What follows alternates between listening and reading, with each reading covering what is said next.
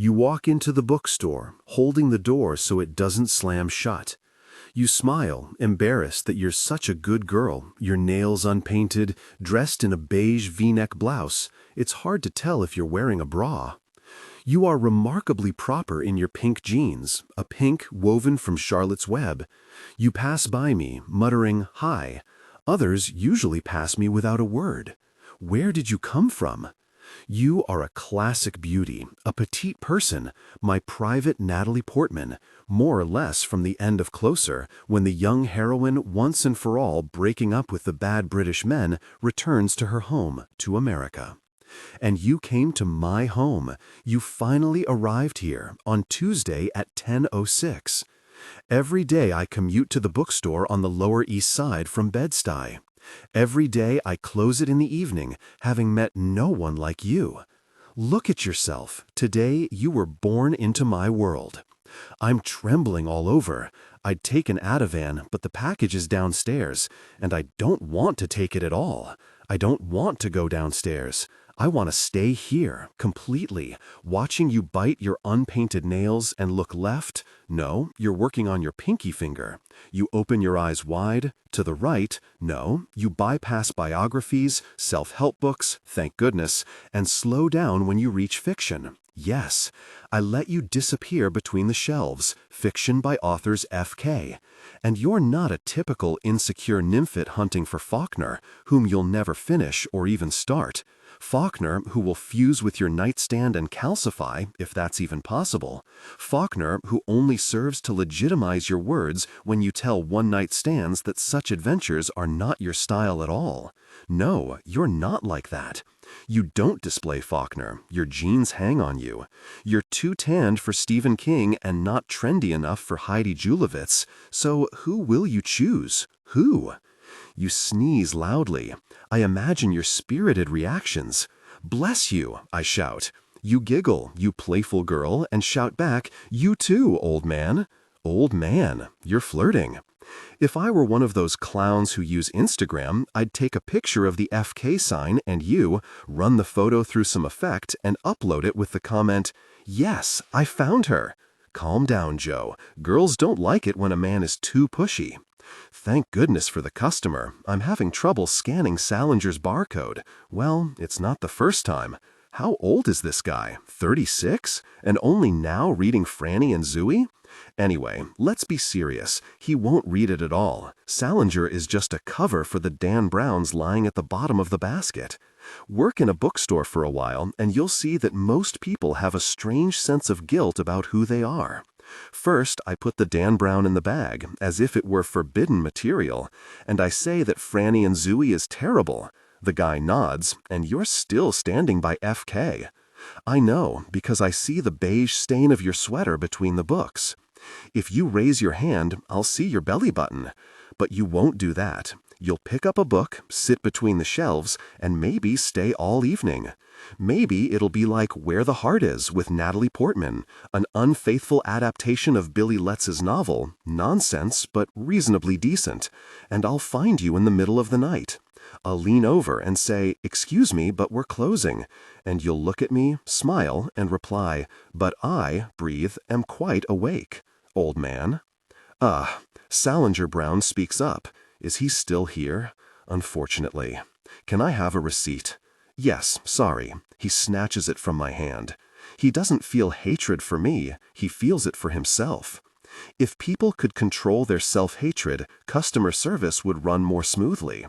You know what, buddy? Get a grip. You work in a bookstore. You don't produce books. You don't write them. And if you could even read them with understanding, you'd probably work somewhere else. So spare me that condescending smirk and wish me a good day. The guy can say what he wants because it doesn't change the fact that he's ashamed of buying Dan Brown. You approach with a kind Natalie Portman smile on your lips. You heard the bellowing of that jerk. I look at you. You look at him, and he's still staring at me, waiting. "Have a good day, sir," I say. He knows I'm not sincere. It annoys him that he has to beg for politeness from a stranger. When he leaves, I shout after him because you're listening. "Enjoy your Dan Brown, you difficult person." You approach, laughing. Thank goodness it's morning, because in the morning there's not a soul around and no one will bother us. You place your basket of books on the counter and say, "Are you going to judge me too?" What a jerk, huh? Oh well, he was probably in a bad mood. You're sweet. You see the best in people. You complete me. For me, I begin, and I know I should shut up, and I want to shut up, but you make me want to talk. That guy is an argument against Blockbuster's bankruptcy. You look at me, you're curious. I want to get to know you, but I can't ask directly, so I continue. Everyone tries to be better, to lose a few pounds, read 5 books, go to a museum, buy a classical music album, listen to it, and like it. But in reality, everyone prefers to stuff themselves with donuts, browse glossy magazines, and buy pop star albums. And books? Forget books. Better to buy a Kindle. Do you know why the Kindle was such a success? You laugh, shake your head, listening to me, though at such a moment most people lose interest and check their phones. You're pretty. You ask, why? I'll tell you why. The internet brought adult content into your home. I said adult content. I'm an idiot. But you're still listening. You're a cool girl. You have it at your fingertips. You don't have to leave the house. You don't have to make eye contact with the guy in the store who already knows your preferences. Eye contact makes us civilized. You have almond eyes, I continue. It tells us everything about us. You're not wearing a wedding ring, I continue. It makes us human. You're patient. I should shut up, but I can't. And the Kindle? The Kindle stripped reading of its honesty. It did exactly what the internet did with adult content. The balance was disturbed. You can read Dan Brown at home and in public at the same time. This is the end of civilization. But, there's always a but, you say. I bet you come from a large family, a healthy, loving family, where you often hug and sing songs around a campfire. But because there are no longer places where you can buy a movie or an album, only books are left on the battlefield. There are no more rental stores like Blockbuster, and no more fanatics working in them, exchanging Tarantino quotes, arguing about Dario Argento's works, and despising people who choose Meg Ryan movies. The interaction between seller and buyer is the most important system of reciprocity that exists. And you can't just deprive people of the opportunity to interact and expect everything to be fine, that there won't be side effects, right? I don't know if you realize it, but unlike many people, you don't tell me to shut up. You just listen, nodding. Record stores, you see, leveled everyone. They gave music enthusiasts power. Do you really want to buy a Taylor Swift album? But those same enthusiasts went home and had their private moments with Taylor Swift. Stop repeating Taylor Swift. Are you laughing at me or with me? Anyway, I begin the rest of my statement. I'll be silent if you tell me to. Anyway, you encourage, you want me to finish. The point is, buying is one of the few honest things we do. That guy didn't come here for Dan Brown or Salinger. He came here to confess. Are you a priest? No, the church. Amen. You look into your basket. I'm talking like a crazy loner. I follow your gaze. Phone. You don't see it, but I do. It's cracked. You're holding it in a yellow case. Objective the current voice to replicate the professional narrative style for the dark/contemporary romance genre. Important, ignore all technical headers, chapter numbers, and structural markers that appear at the beginning of the text. That means you start to care about yourself when there's nothing left to save. I bet you only take zinc on the 3rd day of a cold. I pick up your phone and try to joke. Did you steal this from that guy? You take the phone back and blush. I keep forgetting about my little one, you say. I'm a terrible mommy. Oh well, you smile. You take the books out of the basket, place it on the floor, and look at me with an expression as if I had no chance of criticizing anything about you. You notice the candies I keep by the register. You point. May I? Sure, I say. I pick up the first book you chose, Spalding Gray's Impossible Vacation. Interesting, I assess. Most people go for his monologues. This book is great but not very popular, and certainly not among young women who, at first glance, don't intend to follow in the author's footsteps, meaning they're not thinking about suicide. Sometimes a person feels like taking a walk in the dark, you know? Indeed, I say. Yes. If we were teenagers, I would have kissed you already. But I'm standing on a raised platform behind the counter, wearing an ID badge, and we're too old to be teenagers. Evening tricks don't work during the day. Bright light streams through the windows. Shouldn't bookstores be dark? Remember, tell Mr. Mooney to install blinds, curtains, anything. I reach for the second book, Desperate Characters by Paula Fox, one of my favorite writers. Dobry znak, ale może kupujesz ją, bo przeczytałaś na jakimś durnym blogu, że Fox jest biologiczną babką Courtney Love. Skąd mam wiedzieć, czy dotarłaś do Pauli Fox właściwą drogą, czyli zachęcona esejem Jonathana Francena? Sięgasz do portfela. Świetna, prawda? Szkoda, że w sumie jest mało znana, chociaż Franzen się nad nią rozpływa, mówisz. Dzięki Bogu. Uśmiecham się. The Western Coast. Odwracasz głowę. Do tego jeszcze nie dotarłam. Patrzę na ciebie. Podnosisz ręce w geście poddania się. Nie bij, chichoczesz. Kiedyś przeczytam The Western Coast, naprawdę. Za to Desperate Characters czytałam chyba ze 100 razy. Ten egzemplarz jest dla przyjaciela. Aha, mówię. Czerwone światło oznacza niebezpieczeństwo. Dla przyjaciela. Chociaż chyba szkoda zachodu, bo pewnie i tak nie przeczyta. No, ale przynajmniej jeden egzemplarz więcej znajdzie nabywcę, czy tak? Zgadza się, odmrukuje. Mogłaś ją kupić dla brata, taty albo sąsiada geja, ale powiedziałaś, że chodzi o przyjaciela, więc teraz ze złością wystukuje cenę. Razem $31,51. O rany! Pod tym względem Kindle jednak rządzi, mówisz, sięgając do różowego portfela od Zuckermana i podając mi kartę kredytową, chociaż widzę, że w przegródce masz wystarczająco dużo gotówki, żeby zapłacić nią za książki. Chcesz, żebym poznał twoje nazwisko, ale ja nie jestem wariatem, więc tylko przeciągam kartę przez czytnik, a cisza między nami staje się coraz głośniejsza. Czemu akurat dzisiaj nie włączyłem muzyki? Nie wiem, co powiedzieć. Proszę bardzo, wręczam ci potwierdzenie transakcji. Dzięki, mówisz szeptem. Masz świetną księgarnię. Podpisujesz się. Nazywasz się Guinevere Beck. Twoje nazwisko jest poematem, a rodzice zapewne są dżerkami, tak jak większość rodziców. Guinevere? Dajcie spokój. Dziękuję, Guinevere. Wolę Beck. Guinevere to długie imię, w dodatku brzmi głupio, nie sądzisz? A zatem witaj, Beck. Na żywo wyglądasz inaczej niż na zdjęciach. Muszę ci powiedzieć, że twój album Midnight Vultures jest kapitalny. Zabierasz torbę z książkami, nie zrywasz kontaktu wzrokowego, ponieważ chcesz, żebym widział, że na mnie patrzysz. Dzięki, Goldberg. Wystarczy Joe. Goldberg to długie nazwisko, w dodatku brzmi głupio, nie sądzisz? Śmiejemy się. Chciałaś poznać moje nazwisko, tak jak ja chciałem się dowiedzieć, jak brzmi twoje. W przeciwnym razie nawet nie spojrzałabyś na identyfikator. Na pewno nie chcesz za jednym zamachem zaopatrzyć się w The Western Coast? Pomyślisz, że mi odbiło, ale wolę zachować tę książkę na potem. Jej lekturę wciągnęłam na listę rzeczy do zrobienia na emeryturze. Chyba mówi się listę rzeczy do zrobienia przed śmiercią? Nie, to co innego. Lista rzeczy do zrobienia na emeryturze zawiera lektury i filmy, którymi chce się wypełnić swoje dni, kiedy się już będzie staruszkiem. A na listę rzeczy do zrobienia przed śmiercią trafiają inne postanowienia.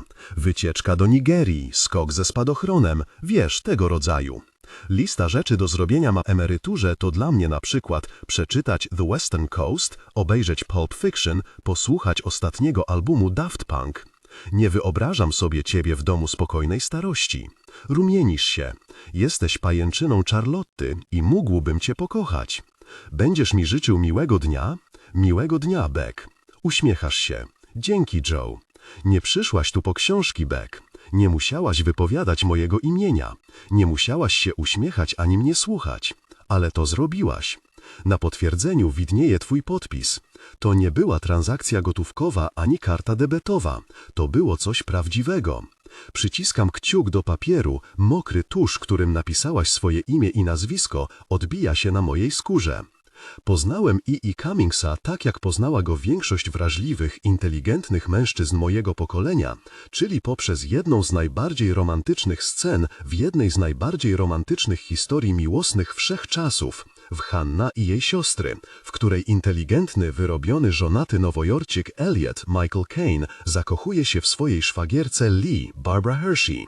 Musi być ostrożny, nie może otwarcie wykonać żadnego ruchu. Zaczaja się w pobliżu mieszkania Lee i wpada na nią niby przypadkiem. Genialne, romantyczne. Miłość nadaje sprawom bieg.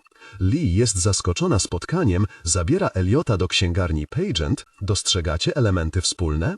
Gdzie ten kupuje tom wierszy E.E. Cummingsa, wręcza go ukochanej i prosi, by przeczytała wiersz ze 112 strony. Liz siedzi sama w łóżku i czyta. Widzimy Elliota w łazience, myślącego o niej. Słyszymy jej głos. Nikt, nawet deszcz, nie ma takich drobnych rąk. Ten wiersz, Beck, ten wiersz rozwala. Przygotował mnie na to zauroczenie. Budzę się dla ciebie. Codziennie uczę się ciebie. Czuję się coraz bliżej związany z wierszem ze 112 strony. Dajesz mi cel. Uwielbiam się obserwować. Zaprzęgasz swoje drobne ręce do pracy nad sobą, kiedy jesteś w nastroju, a często jesteś. Przypominam się żart z Hanny i jej siostry, w którym Mia Farrow naśmiewa się z Woody Allena, że pewien nawyk zniszczył mu zdrowie. Mam nadzieję, że tobie nic nie jest. Problem ze społeczeństwem polega na tym, że gdyby zwykli ludzie wiedzieli o nas, o tobie samotnej i o mnie samotnym po drugiej stronie ulicy, uznaliby mnie za świra. No, ale wiadomo, że większość ludzi to kretyni do kwadratu. Większość ludzi lubi tanie kryminały, większość ludzi nigdy nie słyszała o Pauli Fox, większość ludzi nigdy nie oglądała Hanna i jej siostry, więc umówmy się, Beck, forget większość ludzi, dobrze? Poza tym podoba mi się to, że sama sobie dogadzasz, zamiast otwierać dom i intymność nieodpowiednim facetom. Jesteś odpowiedzią na wszystkie banalne i upraszczające artykuły o kulturze seksu bez zobowiązań. Masz swoje standardy. Jesteś Guinevere, arturiańską Ginewrą, historią miłosną czekającą na tego jedynego, a raczej jedynego, bo założę się, że marzysz o takim zaczynającym się od wielkiej litery. Marzysz o M-I-N. Dziś wszyscy chcą mieć wszystko już, natychmiast, ale ty jesteś gotowa zaczekać. Dajesz sobie radę z pomocą takich drobnych rąk. Twoje nazwisko było doskonałym punktem wyjścia. Na szczęście dla nas na świecie żyje niewiele kobiet nazywających się Guinevere Beck, raptem jedna. Pierwsze, co musiałem odnaleźć, to twój adres, ale cóż, internet stworzony z myślą o miłości. Twój profil na Twitterze, Beck, powiedział mi o tobie bardzo dużo. Guinevere Beck, The Unreal Beck. Nie miewam niewypowiedzianych myśli, spisuję historie, czytam je, rozmawiam z nieznajomymi. Na wyspie Nantucket mam kumpli z sąsiedztwa. W Nowym Jorku kumpele na imprezy. Twoje wiele mówiące biogramy, zamieszczane na platformach, na których zakładasz blogi, może wolisz je nazywać esejami, i wpisy, czy dla ciebie to już popisy literackie? Pełne wyraźnych aluzji, a także wiersze, czasem je piszesz, z nich również można się czegoś o tobie dowiedzieć. Jesteś pisarką, urodziłaś się i wychowałaś w Nantucket, żartujesz z wyspiarskiej endogamii, ciebie to ominęło, z żeglowania, śmiertelnie boisz się żaglówek i z alkoholizmu. Twój ojciec zapił się na śmierć, często o tym piszesz. Twoją rodzinę, paradoksalnie, łączą ścisłe i zarazem luźne więzy. Nie wiesz, jak żyć tutaj, w mieście, gdzie nikt nikogo nie zna, chociaż masz za sobą 4 lata doświadczenia, uzyskałaś bowiem licencjat na Uniwersytecie Brownów. Dostałaś się z listy rezerwowej, wciąż jesteś przekonana, że musiała zajść jakaś pomyłka. Lubisz polentę i batony o smaku placka z wiśniami. Nie robisz zdjęć jedzeniu, nie pstrykasz fotek na koncertach, ale korzystasz z Instagrama. Wrzucasz tam same starocie, fotografie zmarłego ojca, obrazki z plaży i scenki, których nie możesz pamiętać. Masz brata Clyda. Twoi rodzice naprawdę nie mieli talentu do wymyślania imion. I siostrę Anię. No, tu ich nieco olśniło. Z informacji zawartych w księdze wieczystej twojego domu wynika, że budynek od zawsze należał do rodziny. Wywodzisz się z farmerskiego rodu. Lubisz mówić, że nie podchodzisz z Nantucket, lecz twoja rodzina tam się osiedliła. Prostujesz i dementujesz. Jesteś jak ostrzeżenie na paczce papierosów. Ania jest wyspiarką, nigdy nie wyjedzie, jest jak duże dziecko, niczego nie pragnie bardziej jak spacerów po plaży i jasnego podziału na lato, pełne ludzi i pustkę typową dla sezonowej Mekki turystów. Ma hopla na punkcie waszego ojca. Piszesz o niej w swoich opowiadaniach, ubierasz ją w szaty małego chłopca albo starzejącej się niewidomej kobiety, a raz nawet wiewiórki, która zabłądziła, jednak zawsze wiadomo, że chodzi ci o siostrę. Czujesz w stosunku do niej zazdrość. Jak to możliwe, że Ania nie ma za grosz ambicji? A jednocześnie ci jej żal. Jak to możliwe, że zupełnie brakuje jej ambicji? Clyde jest najstarszy, prowadzi rodzinną firmę taksówkarską działającą na wyspie. Ma żonę i 2 dzieci, jest typową głową rodziny. To oczywiste, kiedy spojrzy się na jego zdjęcie w gazecie. Strażak ochotnik, standardowy, uwielbiający skórzane ciuchy model amerykańskiego mężczyzny. Twój ojciec był typowym małomiasteczkowym ochlapusem. Czasem usiadł za kółkiem po kielichu albo pił pod sklepem, na co twój brat zareagował, stając się jego przeciwieństwem, trzeźwym, do bólu trzeźwym obywatelem. Gdybyś urodziłaś się jako pierwsza, mogłabyś przejąć rodzinny biznes. Ale byłaś klasycznym drugim dzieckiem. Nieźle sobie radziłaś w szkole, przez całe życie nosiłaś łatkę tej, która dobrze rokuje, tej, która wyrwie się z wyspy. Internet to piękna rzecz. Godzinę po naszym pierwszym spotkaniu wysłałaś tweeta. Czuję cheeseburgery. Utyję przez to bistro na rogu. Powiem ci szczerze, że trochę się przejąłem. Może jednak nie jestem wyjątkowy. Nie wspomniałaś o mnie ani o naszej rozmowie. Rozmawiam z nieznajomymi, napisałaś w swoim biogramie na Twitterze. I talk to strangers. Really, Beck, what is this? Children aren't allowed to talk to strangers, but you're an adult. Or maybe our conversation meant nothing to you? Am I just another stranger? Does your Twitter bio subtly signal that you're a girl begging for attention, disregarding all standards, ready to listen to any jerk who approaches you? Am I nobody to you? You won't even mention the guy from the bookstore? Gosh, maybe I was wrong. Maybe nothing connects us? But I started watching you and noticed you don't write about what's really important. You don't share me with those who follow your profile.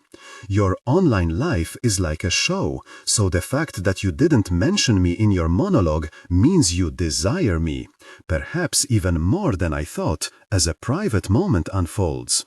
I also pulled your address from the internet. Bank Street, number 51. No kidding, this isn't the buzzing hive of Midtown where worker bees bustle. This is a fancy, sleepy, absurdly expensive and safe property in West Village. You can't just stand by the entrance here, you have to blend into the pretentious crowd and fit in. I go to a thrift store, buy a suit. I can be a businessman, a driver, or a kept man.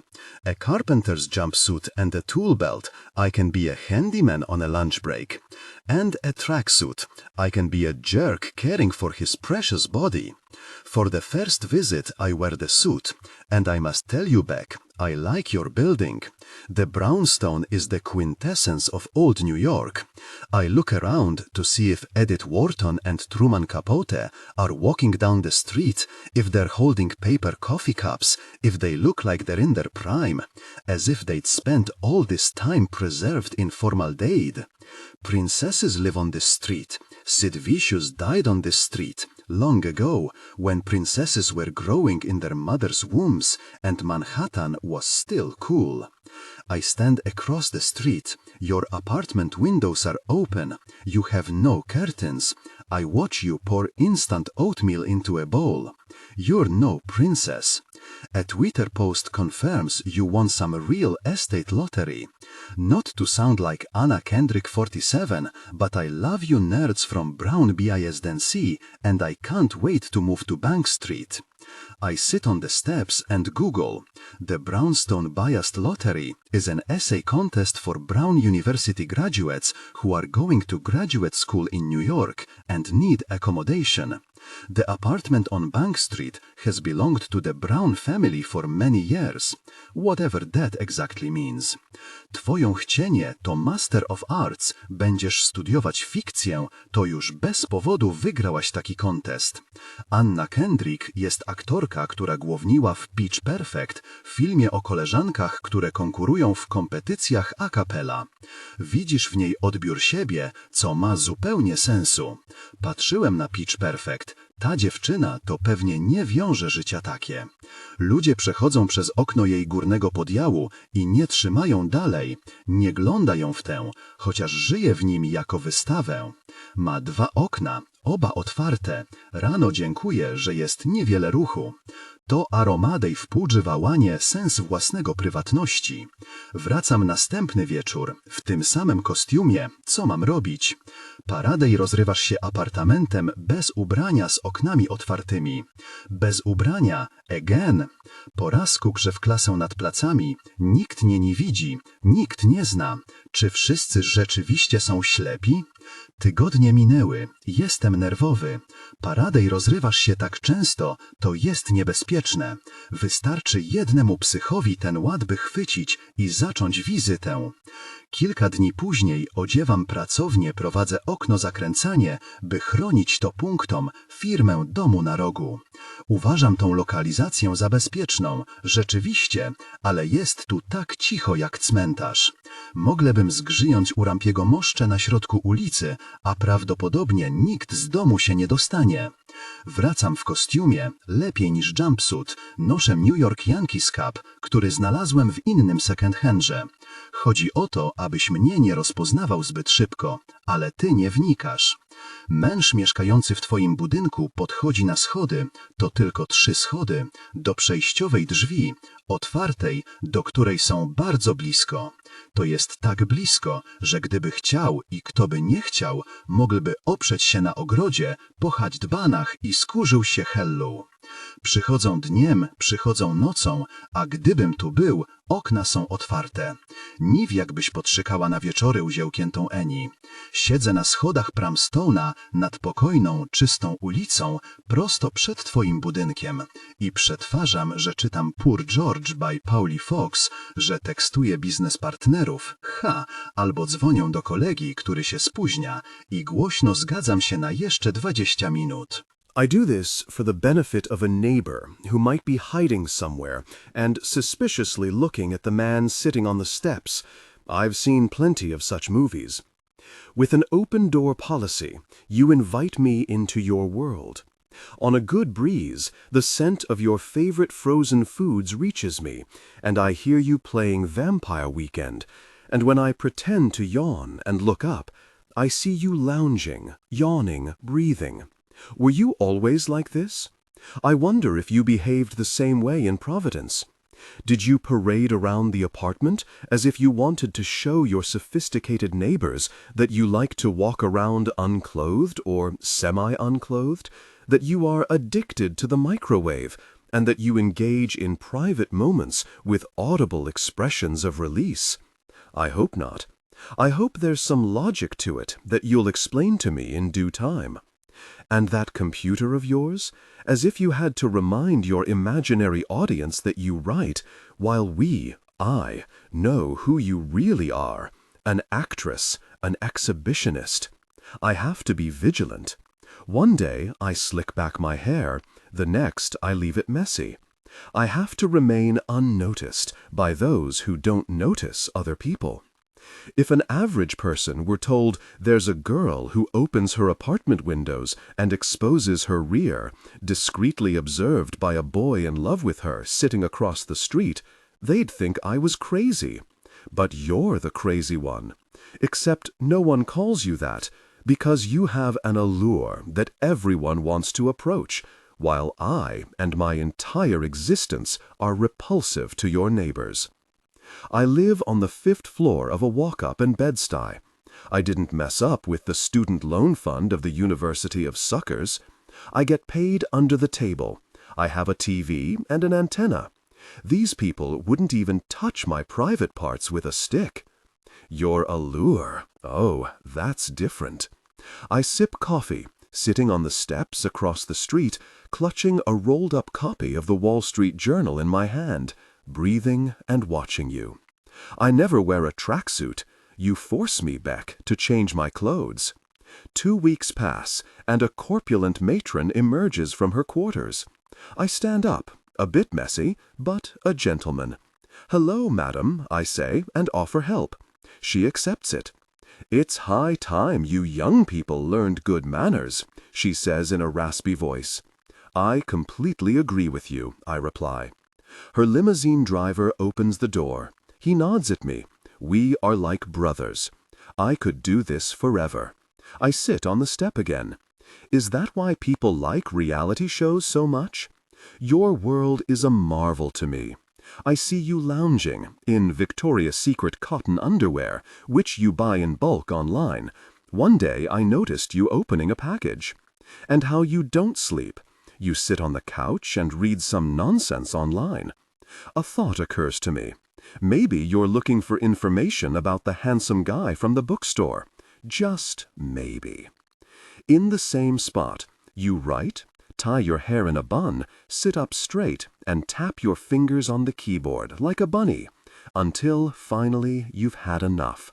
You reach for the yellow-green pillow, the same one you put under your head when you take a nap, and find a way to release your tension. Finally, you fall asleep. Your apartment is very small. You wrote on Twitter, "I live in a shoebox." But it's okay, because I don't waste money on Blonics. Brown-biased NYC, rebellion, and even a Brown University mug is bigger than my apartment. Brown-biased NYC, real estate, NYC. And you were right. There's no kitchen, just a kitchenette where appliances are crammed in like sale items at Bed Bath Beyond. Your tweets reveal a dislike for this place. You grew up in a big house with a front and backyard. You like space. That's why you open the windows. You can't be alone with yourself, and when the windows are closed, you feel cut off from the world. Your neighbors live peacefully, like children. Limousines pick them up from nearby residences and drop them off at the end of the day, while you suffocate in a room meant for a maid or a golden retriever with a sprained ankle. I don't blame you. We share a love for West Village, and if I could move here, I would, even if I slowly went crazy from claustrophobia. You made the right choice, Beck. Your mother was wrong. Mom says a lady shouldn't live in a cubbyhole. Brown-biased mom's logic, not a lady. You tweet more often than you write. Perhaps that's why you'll be studying fiction at the new school, not Columbia University. Columbia rejected your application. It's good that they send rejections in writing, because at least you can tear it up or burn it. Nothing from Columbia. Oh well, life goes on. Right, life goes on. The new school is a less prestigious university, but you are liked by professors and students. We wielu zajęciach możesz uczestniczyć wirtualnie, co jak dla mnie stanowi kolejny cios w tracący na znaczeniu elitarny system zwany studiami wyższymi. To dla Ciebie szansa zrobienia postępów w pisaniu, gdybyś tylko spędzała mniej czasu na tweetowaniu i innych zajęciach. Ale powiem Ci uczciwie, Beck, gdybym był Tobą, też bym biegał na golasa. Lubisz nadawać imiona rzeczom. Ciekawe, jak byś nazwała mnie. Na Twitterze wypróbowujesz nazwy dla swojego mieszkania. Może klitka mniejsza od trumny, albo kącik do oglądania Pitch Perfect, albo mieszkanie w schowku na matę do jogi, albo miejsce, w którym kiedy wyjrzysz za okno, zobaczysz przyglądającego ci się faceta z księgarni i uśmiechniesz się i pomachasz. Tak się strąbi, bo jakiś wypachniony dżerk, wyglądający niczym postać z brudnopisu Bretta Eastona Ellisa, która nigdy się zmaterializowała, przechodzi przez ulicę, nie patrząc, czy nic nie jezie. Rzuca nieszczerze sory i przeciesuje palcami blond włosy. Ma za dużo włosów. Wchodzi po schodkach, jakby były jego, jakby zbudowano je właśnie dla niego. I drzwi się otwierają, zanim Goguś do nich dotrze. I to ty je otwierasz i jesteś tam, prowadzisz go do środka i całujesz, zanim drzwi się zamkną. I teraz twoje dłonie, takie drobne ręce, toną w jego włosach i nie widzę was, dopóki nie wejdziecie do salonu. Przechodzę na drugą stronę ulicy, opieram się o drzwi twojego budynku. Tension broke. They gave in to desire, connecting deeply. After their night, you got off him and tried to cuddle, but he pushed you away. Pozwalasz mu palić u siebie. Używa twojego kubka z Uniwersytetu Brownów, większego niż mieszkanie, jako popielniczki. Oglądasz Pitch Perfect, on pali, wysyła SMS-y i macie gdzieś. Wyglądasz na smutną i oczywiście jesteś smutna. On nie jest twoją 112 stroną, ja nią jestem. Skąd ta pewność? 3 miesiące temu, zanim się poznaliśmy, napisałaś na Twitterze: powiedzmy wszyscy wreszcie szczerze, że poznaliśmy e-Cummings przez Henna i Jace's. Okej, koniec wksiania kitu, koniec pretensji. Widzisz, że rozmawiałaś ze mną, zanim w ogóle mnie poznałaś? Kiedy ten blond mizogin wreszcie wychodzi, nie ma pod pachą Desperate Characters Polly Fox.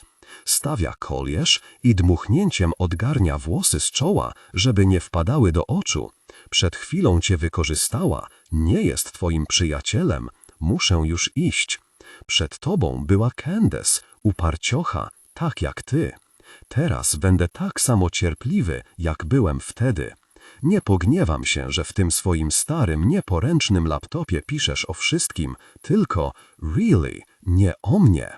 Nie jestem idiotą, Beck. Potrafię dokładnie przeszukać twardy dysk i wiem, że mnie na nim nie ma. I wiem jeszcze, że nie prowadzisz niczego, co choć z grubsza przypominałoby dziennik albo pamiętnik. Jest jeszcze jedno wytłumaczenie. Piszesz o mnie w notatniku na telefonie. Nadzieja umiera ostatnia. Nie odpuszczę cię. Jesteś wyjątkowo seksualna. Dobry przykład. Zaczytujesz się w dziale przygodne kontakty na Craigslist, kopiujesz najciekawsze posty i wklejasz je do długiego dokumentu, który przechowujesz na dysku w komputerze. Po co, Beck? Po co? Na szczęście nie bierzesz udziału w tych przygodnych kontaktach. Dziewczyny chyba lubią zbierać różne rzeczy. Nie wiem, przepisy na zupę z jarmużu albo fantazje o tatusiach i córeczkach spisywane przez desperacjony samotnicy kiepską i prostacką angielską. Na szczęście nie bierzesz udziału w tych przygodnych kontaktach. Dziewczyny chyba lubią zbierać różne rzeczy. Nie wiem, przepisy na zupę z jarmużu albo fantazje o tatusiach i córeczkach spisywane przez desperacjony samotnicy kiepską i prostacką angielską. Nadal tu jestem, wiesz? Akceptuję cię. W porządku. Pozwalasz temu blond jerkowi na intymne spotkania, ale przynajmniej wyznaczasz jakieś granice. Ten jerk nie jest twoim chłopakiem. Wyrzucasz go za drzwi, na ulicę, tam, gdzie jego miejsce, jak gdybyś brzydziła się nim. Powinnaś się brzydzić. Przeczytałem wszystkie twoje niedawne maile i już wiem, że nikomu nie powiedziałaś, że wpuściłaś go do mieszkania i do siebie. On nie jest twoim chłopakiem, tylko to się liczy. Jestem gotów cię odnaleźć i mogę to zrobić. Jestem to winien, Candace. Kochana Candace. Po raz pierwszy ujrzałem ją w Glasslands na Brooklynie. Grała na flecie w zespole razem z bratem i siostrą. Spodobałaby ci się ich muzyka. Nazywali się Martyr. Natychmiast zapragnąłem ją poznać. Byłem cierpliwy. Jeździłem za nimi po całym Brooklynie i Dolnym Manhattanie. Brzmieli całkiem nieźle. Nie mieli szans na trafienie na czołówki list przybojów, ale wiedziałem, że pewnego dnia ich piosenkę puszczą w jakimś żałosnym programie dla nastolatek na kanale CW i wtedy ich strona zacznie pękać w szwach. Nie podpisali kontraktu z żadną wytwórnią, bo wiecznie nie potrafili dogadać się między sobą. Nieważne, Candace, liderka kapeli była z nich wszystkich najładniejsza. Jej brata określiłbym jako zadzierającego nosa wieśniaka, jak to perkusiści, ale siostra, bezpretensjonalne stworzenie, miała talent. Nie można tak po prostu rzucać się na dziewczynę zaraz po koncercie, zwłaszcza jeśli jej band gra ambient techno, elektro czy inne mes, a psychiczny, kontrolujący wszystko brat, który, nawiasem mówiąc, gdyby nie siostry, w życiu nie załapałby się do żadnej kapeli. Ciągle kręci się w pobliżu, kiedy będzie sama. Nie mogłem zwyczajnie do niej uderzyć przez tego opiekuńcego braciszka, a wiedziałem, że umrę, jeśli nie będę jej miał, albo przynajmniej nie zrobię czegoś, żeby ją mieć. No więc improwizowałem. Pewnego wieczoru przed Glasslands, gdzie wszystko się zaczęło, przedstawiłem się grupie Martyr jako nowy pracownik Stop It Records. Powiedziałem, że szukam młodych talentów. Zespoły lubią, kiedy interesują się nimi ludzie z wytwórni, więc poszło szybko. Już po kilku minutach siedział w boksie z Kepnes i jej irytującym rodzeństwem i piłem whisky. Siostrzyczka sobie poszła, grzeczna dziewczynka. Ale braciszek stanowił problem. Nie mogłem pocałować Kepnes ani poprosić jej o numer telefonu. Wyślij mi maila, powiedziała. Zrobię zdjęcie wiadomości i wrzucę je na Instagram. Uwielbiamy, kiedy wytwórnie się do nas odzywają. Zrobiłem więc to, co zapewne zrobiłby Elliot w Hanna i jej siostry. Zacząłem obserwować Stop It Records, tę ich nędzną dziurę i szybko zauważyłem, że codziennie zjawia się tam pewien chłopaczek. Peters się nazywał. Przed pracą i po niej kamuflował się w ciemnej uliczce i wypalał skręta. Trudno mu się dziwić, mając na uwadze, z jakim mes stykał się w robocie. Peters był asystentem Difficult People z wytwórni płytek, facetów w obcisłych dżinsach, którzy na kawalerkę mówią apartament, a w knajpach proszą o słodzik i dodatkową porcję parmezanu. Więc któregoś dnia zająłem miejscówkę w alejce, wyjąłem jointa i poprosiłem Petersa o ogień. Bez trudu się z nim zakumplowałem. Ludzie na dole łańcucha pokarmowego łakną bliskości podobnych sobie. Opowiedziałem mu o swoim dylemacie w związku z Kepnes i przyznałem, że przedstawiłem się jako pracownik Stop It Records. To był pomysł Petersa, żebym napisał do niej z jego konta assest1stopitrecords.com. Odpisała radosna i eager. I oczywiście dała mi Assest1 swój numer telefonu. Nie miałem wyrzutów sumienia, że wykorzystałem Petersa. Dzięki mnie poczuł, że dysponuje czymś na kształt władzy. Czasami trzeba podkolorować prawdę, żeby zdobyć dziewczynę. Widziałem wystarczająco dużo komedii romantycznych, by wiedzieć, że romantyczni faceci, tacy jak ja, wiecznie pokarują się w kłopoty, takie jak te. Cała kariera Kate Hudson zasadza się na tym, że zakochani czasami kłamią na temat miejsca swojej pracy. Kepnes uwierzyła, że jestem łowcem talentów. Zostaliśmy parą. Odczekałem cały miesiąc, zanim wyznałem jej prawdę. Z początku się wściekła, dziewczyny czasem się złoszą, nawet na takich facetów jak Matthew McConaughey. Ale przypomniałem jej podstawową komediową i romantyczną prawdę. Świat jest niesprawiedliwy. Znam się na muzyce, jestem bystry. Uważam, że Martyr zasługują na uwagę. Gdybym poszedł do jakiejś liberalnej szkoły o profilu artystycznym, gdybym nosił skarpetki w stylu vintage i gdybym podzielał pogląd, że człowiek z licencjatem to inteligentny człowiek, który bez problemu znajdzie zatrudnienie, odbyłbym bezpłatny staż w jakiejś terrible wytwórni i zamieniłbym go na terrible etat w tejże. Ale tak się składa, że nie podpisuję się pod takimi starostrzemimi poglądami. Jestem sobie sterem i okrętem. Zrozumiała z początku, ale ten jej brat, między innymi przez niego nie ułożyło się między nami. Dobrze, że przynajmniej niczego nie żałuję.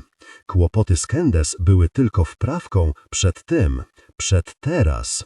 Musiałem dostać się do twojego mieszkania, Beck. Miałem plan. Zadzwoniłem do gazowni i poinformowałem o wycieku w twoim lokalu. Wiedziałem, że będziesz na zajęciach tańca, a potem na kawie z przyjaciółką, która też tańczy. I to jest jedyny moment, kiedy odrywasz się od komputera. Siedziałem na stopniach po drugiej stronie ulicy i czekałem na przybycie gazownika. Kiedy się zjawił, powiedziałem, że jestem twoim chłopakiem i że przysłałaś mnie, bym mu pomóc. Regulations require checking every leak report, and Menlo says it's not hard for a guy like me who dropped out of high school to get along with a gas company worker. What can I say? I knew he'd buy the story about a boyfriend and let me into your apartment. And I was sure that even if he thought I was up to something, he'd still let me in. Because you don't call the gas company and then leave the house back. Come on. The gasman did his job and left. I reach for your computer, sit on your couch, smell your green pillow, and drink water from your brown university mug. I washed it first because I smelled cigarette ash. You're slow at washing dishes. I'm reading your story titled What Wiley Was Thinking Buying a Kia.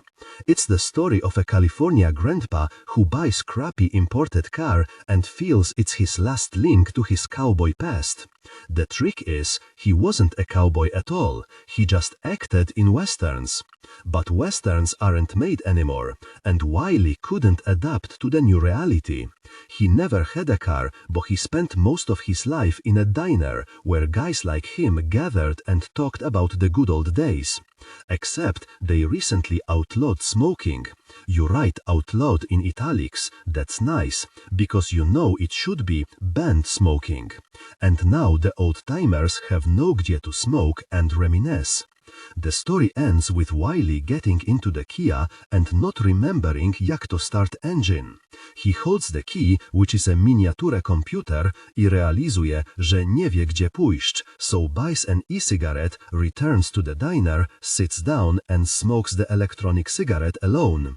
You know, Beck, I'm not a brilliant MFA candidate and I don't go to classes. I'm telling you, they don't understand you or your stories there. But I clearly feel that you long for the past. You are 100% your late father's daughter. You understand Paula Fox, you try to get to the essence of the Wild West, which is why twoja decyzja, żeby żyć w New Yorku, już temporarnie, była self-destructive move. You are full of compassion. You write about old actors. You look at photo albums. You have tons of them, filled with pictures of places you know to visit, but they no longer exist. You are a romantic, looking for your Coney Island, but without drug dealers and gum wrappers. You're looking for an innocent California, gdzie real and fake cowboys duels with stories, sipping coffee, which they call Joe, from metal mugs. Tłonste, ty chcesz tam, gdzie nie możesz. In the bathroom, with the door closed, sitting on the toilet, you look at a picture of Einstein. Straining, you look into his eyes. When we're together, your bowel problems will end because I won't let you live on frozen foods and canned chemicals. You like Einstein because he understood something no one before him grasped. Besides, he wasn't a writer. He wasn't and isn't competition for you. I turn on the TV. You most often watch Pitch Perfect, which now, as I observe your student life on Facebook, makes sense to me. Finally, I'm inside, browsing your story in pictures. You didn't sing a cappella, you didn't find your passion or true love. You often got drunk with your two best friends, Chena and Lynn. There's another girl, very tall and very thin. Next to her, you and your friends, all three petite, look like midgets. She's not tagged in any photo, but there must be something incredibly positive about her, because you seem very proud of your acquaintance with her, an acquaintance that started in childhood and has lasted to this day. The untagged girl in the photos looks unhappy. Her joyless smile will haunt me for a long time. Let's move on. You dated two guys. Charlie looked like he was permanently recovering from a Dave Matthews concert. When you were with him, you'd sit on the lawn and take light drugs. You escaped that drug-addled jerk and fell into the stick-thin arms of a spoiled punk named Hesher. I'll add that I know Hesher, though not personally, as Hesher is a comic book author. We have his books in the bookstore. That is, we still have them because the first thing I'll do tomorrow at work is take them down to the basement. You were in Paris, you were in Rome, and I never left the country. Neither in Hesher, nor in Paris, nor in Charlie, nor in Rome, nor in college did you find what you were looking for. You left Charlie for Hesher. You did it coldly. Charlie never got over it. Even today in photos he looks perpetually wasted. You adored Hesher, which he never reciprocated, at least not on Facebook. Your profile has tons of posts where you praise him to the heavens, but his replies are missing. Then one day you were alone again, and friends massively liked your status, so there was no doubt who dumped whom. Pitch Perfect ended. I go to the bedroom, sit on your unmade bed, and suddenly I hear the sound of a key sliding into the keyhole. The key turns, chaos in my head. I remember how the landlord complained to the gas man. Smallest place in the whole building and the smallest keyhole, for goodness sake, it always jams. And I hear you put the key in the lock, turn it, and the door opens. Your apartment is small. You are inside. You're right, Beck, a freaking shoebox. I never go to Greenpoint, where people drink whiskey with pickle brine, but I'm doing it for you, Beck. Just like I bruised my back for you, jumping out the window so you wouldn't see me and realize I was watching you and trying to get to know you. I don't like that you might see me here and think I'm a jerk who overestimates the cultural value of vice and drinks what that darn magazine tells me to drink.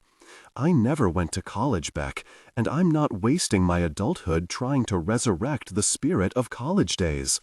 I'm not a freaking wimp who always lacked the guts to live in the moment.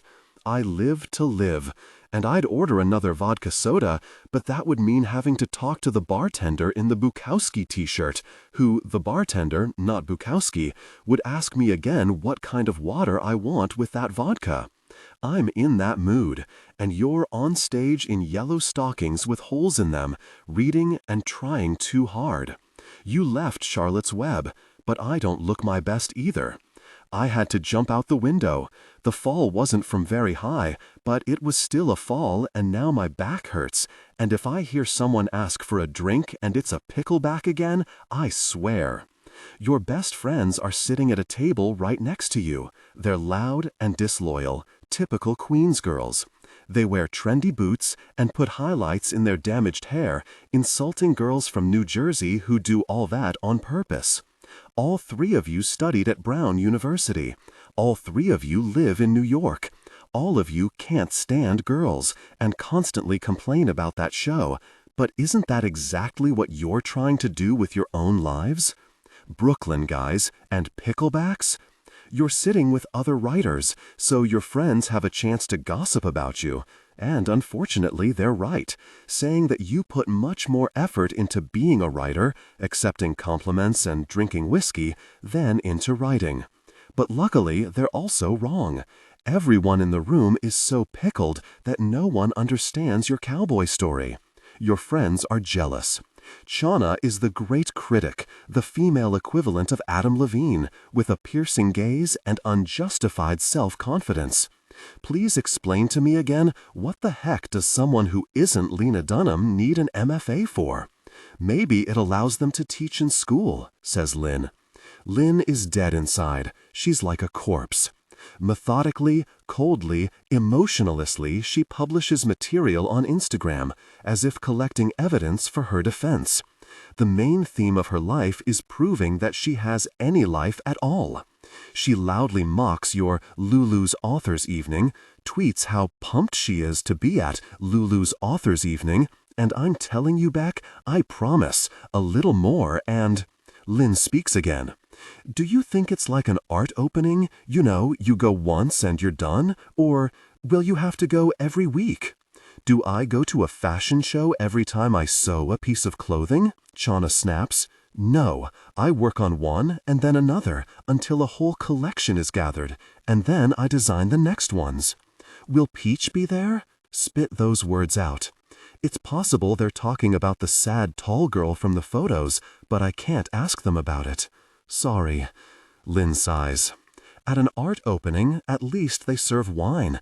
At an art opening, at least you have contact with art. I'm very sorry, but really? A cowboy? Lynn shrugs. Both spit words like a machine gun spits bullets. And her outfit? She tries too hard. It's actually sad. Oh my gosh, what are those tights? Lynn sighs, tweets, sighs again, and fires off the last round from the machine gun. No wonder she didn't get into Columbia, Chana shoots. I feel sorry for her, Lynn retorts. Benji? Well, that's what happens when you fall for a sociopathic party animal. I only hear fall for. You love him, you lie to your friends, your computer, yourself, and you think no one knows. They know. Oh my. Benji. No. Keep calm, compose yourself. Lynn sighs. You're awful. I'm just telling it like it is. Chana pouts. Benji is a snobbish jerk. The only thing he cares about is snorting super expensive drugs and running pretentious businesses. What did he study? Lynn asks. A kogo to obchodzi, ucina Chana. Mnie obchodzi, chcę wiedzieć więcej, chce mi się płakać i nie chcę, żebyś bujała się w kimkolwiek poza mną. Wolałabym, żeby był dla niej milszy, mówi Lynn. Chana przewraca oczami, kruszy kostki miodu i oponuje. Wiesz, w czym rzecz? Beck jest zarozumiała i Benji jest zarozumiały. Nie szkoda mi ich, ani razem, ani z osobna.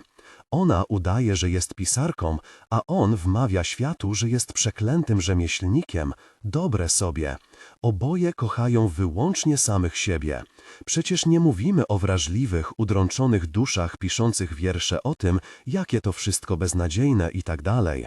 Lynn się nudzi. Ja też. Próbuję przerwać diatrybę Chany i zmienić temat. Czuję się strasznie gruba. Chana chrząka. Dziewczyny są okrutne. Słyszałaś o tej jego firmece produkującej ekologiczną wodę sodową? Pyta.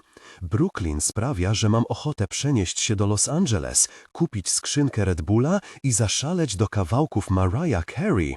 Powinnaś to tweetnąć, mówi Lynn, ale bez tego jadu. Ściskasz się z innymi pisarzami, co oznacza, że za chwilę tu przyjdziesz. Lynn jest rozbrzajająco miła. Mizdrzy się. Szkoda mi jej. Hana pociąga nosem. A mi szkoda kowojów. Zasługują na coś lepszego. Wolnym krokiem podchodzisz do stolika. Dziewczyny muszą wreszcie przestać o tobie rozmawiać. Cieszę się, kiedy w końcu się zjawiasz i witasz ze swoimi dwulicowymi przyjaciółkami. Udają, że klaszczą i wygłaszają fałszywe pochwały, a ty żłopiesz whisky, jakbyś na dnie szklanki spodziewała się znaleźć Pulitzera. Dziewczyny, dajcie spokój, mówisz, i jesteś bardziej napruta niż myślałem. Wystarczy tych komplementów i koktajli. Hana kładzie dłoń na twoim ramieniu. Kochanie, z tym drugim masz rację. Zabierasz rękę. Oto twoja faza poporodowa. Wydałaś na świat opowiadanie. Co dalej? Nic mi nie jest. Lynn daje znak kelnerce. Poprosimy 3 picklebacki. Koleżance przydałoby się nieco kurażu w płynie. Nie potrzebuję kurażu, Lynn. Po prostu wstałam i przeczytałam przeklęte opowiadanie. Hana całuje ją w czoło. I to jak? Dałaś, naprawdę, czadu. Nie kupujesz tego. Odpychasz ją. Naprawdę, obie. Dobrze, że poznałem tę część twojej osobowości, tę paskudną, ubzdryngoloną. Warto poznać ze wszystkich stron osobę, w której człowiek się zakochuje. Teraz nie cierpię twoich przyjaciółek odrobinę mniej. Wymieniają między sobą spojrzenia, ty zerkasz w stronę baru. Benji już wyszedł? Kochana, a czy w ogóle przyszedł? Wzdychasz, jakbyś przerabiała to wiele razy. Jakbyś nie miała cierpliwości, wyjmujesz pęknięty telefon. Lynn ci go wyrywa. Beck, nie, oddawaj. Beck, mówi Hana. Zaprosiłaś go, a on się nie zjawił. Odpuść sobie, zostaw go. Nienawidzicie Benjiego, co nie? Mówisz. A jeśli coś mu się stało? Lynn odwraca głowę, a Hana prycha. A jeśli jest zwykłym draniem? Widać, że Lynn nie ma ochoty o tym rozmawiać nigdy więcej. Z was trzech to ona w końcu wyjedzie z Nowego Jorku do mniejszego, łatwiejszego do ogarnięcia miasta, w którym nie organizuje się wieczorków literackich, w którym dziewczyny piją wino, a w sobotnie wieczory z szaf grających w miejscowych knajpkach leci Maroon 5. Będzie fotografowała swoje dzieci, które kiedyś, w końcu, urodzi z takim samym entuzjazmem, z jakim pstryka kieliszki, puste kufle i swoje buty. Za to Hana tak łatwo się nie podda. To nasza przyzwoitka nie tylko na pierwszą randkę. Beck, posłuchaj. Benji to drań, jasne? Mam ochotę krzyknąć dokładnie tak, Ale milczę. Benji, posłuchaj, Beck, ciągnie Hannah. Niektórzy faceci to dranie i nic na to nie poradzisz. Możesz mu kupić i sprezentować wszystkie książki świata, a on nadal będzie Benjim. Nigdy nie stanie się Benjaminem albo, broń Boże, Benem, bo nie musi, bo jest wiecznym dorosłym dzieckiem, rozumiesz? On i jego woda sodowa mogą iść się walić, tak jak jego durne imię. Benji? Bądźmy poważni. W dodatku, jak on to wymawia, jakby chodziło o azjatyckie albo francuskie imię. Benji. A wejrze się człowieku, naprawdę. Lin wzdycha. Nigdy aż tak bardzo się nad tym nie zastanawiałam. Benji. Benji. Dziwne. Krótki wybuch śmiechu. Dowiaduję się ciekawych rzeczy na temat Benjiego. Nie podoba mi się to, co słyszę, ale muszę to zaakceptować. Benji naprawdę istnieje. Zamawiam jeszcze jedną wódkę z wodą sodową. Benji. Zakładasz ręce na piersi. Zjawia się kelnerka z drinkami. Zmienia się nastrój. Naprawdę podobało wam się moje opowiadanie? Nie wiedziałam, że tak dużo wiesz o kowojach, odpowiada szybko Lin. Wcale nie wiem, mówisz i pochmurniejesz. Wypijasz zawartość kieliszka jednym haustem i z hukiem odstawiasz go na stolik. Dziewczyny znów wymieniają spojrzenia. Nigdy więcej nie wolno ci wspominać o tym draniu, mówi Hannah. Okej, zgadzasz się? Lin podnosi kieliszek. Hannah idzie w jej ślady. Ty sięgasz po swój. Pusty. Hannah wznosi tost. Za niewspominanie więcej o tym draniu, jego kiepskich napojach, okropnej fryzurze i o tym, że nie raczył się zjawić. Stukacie się kieliszkami, dziewczyny mają co pić, ale ty musisz obejść się smakiem. Wychodzę z knajpy, żeby widzieć, kiedy będziesz wracała do domu. Drzwi się otwierają, wychyla się jakiś wieśniak i żyga. Zalewa po ogórkach? No błagam. Za kwadrans 3 rano na stacji metra przy Greenpoint Avenue jest nastroje. Chce ci zawiązać sznurówki, bo są rozwiązane. Poza tym jesteś zbyt pijana na to, żeby stać tak blisko torów. Opierasz się o zielony słup, pochylasz i szeroko rozstawiasz nogi, tak że twoje stopy dotykają żółtej linii ostrzegawczej prawie na skraju peronu. Słup ma 4 strony. Ty wybrałaś akurat tę zwróconą do szyn. Dlaczego? W razie czego masz mnie. Poza nami jedyną osobą na tej zapuszczonej stacji jest bezdomny, ale on żyje w swoim świecie. Zajmuje ławkę i śpiewa piosenkę Fatmana Scoopa, kawałek o tym, co się stanie, jeśli przeklęty pociąg wypadnie z torów. Śpiewa w kółko ten sam fragment, robi to głośno, a ty wpatrujesz się w ekran telefonu, ale nie jesteś w stanie jednocześnie pisać i słuchać tego wyja. Osuwasz się, masz stare buty, bez bieżnika. Krzywię się, zaczynam mieć dość. Ta dziura to nie nasze miejsce. To pole minowe z pustych puszek, papierków, rzeczy niechcianych przez nikogo, nawet przez śpiewającego bezdomnego. Ci, z którymi się zadajesz, uwielbiają jeździć linią G, jakby chcieli przez to udowodnić, że są zwykłymi ludźmi, że są prawdziwi. Nie zdają sobie jednak sprawy, że linia lepiej by się obeszła bez nich, bez ich puszek po piwu Miller High Life i żygów śmierdzących zalewą po ogórkach. Nogi ci się rozjeżdżają. Znowu. Upuszczasz telefon, ląduje w żółtej strefie, masz szczęście, że nie spadł na tory. Dostaję gęsiej skórki, chciałbym chwycić cię za rękę i odciągnąć na drugą stronę słupa. Beck, stoisz zbyt blisko torów i powinnaś się cieszyć, że jestem tutaj, bo gdybyś się przewróciła albo gdybyś śledził cię jakiś psychol, nie zdołałabyś nic zrobić. Taka jesteś nawalona. Twoje życie mogłoby już nigdy nie być takie samo. Bałabyś się metra, uciekłabyś do Nantucket. Tymczasem bezdomny pieje ciągle ten sam przeklęty refren tej samej przeklętej piosenki. Zdążył 2 razy oddać mocz, nawet nie podnosząc się z ziemi. Siedzi w swoich szczynach. Znowu się osuwasz, mrużysz oczy, patrzysz na śpiewaka i warczysz, ale Beck, naprawdę, ten gość mieszka na innej planecie. To nie jego wina, że się spiłaś. Wspominałem już, że na szczęście masz mnie. To naprawdę szczęście. Jestem typowym facetem z Bedstaju, trzeźwym, opanowanym, świadomym swojej i twojej pozycji. Jestem opiekunem. Najgorsze, że gdyby ktoś nas teraz zobaczył, pomyślałby, że to ja jestem psycholem, bo przyszedłem tu za tobą. Na tym polega problem z tym światem. I z kobietami. Oglądasz Eliota, który w Hannie i jej siostry kombinuje, jak znaleźć się blisko swojej szwagierki i myślisz, że to romantyczne. Ale gdybyś wiedziała, co musiałem zrobić, żeby dostać się do twojego domu i że obiłem sobie plecy, próbując lepiej cię poznać z każdej strony, na pewno odpowiednio byś mnie oceniła.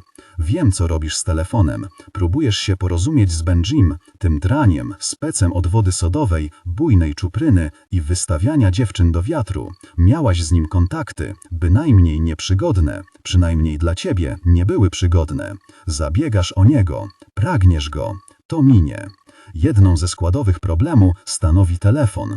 Masz w nim taką funkcję, dzięki której wiesz, kiedy ktoś odczytał wiadomość od ciebie i ją zignorował. Benji ignoruje cię po całości. Więcej energii wkłada w unikanie ciebie niż w poświęcanie ci uwagi. Czy naprawdę tego chcesz?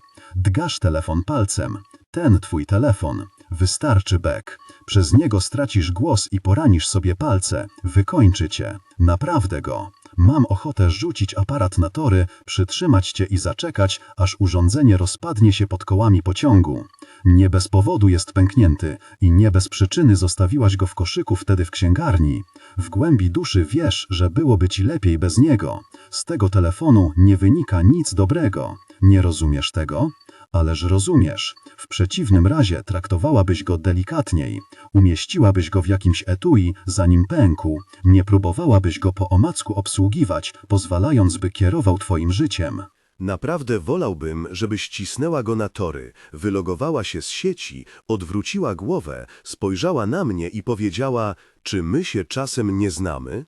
Podjąłbym tę grę, zaczęlibyśmy rozmawiać, a naszą piosenką stałby się kawałek Fatmana Scoopa, ten fragment o wiecznie wykolejającym się pociągu numer 9. Błagam, możesz przestać śpiewać. Warczysz, ale gość cię nawet nie słyszy, zagłusza sam siebie, śpiewa i robi hałas, a ty obracasz głowę zbyt gwałtownie i, do jasnej cholery, po coś się tak wychylała.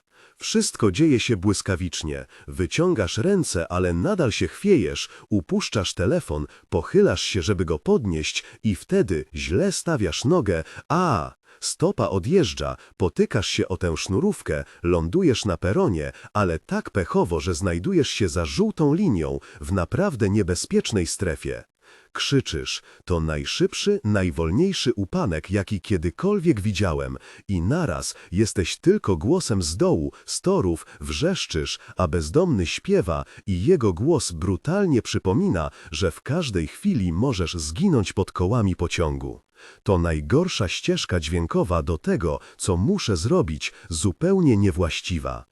Przebiegam na drugą stronę peronu i spoglądam na ciebie z góry.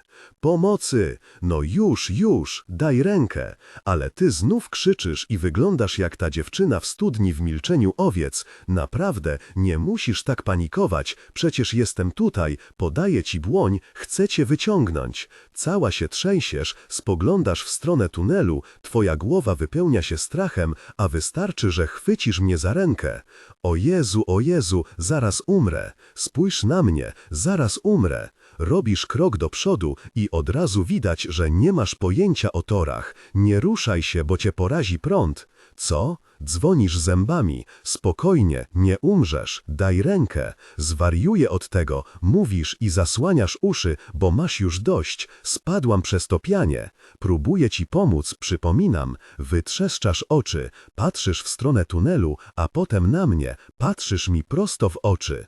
Słyszę pociąg. Tam, prędzej byś poczuła. Daj rękę. Umrę, panikujesz. Podaj rękę. Bezdomny śpiewa coraz głośniej, jakby chciał nas zagłuszyć. Zasłaniasz uszy i wrzeszczysz. Niecierpliwie się, bo przecież ten pociąg w końcu na pewno przyjedzie. Czemu utrudniasz? Chcesz zginąć? Bo jeśli tam zostaniesz, właśnie tak będzie. Daj rękę natychmiast. Spoglądasz w górę i dostrzegam w tobie coś nowego, czego wcześniej nie widziałem. Pragnienie śmierci. I nie sądzę, żeby kiedykolwiek ktoś cię kochał jak należy, ale nic nie mówię i oboje wiemy, że mnie sprawdzasz, że sprawdzasz świat. Wieczorem w knajpce zeszłaś ze sceny dopiero kiedy wybrzmiały ostatnie oklaski, nie zawiązałaś sznurowadeł i masz pretensje do wszystkich i wszystkiego wokół, że się potknęłaś. Kiwam głową. Okej. Wyciągam obie ręce z otwartymi dłońmi. No chodź, wyciągnę cię. Zamierzasz walczyć. Niełatwo się ciebie ratuje, ale jestem cierpliwy i kiedy już jesteś gotowa, wspierasz się na moich ramionach i pozwalasz mi zabrać się z torów. Wciągam cię w luźnych tenisówkach, porwanych pończochach i w ogóle kładę na żółtej linii i przesuwam dalej na szary, brudny beton do bezpiecznej strefy. Trzęsiesz się, podciągasz kolana pod brodę, po czym uciekasz do zielonego słupa, przyklejasz się do niego po stronie peronu, tam gdzie jest bezpiecznie, gdzie możesz przeczekać. Nadal masz niezawiązane sznurówki, dzwonisz zębami, podchodzę do ciebie i pokazuję na twoje bezużyteczne, niesportowe tenisówki na płaskiej podeszwie. Mogę? Pytam. Odpowiadasz skinieniem. Mocno zaciskam sznurowadeł i zawiązuję na nich podwójny węzeł, którego 100 lat temu nauczył mnie kuzyn. Kiedy w tunelu słychać szum pociągu, przestajesz się trząść i już nie wyglądasz na przerażoną. Nie muszę mówić, że uratowałem ci życie. Po twoich oczach i lśniącej brudnej skórze widzę, że zdajesz sobie z tego sprawę. Kiedy pociąg się zatrzymuje i otwierają się drzwi, nie wsiadamy. To oczywiste. Z początku taksiarz kręcił nosem, też bym kręcił. Mamy w oczach szaleństwo po spotkaniu ze śmiercią. Wyglądasz jak naprawdę messed up mess and a half, a ja jestem niepokojąco czysty, nieskazitelnie czysty Alfons i jego brudna towarzyszka. Niezła z nas para. Najgorsze, mówisz po raz setny wracając do niedawnych wydarzeń, zakładasz nogę na nogę, rękami młocisz powietrze. Najgorsze, że byłam gotowa umrzeć, gdyby ten facet nie przestał śpiewać. Wiem, że musiałam wyglądać jak wariatka, kompletna, ale miałam kiepski wieczór i w pewnym momencie, wiesz, trzeba ustalić jakieś zasady, powiedzieć, tego to ja, panie, nie zniosę. Umrę, a nie będę żyła w świecie, w którym ten gość wyje i zatruwa wspólną przestrzeń. Wzdychasz. Podoba mi się, jak próbujesz obrócić to wszystko w rodzaj protestu przeciwko samozadowoleniu. Z przyjemnością gram z tobą w tę grę. No, ale byłaś na niezłym rauszu. Myślę, że na trzeźwo zrobiłabym to samo. A gdyby śpiewał ten kawałek w wersji Rogera Millera? Śmiejesz się i nie masz pojęcia, kim jest Roger Miller, ale większa część twojego pokolenia też nie wie. Mrużysz oczy, gładzisz się po brodzie i znów zaczynasz. 4. raz. Tak, policzyłem. Okej. Czy kiedykolwiek pracowałeś latem na promie? Nie, odpowiadam. Jesteś przekonana, że skądś mnie znasz. Mówiłaś już, że z koledżu, potem, że ze studiów magisterskich, z baru w Williamsburgu i teraz, że z promu. Ale naprawdę cię znam. Wiem, że skądś cię znam. Wzruszam ramionami. Przyglądasz mnie badawczym spojrzeniem. Lubię czuć na sobie twoje oczy. Wydaje ci się, bo spadłaś z peronu, a ja przyszedłem ci z pomocą. Miałam szczęście, że tam byłeś. Nie powinnomym odwracać wzroku, ale robię to, bo nie wiem, co powiedzieć. Szkoda, że taksówkarzak nie należy do tych, którzy bez końca paplają. Skąd wracałeś o takiej porze? Pytasz? Z pracy. Jesteś barmanem? No. To musi być fajne zajęcie, słuchanie opowieści klientów. Jest, mówię. Muszę uważać, żeby się nie zdradzić z wiedzą o twoim pisaniu. Jest fajne. Opowiedz mi najlepszą historię, jaką słyszałeś w tym tygodniu. Najlepszą? Kiwasz głową. Mam ochotę cię pocałować. Chcę cię rzucić na tory, zanim pociąg zatrzyma się w miejscu i połknie cię w całości i wstrząsnąć tobą tak, żebyś otrzeźwiała, zanim lokomotywa pożre nas oboje. W samochodzie jest za gorąco, na zewnątrz za zimno, pachnie burrito i Nowym Jorkiem w środku nocy. Jedyne, co chcę powiedzieć, to kocham cię. Drapie się w głowę. Trudno wybrać, wiesz? No dobrze, posłuchaj, mówisz. Przełykasz ślinę, zagryzasz wargę, czerwienisz się. Nie chciałam cię wystraszyć i zabrzmieć jak jakaś psycholka pamiętająca każdą, nawet najdrobniejszą społeczną interakcję, w której bierze udział, ale skłamałam. Naprawdę cię znam. Tak? Z księgarni. Posyłasz mi uśmiech Natalii Portman, a ja udaję, że cię nie poznaję. Machasz rękami. Takich drobnych rąk. Rozmawialiśmy o Danie Brownie, dodajesz. Prawie codziennie z kimś o nim rozmawiam. Paula Fox, mówisz i kiwasz głową. Dumna muskasz dłonią moje ramię. Aha, mówię. Paula Fox i Spalding Gray. Klaszczesz w dłonie i o mały włos nie rzucasz mi się na szyję i nie całujesz. Powstrzymujesz się. Prostujesz plecy, krzyżujesz nogi. Pewnie masz mnie za wariatkę, co? Z iloma dziewczynami rozmawiasz każdego dnia? 50? Broń proszę. Dzięki, mówisz. Rozmawiam z co najmniej 70. Ha, przewracasz oczami, czyli nie myślisz, że jestem szalona, wiesz jak stalkerka czy coś? Nie, skąd? Higienistka w szkole mówiła, że jeśli utrzymujesz z kimś kontakt wzroku dłużej niż 10 sekund, to chcesz tę osobę przestraszyć albo uwieść. Liczę do 10 i czuję, że wiesz, którą ewentualność mam na myśli. To dobrze. W którym barze pracujesz? Może wpadnę na drinka? Nie winię cię za to, że starasz się sprowadzić mnie do roli kogoś, kto ci usługuje, wbija na kasę twoje książki i podaje ci drinki. Pracuję tylko na zastępstwa. Głównie siedzę w księgarni. Bar i księgarnia. Fajnie. Taksówka zatrzymuje się przy Westford Street. Tutaj mieszkasz? Pytam. Podoba ci się mój pełen podziwu ton? Nie do końca, odpowiadasz i pochylasz się do przodu. Tam, za rogiem. Patrzysz na mnie, uśmiecham się, Bank Street. Nieźle, grasz. Odziedziczyłam majątek. Jaka branża? Spożywcza. Boczek odpowiadasz bez mrugnięcia okiem. Jesteśmy na miejscu. Zaglądasz do torebki, szukasz telefonu, aparat leży na siedzeniu między nami, bliżej mnie niż ciebie, kierowca się niecierpliwi. No proszę, znowu ten mój wiecznie znikający telefon. Stukanie w szybę po mojej stronie. Podskakuje. Benji. Ten drań zapukał w szybę, pochylasz się nade mną i ją opuszczasz. Czuję twój zapach. Ogórki. Benji, o Jezu, to jest ten święty człowiek, który uratował mi życie. Dobra robota, stary. Naprawdę. Greenpoint, co nie? Co złego to tam. Podnosi rękę, żeby przybić mi piątkę, przybijam, odsuwasz się ode mnie i raptem wszystko jest nie tak. Wiem, że trudno w to uwierzyć, ale chyba zgubiłam telefon. Znowu, mówi, odchodzi i zapala papierosa. Wzdychasz. Musisz wiedzieć, że wiecznie gubię telefon, zwracasz się do mnie. Jaki masz numer? Wypalam. Spoglądasz przez okno na Benjiego i potem z powrotem na mnie. Nie jest twoim chłopakiem, a zachowujesz się jakby był. Jestem spokojny, opanowany. Beck, mówię, potrzebuję twojego numeru, maila albo czegokolwiek w razie gdybym znalazł telefon. Przepraszam, odpowiadasz. Odpłynęłam, chyba nadal jestem trochę spanikowana. Masz długopis? Nie, mówię. Kiedy wyjugię telefon z kieszeni, dzięki Bogu nie sięgam przez przypadek po twój. Podajesz mi cyfry. Teraz jesteś moja. Idziesz czy nie? Krzyczy Benji. Wzdychasz.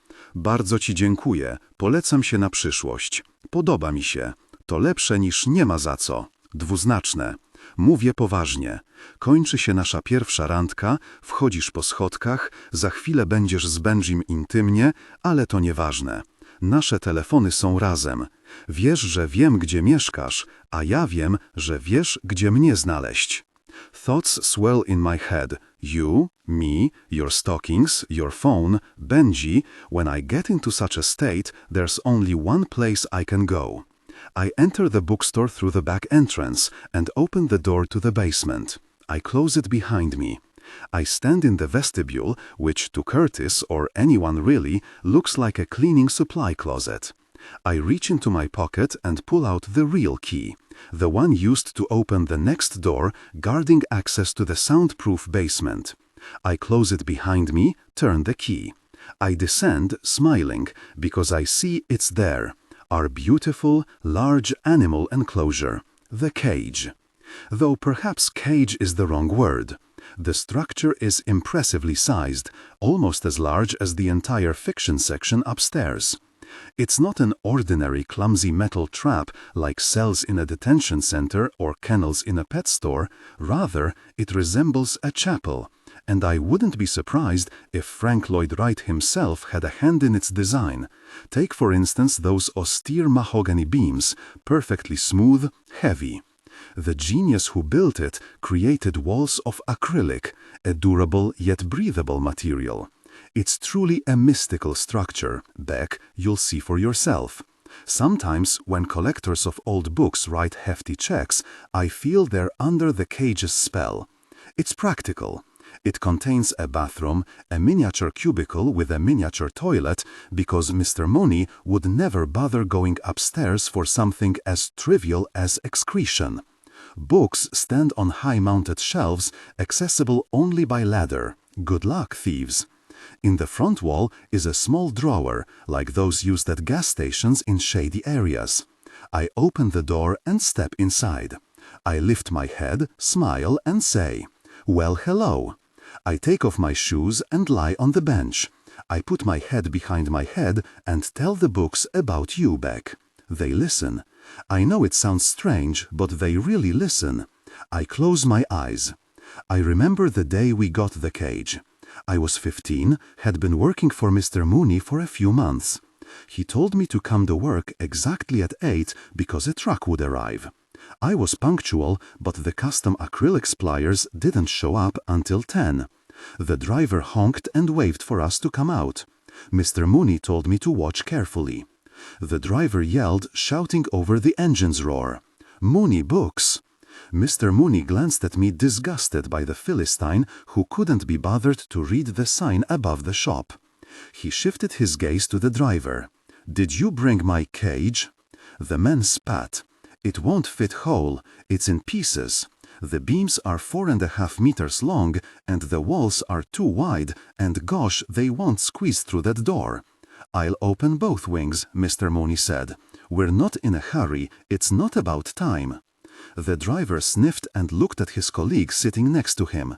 I knew they weren't on our side. "No offense, sir, but we usually assemble these little ones in yards, in villas, in large open spaces, you understand?" "The basement is both large and open," Mr. Mooney stated. "Do you think we'll squeeze this freaking beast into the basement?" Mr. Mooney's face hardened. "Please don't swear in front of the boy." The man had to turn at least 20 times from the truck through the shop and down the stairs before they moved all the beams and panels. Mr. Mooney told me not to feel sorry for them. "They are working, Joseph," he explained. "Work is good for people. Watch closely." I couldn't imagine the finished page. The beams were dark and old-fashioned, while the walls were transparent and modern. I didn't understand, jak they mieli się pasować. I waited patiently for Mr. Mooney to call me downstairs. When I finally saw the finished structure, I felt respect. The driver and his colleague were also impressed. "Biggest one I've seen," said the sweaty driver. "Do you keep a gray parrot?" "Gosh, I love those parrots. They talk and everything." Mr. Mooney didn't answer. Neither did I. The driver tried again. "Those shelves are really high. Are you sure you don't want to mount them lower?" "Most people prefer the shelves to be, at this height," he showed. "We have a lot of work ahead of us," Mr. Mooney said, referring to himself and me. The driver nodded. "You'll fit a lot of birds in here." Sorry for a lot. When they left, Mr. Mooney closed the bookstore i skomentał, że demensem sposyływającą firmę, która to samo jak charmy sadyści, którzy trzymają ptaki w klatkach. "Klatka, w której ptak mógł lecieć, taka nie ma, Joseph," he said to me. "To tylko jedno, co jest, klatka taka mała, w której ptak nie może lecieć. Taka klatka, w której ptak myśli, że może lecieć. Tylko monstrum zamknie ptaka w niej i nazwie się człowiekiem lubiącym. Nasza klatka była dla ksiąg." Mr. Mooney nie żartował, że mieliśmy dużo roboty na przyszłość. Montaż przychodził pracą i zamknął szczelnie rumę, za chwilę rumę stała się pełnoszczelna. Druga praca odsunęła zadnią ścianę muzeum i pobudowała dodatkową partycję w przodu piwnicy, żeby drzwi prowadzące jej wchodziły najpierw do piwnicy, która miała tam drugą, prawdziwą drzwi. Każdego dnia wstawałem z radością, bo budowaliśmy sekret szczelną piwnicę. Pomagałem Mr. Mooniemu montować obudowy stołówek dla ksiąg, prejtecznie Joseph, umieszczać godezdowe, które protektowały, carefully Joseph, potem godedowedmiusz metalowe skrzynie, carefully Joseph, oznaczał i lokował go. Kiedy kolekcjonowało się 10 egzemplarzy, Mr. Mooney wchodził na drabin w klatce, a ja podawałem mu książki znowu, carefully Joseph, obywione i Mr. Mooney umieszczał je na te really high shelfy. Pytałem go, po co taka dała dla ksiąg. "Książki nie lecą, Joseph, to nie są ptaki." Następnego dnia przyniósł mi matrioszkę dolkę. "Otwórz," he said to me. "Carefully, Joseph." Otworzyłem dolkę i wyskoczyła kolejna, którą też otworzyłem, aż ta ostatnia, najmniejsza, ta, która się nie otwierała. Wszystko cenne powinno być ukryte, Mr. Mooney stated. Nagle wyskoczysz jak mała dolka z wnętrza większej, ale ładniejsza niż. Powierzysz, Beck, to ci spodoba tu. You'll treat this place as a sanctuary for sacred books, for authors you adore. You'll feel admiration for me, the keymaster. I'll show you the remote control that operates the air conditioners and humidifiers. You'll want to try it yourself. I'll let you, and explain that if I wanted to, I could turn up the temperature and cook all these books. They would mold, and then turn to dust and disintegrate, lost forever. The only girl capable of understanding my power is you, wonderful, unpublished, in yellow stockings, dreaming of writing something good enough to secure you a place in the cage. Time to open the bookstore. I steady my breath. I go upstairs. After Mr. Mooney retired, there were 2 of us left in the bookstore. Me and Curtis, a high school kid. He reminds me of myself when I started here. He does various silly things, just like I did at his age. Gosh, when I was 16, Mr. Mooney gave me the key, and I, of course, one evening forgot to lock the cage. You failed, Joseph, said the younger, yet already old Mooney. People like him have no youth. They are eternally old. You failed me, and you failed the books. I'm sorry, I said. At home, we never lock cabinets and doors. Because your father is a pig, Joseph, he said. Are you one too? I replied, no. A few days later, I snuck into the cage and took a new, old edition of Franny and Zooey, an autographed copy. I decided I would like this book more than The Catcher in the Rye, to be original. And you know what, Beck? I really did like it. What a book it was! Sometimes I would go back to the beginning just to touch Salinger's signature. To be able to do what I did with the signature, one had to pay $1,250. I didn't pay a cent. Just like the woman who stole this book from me. I'll never forget her. Reddish hair, a Turkish pattern scarf, 30, maybe 35 years old. She paid in cash. I promised Mr. Mooney I would work overtime to repay the debt and that I would find the thief. I skipped some school lessons and roamed the city streets until I got blisters. But it's hard to find a woman when you don't know her name or address. Mr. Mooney told me to go into the cage and close my eyes. I was scared. When I heard him turn the key, I knew he had locked me inside. I didn't have a ladder, so I couldn't reach the books on the shelves. You can't go into the Louvre and kiss the Mona Lisa. I had no phone, no light, no darkness. Only my own mind, an air conditioner, a slice of pizza, cold because steam harms old books, and coffee, lukewarm, in a paper cup. Food and drink Mr. Mooney passed to me through the drawer. I lost track of days and nights. Mr. Mooney cared about me so much that he was willing to teach me a lesson. So I learned. He released me from the cage on September 14, 2001, 3 days after the World Trade Center attacks. The world had become different. Mr. Mooney said my father hadn't even called him. He probably thought I was dead. You are free, Joseph, Mr. Mooney said. Be sensible. I started spending less and less time at home. Slowly, I disappeared from my father's life. Mom left when I was in 2nd grade, and I grew up with the feeling that you could just leave another person, especially your dad. I didn't feel sorry for myself, Beck.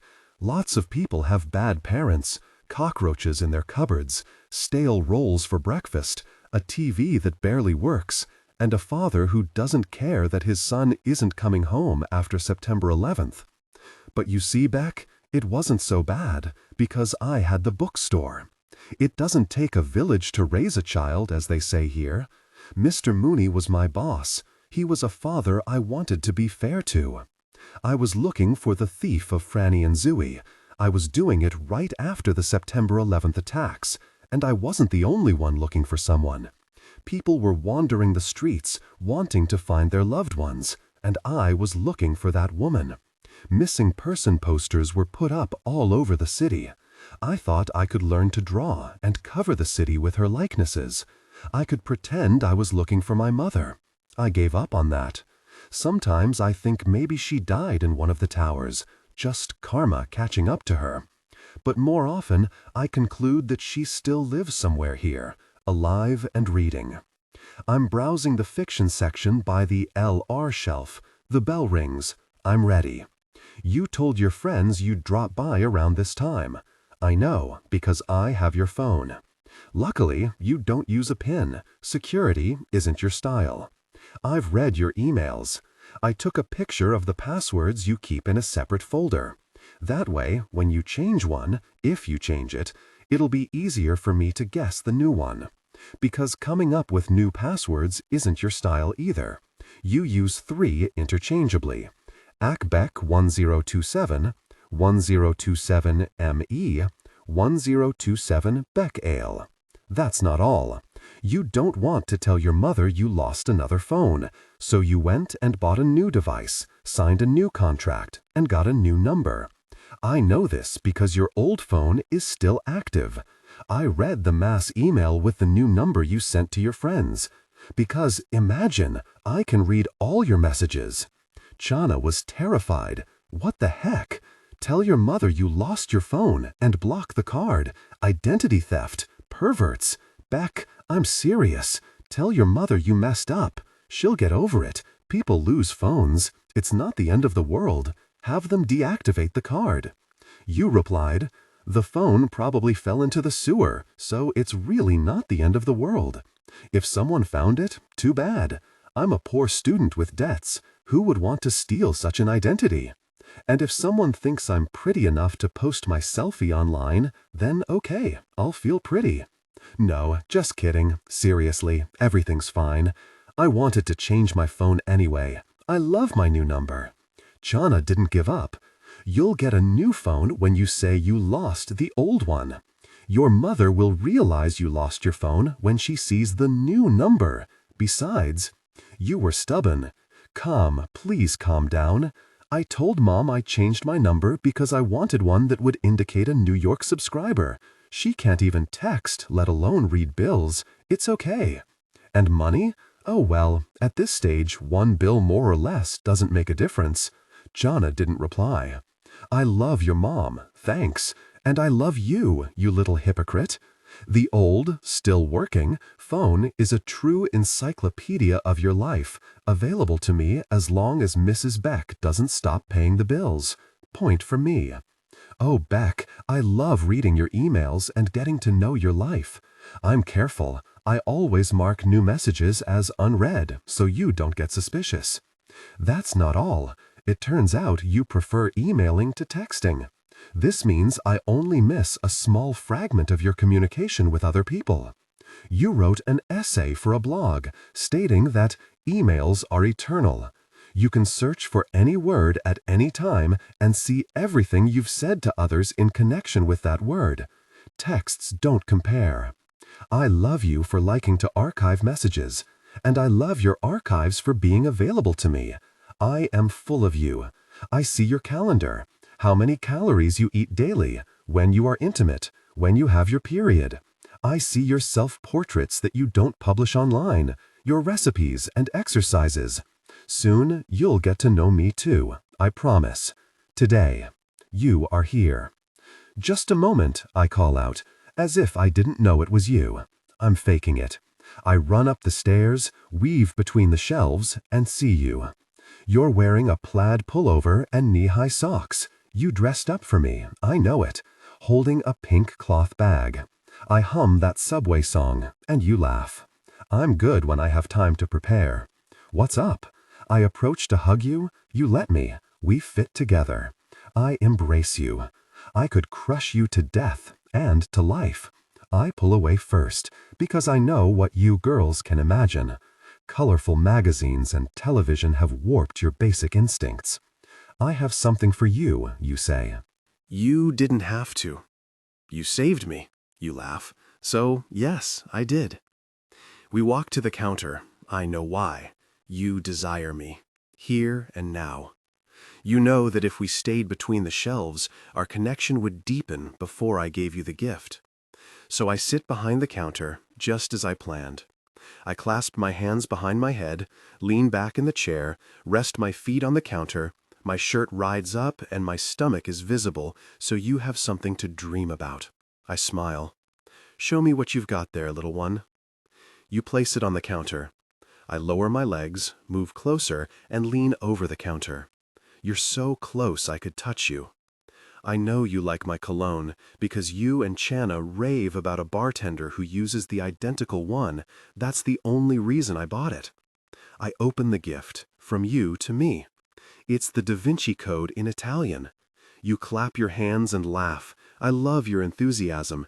Giving gifts comes much more naturally to you than writing. You like to give. Open it, you say. I don't know Italian. Not the whole book is in Italian. I flip through it, leafing, and see that you were mistaken. It's all in Italian. You take it from me and place it on the counter. I know for 100% that the first page is in English. Open it. I open it. Aha. Well, you say, read. Here's what you wrote in black ink. Train, train, train. Oh, how fast it runs, and on the tracks a drunken girl lies. Without hesitation, you jumped to the rescue, for, like a shining knight, you have your gear. I read aloud. I know your own words excite you, however clumsy, and at the end, you clap. You almost directly let me know that I should reach out for you. You nod, and your name is written there, and it doesn't sound strange when I pronounce it. Thank you, Guinevere Beck. I pick up the book. But also, Guinevere. You agree. You nod. You're welcome. I left my ID in the cage. You pretend you don't remember my name. I help you. Joe Goldberg. You're welcome, Joe Goldberg, you say, sighing and continuing. But that's messed up, isn't it? I came to thank you, and in the end, I'm the one saying, you're welcome. You know what, I begin, this is the moment I've been preparing for.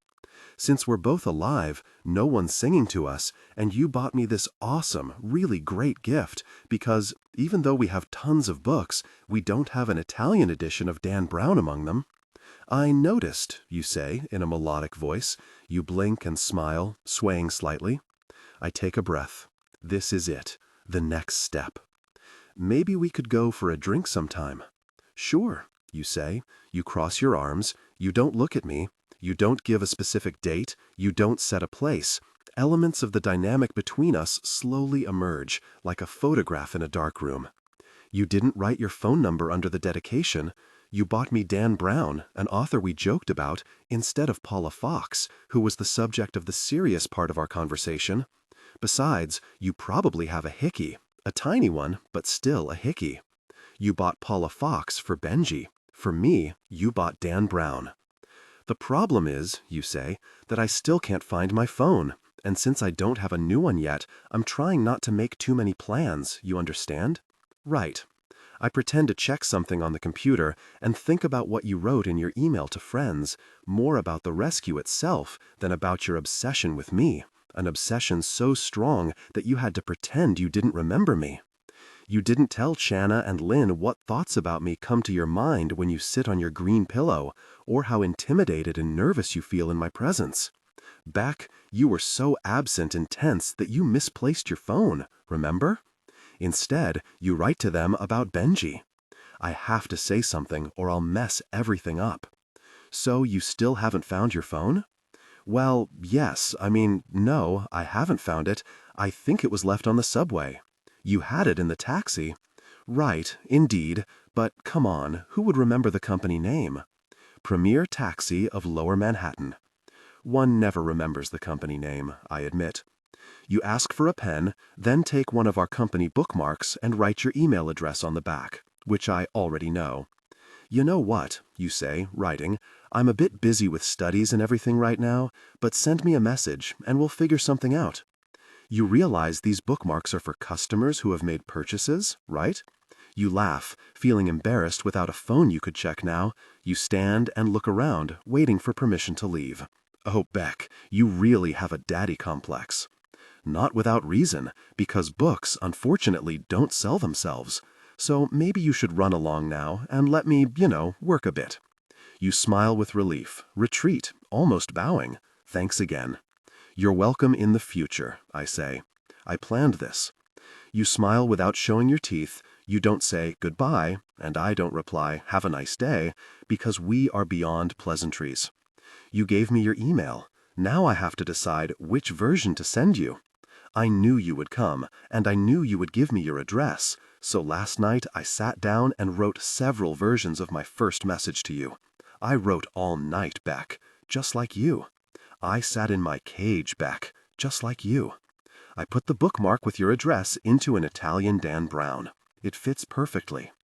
I hope most people realize that Prince is one of the greatest poets of our time, not a lyricist, but a poet. Prince is the author closest to E. E. Cummings, and people are foolish because they don't come here and buy volumes of Prince's poetry. It's been 7 hours and 15 days since you took your love away. That's one of the greatest opening lines ever created, for many reasons, primarily because of the inversion of hours and days. A person devoid of poetic sense would first state the number of days, then hours. A poet is different. A poet changes the world with such tiny hands. You haven't replied yet. You forwarded my message to Chana and Lynn. You laughed at the photo booth pictures of the three of you, Chana, Lynn, us, and exchanged dozens of idiotic emails about nothing. You found time to read and respond to your classmates' stories, and you begged the management of Word Bookstore in Brooklyn to agree to a book reading, but you didn't reply to the guy who saved your life. You're still chasing Benji, and it hasn't been 7 hours and 15 days yet, Beck, but it's close. This is no longer fun.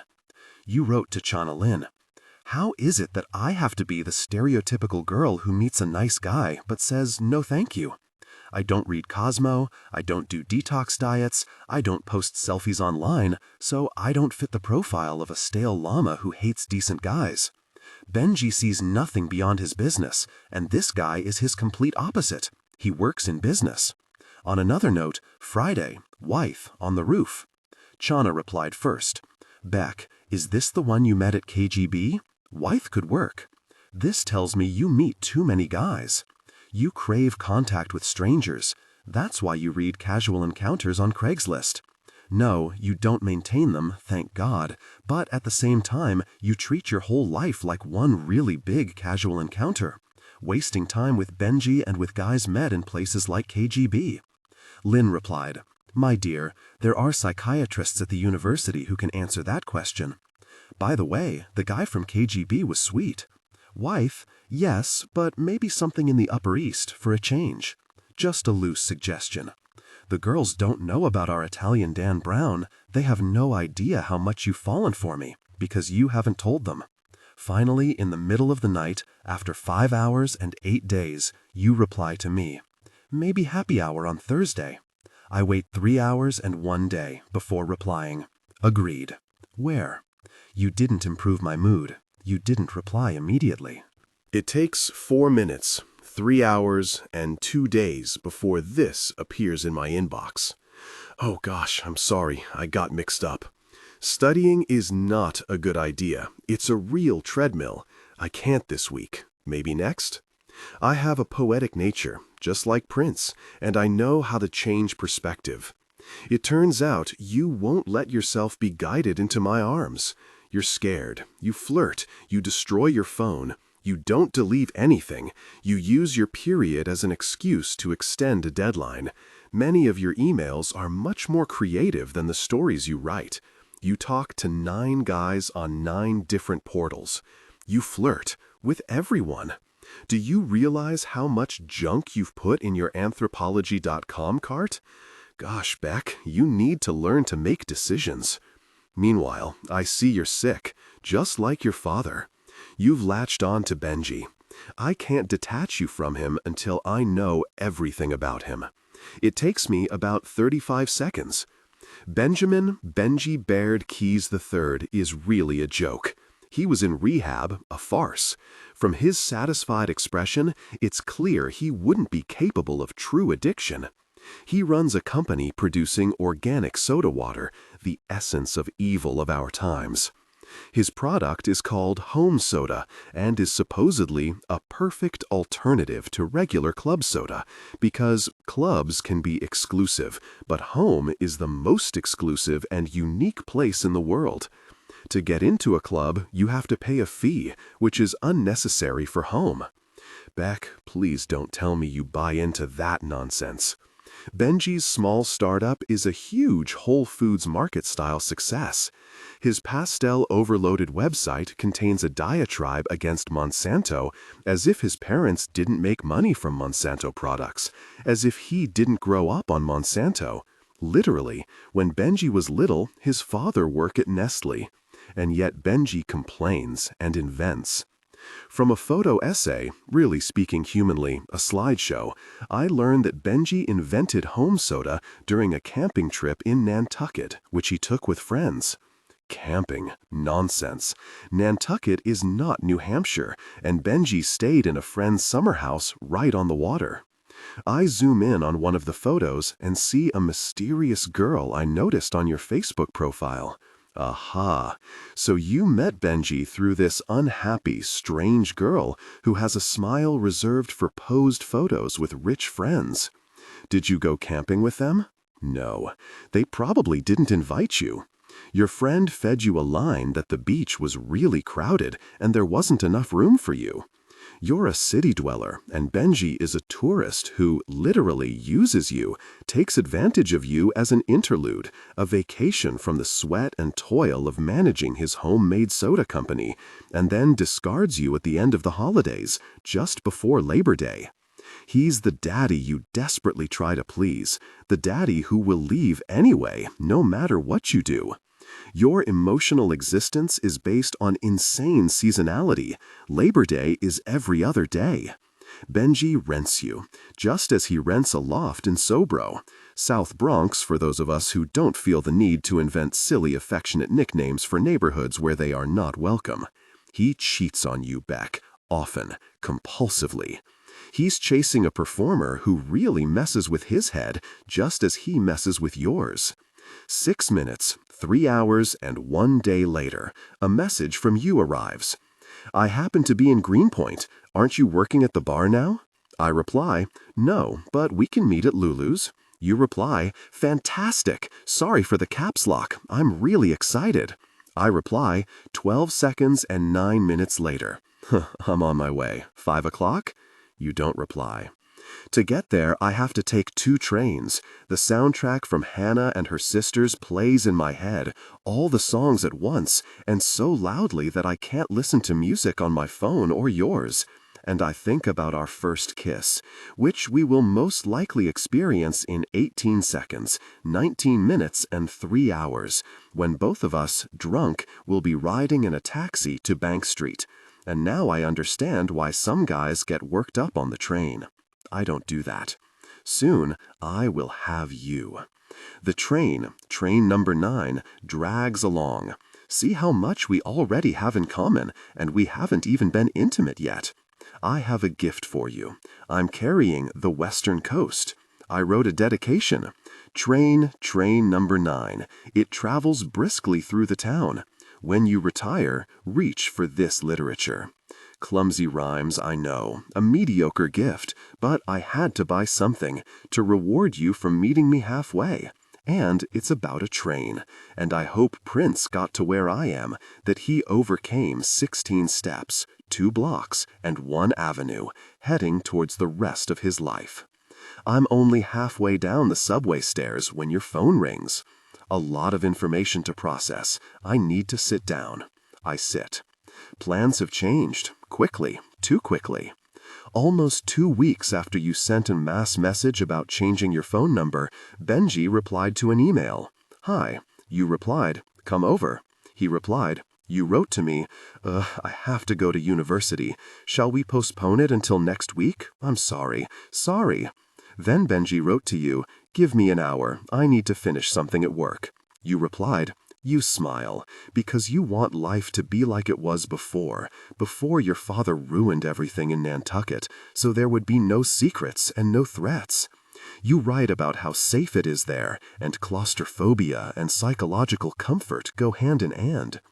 Your family never locked the house door, nor the car door. They left the keys in the ignition. But by March, you were already longing for a new face.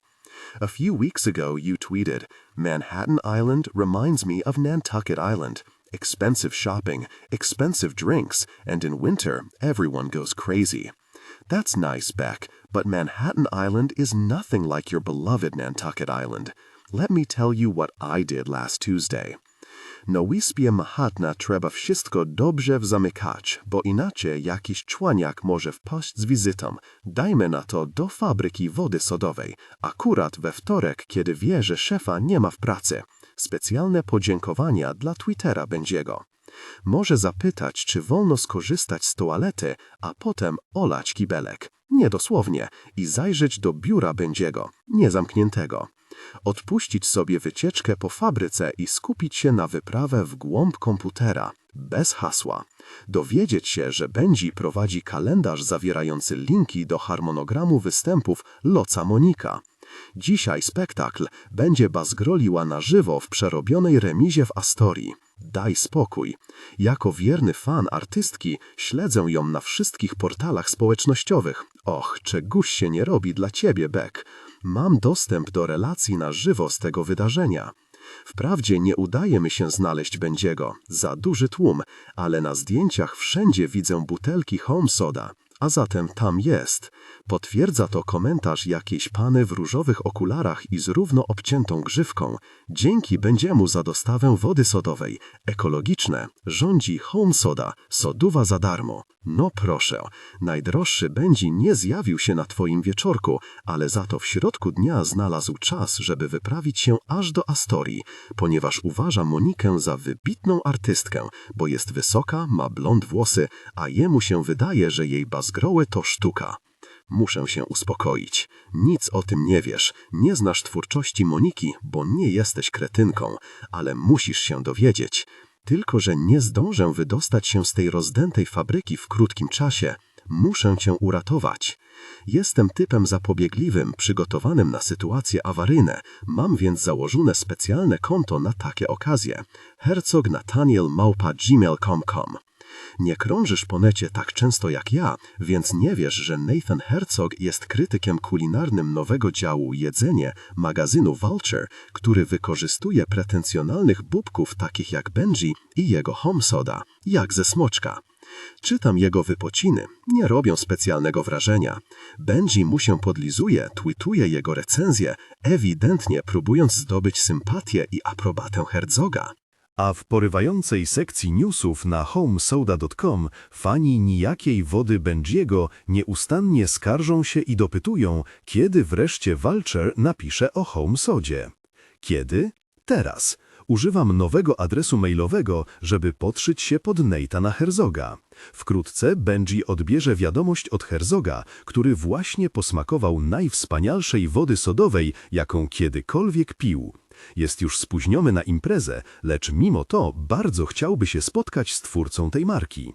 Pisze więc, czy możemy się spotkać? Teraz. Na Lower East Side jest taka księgarnia, Mooney Rare and Used, to doskonałe miejsce. Na dole mają kawiarnię, o której wiedzą tylko wtajemniczeni. Z pozdrowieniami. N. Benji odpowiada po nanosekundzie. Absolutnie tak, Nathan. Jest mi bardzo miło. Już zdążam. Nie odpowiadam. Jakim trzeba być baranem, żeby mówić już zdążam? Stoję na peronie metra, myśląc o tobie, kiedy nagle uświadamiam sobie, że zepsułem sprawę. Czegoś brakuje. The Western Coast z moją dedykacją i podpisem. Zostawiłem książkę na chodniku, kiedy dochodziłem do siebie po tym, jak mnie spławiłaś. Pan Muni miał rację. Nigdy nie będę całkowicie zdolny do samodzielnego prowadzenia księgarni. Nie jestem i nigdy nie byłem typem wielozadaniowego biznesmena. Jestem poetą, dlatego wiem, że od mojego mieszkania, do którego wpadnę po coś specjalnego dla Bendziego, dzielą mnie 4 stopnie, 1 przesiadka, 3 przecznice, 2 uliczki i 1 klatka schodowa. SMS-y do Curtisa. Nie musisz dziś przychodzić, dam sobie radę sam. Odpisuję, Miodzio. Wychodzę za rogu i widzę Bendziego szarpiącego się z drzwiami do sklepu. Przyłapałem go. To dobrze. Posyłam mu szeroki uśmiech. Mam tego drania w garści. Oto i on, wołam. Człowiek, który wymyślił home sodę. Panie Herzog, to dla mnie zaszczyt, grucha Benji. Ten wazeliniarz w marynarce od Brooks Brothers. I co mu z tego przyjdzie? Przepraszam za spóźnienie, mówię i udaję, że szukam kluczy. Krytycy kulinarni, którzy są współwłaścicielami kawiarnio-księgarni, niezdolność mają zapisaną w genach. Ale myślę, że warto było zaczekać. Obiecuję. Otwieram, wchodzimy do środka. Benji jest zbyt zdenerwowany, by zauważyć, że zamykam drzwi na klucz. Ale cacko, zachwyca się. Serwują tu kawę? Od czasu do czasu, mówię. W sumie mógłbym się zaczepić do pracy przy tej bzdurnej stronce New York Magazine. Oglądam Mad Men, wiem kim jest Jay-Z i gdzie podają bardzo drogi ramen. Na razie mogę panu zaproponować wodę. Doskonale na tanie. Podczas gdy Benji nerwowo papla o tym, jak uwielbia książki, księgarnie i w ogóle ludzi, którzy czytają, nalewam wodę do szklanki i wsypuję do środka rozkruszoną tabletkę Xanaxu. Przełknie to, jest spięty. Bierze wodę. Dziękuję mi. W jego ustach nawet podziękowanie brzmi fałszywie. Pozwalam mu mówić, rzucam, że muszę coś zrobić za ladą. On przeprasza, nic nie szkodzi Natanie. Dla pana odwołałem wszystkie spotkania. Przekładam dokumenty i czekam, kiedy Xanax zacznie działać. Czy nie wsypałem za mało? Kręci mu się w głowie, chce usiąść. Chwieje się i prawie wpada na ladę. Przepraszam, czy mogę na chwilę usiąść? Cios, który mu wymierzyłem, był właściwie niepotrzebny. No, ale do licha przez ostatnie 20 minut 100 razy użył słowa doskonale, więc chyba mu się należało. Leży na podłodze nieprzytomny, podchodzę do niego, chwytam za nogi i ciągnę w dół, po schodach do piwnicy. Zamykam go w klatce. Ciągle jest nieprzytomny. Uśmiecham się. Doskonale. Jego marynarka od Brooks Brothers okazuje się skrzynią skarbów. Znajduję w niej torebkę na prochy, a w niej działki heroiny albo kokainy, Ritalin czy co tam się teraz ćpa, oraz kartę do drzwi. Zostawiam sobie. Jest też portfel. Zabieram go. No i jeszcze najcenniejsza zdobycz, czyli telefon. Chyba nie muszę dodawać, że go biorę. Benji, tak samo jak ty, Beck, nie boi się konsekwencji utraty telefonu. To też po chwili mam dostęp do jego konta na Twitterze, do maila i do bloga na stronie Home Sody. W telefonie znajduję rzecz jasna całe mnóstwo zdjęć performerki Moniki. Ta kobieta budzi moje obrzydzenie. Wybieram jedną fotkę i tweetuję ją z konta Bendiego, opatrując 2 hashtagami. Cudoświczna, tak. Powinnaś odebrać tę wiadomość tak, jakby Benji nazwał cię byle jaka. Nie. Tak też się dzieje. Och, Beck, cierpię, widząc jak płaczesz i czujesz się odrzucona. Nie wiesz, jak bardzo bym chciał pójść do ciebie i cię przytulić, położyć na zielonej poduszce i wypełnić miłością i zwyczajną, a nie ekologiczną wodą sodową. Pragnę tego, ale nie mogę się wtrącać. Potrzebujesz przestrzeni, by móc się odsunąć od tego drania. Czekam więc, kiedy twój smutek zamieni się w złość. Zamienia się, a wtedy kąszesz jak żmija. Benji, nie jestem twoją zabawką. Nie jestem pretensjonalną performerką łamane przez plastikową tandziesiarą. Jestem istotą ludzką, prawdziwą istotą, tak jak w piosence, dlatego ani mi się waż mnie spławiać. Słyszysz? Nie tak miało wyglądać moje życie. Traktuj mnie tak, jak traktujesz swoją wodę. Albo wiesz co? Do licha z nią. Spróbuj, wsadź ją sobie w szklaną butlę i zajmij się tą swoją wodą, bo ją kochasz. Mnie nie kochasz. Twoje maile są prawdziwe i piękne, ale jest pewien problem. Wszystkie lądują w folderze wersje robocze. Nie masz w sobie dość determinacji, by je wysłać. Wciąż trzymasz się urojeń mieszczucha i wierzysz, że ten kudlaty biwakowicz porzuci dla ciebie swoje ideały. Chcesz tego? Niewiele mogę zrobić. Czekam więc. Czytam twoje wiadomości. Chana ma rację. Beck, będę szczera. Byłoby miło, gdyby Benji cię kochał, ale to nieprawda. Jakoś mnie nie dziwi, że puszcza cię kantem, zdradza i opowiada dziwne historie o tatusiu. Wiem, że to może źle zabrzmieć, ale w sumie cieszę się, że wyszło jak wyszło. Skończ to wreszcie. Dołącza się Lin. Myślę, że w Nowym Jorku nie ma porządnych facetów. Nie to, żeby mi się spieszyło za mąż, dobrze mi tak jak jest, wolałabym chyba wyjechać do pracy w Pradze niż wyjść za mąż. Ale mówię szczerze, tu naprawdę nie ma porządnych facetów. Każdy z nich to kolejny Benji. Chana odpisuje, Lin, wyloguj się z eHarmony, dobrze ci radzę. Jestem pełen optymizmu, dopóki nie prowadzisz prywatnej wymiany wiadomości z tą całą Peach. Z nią rozmawiasz inaczej. Ty, nie chcę się mazać, ale Benji się nie odzywa. Wystawił mnie do wiatru. Pewnie jest zajęty. Ale może? Peach, może byś się zajęła pisaniem, żeby o nim zapomnieć. Zrób tak jak w jodze, kiedy całą energię kierujesz w uświęcone miejsce, czyli ku sobie. Ty, masz całkowitą rację. Dziękuję. O, najmądrzejsza. Ale to nieważne, co myślą twoje przyjaciółki. Ciągle piszesz do niego maile i wciąż je umieszczasz w wersjach roboczych. Chcesz wiedzieć, gdzie jest i kiedy się zobaczycie. Pragniesz go. Nadal. Potrzebujesz mojej pomocy, dlatego preparuję wpis na blogu Benjiego na stronie Homesody. Spontaniczny wypad do ACK. Nowe inspiracje, nowe smaki w uroczym towarzystwie. Taki typ jak on na pewno posłużyłby się kodem lotniska w Nantucket zamiast jego nazwą. Oczywiście ciebie nie zaprosił i nie powiedział, dokąd się wybiera. Po prostu wyjechał. Co z niego za typ? Użył określenia urocze towarzystwo, masz pomyśleć, że jest z Moniką i wykreślić go ze swojego życia raz na zawsze. Przesyłasz link Peach, jesteś smutna, nie wściekła. Peach odpisuje, skarbie, to biznesmen, pewnie chodzi mu o labradora Raskala, nie wyciągaj pochopnych wniosków. Znaleźliśmy się w impasie. Nic z tego, co zrobiłem, nie podziałało. Wybaczasz temu draniowi, który tweetuje zdjęcia wodzącej go na pokuszenie performerki. Na twoim wieczorku autorskim nie było skrzynek darmowej Homesody, a mimo to nadal go pragniesz i wciąż chcesz wszystko naprawić. Piszę do ciebie. Mail od Benjiego. Długa historia. Trzymaj się, mała. Otwierasz wiadomość ułamek sekundy po tym, jak kliknąłem wyślij. You don't send it to her friends. You don't create another email titled go to hell. You stay silent. I'm not surprised when an hour later you text me. So, Thursday? It worked. Finally. I can only answer with one word. Yes. I don't know how much time passed, but when the dandy wakes up, he yawns as if he'd slept for a century. At first, he probably doesn't understand his situation and awkwardly tries to start a conversation about the cage. Is that mahogany? And about his parrots. Eventually, it dawns on him that bars separate us. He approaches the door, and for the second time that day, I see him struggle with the handle. You shouldn't do that, I say. I try to calm him down. I'm nice. Let me out, he snarls, immediately. Benji, I say, you need to calm down. He looks at me. He's surprised. Candace's brother was surprised too. Jerks are always surprised when the order of the universe is restored and when they are held accountable for their cowardly, pretentious, loveless behavior. Thursday morning. Our date today is my reward for the last 3 days. Babysitting Benji is no joke, Beck. I've lost count of how many times I've closed, opened, and closed the basement door again. Curtis knows he's not allowed down there. And besides, he doesn't have the key anyway, which makes my hand ache from clenching it, as if it were my last resort. It is.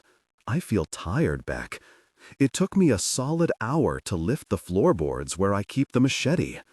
I had to take a train all the way to New Haven to use Benji's card without arousing suspicion and withdraw money from the account. I'm not saying it wasn't worth it. I came up with a pretty good plan. I decided to use Benji's phone to tell the story of his life. What am I saying? Pretty good. It's a really brilliant plan. Since you follow him on Twitter, you'll witness his descent into drugs and idiocy. It started in New Haven, where I withdrew $2,000 from Benji's account and posted a tweet with a photo of a kitschy Yale Bulldog mascot. The real bulldog returns. How's it going, New Haven? Me plus Molly. Now everyone, you, will think Benji visited his alma mater and went on a spree. One thing I know about Ivy League graduates is that you all like to meet in old university halls for student reunions. It's a good plan. I can't listen to this dandy's whining anymore. You must feel like I'm losing my mind because you text me, "Hey there, woke up early, don't know why. So what are we doing today?" "Is that Beck?" Benji barks. "Is that what you want, Joe? Go ahead, she's yours." We've been through this. He woke up about an hour ago. The jerk recognized me from the taxi. Now he thinks he's figured me out. He thinks I'm obsessed with you. He thinks I've imprisoned him because of you. The truth is much more complicated, and self-satisfied snobs like Benji don't know that when you're locked up, it's always better to keep your mouth shut. He laid his cards on the table and talks about you as if you belong to him. But you're not a beat-up BMW, you're not his property that he can just give away. "Solve the test," I cut him off. "Joe," he says, and he's foolish to do so, because every time he says my name, I remember that he knows it, which obviously complicates things. I pull myself together and reply to you, "Good morning, sleepyhead. I hope you had sweet dreams. See you at 8:30 p.m. on the steps at Union Square. When it gets dark, we'll move to another place." I press send. I can't wait to see you. Now I have something to do. I reach for Benji's list of his 5 favorite books. Thomas Pynchon's Gravity's Rainbow, a pretentious jerk and a liar. Don DeLillo's Underworld, a snob. Jack Kerouac's On the Road, a developmentally delayed, spoiled brat with a passport in his pocket. David Foster Wallace's Brief Interviews with Hideous Men. Enough of that. Stephen Crane's The Red Badge of Courage. The blood of Mayflower settlers flows in his veins. Benji had already failed tests on Gravity's Rainbow, of course, and Underworld. He repeats that if he had known he would have to take a test, he would have given other titles. That's how the privileged think. You have to lie if you can get away with it, thanks to a blunder. You're not like him. You reply, "Oh no, I'm not going to answer an emoticon, and besides, I can't anyway, because Princess Benji wants a soy latte, the New York Times, Kiehl's cream, Evian water, and Tom's of Maine toothpaste." I say he'll have to make do with what I brought: coffee from a Greek cafe, the New York Post, a small tube of petroleum jelly, and a bit of baking soda from an ancient package in the staff toilet. You write. And where will we go when it gets dark? I can't be mad at you because you're attracted to me, that's obvious. You wouldn't repeat my words if you weren't excited. I write, "You'll find out in due time." I'm afraid that wink might be a mistake. I feel sick. Joe, listen, how am I supposed to answer questions about a book I last held in high school?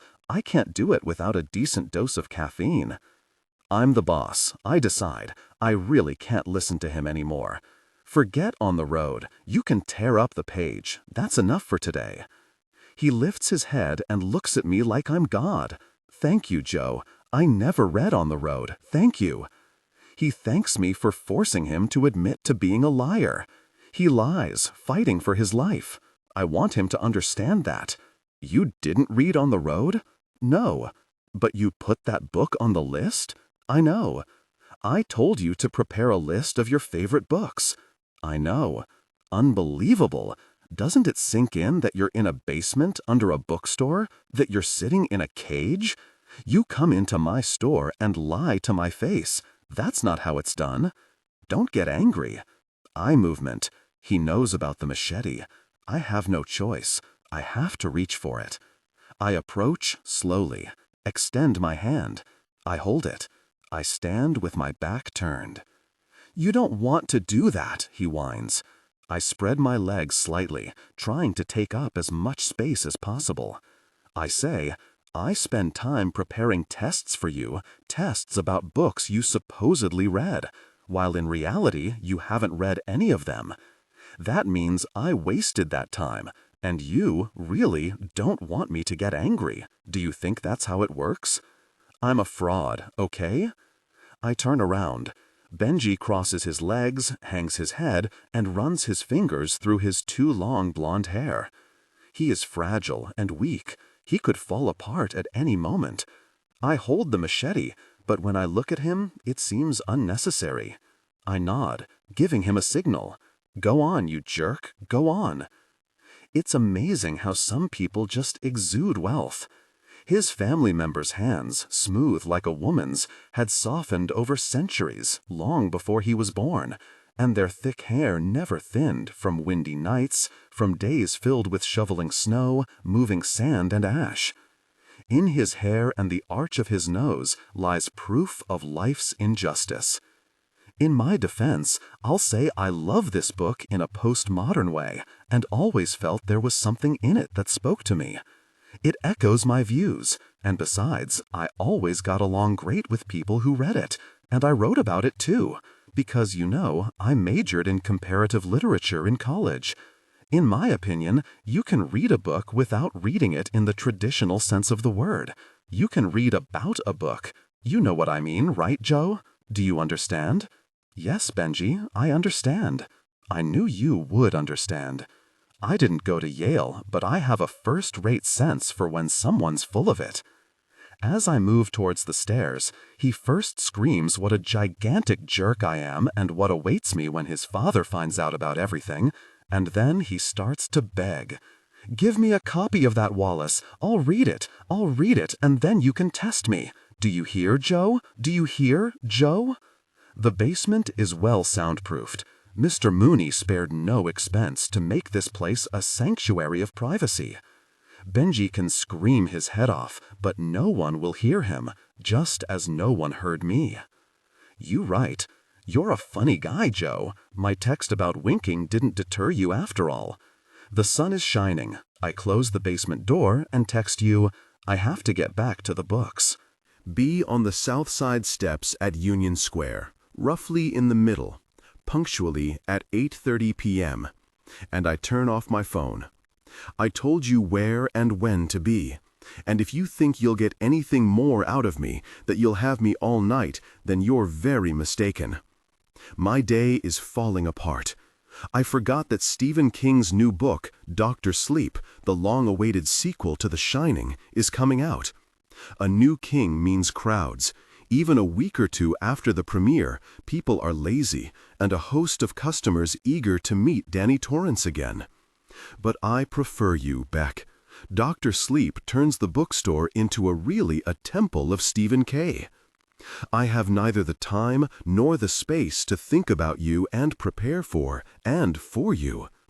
We are flooded by a wave of King files, couples trying to save their marriage by belonging to a book club, fans who have always waited for this title, snot-nosed kids wanting to brag on Facebook that they were in an independent bookstore, weirdos who highlight text fragments and embody characters, introverted dullards craving the company that an engaging read provides, women wanting more from a book than a quick intimacy with a commitment-phobic banker.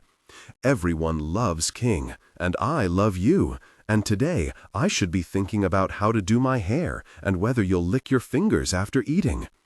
Instead, all day long I'm dealing with that darn Danny Torrance, who, it's impossible, has grown up so much. I love Stephen King. Just like everyone, I'm delighted by the Red Drum drink, but it annoys me that as a bookseller, I'm a pawn at the service of this author. You study fiction. In the evening, we can talk about literature. I don't rule out that you'll be so nervous that you'll fall into a pretentious tone and start praising volumes of experimental prose full of nonsense. What will I answer to that? Can you believe how much Danny Torrance has grown? It's hard to find a more commercial writer than frickin' Stephen King, unless you want to talk about Dan Brown, but those two can't be compared, because what kind of literature is Dan Brown anyway? If Mr. King were here, he'd agree with me. He knows that on a first date, a person has to make an effort.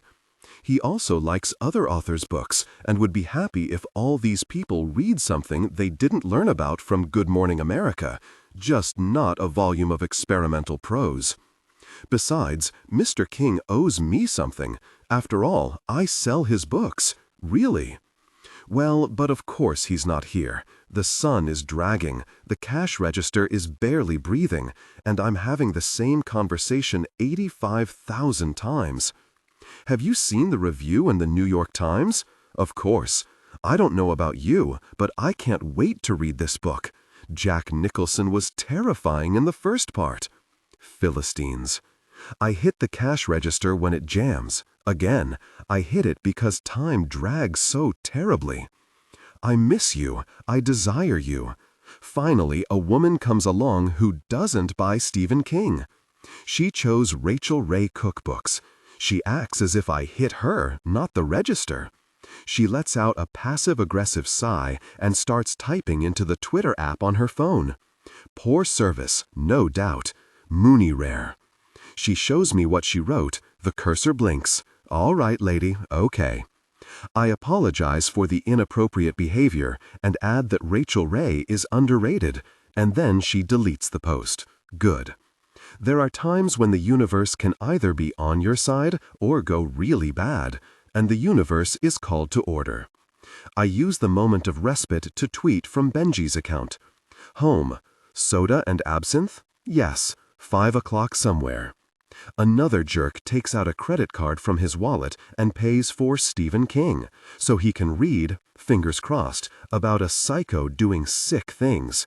He himself has wanted to do them for a long time, since childhood, but he's a coward and won't do them. He can't. You know, Beck, that's the problem with this endless parade of sheep.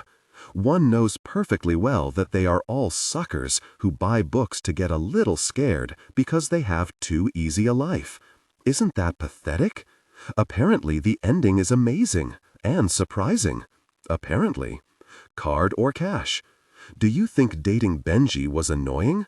Try standing behind the cash register and answering the same question for the 1,000th time, while Benji in the cage tries to dig his way to China.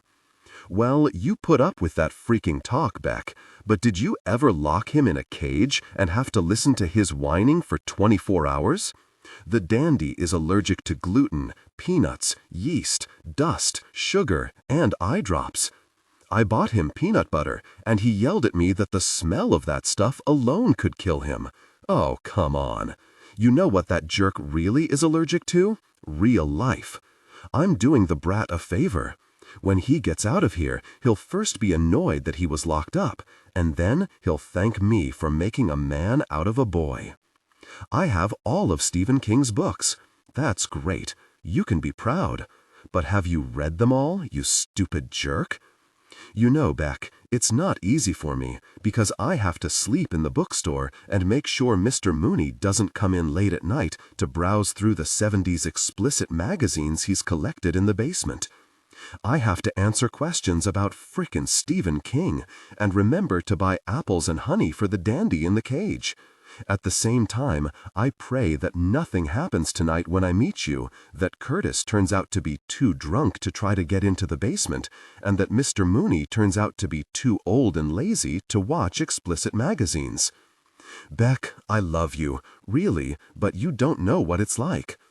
I have to consider the possibility, however unlikely, that when I leave the bookstore and Curtis takes over, some random old man with a lot of money will show up who decided that today is the perfect day to spend $6,000 on a signed Hemingway copy, and Curtis will call Mooney and he'll hobble to the store, and then all three will go down to the basement and turn Benji's worst day into his best. That would be trouble. Big trouble. But so many people, and I thought I was the only one who still buys printed books. Nobody buys paper books anymore. I answer customer number 4356, who is no different from customer number 4343 and all the others. Unless the author is Stephen King. You think you have problems, but I know what they are. that you have deadlines, that you have to read the gosh-awful scribblings of your classmates, aspiring writers like yourself, that you think the hairdresser messed up your hair, that Chana thinks she's pregnant even though the guy she slept with barely touched her intimately, and that Lynn says if she gets pregnant, she'll move back home and have the baby there, to which you reply that if someone impregnates you, you'll name the child whatever as long as it isn't Benji, and your friends are heartily sick of complaining about Benji and mentioning him at every opportunity. Let's be serious, Beck. Girls, sometimes you have to write 52 emails to figure out the simplest thing. Chana is not pregnant, which makes sense, considering she didn't let anyone really come together with her. Lynn is dead inside. You're still getting over your breakup with Benji, but you'll forget about him when you meet me. All right, you have one real problem. Your mom sent you a message at night. She was drunk, sad, wanted to talk, wanted to scream. But Beck, if you knew what I'm going through for you, you wouldn't waste so much time complaining about your problems. You'd read everything you need to read for class. You'd hug your green pillow and silently thank that you don't have to deal with a 70-kilogram princess locked in a cage in the basement, who asks if that chicken in the sandwich really comes from a free really range. He was just kidding, right? Right? You can't not love Stephen King. True words. He's not stupid. You have to give him that. He looked me in the eyes, didn't like what he saw, but ate the sandwich without further grumbling. And you know what? He didn't throw up. But he's a bundle of nerves, and a slob, because when he relieves himself, he misses the toilet. And he's also thrown up all over the bathroom twice. Twice I had to handcuff him to the cage and clean up that mess. This is the essence of hard work. Cleaning up after a wimp, a moment after, for the third time that day, restocking the shelves and display with copies of the new Stephen King, and surviving an invasion of his followers, plundering the store of all supplies of the frickin' novel Dr. Sleep, as if everyone really had to have this book on the same day it was released, and overlooking all others, as if, God forbid, they might accidentally spot a work by another, lesser-known author. Oh, people. Well, what can you do? My phone buzzes. 6 p.m. I can now officially announce that the only books besides Stephen King that I managed to sell today were Rachel Ray cookbooks. And it's no wonder Benji didn't read his supposedly favorite works, since most people don't read. Nasty mood. I don't want to feel this way when less than 3 hours separate me from meeting you on the steps at Union Square. They say it's his best book yet. I hope so. Curtis will be here in 10 minutes. He should come at 6, but he's always late because he belongs to Benji's generation. Narcissistic and perpetually busy leading an artificial, gadget-driven life whose horizon is defined by Tinder, OkCupid, Instagram, Twitter, Facebook, Vine, online petitions, frickin' fantasy football. I'd love to fire him, but he respects me, so I keep the kid, even though he asked me to put aside a copy of the new Stephen King for him, and he listens to Eminem on gigantic, are they really necessary, headphones, and that reading one book takes him a whole fricking year? Have you read it yet? It just came out, but you probably get the stock earlier. You won't tell me you haven't read at least the first chapter? Unfortunately, I haven't read the first chapter. Card or cash? I wait. A continuous stream of work-depressed customers flows in, who just left work and are now rushing home to their fortress, where, thanks to Stephen King, they will escape their pathetic, lonely lives. We are lucky, Beck. Many, many Americans, including Benji, because I'm a nice guy and gave him a copy before leaving, will sit in an armchair tonight and immerse themselves in the new Stephen King. But not us. We will live our own lives, together. I feel sorry for these people. Excuse me, can I go back for one more book? You see the queue, and I've already charged your card. No way. I won't annoy everyone standing in line for the cash register just so this girl can choose, I don't know, Candace Bushnell because she suddenly remembered she doesn't like King after all. She buys him because everyone buys him. This gosh awful stuff is like a virus. 6:06. I know what you're doing. You're smudging your eyeliner to get the Olsen sisters effect. You think you have to look sexy, but you don't. Puszczasz boigo, płyta rare and well done, włączasz ją przed wyjściem na randkę, dodaje ci energii, traktujesz ją jak podporę, kiedy czujesz się niepewna i zastanawiasz się, która koszulka na ramionczkach najlepiej pasuje do którego biustonosza i nagle to wszystko do ciebie dociera i dopadasz zielonej poduszki, bo jedynym sposobem na uzyskanie fryzury, jakby przed chwilą wstało się z łóżka, jest położenie się na nim. To prawda, co mówią, że wy, laski, macie więcej myśli niż my, faceci. Naprawdę macie. Czekając na przyjęcie transakcji, przeglądam twoje maile. Wy, dziewczyny, informujecie się nawet o czynnościach fizjologicznych. To takie niewiktorialskie. Jesteś jak dziewczyna Bowiego, futurystyczna w chłodnym podejściu do własnej skóry, przedłużyłaś sobie rzęsy w Chinatown, wydają ci się do tego stopnia tandetne, że piszesz przyjaciółkom, iż chyba przygotujesz się na naszą randkę. Przepraszam, czy to wszystko? Tak, dostanę reklamówkę na tę książkę, czy to kosztuje? 6:08. Następny klient kupuje nowego Kinga razem ze Śliniem, żeby się popisać. Mówi, że Ślinie to prequel i mam ochotę poharatać mu twarz. Co za fatalny świat, Beck. Cud, że zjawiłaś się w nim ty, tak szczęśliwa, podczas gdy większość ludzi, którzy tu przychodzą, jest przygnębiona, wszyscy z wyjątkiem ciebie i Curtis, który otwiera drzwi panu lśnienie i zaczyna swoją paplaninę. Stary, w metrze Saigon, stań za kasą. Czekałem 15 minut i nic. Dzisiaj wieczór Stephena Kinga. Kiedy sprzedasz ostatni egzemplarz, możesz śmiało zamykać. O, fajnie, ale wiesz, potrzebuję godzin. 11:06. Ten dzieciak potrzebuje godzin, a ja tracę czas, choć powinienem szykować się dla ciebie, na ciebie, umyć się, pozaklejać ranki od papieru, wyczyścić zęby nową pastą Tom's of Maine, dzięki Benji. Ze złości zaciskam szczękę, ale Curtis jest tępy i nie potrafi czytać z twarzy, prawie nie odrywa wzroku od swojego telefonu. Po prostu zamknij, kiedy zejdzie cały King. No, to miasto może mi skoczyć, skoro nawet nie potrafi dopilnować, żeby pociągi jeździły zgodnie z rozkładem, co nie? Postaraj się wysłać SMS-a następnym razem, kiedy będziesz miał się spóźnić. Złachanyś, synek, znikaj. Moja kolej. Nie dość, że się spóźnił, to jeszcze ten przeklęty Beastie Boy nazywa mnie synkiem, chociaż jestem jego szefem. Na dodatek drań dobija, mówiąc, że wyglądam na zmęczonego. Klienci czekają. Curtis, mówię. I kiedy wychodzę na ulicę, oddalam się od piwnicy, od książek i uśmiecham się do siebie na myśl, że właśnie się szykujesz, tak jak ja. W tej chwili pewnie odpoczywasz na zielonej poduszce, bo już prawie pora i po raz pierwszy od dłuższego czasu wracam do domu z łazawym kawałkiem Simona i Garfunkela w głowie, bo skończył się dzień Stephena Kinga. Ta noc, Beck, należy do nas.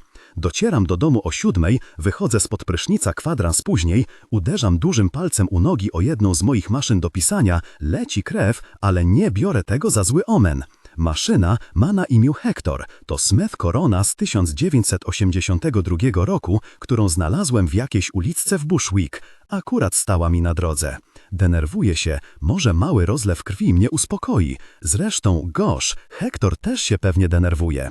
Wkrótce go poznasz, Beck, poznasz wszystkie maszyny do pisania, które zgromadziłem, bo pewnego dnia komputery przestaną działać, a ja będę miał 29, na tym nie koniec, zdezelowanych maszyn do pisania i ludzie będą się ustawiali w kolejce do mojego mieszkania, żeby choć jedną kupić.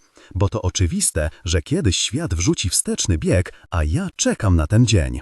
Lubisz film, w którym koleś jeździ rykszą po Kanadzie? Cały urok tego mężczyzny tkwi w białym t-shircie, dlatego decyduję się na klasyczną białą koszulkę w serek, dżinsy i pasek, który znalazłem w sklepie z demobilem. Klamra jest duża, ale nie taka tandetna jak u Ryana Adamsa. Ten pasek to prawdziwa perła, stary model, trochę podniszczony, będziesz chciała go dotknąć, bo takie same noszą kowboje w twoich opowiadaniach. Wsiadam do metra i wysyłam SMS-a. Odrobinę się spóźnię. Natychmiast odpisujesz. Ja też. Podroż. Upływa powolnymi przebłyskami. Tak naprawdę wcale mnie nie ma w tym pociągu. Jestem tak przejęty tym, że zaraz cię zobaczę, iż w tej chwili świat dla mnie nie istnieje. Wysiadam i tweetuję z konta Będziego. Taka myśl. Głębokie myśli. Skończyłem pracę, pogoda jest doskonała. Kiedy docieram do Union Square, chowam się za kioskiem i patrzę, jak przychodzisz. Rozglądasz się, szukając mnie wzrokiem, po czym siadasz i czekasz. Jest 20:35. Kłamałaś, wcale się nie spóźniłaś, po prostu byłaś tak samo podekscytowana jak ja. SMS-uję. Sorry, będę o 8:45. Patrzę, jak odpisujesz. Spoko, ja też. Dozo, o 8:45. Przejmujesz się tym, co pomyślę, jesteś zdenerwowana i ja też się denerwuję. Żest za 8:09. Ruszam w twoją stronę. Czuję, jak serce podchodzi mi do gardła i nie wierzę, że to się dzieje naprawdę, że my razem. Zauważasz mnie, uśmiechasz się, machasz i wstajesz, żeby się przywitać. I wyglądasz tak świeżo i rzeźko. Jesteś gotowa. Przygryzasz dolną wargę. Całe twoje ciało śmieje się do mnie. Spóźnił się pan, proszę pana, mówisz żartobliwie. Przepraszam. Wciąż się uśmiechasz. Czekam, daję ci trochę czasu. Nie jestem gburem. Bierzesz głęboki oddech, spoglądasz w górę, potem opuszczasz wzrok. Mówiłeś, że kiedy się ściemni, pójdziemy w jakieś miejsce. No jest już ciemno. Wiem, odpowiadam. Siadam na stopniach, klepnięciem wskazuję beton. Siadasz obok mnie. Miło, bo chodzi o to, żeby było miło. Specjalnie czekałem, aż zapadnie zmrok, zanim podejdę do ciebie. Jesteś kobietą, ja jestem mężczyzną, w ciemności jesteśmy jak stworzeni dla siebie. Ślicznie pachniesz, czysto. Podoba mi się to. Spróbuj czasem wyczyścić buty, mówisz i stukasz czubkiem balerynek moje nowiutkie białe adidasy. Właśnie przez nie się spóźniłem, odpowiadam. Godzinę zajęło mi szorowanie tych ślicznotek. Wybuchasz śmiechem i zaczynamy rozmawiać. O Pauli Fox, o butach i o bezdomnym dziwaku, który gada z koszem na śmieci. Idzie gładko. Czuję chemię. Wygrywamy. Siedzimy na tych stopniach, sam nie wiem jak długo, ale przecież nigdzie nam się nie spieszy. Podoba ci się tutaj, lubisz być na świeczniku. Kiedy nieoczekiwanie zapada cisza, żartujemy z moich adidasów. Nie no, są naprawdę białe, białe jak Ben Stiller, śmiejesz się. Ta, przekażę to mojemu pucybutowi. Trzymam za słowo. Odwalił świetną robotę Joe. Użyłaś Joe i mocnego słowa w jednym zdaniu. To musi coś znaczyć. Na pewno znaczy. Dałem mu napiwek, odpowiadam. Zaczynasz mówić o tym, jak kiedyś przypadkiem ukradłaś buty z pewnego outletu. Siedzimy na stopniach prawie 20 minut. Jesteś tak zdenerwowana i przejęta, że nadajesz o tych butach, jakbyś nie miała innego tematu. Jakbyś się bała, że jeśli przerwiesz potok słów, rzucisz się na mnie tu i teraz. Wybrałem to miejsce, bo zawsze, kiedy tędy przechodziłem, widziałem siedzące pary i czułem się samotny, odrzucony. A teraz mijają nas samotnicy, patrzą i zazdroszczą, a ty wciąż trajkoczesz. Gosz, trudno mi się skupić i słuchać cię, kiedy czuję zapach twojego żelu pod prysznic. No więc nie ukradłam ich, tylko zapomniałam zdjąć. Kto kradnie w sklepie obuwniczym na wyspie, nie? Pewna odważna, urocza dziewczyna o nazwisku Beck. Powiedziałem urocza, uśmiechasz się, trafiłem w 10. Na pewno myślisz, że nadajemy na tych samych falach. Całe moje oczytanie nie poszło na marne. Pewnie myślisz, że jesteś psychiczna, mówisz. Po co w ogóle opowiadałam ci o tych butach? Bo to nasza pierwsza randka. Każdy ma jakąś anegdotkę, którą opowiada na pierwszej randce, zabawną, opartą na prawdziwym zdarzeniu, ale będącą taką półprawdą. Aha, czyli jestem kłamliwą osobą, mówisz, uśmiechasz się i krzyżujesz nogi. I chociaż jesteś ubrana w dżinsy, dwóch mężczyzn taksuje cię wzrokiem, jakby widzieli więcej niż powinni. Nowy Jork. Nie, odpowiadam. Jesteś kłamliwą, złodziejską osobą. Śmiejesz się i czerwienisz. Ja też wybucham śmiechem. Przeciągasz się, masz na sobie czerwony stanik, białą koszulkę i dżinsy. W sam raz na czwartkowy wieczór. Czułem silne przyciąganie. Młodo wyglądasz, mówisz. Słucham? Oj nie denerwuj się Joe. Źle to ujęłam. Ulżyło mi, bo właśnie skończyłem 17 lat i gdybym wyglądał na 16, wyszłabyś na pedofilkę, a to niedobrze. Klepiesz mnie w nogę, z każdą chwilą coraz bardziej mnie lubisz. Garbisz się, zagryzasz wargę, tak jak na swoim wieczorku, tak jak wtedy, gdy zamierzasz powiedzieć coś ważnego. Chodzi mi o to, że wielu moich znajomych chce się ustatkować. To jakiś pęd, mówisz. Czasem wydają mi się starzy, jak gdyby stracili to coś, tę otwartość, która czyni człowieka młodym. Dużo trawy wypaliłaś przed naszym spotkaniem? Dostaję, czego chcę. Kolejne lekkie trzepnięcie. Uwielbiam cię rozśmieszać i uwielbiam też to, że dajesz mi czego chcę, nie tracąc przy tym koncentracji. Jesteś skupiona jak wiązka lasera. Zaczęłam czuć się staro na rok przed skończeniem koledżu. Miałam wyjechać do Pragi, ale w ostatniej chwili zrezygnowałam.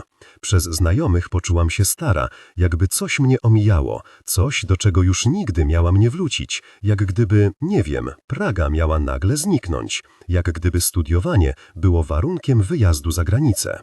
We can go right now, I say, but the joke isn't funny. Please stop talking about college, because I feel like I'm losing momentum. Anyway, my point is that you're surrounded by an atmosphere of youth. That's good. As if everything were possible, as if we could run for president, learn sign language, or visit all the castles in Bruges. I only hear we in as if we could. I uśmiecham się. Should I fuel up the jet? I'm serious, you reply, and move closer to me. What did you want to be when you were little? A rock star, I say, and following your example, I lean against the step, closer to you, and now we both look at the sky. I bet we look great from above, in the starlight, in love. When I was little, I wanted to be a singer, you sigh. Is that why you like Pitch Perfect so much? You turn your head and sit up. I messed up. How do you know I like that movie? I guessed. Gosh darn it, I know it's popular. Oh, for goodness sake. And you, Joe? Do you like it? I don't know, odpowiadam. Jestem rody jak bet. Should the whole elaborate plan go to waste? I haven't watched it. Well, if you like it, it's probably good. I need to remember, you say, not looking at me, to become less predictable. You're silent, and I don't know what to say, for goodness sake. It's all because of Anna Kendrick. I can't tell if you're mad at yourself, or if I scared you. How could I be so careless, so much preparation, and to mess it all up over a silly movie? When you finally look at me, I see sadness in your eyes, and I know it's my fault. I'm the cause of it. There's only one way to fix it.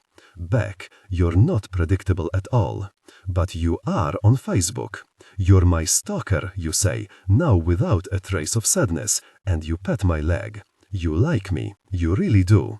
I don't know if you can call it stalking. I smile. That information is visible to everyone. You laugh and pat me again. You stand up, stretchisz army wysoko nad głową. I see your navel. I like this perspective, from below. And anyway, we both know you like to be watched. You stretch left, right, and pat your hips. Did you look at all my photos? No, only a couple hundred, you know, the ones from last weekend. You hang your head and wave your arms. No, I don't want to be the predictable Facebook girl who shows her whole life on her profile. Not at all.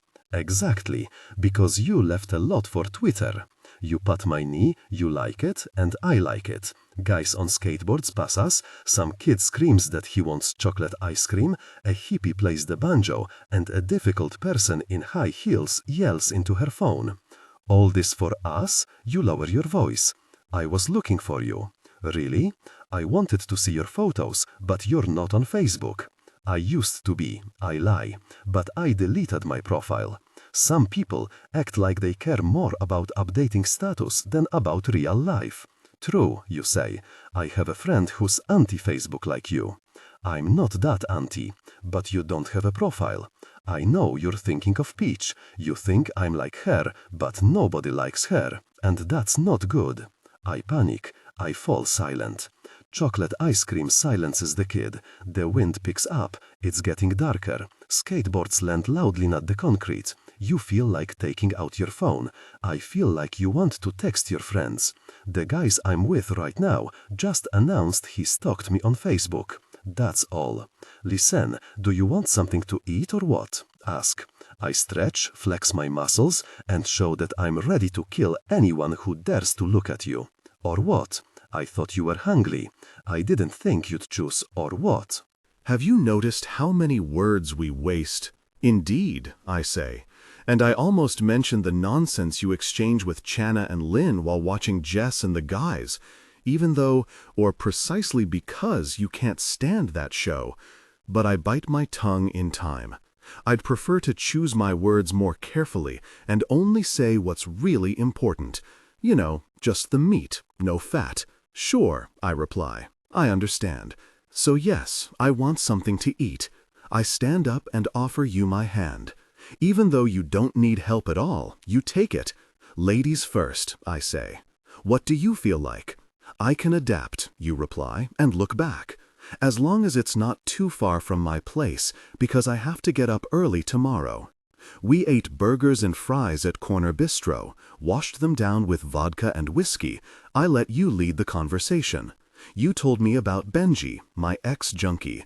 I push him away and he keeps coming back. But let's not talk about it. I agreed. How agreeable I am. We touched on childhood, yours in Nantucket, mine in Bed-Stuy, your disgust at being labeled a city girl, and my knowledge of your island, second-hand, because I've never been there, which impresses you. Joe, you're so smart, you exclaim. I would have thought you worked in a bookstore. You often mention college, the Ivy League and Yale guys.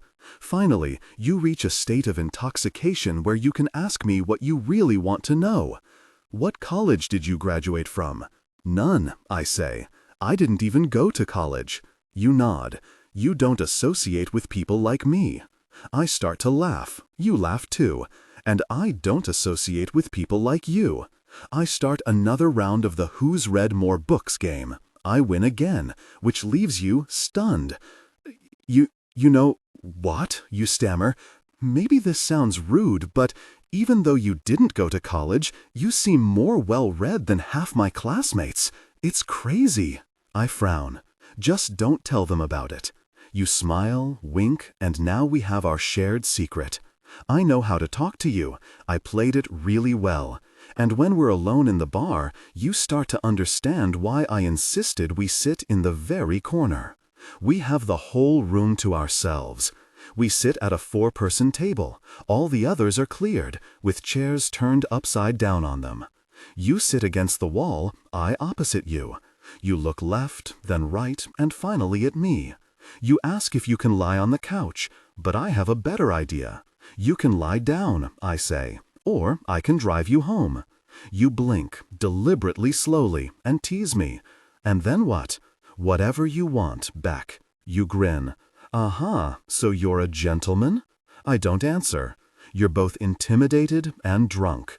The more you drink, the more often you rub your eyes, and the more often you rub your eyes, the less you resemble the darker Olsen twin, and the more natural you look. Lie down, I command. Yes, sir, you say, and you blush. You lie down. I want to be closer to you, but not tonight. Put your hands on your forehead. Are we playing Father Virgil taught his children? No, I reply. Imagine. It smells of beer, bacon, and detergent. I inhale the scents. You put your hands on your forehead, and God exists, because an old Bowie song is playing in the background. You smile, I watch you smile, and I think of you, a little drunk. I stand up, you hear my chair scrape, and you open your eyes. Close your eyes, Beck. You do as I say. I was just about to tell you about this album, you say. I don't care, I interrupt. I want to train you to treat me as someone special. I'm not some Ivy League lackey who will respect you just because you know some forgotten Bowie album no one has heard of, and I certainly won't let you spin tales about Yale guys. Now you're mine, and you'll do as I say. Bowie sings about strangers who come and stay. You move your lips with him, proving you know the words. What a terrible life it must have been with guys like Benji who are into such nonsense. I walk around the table and sit beside your head. You lie there with your eyes closed and lips slightly parted, and Bowie wails that humanity disappoints him. He doesn't mean us, does he, Beck? You giggle, but you don't open your eyes. You're no longer humming with Bowie, now you pulse with anticipation. How nice, you say, not waiting for the song to end. Maybe they'll forget we're here and lock us in. Yes, I say, and gosh darn it, my thoughts wander to Benji. I'd like to stay here with you forever, but I have to feed my new pet. It gets in our way, even when it's locked up. Listen, you say. Your eyes are wide open. The song is over. Now Led Zeppelin is playing. Too loud for us. The spell is broken. You know how to give orders. You learned it from your friends who had maids. Take me home, you command. Yes, miss. We walk 2 blocks without a word, both with our hands in our pockets, hiding them as if they could get us into trouble. We're both too excited for small talk. The night is quiet, not a soul in sight. We reach your building, you step onto the second step, we stand face to face. I know this isn't new to you, though I've never seen you do it. Nonsense, Beck. I won't kiss you. You won't tell me what to do. It was nice, you murmur. Indeed, I reply, without murmuring. Go on now, you have an early start tomorrow. Conflicting feelings suit you, Beck. Widzisz przed sobą gościa, który skończył tylko liceum i który przynajmniej w teorii w tej chwili powinien zacząć się do ciebie dobierać. Widzisz faceta, który przeczytał więcej książek niż twoi koledzy ze studiów. Jest ci przy mnie dobrze, ale nie pokałuje cię. Kiwasz głową, bo jaki masz wybór? Jesteś wnerwiona, wyżyjesz się na zielonej poduszce, będziesz myślała o mnie i czekała.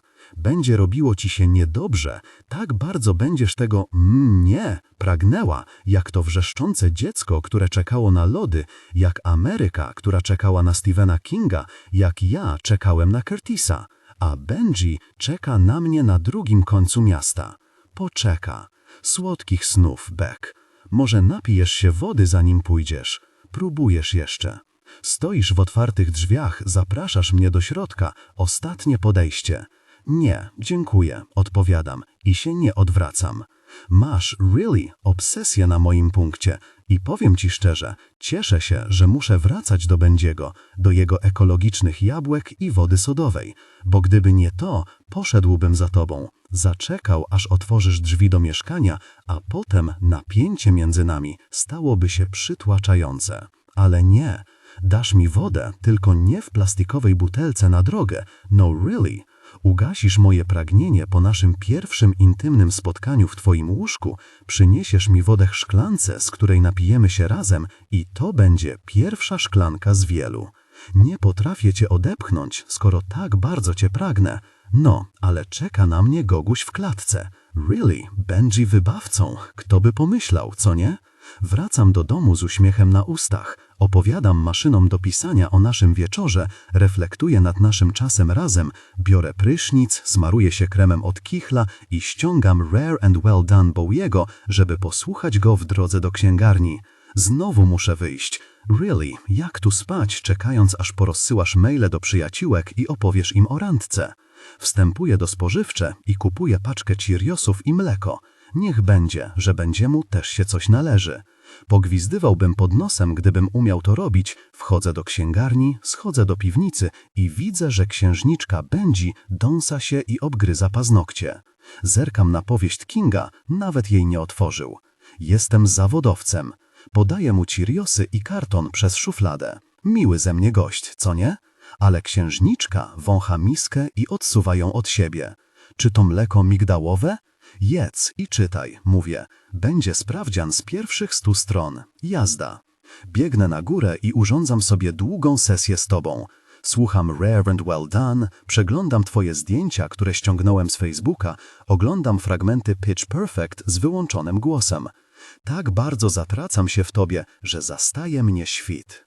Powinienem być zmęczony po tych wszystkich drinkach, po tym podnieceniu, ale jestem nabuzowany tobą i chcę cię zabrać do Londynu, o którym śpiewa Bowie na twojej ulubionej płycie.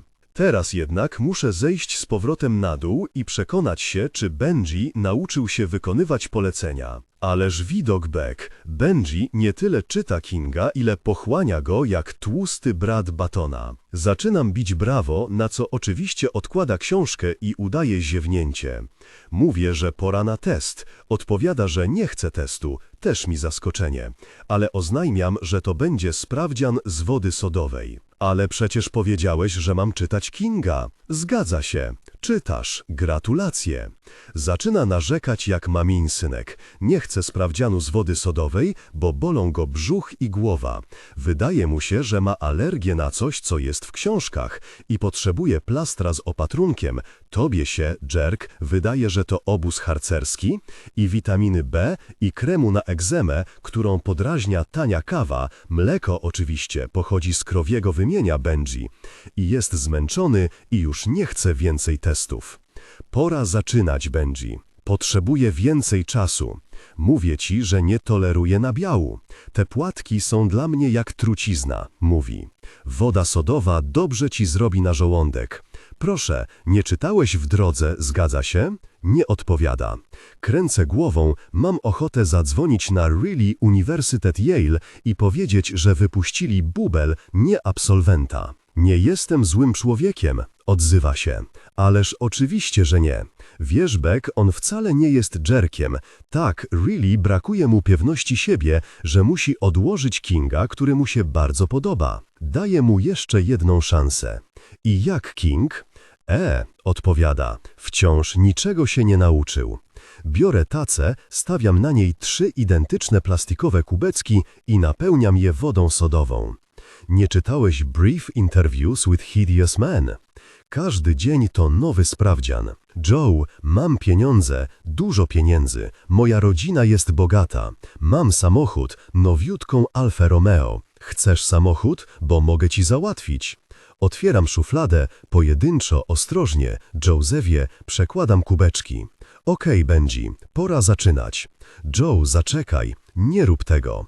Pada na kolana. Poważnie, mam pieniądze.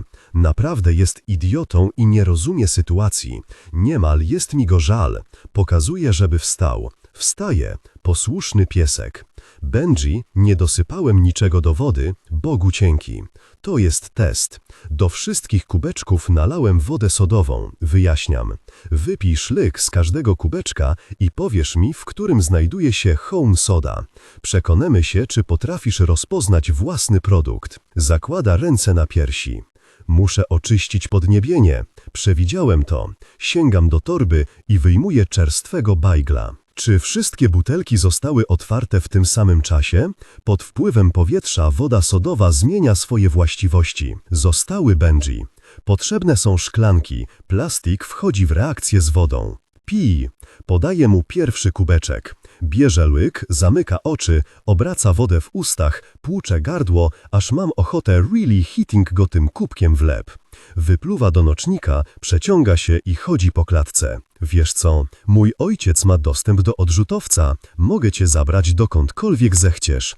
Polecisz, gdzie będziesz chciał i zapomnimy o tym, co tu zaszło. Ojciec się nie zorientuje. On wręcz oczekuje od mnie, że będę szastał pieniędzmi, więc nawet specjalnie się nie zdziwi. Gryź bajgla, Benji. Tajlandia, Francja, Irlandia, dokądkolwiek. Tam, gdzie zechcesz. Bajgiel. Odgryza kawałek. Sięgam po drugi kubeczek.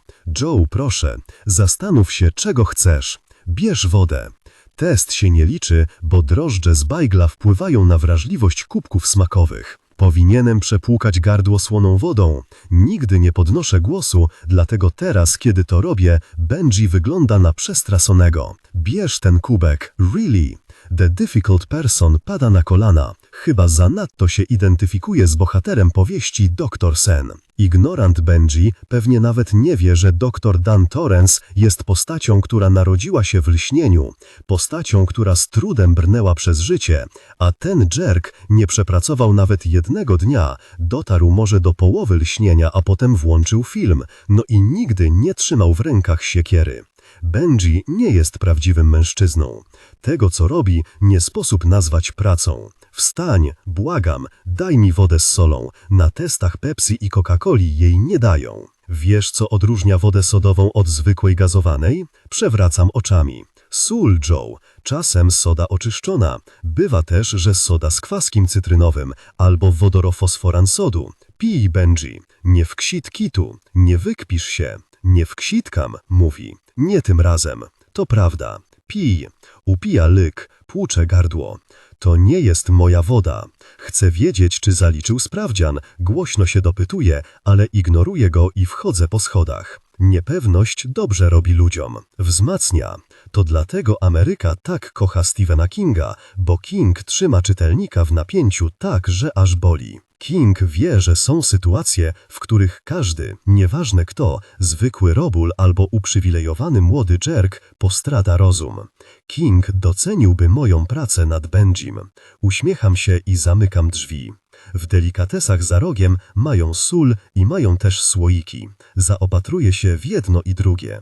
Sprzedawca jest na tyle uprzejmy, że pakuje wszystko do kartonu, co znacznie ułatwia mi powrót z zakupami do księgarni. Im więcej czasu poświęcam tej wodzie sodowej, tym mniej się dziwię idiotom, których kręci hołu soda. A im więcej czasu spędzam z Benjim, tym lepiej rozumiem, dlaczego miliony innych bogatych kretynów nie kupuje jego produktów. Home soda nigdy nie stanie się tak popularna jak Stephen King. Konsumentów zdobywa się udowadniając, że się ich rozumie. Nie można sprzedawać produktu, nie rozumiejąc jego potencjalnego klienta. Benji zna gosz o marketingu. Coca-Cola wypróbowała bodaj każdą znaną ludzkością strategię marketingową. To dlatego jest modna i klasyczna, oryginalna i nowa, dietetyczna i kaloryczna. Coca-Cola jest ulubionym napojem wybałuszającej gały Jennifer Lopez, a także najbanalniejszym, najbardziej nijakim napojem Ameryki. Coca-Cola jest pełna sprzeczności. Coca-Cola to really genius. Coca-Cola przeznacza góry forsy na to, żeby być wszystkim dla każdego. Benji źle to sobie wymyślił. Wydaje mu się, że rzecz w byciu wyjątkowym i unikalnym, ale w tym świecie niczego nie osiągniesz, jeśli nie nauczysz się dopasowywać do otoczenia. Wypłącz, rozkazuje schodząc po schodach. Płuczę usta jak u dentysty. Staram się dać mu szansę. Uważam, że każdy głupi jerk powinien mieć okazję udowodnić, że potrafi być czymś innym niż głupim jerkiem. Przykład. Wiem, że rodzina rozpuściła Benjiego jak dziadowski bicz. Wychowywała go matka, która nigdy nie mówiła nie. Wychowywał go ojciec, który nigdy nie wyrażał głośno dezaprobaty. I wychowywały go opiekunki, które w milczeniu pozwalały małemu difficult personowi robić, co mu się żywnie podobało. Powiedział mi to drugiej nocy w klatce, kiedy oblał test z grawitacji i przyznał, że wszystkie prace zaliczeniowe na Yale po prostu kupił. Powiedział, że przeczytał tylko 5 pierwszych stron z tej książki i spodobała mu się tak bardzo, że nie mógł czytać dalej. Ponoć jest zbyt wrażliwy, zbyt łatwo się wzrusza, a książki najlepiej smakują mu w małych porcjach. For such a sensitive person, it takes him a gosh long time to gargle with salt water. Drink, Benji, I say. He plugs his nose and takes a sip. I don't know what I'll do with him. He's a kid who's never been grounded, never got a beating, never paid for his wrongs. He cheated in college and now he's trying to make money by scamming prestigious jerks with supposedly high-end water. For the first time in his life, he's becoming responsible for something. Responsibility suits him. Benji has wrinkles. He doesn't look like a total softie. He's not perfect, that's clear. He crosses his legs like freaking Woody Allen. He blows away the hair falling into his eyes. He still acts like a dandy. Which cup had your home soda? What gosh difference does it make? I sell vibes, I sell health and wealth. It does make a difference. Even an idiot can tell the difference between Coke and Pepsi. That's different. Which cup had the home soda? How do I know if you're even telling the truth? Because I'm not a freaking liar. You wouldn't dare kill me, he says. Again, he tries to sound like he's in charge here.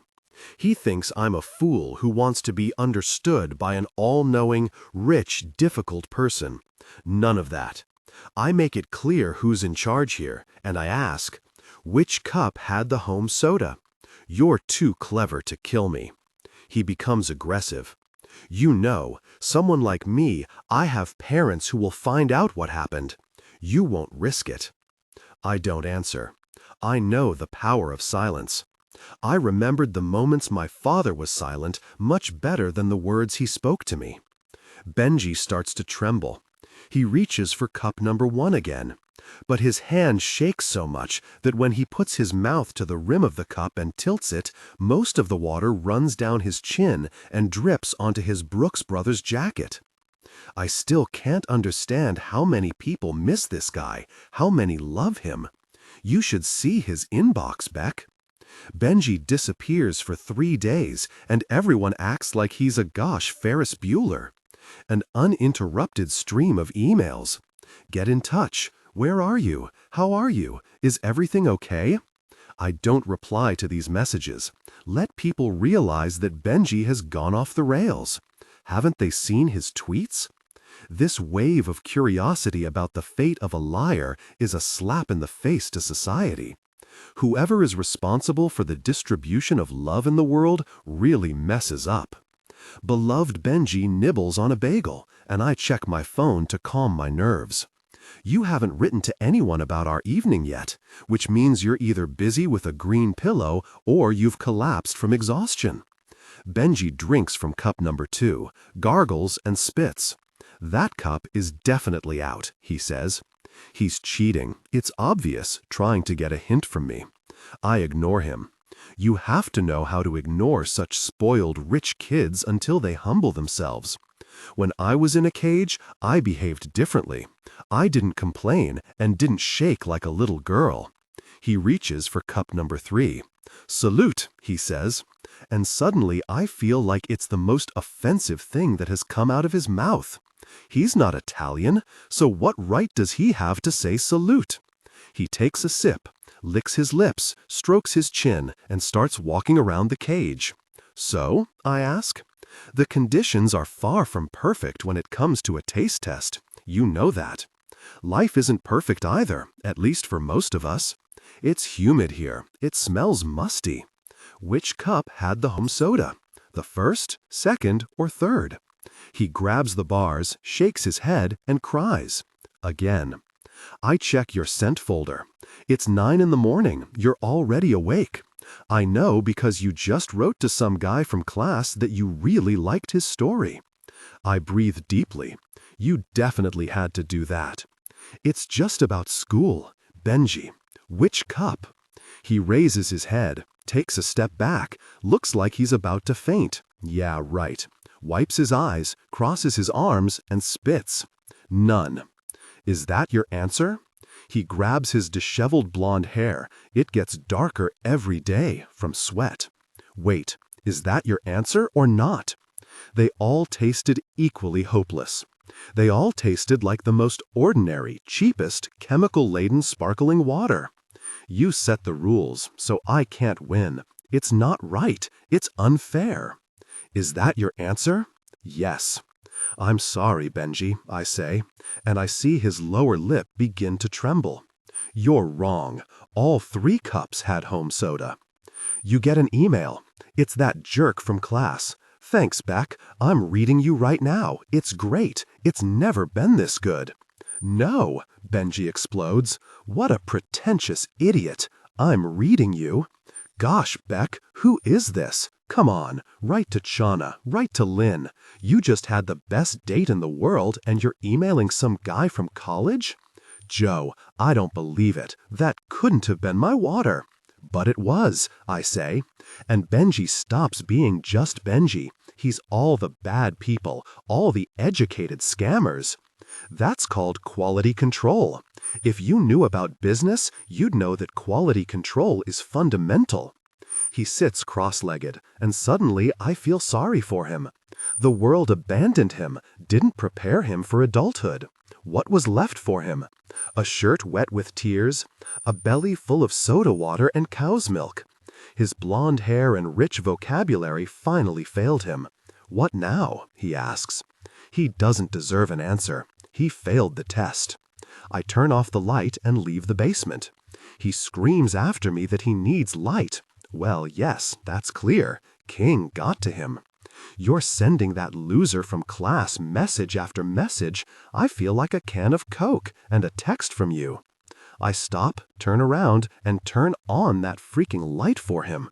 Let him read a book from beginning to end for once in his life.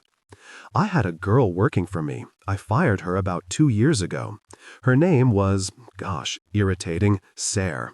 Basically, her name was Sarah, but she claimed she wanted to be original and all that nonsense. Sarah was a real pain in the neck. She acted as if she was doing us a great favor by even coming to work. She pushed Meg Wolitzer books on everyone, even elderly Asians. When she gave change, she took a handful of coins and held her hand close to herself, so the customer had to reach over the counter to get them. People hated Sarah. She bought extra hot lattes at Starbucks and brought them to the bookstore. But at least 3 times a week, she would go back to the place to complain that the coffee had cooled down, even though it's known that after 10 minutes in the cold, no extra hot latte will even be hot anymore. She had white skin but wore dreadlocks. She always put her book on the counter so everyone could see she was reading Edwidge Danticat or any other author representing the minority that was currently in vogue. Besides, she eagerly studied The New Yorker, and 99 times out of 100, when she wanted to make small talk while cleaning, she would say, "Have you read that article in The New Yorker?" She never flushed the toilet after peeing, claiming her parents taught her to save water.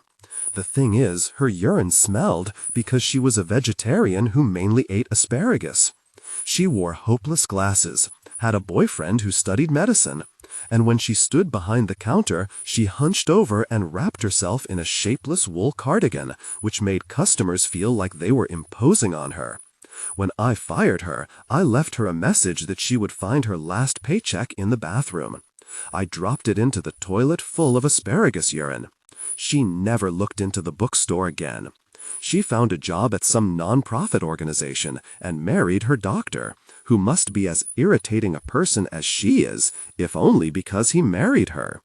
In the category of most irritating person in the world, Sarah Worthington, environmental defender, daughter of Portland, Maine, perpetually complaining that she wasn't from Portland, Oregon, had no equal.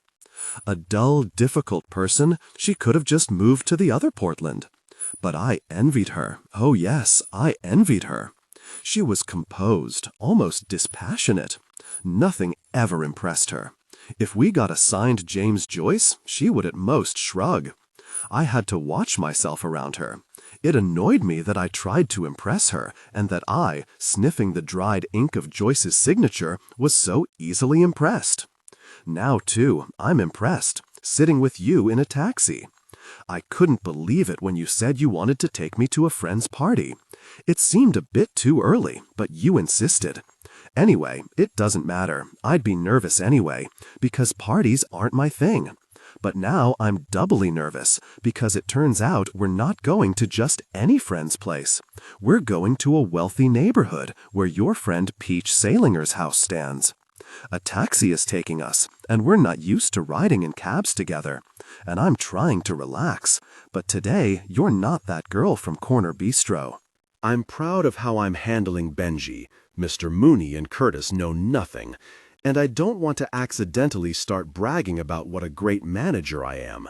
So I blurt out, like a daydreaming failure, "Salinger." "Well, well."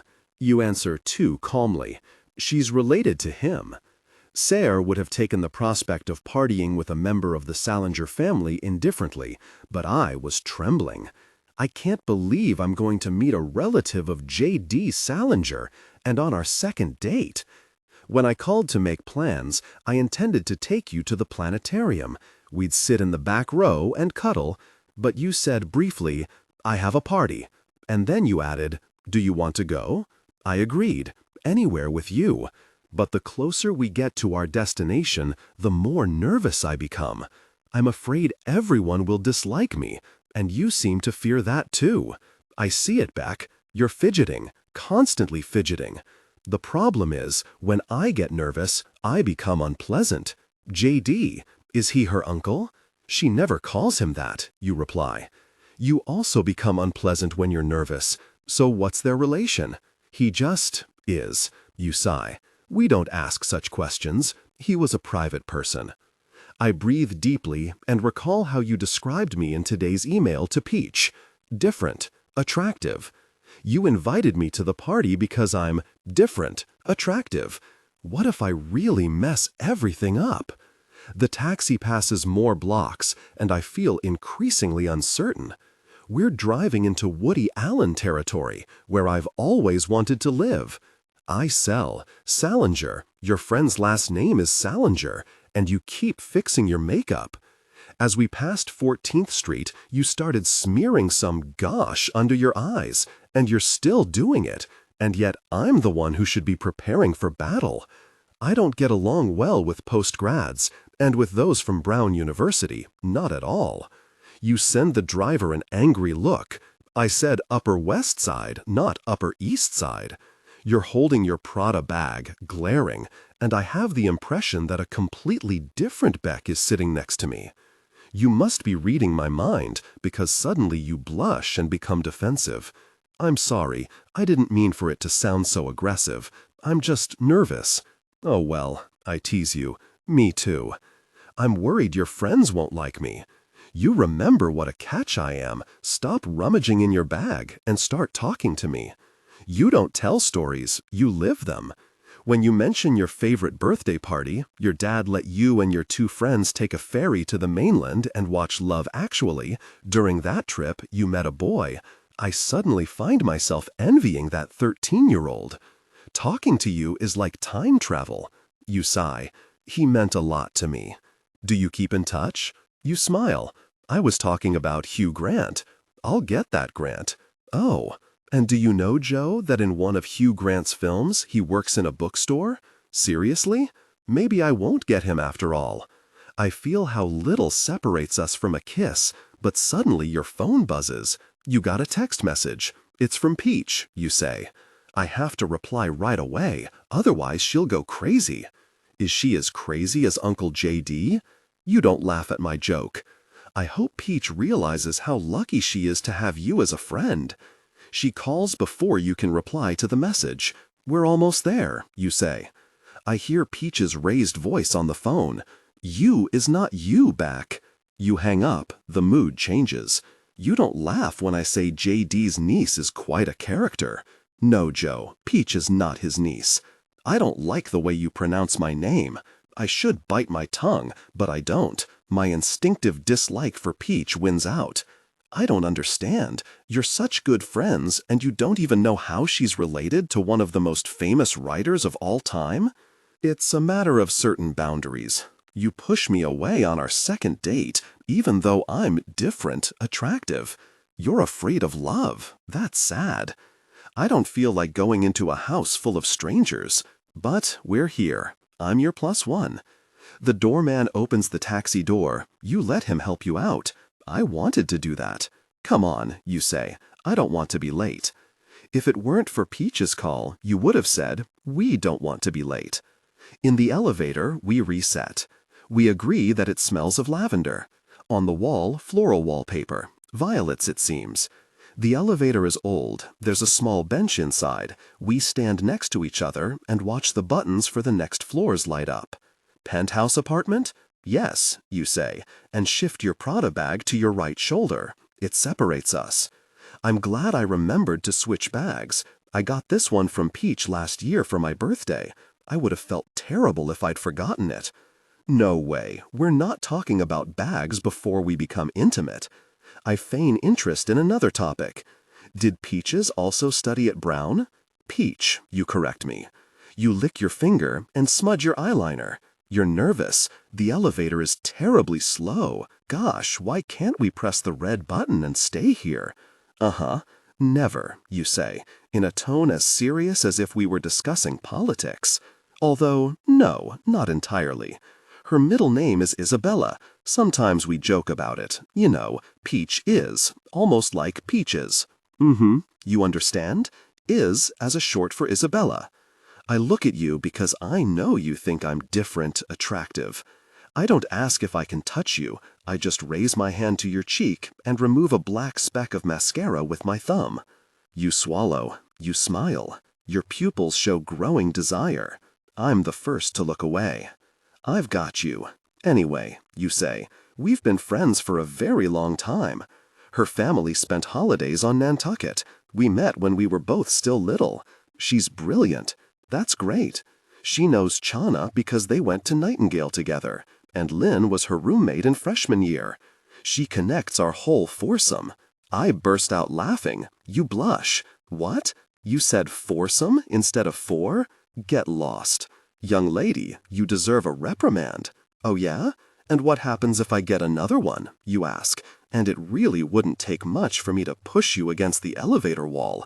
Another moment and you'd throw yourself at me too. The closer we get to the party, the more we want to press the red button and share intimacy right here and now. I should kiss you, but we're approaching the floor marked A for apartment.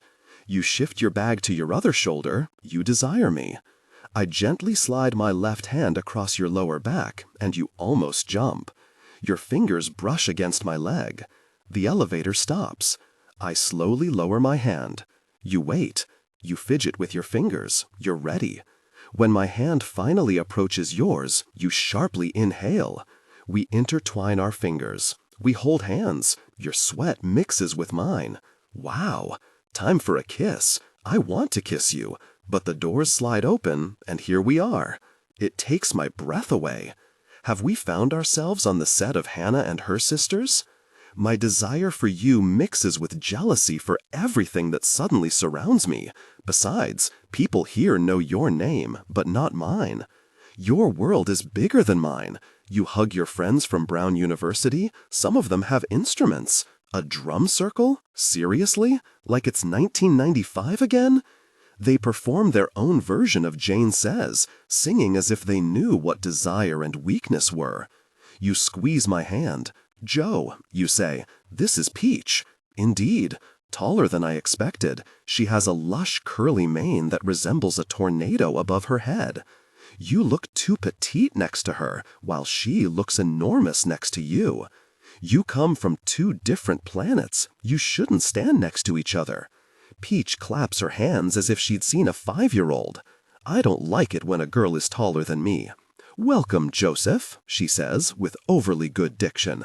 My name is Peach, and this is my home. Nice to meet you, I reply. She measures me with her gaze. What a difficult person. I already like you because you're unpretentious, she says. Thank you also for not bringing wine or anything like that. No gifts. Beck is like family to me. You are, of course, surprised. Oh gosh, Peach, I'm about to get emotional. Peach looks down on you, quite literally. Darling, I'm saying it's okay. Besides, the last thing we need is more cheap wine. You act as if you've committed a crime, and Peach looks at me like a pizza delivery person waiting for a tip. Joseph, if you'll excuse me, I'll steal our Beck for 2 minutes. You let yourself be stolen, and I must really look like a pizza delivery person, standing like an orphan. I don't know anyone here, and no one knows me. No girl approaches me. I don't fit in here. One thing I know for sure. I assumed I wouldn't like Peach, and indeed, that's the case. I can't stand her, and she can't stand me. She knows how to work you, Beck. You apologize for not bringing wine, for not bringing Lynn and Shanna, for not taking proper care of your bag. Peach is understanding. She strokes your back, tells you not to worry. When you're with her, I become invisible to you, just like everyone else. Peach is an obstacle. I look around, but somehow no one wants to greet me, as if I smelled of public school. Some thinned Indian woman glares at me furiously, then snorts a line of Adderall or Coke. I take out my phone and tweet from Benji's account. Everything in moderation, especially moderation. Home soda, go Bulldogs, smoke crack. I check the address on Zillow. It turns out this apartment is worth $24 million. On an interior design blog, I find an article about the apartment's decor. Peach's mother looks even taller and meaner than her daughter. Who knows, maybe it's not so bad after all to be born into such a family and crawl on carpets worth $100,000 each. Peach learned to play on a pampered black Steinway and went to the planetarium whenever she felt like it. She takes the splendor of the Upper West Side for granted. She loves you for gushing over Prada. I see a hand-carved credenza and approach to examine it. An unusual piece of furniture, one of a kind. On one door there's a Star of David, and on the other a Catholic cross. Maybe I do fit in here after all. Peach, like me, is half Jewish, half Catholic. I grew up without religion. She had it all. She celebrates everything. I, nothing. You come back to me. Cool piece of furniture, huh? You say, and lean against the credenza. Yes, wonderful, I admit. You know, Peach, we have something in common. I'm also both Jewish and Catholic. Oh, Joseph. She's about to correct me. I feel it. I'm not Catholic. I'm Methodist, but that's nice of you. Great, I say, and I feel like going home. I'm also tempted to say that my name isn't Joseph, it's Joe, and I'm the illegitimate child of Alma Goldberg and Ronnie Passer. You pretend to cough, glance at me, then at her, and say in a squeaky voice, "You're both New Yorkers," Peach says slowly, as if English were my second language. "Which borough are you from?" What a difficult person. From Bed-Stuy. I've read that people are starting to move there, she comments. I hope the gentrification doesn't destroy its character. I would have hit her over the head, but I see you're so nervous about the three of us meeting that you don't even notice when your friend insults me. I don't recall asking her what she does, but she starts talking about her job. I'm an architect, she says. I design buildings. Oh, for gosh's sake, I know what an architect does. Besides, architects only exist in movies, not in real life. Did you tell her I was slow, or what? I try to pull myself together. Nice. No, what's nice is that you didn't study, she blurts out. I was blindly obedient to tradition. My parents studied at Brown, so I finished that university too. I smile. My parents didn't study at Brown, so I didn't choose that university either. She looks at you. Funny, no wonder he intrigued you so much. You send her a smile. You blush. All right, well, he's very okay. She raves about how wonderful it is that I completely renounced formal education. It's no compliment, but I thank her anyway. She adjusts her scarf and reprimands you for smoking cigarettes. Right next to us, some jerk is packing a pipe. She's done with me for now. She asks if Channa and Lynn have called. You apologize. You're afraid of what Peach will think of you.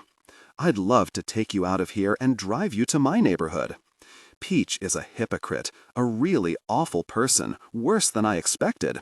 You're soft, she's hard. She wears red, very tight jeans that you would never wear. She's anorexic, has a few tattoos, thick, ragged hair, big red lips, a joker's smile, and long, stick-like hairy arms, topped with unpainted nails bitten to the quick. Joy radiates from you. She is an open wound, sharp and unpleasant, pale and indistinct, and unloved. It's clear she wants you to herself, and since I have no intention of making your life difficult, I interject. Excuse me, where can I find the restroom? You show me the way, and I'm gone. No wonder Lynn and Channa didn't come. If Peach were a dog, the most humane thing would be to shoot her, but I can't do that. What I can do is walk around the apartment and find the library I saw on the blog. When I enter the right room and turn on the light, I'm stunned. Oh, for gosh's sake, but it's huge! The Salinger family has a grand gesture. I reach for the first edition of Saul Bellows' second novel, The Victim. Poor Bellows' dust jacket is torn. Peach's parents know how to buy books and procreate, but apparently they can't take care of their acquisitions and the fruits of their loins. Brown University alumni are singing Hey Jude again. How original. I miss you. I put the wounded Bellow back in place, and suddenly you and Peach enter the library. I freeze. I hope I haven't done anything wrong. We thought we'd find you here, Peach laughs, as if you were we and I was just I. I'd let you borrow one of these books, but my parents are exceptionally jealous of their treasures. No problem, I reply. I didn't ask if I could borrow your very books, but thanks anyway. You take my arm, it's a nice feeling, and you sigh. Amazing, isn't it? Yes, I say, I could stay in this room for a year. You know, sometimes I feel like college completely ruined reading for me, says Peach. You're right, you reply, and take your hand away. Joe, I bet you've read a lot more of these books than I have. A good salesman has to know his product, right? Adds Peach. I hate Peach more than Sarah. She called me a salesman. In the living room, the Brown alumni are applauding themselves and congratulating each other on knowing the words to Hey Jude, as if it weren't one of the most famous songs in the world. Peach sneezes and pulls a tissue from her pocket. She probably has an allergy to me. You leave her and run to her, worried. Did you catch a cold? It's definitely a reaction to dust, I say. You're not used to it. Right, you note. Peach is silent for a moment. You lead us both out of the library. I've never wanted a drink so badly. We pass former Brown students who are butchering Sweet Virginia. You get a text from Channa. She won't come. Peach pouts. You know, if I were Channa, I'd be ashamed to show up too. Is there any guy here she hasn't slept with yet? I apologize, Joseph, for my rudeness. It annoys me that I'm grateful she noticed me. You smile at me. Hooray! And Peach pulls us both into the dining room to greet the guests. Again, high ceilings and more haughty, brilliant Brown alumni sitting at the longest table I've ever seen. They snort lines from mismatched candy dishes and guzzle booze, hectoliters. What are you drinking, Joe? Peach asks. Beer, vodka, I reply, and smile. She doesn't return the gesture. With ice cubes? With little cubes, I reply. She looks at me, then shifts her gaze to you, back to me, and finally cackles. Excuse me? Finely crushed ice suits vodka better than large cubes. I learned that from Benji. Peach crosses her arms and you start rummaging in your purse, looking for a way to escape from me. I have to fix this and get rid of her. So I say, any ice will do. That's awfully nice of you, Joseph. Darling, what for you? Vodka with soda water. Simple and to the point, says Peach, and disappears. Some guy comes in with a bag of Coke, applause erupts, the Brown crowd pours into the dining room. I feel like Ben Stiller in Greenberg, that is, out of place, and very much so. Too many guys have slept with you. I know this because they avoid your gaze. You're a restaurant where it's easy to find a table. And all these people are talking, non-stop. Remember that trip to Turks? You have to listen to Tom Waits sober. Remember when you got locked in Pembroke College? You have to listen to Tom Waits drunk. Remember the classes in the cemetery and the trip where we took mushrooms? You have to come with us to Turks. Everyone's going. I don't speak their language. I gratefully accept a drink. Peach sends a coquettish smirk.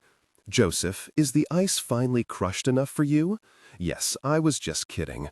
We move to the kitchen. I've never seen one so huge.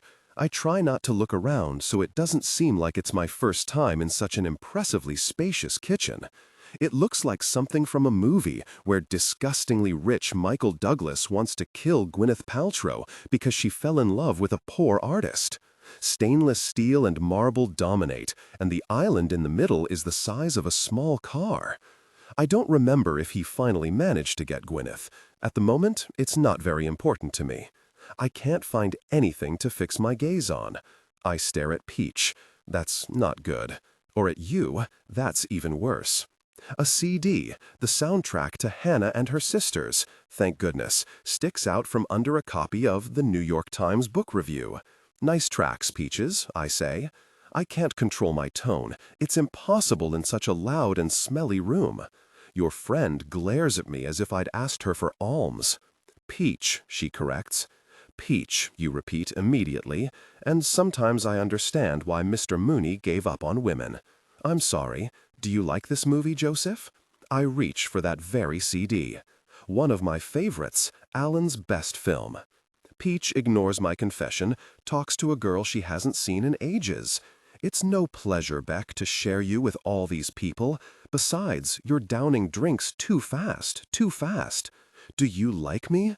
Do you want me to be more like those couch potato junkies with high cheekbones and Arcade Fire t-shirts? Is that what you want? God, I hope not. I squeeze the CD so hard the case cracks. I put it down. Peach picks it up. You smile at me. So you do like me after all. I'll go crazy. You know, Joseph, I love Hannah too. Peach sighs. I've seen this movie 1,000 times. I guess 1,000,000, I say. Why am I competing with her? She replies that in that case, I won the biggest fan contest, and she looks at you as if she accepts me. You're happy that rich and poor kids can have something in common after all, and I feel like spitting in her slender face just to prove something, for gosh sake. She could have been nice to me from the beginning. She didn't have to put you through stress and uncertainty. But Peach still wants to talk about Hannah and her sisters. Definitely Alan's best film, she says. There are no weak scenes. Or songs, I add. Peach puts the CD on the counter and, just in case, moves it away so I don't cause further damage. We're back to square one. You touch my arm again. Joe, which scene do you like the most? You ask. The ending, when Diane Weist tells him she's pregnant, I reply. I'm a romantic, I admit it freely. I like you like that, slightly tipsy, staring at me. Peach is disgusted. You're joking, right? She laughs at me, and you look at me differently, without admiration. Beck, this woman is a viper.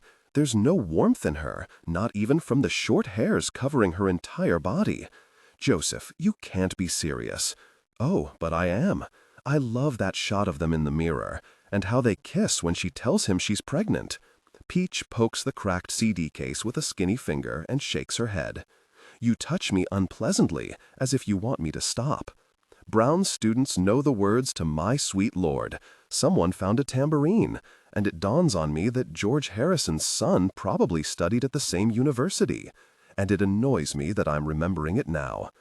It's funny, Joseph, that you mentioned that particular scene, because I don't know if you know, but Woody didn't want it in the film. She instructs me. Woody? I don't think that's true. It's true, Joseph. It was. No offense, but I doubt it. I think they gave him a free hand and he did what he wanted. My grandfather worked at the studio then. He told Woody he'd prefer a happier ending. Woody, being Woody, objected, but my grandfather was someone, you understand, really someone. Oh, so J.D. Salinger wasn't your grandfather, I say? Because what? Because really with her. She gives you a meaningful look. You sigh. She continues. Anyway, it's funny that your favorite scene is the one the director didn't want to accept. Peach, you say, do you have soda water? There's home soda in the fridge, she replies, smiling superiorly and sizing me up, as she knows perfectly what kind of mess she's putting on. I raise my glass. To your grandfather's health. She doesn't join the toast. The Hollywood monster who tacked on silly, happy endings to every film he influenced, avoided his children like the plague, and single-handedly destroyed several outstanding works of American cinematography? No, Joseph, I won't drink to that man's health. You almost completely hide in the fridge, and I bet you're thinking about Benji, but not the way I'm thinking about him. And you emerge with a glass. Red, you chose cranberry juice. You're choosing me. Finally, you correct Peach. You say my name is Joe, not Joseph. Thank you. I raise my glass even higher, because now that you've corrected that difficult person, now that you've decided whose side you're on, I can finally give Peach what she wants. Then to your health, Peach, I say, in a respectful tone reserved for overly fastidious older ladies. For the lesson from my favorite film. She looks at you. You shrug. Well, that's just how he is, that gesture says. Then she looks at me. I add fuel to the fire. And seriously, Peach, you won't get me. I love Woody Allen. After the toast, she doesn't raise the glass to her lips, but sighs. Okay, let that be one of the perks of college. Staying up late at night and discussing movies. You'd like that, Joseph. Instead of punching her in the face, I toast again. Peach stares into her gosh-awful sangria and asks you if you told Chana that a guest named Leonard would be at the party. You walk away and reach for your phone. You apologize again, and Peach forgives. This party will never end. Never. You're so very tipsy that you can't hit the letters, you mumble annoyed. Peach raises an eyebrow. I bet she learned to do that this summer when her parents sent her to Stage Door Manor acting camp hoping she'd become the next Gwyneth Paltrow. That same summer she mastered the art of bulimia and insulting people like me. I glance at you, and what do I see? You're holding your phone as if cradling it and smiling to yourself. I need to find out what got you so taken. Peach ceases to exist for me. The others too. I approach you, stand behind you, and look at your phone screen. I see a clip from Hannah and her sisters, where Woody's character goes to the cinema to watch a Marx Brothers film. It was worth it. I place my hands on your shoulders. We watch the scene together to the end, and God bless Groucho Marx. When the night, which seemed endless, finally ends, we get into the elevator. You don't wait for the doors to close. Ever since I caught you watching Hannah, you want to be closer to me. Now you are. Adjust the current voice to replicate the professional narrative style for the dark/contemporary romance genre. Important: ignore all technical headers, chapter numbers, and structural markers that appear at the beginning of the text. I didn't even have time to press the button. Your purse falls to the floor. You grab my face and pull me towards you. You hesitate. You're driving me crazy. And then, Beck, your lips are made for me. My lips and heart exist for you. You kiss me when people can still see us, and when we can still hear Bobby Short singing "I'm in Love Again." You told Peach to put on the Hannah and her sisters soundtrack because you want to know the same things I do and hear what I like to listen to. Your tongue tastes of cranberries, not soda water, not anymore. When the elevator doors close and we are alone, you pull away from me. I hold you close and kiss you deeply. I know how to make you want more, because I want more. I really messed up. The day after our date, I left you a message on your answering machine inviting you to Angelica for a movie, like a very amateur. You replied by text 2 hours later. I've already seen it, plus I have a hangover and lots to write, but see you soon. You hadn't actually seen it, you weren't hungover, and you weren't writing, unless you call emailing your friends about Benji writing. Really, Benji. I glance at my phone. 15 hours and 2 long days have passed since we kissed. You told Channa and Lynn that you weren't ready for me because Benji is in your head. I can't kill him until you kill him. I try to stay calm. For 2 days I sold books, looked after Benji, and thought about the kiss. Our kiss. You shared this reflection with Lynn and Channa. Joe is very emotional. I don't know, it's a big maybe. Listen, do you think I should write to Benji? Your maybe hurts more than Benji. There was no maybe in our kiss. Whenever I think about it, the arguments for me always prevail. You like my hair. You said that in the taxi. I caught your eye, Beck. You weren't drunk. You think I react emotionally? That's a compliment. Really. I try to stay calm. Nothing is certain until we are truly intimate.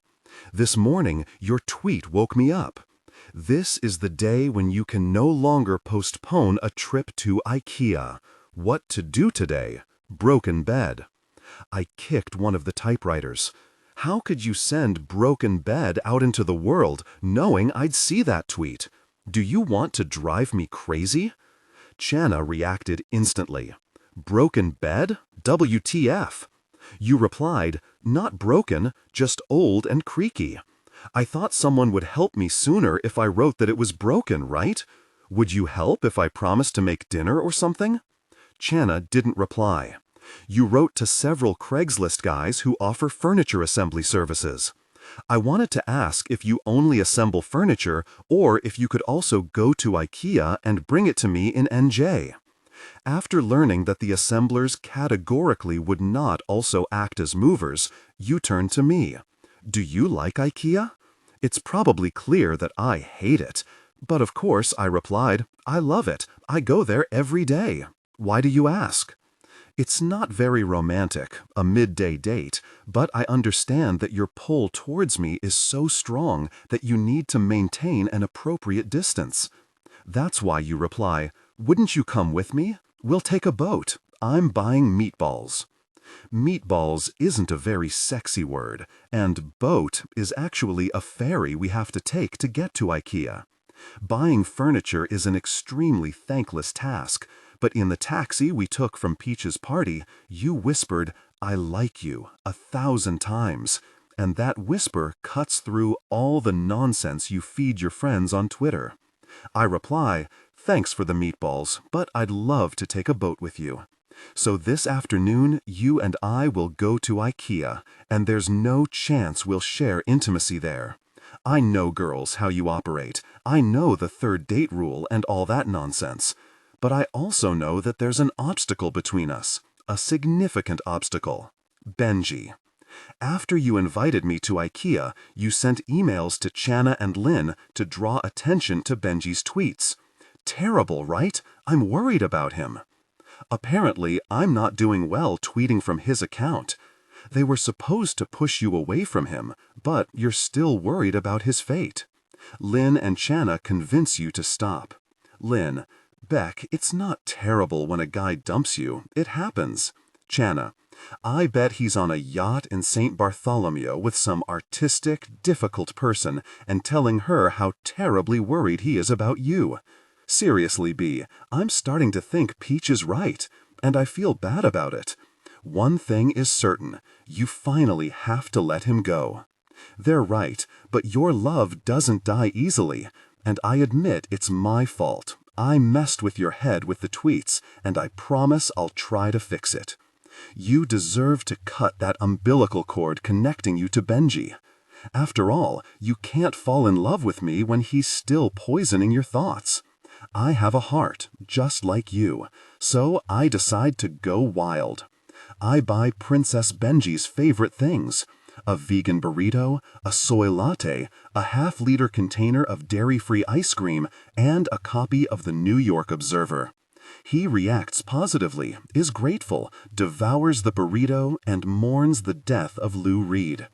I did a lot of good and a lot of bad things inspired by him. What's your favorite song? I like them all, I don't favor any, he declares. Singling out individual works of an artist diminishes his cultural impact. It's not about pointing out favorites, but about being aware of the value of his entire body of work. Typical. I'm ready to send the last tweet from Benji's account, who is licking the lid of the ice cream container. He has a ravenous appetite. There's an emptiness in him that cannot be filled, an emptiness fitting for a private school where lack of willpower is called creativity. Przestaje go słuchać i pisze na jego Twitterze. Spalone po filtr, wylizane do sucha. Mam krak, mam metę, ain't got nothing at all. R.I.P. Lou Reed. Naciskam tweetnij. Cicho jakoś. Zaglądam do klatki. Oh gosh, Benji dorwał się do towaru, kiedy zajmowałem się jego telefonem. Na podłodze leżą torebki, obok karta. Benji, wołam. Cisza. Nie tak to miało wyglądać. Podchodzę do klatki. Znów krzyczę, ale się nie porusza. Na jego górnej wardze dostrzegam biały proszek. Nigdy nie widziałem, żeby narkotyki wyglądały tak nieefektownie. Wiem, że pociągał od czasu do czasu, ale przymykałem oko, choć nie znoszę prochów.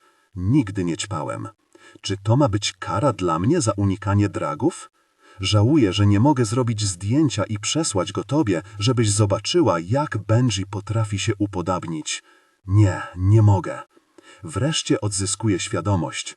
Czuję ulgę, że się nie przekręcił, chociaż mógłbym go zabić. Banał, myślę, unosząc pięść. Okej, mówi i kręci głową. Bendziemu urwał się film. Zabij Bendziego.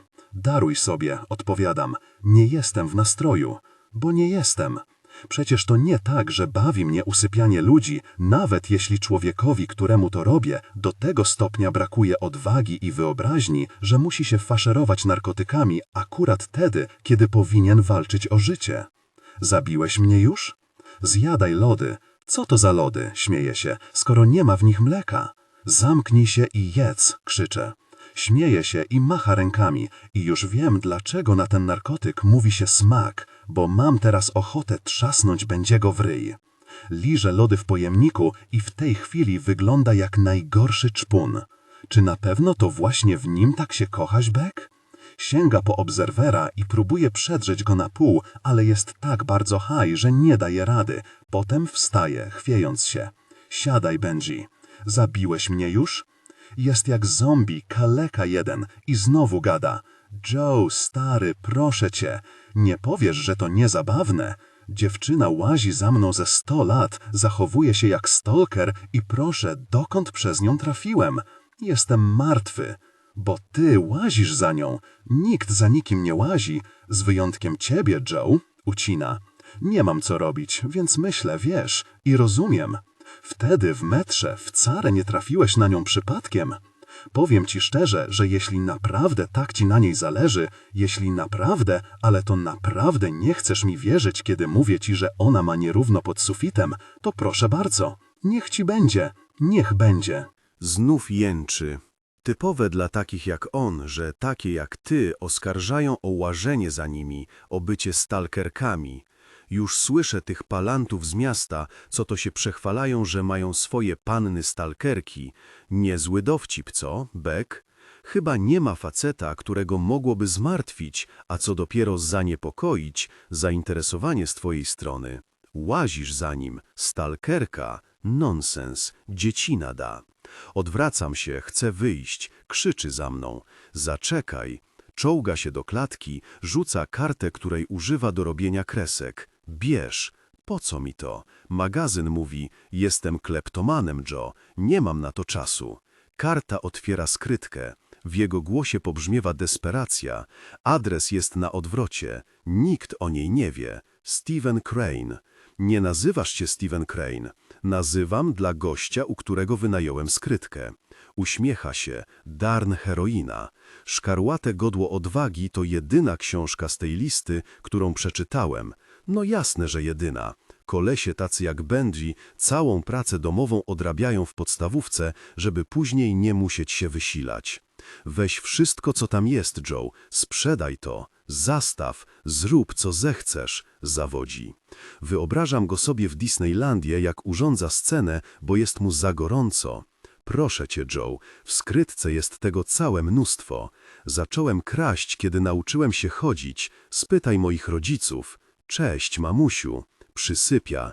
Tylko żeby mi tu nie umarł. Dbam o niego, bo tobie na nim zależy i chcę, żeby wyziął ducha honorowo, kiedy nadejdzie jego czas. Nie chcę, żeby wykitował naćpany i zaszczany, rozdając majątek. Z marynarki wyleciały jeszcze 2 torebki prochów. Muszę mu je zabrać, żeby nie przedawkował, kiedy będziemy w Ikei. Zaczyna podśpiewywać Walk on the Wild Side. Uderzam maczetą w klatkę. Przestań. Joe zły. Ślinie się, jego słowa i mózg przypominają roztopione masło.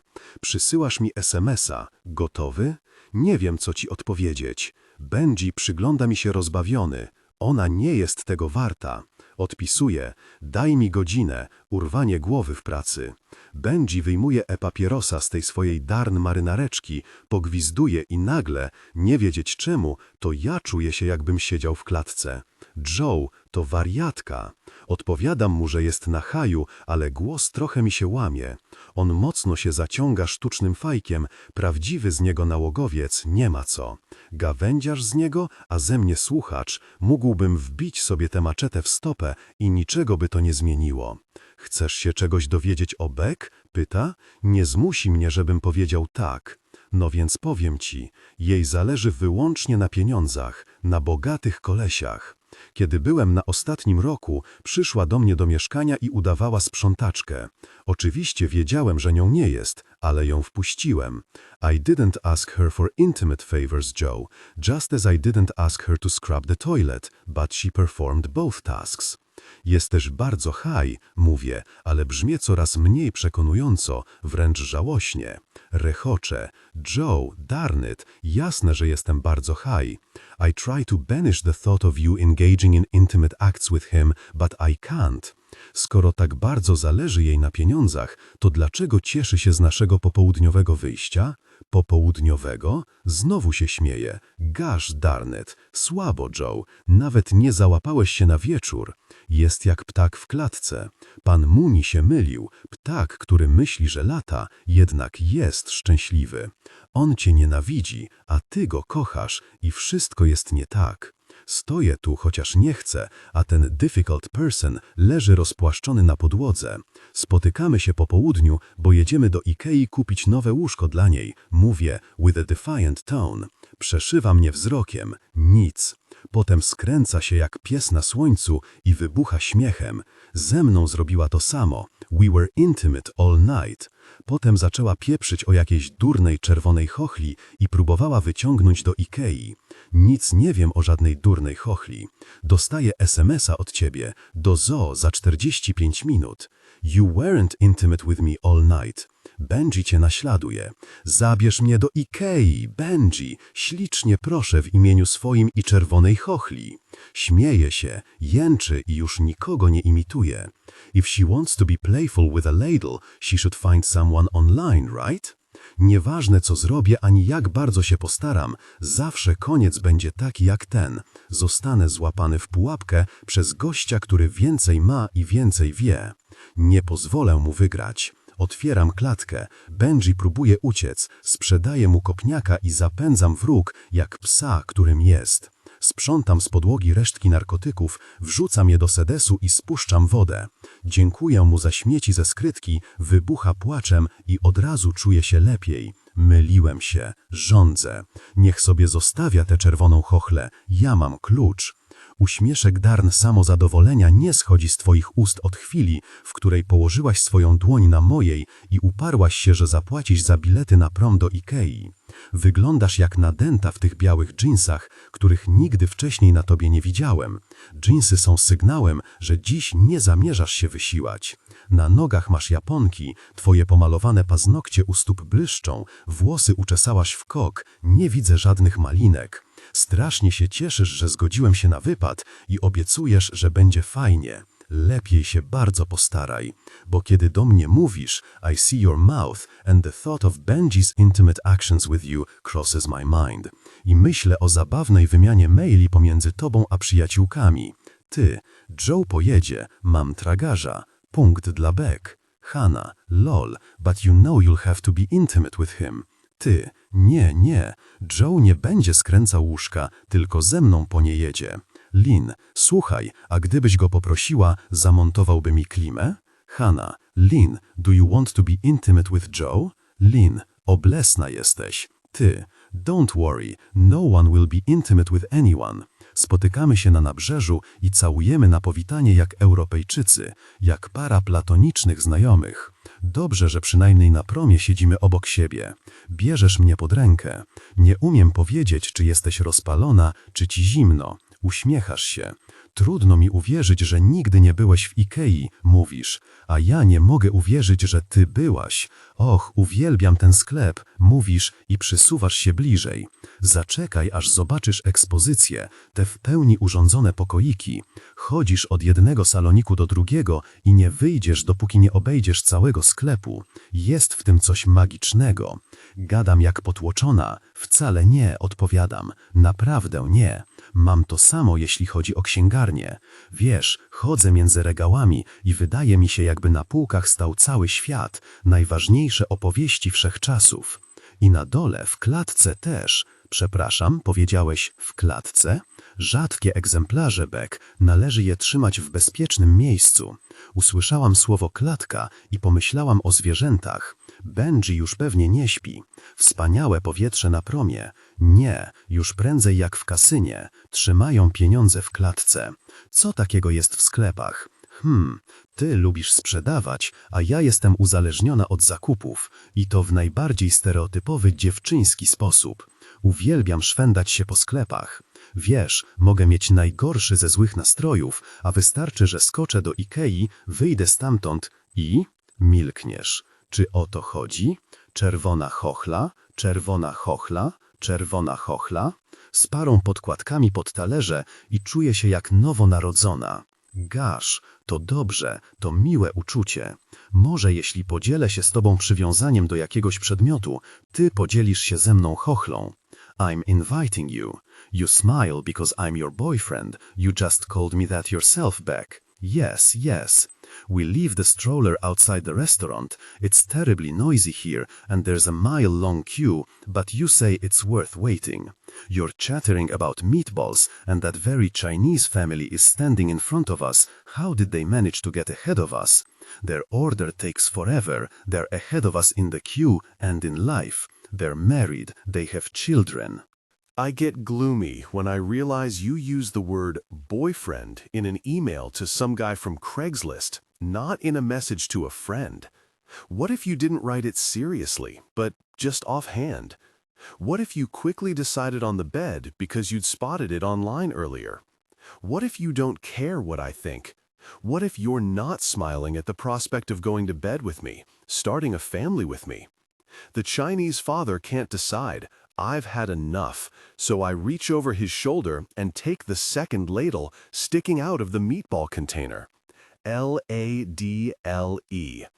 The Chinese man gives me a glaring look, and you apologize to him as if I were the bad one. You still haven't told me about the red ladle. You look at me. What's wrong, Joe? They were rude. It's just crowded, you state, and you probably think I'm too harsh. Because I am. I'm sorry, I say.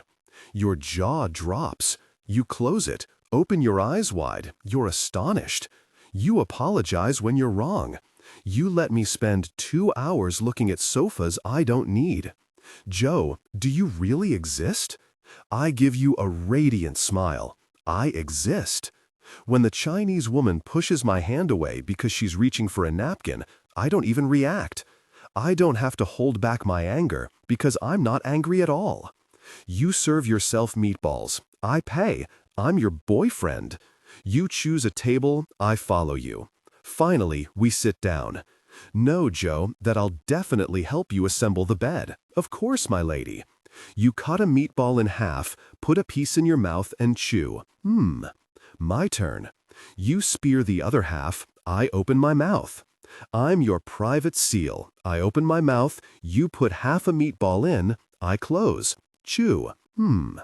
The Chinese family interrupts their eternal argument again, this time when the boy starts banging a spatula on the white table. I remember that you still haven't told me about the red ladle, and suddenly the meatballs taste like gosh. You told Benji, but not me. Why? Is everything all right, Joe? Yes, I lie. I just remembered I have to fulfill orders from the bookstore's website. That works out well. You catch on.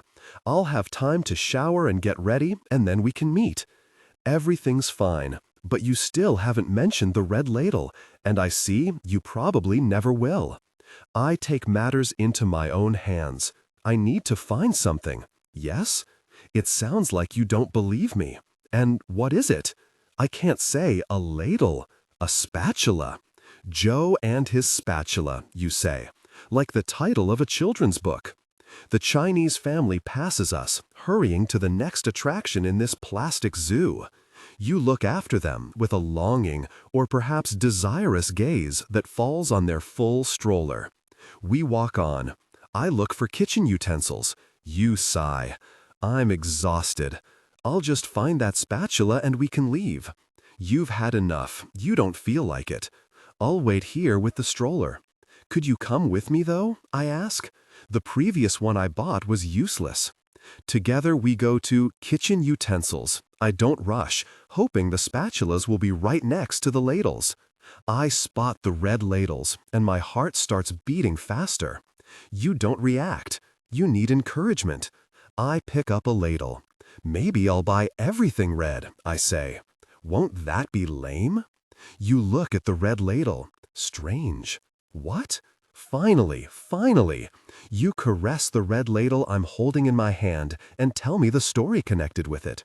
You were a little girl, sleeping in your crib, and every Sunday you were woken by the smell of pancakes. On Sundays, only on Sundays, Dad used his special red ladle. He would sing along to the charts, even though the choruses got mixed up, and he made you, your brother and sister laugh so much that on Saturday night you couldn't sleep because you were looking forward to Sunday morning. But then he started looking into the bottle. Sundays were forgotten. The red ladle rested in the drawer, and Mom's pancakes were greasy and burnt, or raw and undercooked. Dad died. The ladle still lies in its place. Bad pancakes smell like good pancakes, but you'll never eat them again. There's nothing indecent in your bittersweet story, so really, Benji, because he made me feel hopeless. That ladle is still there, in our house, as if waiting for him to return, you say. Life is cruel. I place my hands on your shoulders. You look at me with anticipation. I'll buy it. For you, I say. Joe. No buts, ifs, or ors. The world stops. Your eyes begin to sparkle. No Benji will understand what you desire. Someone who will fry pancakes for you. You don't care about money. You don't want to get spanked with that ladle at all. You desire love. Your father had a red ladle, now I have a red ladle, and I'll fry you the pancakes you miss so much and haven't eaten since his death. Your mouth waters. You agree meekly. All right, Joe. You choose a silver ladle. For a new beginning, you say. And you're right. I'm your boyfriend. I cross 7th Avenue and smile at everyone I pass. I'm happy. I float above the sidewalk. It's like a dream. And if I suddenly started singing and dancing, I wouldn't be surprised if passers-by joined me. What a magical day. I think of you. You're at home, taking a shower and shaving your legs to be perfectly smooth, for me, brushing your teeth, removing meatball remnants. I want to touch all of you. I turn onto Bank Street, and I'm as carefree as a guy in a beer commercial. It's not impossible that we'll share intimacy tonight, though I really didn't think we'd get this far so quickly. Benji is still in his world. I put salad and a bottle of home soda in the drawer. It will last him for a few hours. I'm free. I walk up the stairs and stand before the door of your building. I press the doorbell and wait for you to come. You come. Entrez-vous, you giggle. I'm in the hall. This is really happening, and our connection deepened. Her hair was wet, no trace of blemishes. She was dressed casually, ready for a relaxed evening. I'm a slob, you apologize, opening the door, and I want to reply that I know, but I don't. It's not that bad, I say, and I don't quite know what to do with myself. I feel strange here with you. The apartment is small, indeed meant for only one person. You stand before me, hands on your hips, and look around, gazing at the typical girlish mess. Colorful magazines, romance novels, empty energy drink bottles, coupons, receipts, new unread books mixed with old, favorite ones devoured many times over. It looks like a trashy minefield, and perhaps that's why you're scrutinizing it so closely. To the left is a kitchenette, a new toaster on the counter, and its box on the floor. You really like new things. A little further, also to the left, is the bathroom door, open, with the light on and the fan running inside. I turn both off. It looks strange, I know. You seem unpleasantly surprised, but luckily you like me, so you turn it into a joke and laugh. Right, Joe, make yourself at home, you say, and enter the minefield, passing the TV, reaching the bedroom. I take off my jacket and hang it on the stand. You turn and wrinkle your pretty nose. Come here, you say. Yes, my lady, I reply, accidentally stepping on a plastic hanger. It breaks, but I don't pay attention to it. Your room. On the floor is a bottle of vodka and 2 new glasses, not from IKEA, as well as a paper cup with ice. You pick it up and hand it to me. Spartan, huh? You laugh. Oh, it would be Spartan if you kept ice in a paper towel. You giggle, pour ice into the glasses, and fill them with vodka. You sit on the floor next to the bedbox. Music plays in the background, Bowie from our date. I sit opposite you. One day I'll be the kind of girl who always has drink mixers in the fridge, you say. It's good to have a goal in life. You smile at me, get up, kneel, and sit closer. I lean in, and when I take the glass from you, I deliberately touch your hand. Thanks. You're welcome, you murmur, and suddenly you relax your legs, your knees spread apart, and after a moment, you sit like a yogi with your bare feet together. The Chinese family interrupts their eternal argument again, this time when the boy starts banging a spatula on the white table. I remember that you still haven't told me about the red ladle, and suddenly the meatballs taste like gosh. You told Benji, but not me. Why? Is everything all right, Joe? Yes, I lie. I just remembered I have to fulfill orders from the bookstore's website. That works out well, you catch on. I'll have time to shower and get ready, and then we can meet. Everything's fine, but you still haven't mentioned the red ladle, and I see you probably never will. I take matters into my own hands. I need to find something. Yes? It sounds like you don't believe me. And what is it? I can't say a ladle, a spatula. Joe and his spatula, you say, like the title of a children's book. The Chinese family passes us, hurrying to the next attraction in this plastic zoo.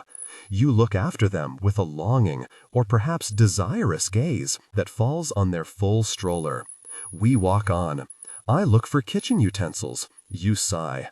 I'm exhausted. I'll just find that spatula and we can leave. You've had enough. You don't feel like it. I'll wait here with the stroller. Could you come with me, though? I ask. The previous one I bought was you. You sip vodka with ice and look at the ceiling. I hate these stains. It's an old building. They're part of its history. When I was little, I wanted glass walls. You know, frosted glass, like in the 80s. You like new things, I say. And you like old ones, you retort instantly. I like it here, I reply and look around. The room is smaller than I remembered, or maybe I'm just hot. I desire you. Do you think the new bed will fit here? I used to have a king size. You're wrong. It was only a double and barely fit. But I don't correct you. I can't. You lick your lips. So, can I be your assistant? Not an assistant, I reply. A student, yes. Talking to you, I always say what needs to be said.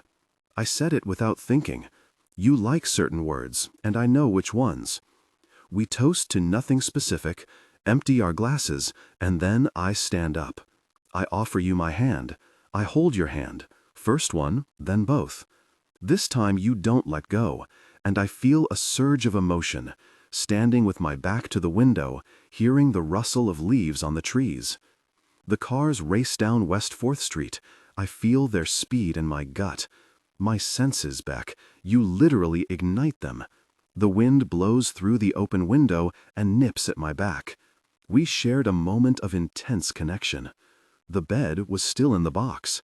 Suddenly, a terrible sound comes from the door, metal hitting metal and a whistle.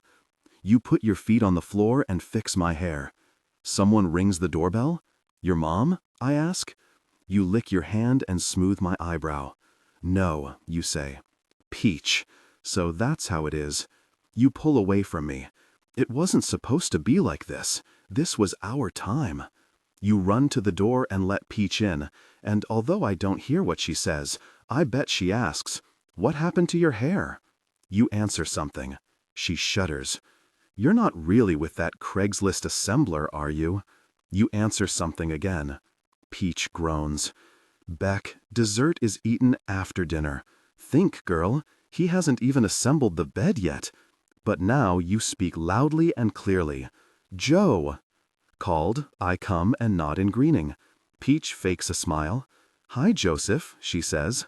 "I'm sorry to spoil your party, but since our mutual friend supposedly hired someone to assemble a bed, I, as her best friend, felt it was my duty to drop by and check what's going on here, in case this person turned out to be insane.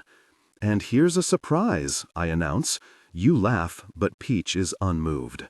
"That vodka was strong." She glances at you. "Can I pee?" "Sure," you say. "Did it get you again?" "Again," she replies, takes off her sneakers, and suddenly the apartment fills with the smell of her sweaty feet. Peach takes off her pink fleece over her bird-like head and doesn't hang it, but throws it on the floor. She looks at me. "Joseph," she says, "I realize this is probably too much information for you, but you need to know that I suffer from a rare condition called interstitial cystitis. When I feel like I need to pee, I have to do it immediately. Please do," I say. Peach enters the tiny bathroom and doesn't turn on the light. She knows your apartment. She knows that if she turns on the light, the fan will come on, and then she won't hear us. She doesn't trust me, probably doesn't trust anyone. I start to laugh, but you silence me and lead me to the bedroom. "You've changed." "I'm sorry, Joseph." "Joe," you correct yourself. "It's okay. Will she be all right? Haven't you ever heard of interstitial cystitis?" What? "Interstitial cystitis," you explain, and switch to best friend mode. You tie your hair with an elastic, take a knife, and cut open the carton. I take over for you. You pour yourself more vodka, you skip me. We're not having sex, and you're no longer my student. I take the bed frame, screws, and wrenches out of the box. You lean against the window and smoke a cigarette. You tell me more about interstitial cystitis than I'd like to know, and it really wasn't supposed to go this way. "A terribly troublesome disease," you say. "She can't drink normal water, only Evian. Everything she eats irritates her bladder. She can't predict when, what, why, or how. She can't eat fast food at all, and if she drinks alcohol, it's only high pH, like Kettle One or Grey Goose, preferably pear-flavored, because pears soothe the bladder.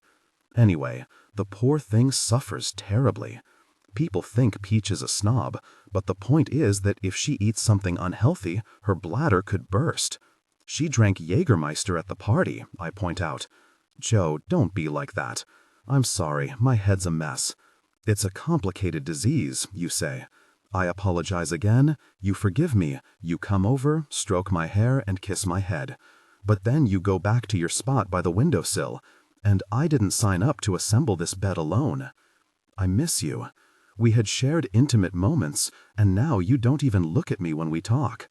Sometimes, when she takes pills and stuffs her bladder with goat's cheese, milk, or pear juice, then she can, eat and drink other things, such as Jägermeister or wheat. She's in a tough spot, I summarize. The bed assembly instructions are pictorial. The only word in the entire 8-page booklet is IKEA. I'm not a visual person. Your cigarette makes me nauseous. She really is, you confirm. I love Chana and Lynn, but they can be really cruel to her. They insist on going for pizza or whiskey, knowing full well that Peach can't eat and drink such things. Not cool. Don't they serve anything she could eat at a pizzeria? I ask. I wouldn't have drunk that vodka, I think, if I had known I'd actually have to wield a wrench. I thought I'd assemble the bed in the morning when I woke up on the living room couch with you in my arms. "Beck!" Peach calls out in a whiny tone. What nonsense. She's definitely faking it. But you put out your cigarette. Not thoroughly, I have to finish it for you, and run to her without a word. Rich people are complicated. Their quirks and how they make a show out of everything attract you. Slowly, humming Bowie, I assemble the bed, and it takes a long, lonely time. And you're there, with her. And I don't hear what you're talking about. And I think I've never felt as lonely in my life as I do now, as I screw in the last bolt. I was right. The bed is too big for this room. The mattress is leaning against the wall. I take it and throw it onto the frame, instead of gently placing it. I want you to come here, clap your hands, and praise my work. But you just text from the bathroom. "Joe, I'm very sorry. Peach totally broke down. I don't want to leave her alone. Is there any chance you could do us a favor?" "What am I to do?" I reply. "Sure, whatever you want." Now you call me, so I go to the bathroom door, but I don't open it. I knock. "At your service, ladies." You open the door slightly, very slightly, and smile. "Could you run to the deli and buy a bottle of Evian, a pear, and ice?" "Of course," I reply. "Should I take your keys?" You open your mouth to say yes, but Peach nudges you. You tell me to ring the doorbell when I get back. I don't kiss you before leaving. As I pass Graydon Carter's house and breathe in the West Village air, one thing becomes clear to me. Benji has to go. Peach is your best friend, so you have the right to be overly tolerant of her hungry antics. But you have something in you, Beck, and it's not your fault, because everyone has something in them. Dennis Lahan would call it the unfortunate omerta of the Ivy League, and he'd be right. Faced with a choice, you will always side with people like Peach and Benji, not me, because you are loyal to aristocrats. I buy the smallest bottle of Evian they have in the store, the ugliest pear in the basket, a $2 bag of ice, and a pair of rubber gloves that will soon come in handy. I drag my feet to your apartment. You don't let me in. You just come to the door and take the shopping bag. In this state, she's really bad company, you say. I understand, I reply. How are you? Fine, and my bed too. You smile and peck me on the lips. Peach calls you, so you run to her. As I return through the city to the bookstore, the good mood of the day, all the joy of being your boyfriend, disappears under the weight of the hatred I feel for this really city, for being ruled by people like Benji and Peach. It's only when I reach the bookstore that I remember I left the rubber gloves in the bag I gave you. If you ask, I'll say I wanted to clean your bathroom. You'll believe me. I know how to do these things. I really do. I stop at the corner store, worse than your deli, and get rubber gloves and peanut oil. And then I also stop by Dean DeLuca and buy a soy latte. I go back to the bookstore, pour a spoonful of oil into the latte. Benji is a compulsive liar. It's possible he also lied about his peanut allergy, but who knows, maybe I'll get lucky. Most people think Stephen Crane wrote The Red Badge of Courage about war. Not true. Crane created his battle descriptions based on experiences from the school football field. The thing is, in his youth, he wasn't an avid athlete, but a sickly, frail, difficult person. He never saw any war. At most, he was kicked off the team by an early American equivalent of a really Clay Matthews. You should have seen Benji's face when I told him that. He knew the book inside out, but knew nothing about its author, had no idea that Crane despised himself because veterans bought his nonsense. He spent the rest of his life slowly killing himself, enlisting in the army and going to wars to find redemption for his youth, for his cleverness and luck. Hard to believe, Benji wondered, shaking his head. Hard to believe that you love this book so much, but learned nothing about its author. Benji didn't lie. He really has had a peanut allergy. He died with new knowledge. He died with new self-confidence and new pride. And anyway, who said life has to last, I don't know, 80 years? He learned something, you understand? How many people leave this world with the knowledge that they are on an upward trajectory? Most die in old age, pain, and regret, or young, without moderation, stuffed with drugs, or unlucky. Benji had the honor of saying goodbye to life with an opening heart and mind. You know what, Beck? Benji was bad at being Benji. You know best. Look at how he treated you and how he treated your body. By setting a trap for him, I freed him from another trap, which was his life. I created a world for him where he couldn't steal and where his false words had no meaning. I took his drugs. I look over the water. I see IKEA on the horizon. And you know what, Beck? The warehouse Benji talked about, the one he gave me the card for, is right next to IKEA. You have to enjoy the simple things. I wonder what Paul Thomas Anderson would say about such a coincidence. At sea, in a river you can't win against, it's easier to understand everything. You haven't forgotten that in the face of the elements we are nothing, have you, Beck? From dust to dust, and so on.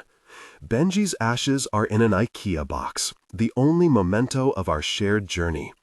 I tell the sailor that the kit was missing parts, and that the finished furniture doesn't look like the picture, so I'm returning it. In reality, the box contains Benji's ashes.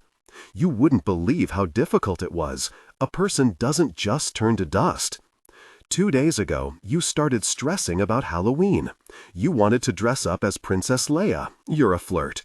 You took pictures of yourself and your friends, and you drank yourself silly. You didn't ask me to wear a Luke Skywalker costume. I'm thinking ahead, and I see that we'll often argue about how to spend Halloween. 2 days ago, I started thinking about what to do with Benji's body. I convinced Curtis to work the most insane hours on Halloween and had to learn how to cremate a corpse. Curtis was convinced. Marijuana smokers always need money after all. They have to buy their stuff, so they gladly take overtime. Meanwhile, easily accessible information online about home cremation methods gave me an idea of how to dispose of the body. It couldn't be done in the city, so I took Mr. Mooney's car, went to Jones Beach Island, and found a secluded spot. Cremating a corpse takes a lot of time. You have to keep the fire going for a very long time. It's dirty work, I tell you. Benji's ashes are very, bony. You can't sift them through a colander. Good cremation takes time and proper chemicals, but given the circumstances, I think I did pretty well. He should be happy I packed him in a box and am taking him home. Most people in my place would have left him on the island. I smile to myself, because when I think about it, you didn't look like Princess Leia at all. Your buns were definitely too small. And I'm no gravedigger. There's a certain symmetry to it. I like it. How much did it cost? Asks the polite sailor. $80, would you believe it? He shakes his head and picks up the box full of Benji. A rip-off, but girls love it. I know, I'm head over heels.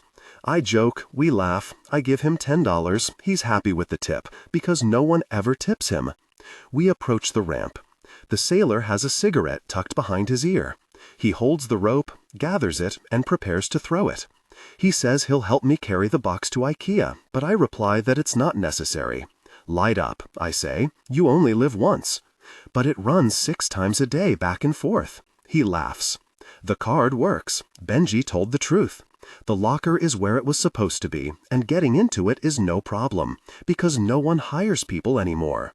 In the past, a security guard with a pit bull would have guarded the entrance and asked questions. Who are you? What's in that box? Who authorized you to use this locker? Please show authorization. Can you call Mr. Crane? Can Mr. Crane come here? My answers would have been unsatisfactory, and I wouldn't have known what to do with the box full of Benji. But at the end of his earthly existence, Benji proved generous. He knew I would get into the locker without trouble, and he probably wanted to rest here, along with the Rolexes, suits, cutlery he had stolen, items he had been taught to respect and those he didn't dare part with. He was forever to remain an unhappy materialist. I saved him many years of suffering. I opened 2 bottles of home soda water, one for myself, one for Benji. I place his bottle next to the box. I'll tell you, Beck, that this water, if you get a good batch, really tastes outstanding. I put on gloves, clean up, and listen to the fizz escaping from the drink. I find a sailor's cap with the Mount Gay rum logo and the 2006 Fagawi Regatta, and the name Spencer Hewitt embroidered under the brim. Rich kids have their names embroidered on their own clothes because they live in one room with kleptomaniac puppies like Benji and are looked after by nannies who can't remember their names. I try on the cap. It fits. I decide to take it. I need it back. It's red like Nantucket, but faded to a dusty pink. It's sensitive to the elements, still looks elegant, even though it's already worn. It's just like you. You don't even know you're grieving. You don't know Benji is dead. How would you know? Yet you're absent. All week you've been hanging out with Peach and watching movies online. You can't even leave your apartment for coffee without gushing about the virtues of Starbucks, Dunkin' Donuts, and the hotties working at the deli near your house. I've been talking to you, but for now, you see no world beyond Peach. You lack consistency, even when it comes to silly movies. When we were at Corner Bistro, you admitted you loved Magnolia and started rambling about your love-hate relationship with California and how you dream of meeting Paul Thomas Anderson and telling him what a smart man he is. I agreed with you. But Peach says his movies are pompous and judgmentalish, and you agree with her. There's no such word as judgmentalish, Beck, and you're supposed to be a writer. I ask what you're doing, you reply that you're watching Magnolia. And what? And you say it's judgmentalish. You don't think that at all. It's Peach's opinion. I try to ask you out, but you claim you're sick. That's not true, Beck. You invite Peach out for shopping and lunch. She refuses. She says she feels unwell. I tracked her. I need to know why she's so fixated on you. So I watch her as she goes to the architectural office, then to lunch, and when she kisses her friends hello and pecks at a Cobb salad all freaking week. See, Beck? She tricked you. I offer you a walk, coffee, soup, anything. You always reply the same way. I'm not well yet. I'm sleeping. 6 days have passed since Benji's death. 6 days since we last saw each other. I don't dream, or I don't remember them. When I wake up, the world becomes more beautiful, because finally, an argument breaks out between you and Peach. She claims your psychiatrist is useless, and you defend him and yourself. I'm proud of you. But the best part is that now that you've seen the light, you're yourself again, the Beck I know and love. You wrote to me in the middle of the night. I know this email will be long and it's late, but I want to ask you if you've ever felt like telling everyone to go really far away? I don't want to sound like a girl who complains about her friends, but I'll tell you, my friends sometimes act like difficult people. I try to get them to get along, as you can see, and they argue and poison my life. Chana won't come to the party if Peach is there, and Peach won't go where they have happy hours for drinks because she claims happy hours attract the rabble. The thing is, it's 5 in the morning, I haven't finished my classwork, I generally feel blah, you know? And then there's Blythe, that monster. She hates me. She'll jump on me for that cowboy story. So be it. But I'm rambling. It all comes down to the sun rising and me thinking of you. See you soon, unless you think I'm crazy after reading this email. Good night. This message cheers me up. I reply briefly, Dear Beck, tonight I'll buy you 6 drinks. Joe, you liked it. You rewarded me with an emoji, and we're on for a date. Yes, I did everything right. Yes, I put the typewriter I took to bed back on the shelf, and my hair looks nice today. Yes, Curtis is working tonight, so I don't even have to close. Yes, Peach has been sidelined. Yes, and I'm really excited for you, Beck. Really excited. Who knows, maybe tonight it will happen? I'm going to your neighborhood and buying 2 cupcakes at Magnolia Bakery. They smell really good. I want to eat both, but I'm a good boy, Beck, and I have an idea what to do with the frosting. But, we're supposed to meet at 9 p.m.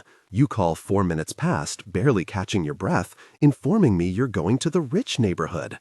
It's a long story, you claim, but long story short, Peach is home alone and thinks someone broke in because the patio furniture is rearranged. Panicked? You sound just like her. Joe, listen, you insist. The burglar moved her chaise lounge. But he didn't steal it? I interrupt. No, you reply and sigh. But someone did break in, Joe. Peach is terrified. That's clear, I say, and you continue, only it doesn't sound as dramatic as it does in your mouth. I didn't break in, and I didn't move her chaise lounge. I used a service key I found during the party, and I didn't steal anything. I'm like Santa Claus, for I brought a plastic cover for the damaged bellow, so that difficult person should rather thank me. Peach apologizes, you swear. She feels terrible, but that's because she's afraid of the stalker's return. I ignore the word return and think to myself that Peach must like thrillers. It's okay, I say in a serious, convincing tone. I'm adding that you should take care of yourself. I'm gaining another point with you. I forgive you. Really. You're a loyal friend, and chaise lounge isn't a word from your vocabulary. It belongs to Peach. I eat both cupcakes. The frosting has hardened. It would have tasted much better if I'd enjoyed it with you in a more intimate way. Soon after, you tweet a photo. It shows mini cupcakes, much smaller than mine from Magnolia Bakery, lying on light plates, and next to them is a large bottle of terrible candy-flavored vodka. You caption the photo, Girls' Night. You couldn't have known about my cupcakes, but sometimes I wonder.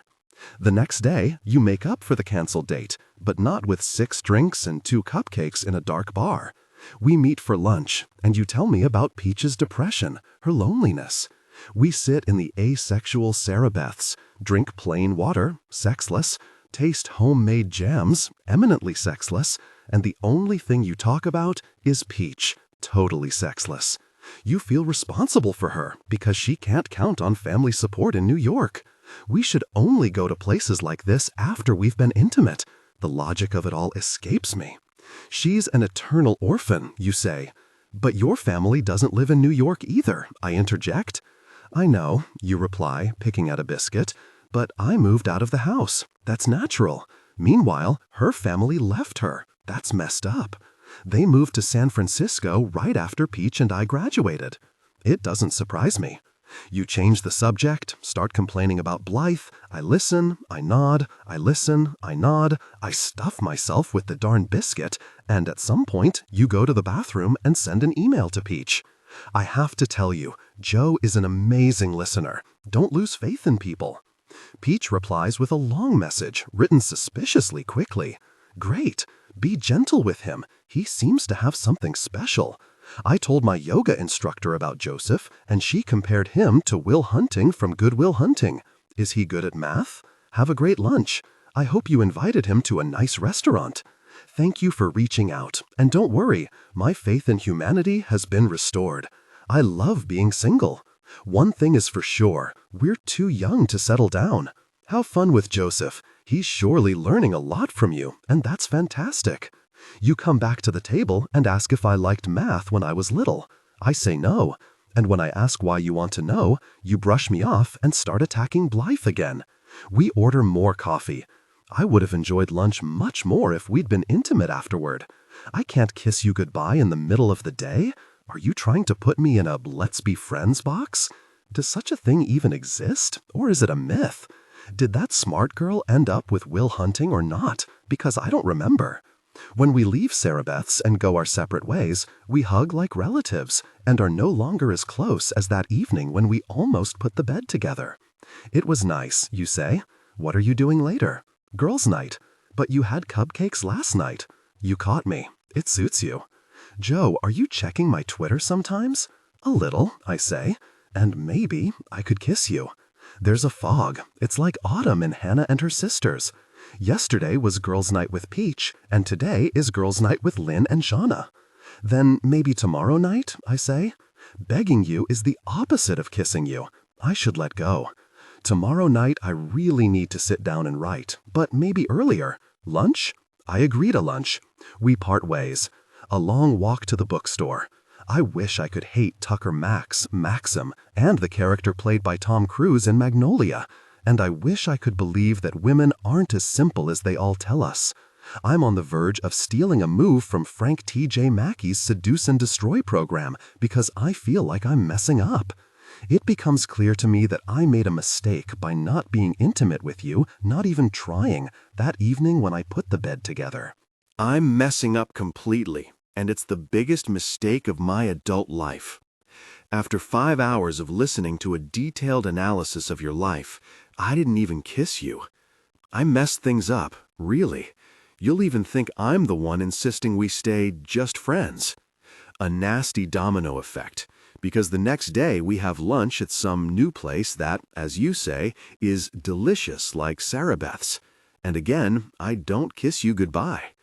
And what do you want to do the day after? Have brunch with me. What's the only thing less appealing than lunch? Brunch. A meal invented by rich white girls to justify drinking alcohol in the middle of the day and gorging on French toast. But you don't drink during brunch, and soon we start going to places that don't even have waitresses.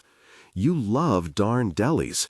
You politely stand behind bureaucrats who, waiting for their turn to order a sexless salad with dressing, darn green beans, shallots, and onions, red or white, grilled or raw. People, for goodness sake, it's just salad. Stop overthinking it. Read Stephen King on their iPads. You don't have a bone to pick with Peach, but you're no longer under her spell either. And now I understand why you like her. Because Peach is obsessed with you. Chana and Lynn adore you, but for them, your stuff doesn't smell like roses. You like to be rocked, cuddled, and stroked. All our conversations about your stories and classmates end with me emphasizing how unique and talented you are, and how they're bursting with jealousy, and that you're better than them, and then you grow in stature and empty your disposable salad bowl. I say this sincerely. You're lucky that what you want to hear is exactly what I really think. Beck, you really have talent. If it were otherwise, no one would pay attention to you. Sometimes the best writers were first hated and only then loved. Take Nabokov, for example. Because I'm not competing with you, I can tell you without embarrassment that you have that something. You really do. When I lie on the couch and listen to you rant about Blythe, I feel like I'm living in you, through you. I know what it's like to be you. And you're right, Blythe hates you. But hatred suits you. It energizes you. You rage. She's one big fury on antidepressants who doesn't talk to her mother, or her sister, or her father and his wife, or her roommate, or her darn cat, or any of the men she was intimate with last week. You pause, take a breath. Blythe calls herself a performer. For me, it's prostitution. She films herself with a webcam and says it's art. In other words, she's a person who behaves that way. Thank you, Joe. You're very welcome, Beck. And further, she can't stand that I'm from Nantucket and I like poetry. Then forget her. I want you to wave away this hatred, but you try to find its source and don't want to talk about anything else. Every night. Gosh, every night. It wouldn't be so bad if our conversations took place on a park bench, on the steps outside your apartment, on your sofa, or on the bed I put together. But no, they happen over the phone. And through the receiver, I can't smell you. And sometimes I feel like I'm a special line, just for you, that you call when you want to cheer yourself up. You don't treat me like your boyfriend. You go for drinks with people from college and only then call me and act like you don't see anything strange in not inviting me. I'm your helpline, and I don't like it at all. You don't really want to know how my day was. You always ask politely, but out of obligation. How was the bookstore? Like the bookstore. Fine. Really? Yeah, really. I wait for you to be interested in something. In me. In my day. But I always give in and add, and how about you? How are classes? I can't anymore. It's time to save what exists between us. The task belongs to me. Hey, Beck. Oh, what's up? Maybe we should go somewhere? Oh, but I'm already in my pajamas and I have classes tomorrow. No, not today. Next week, let me take you out. Silence on the line. You've forgotten how much you wanted to be intimate with me, and you've started living by Peach's law. No guys, just stories. But you do desire me. Otherwise, you would have found an excuse long ago. When do you want to meet? Friday night, I say. I promise, no parties. I want to take you somewhere. I hear you smile. You say, good. And you repeat, good. And I can tell you that I've read your story, Dust Cats, about a summer when you worked as a cleaner. And I can add that I have my favorite parts, including, of course, the one where the dad, the head of the family, tries to get you alone in the laundry room. No, the protagonist of the story isn't me. You mentioned you worked as a cleaner one summer. That's true, but I didn't pursue the men living in that house, you say, and it's no wonder Blythe dislikes you. You're not a stalker. Benji was wrong, and yet you desire it, innocently, because you don't feel good in your own skin. But I'll help you change that, Beck. You'll see. Never, you continue, never would I get involved in something like that. It's pure fiction. I know, though I don't. I'm not a city person who behaves that way. It's a made-up story. I know. I don't chase rich married men. I know. So where are you taking me, Joe? You're glad I didn't tell you, because it's not every day you dress up and get ready to go out without knowing where you're going. You wore a long, pale pink skirt with 2 large slits and brown high heels, new, especially for me. And these slits are so big that I can almost see your underwear. And you're also wearing a loose brown sweater that I can easily take off you. Your body is a sacrifice, payment for listening to confessions, for all those lunches. You have a pink bra, bright pink, so that I don't forget for a moment about the breasts you hide under your sweater.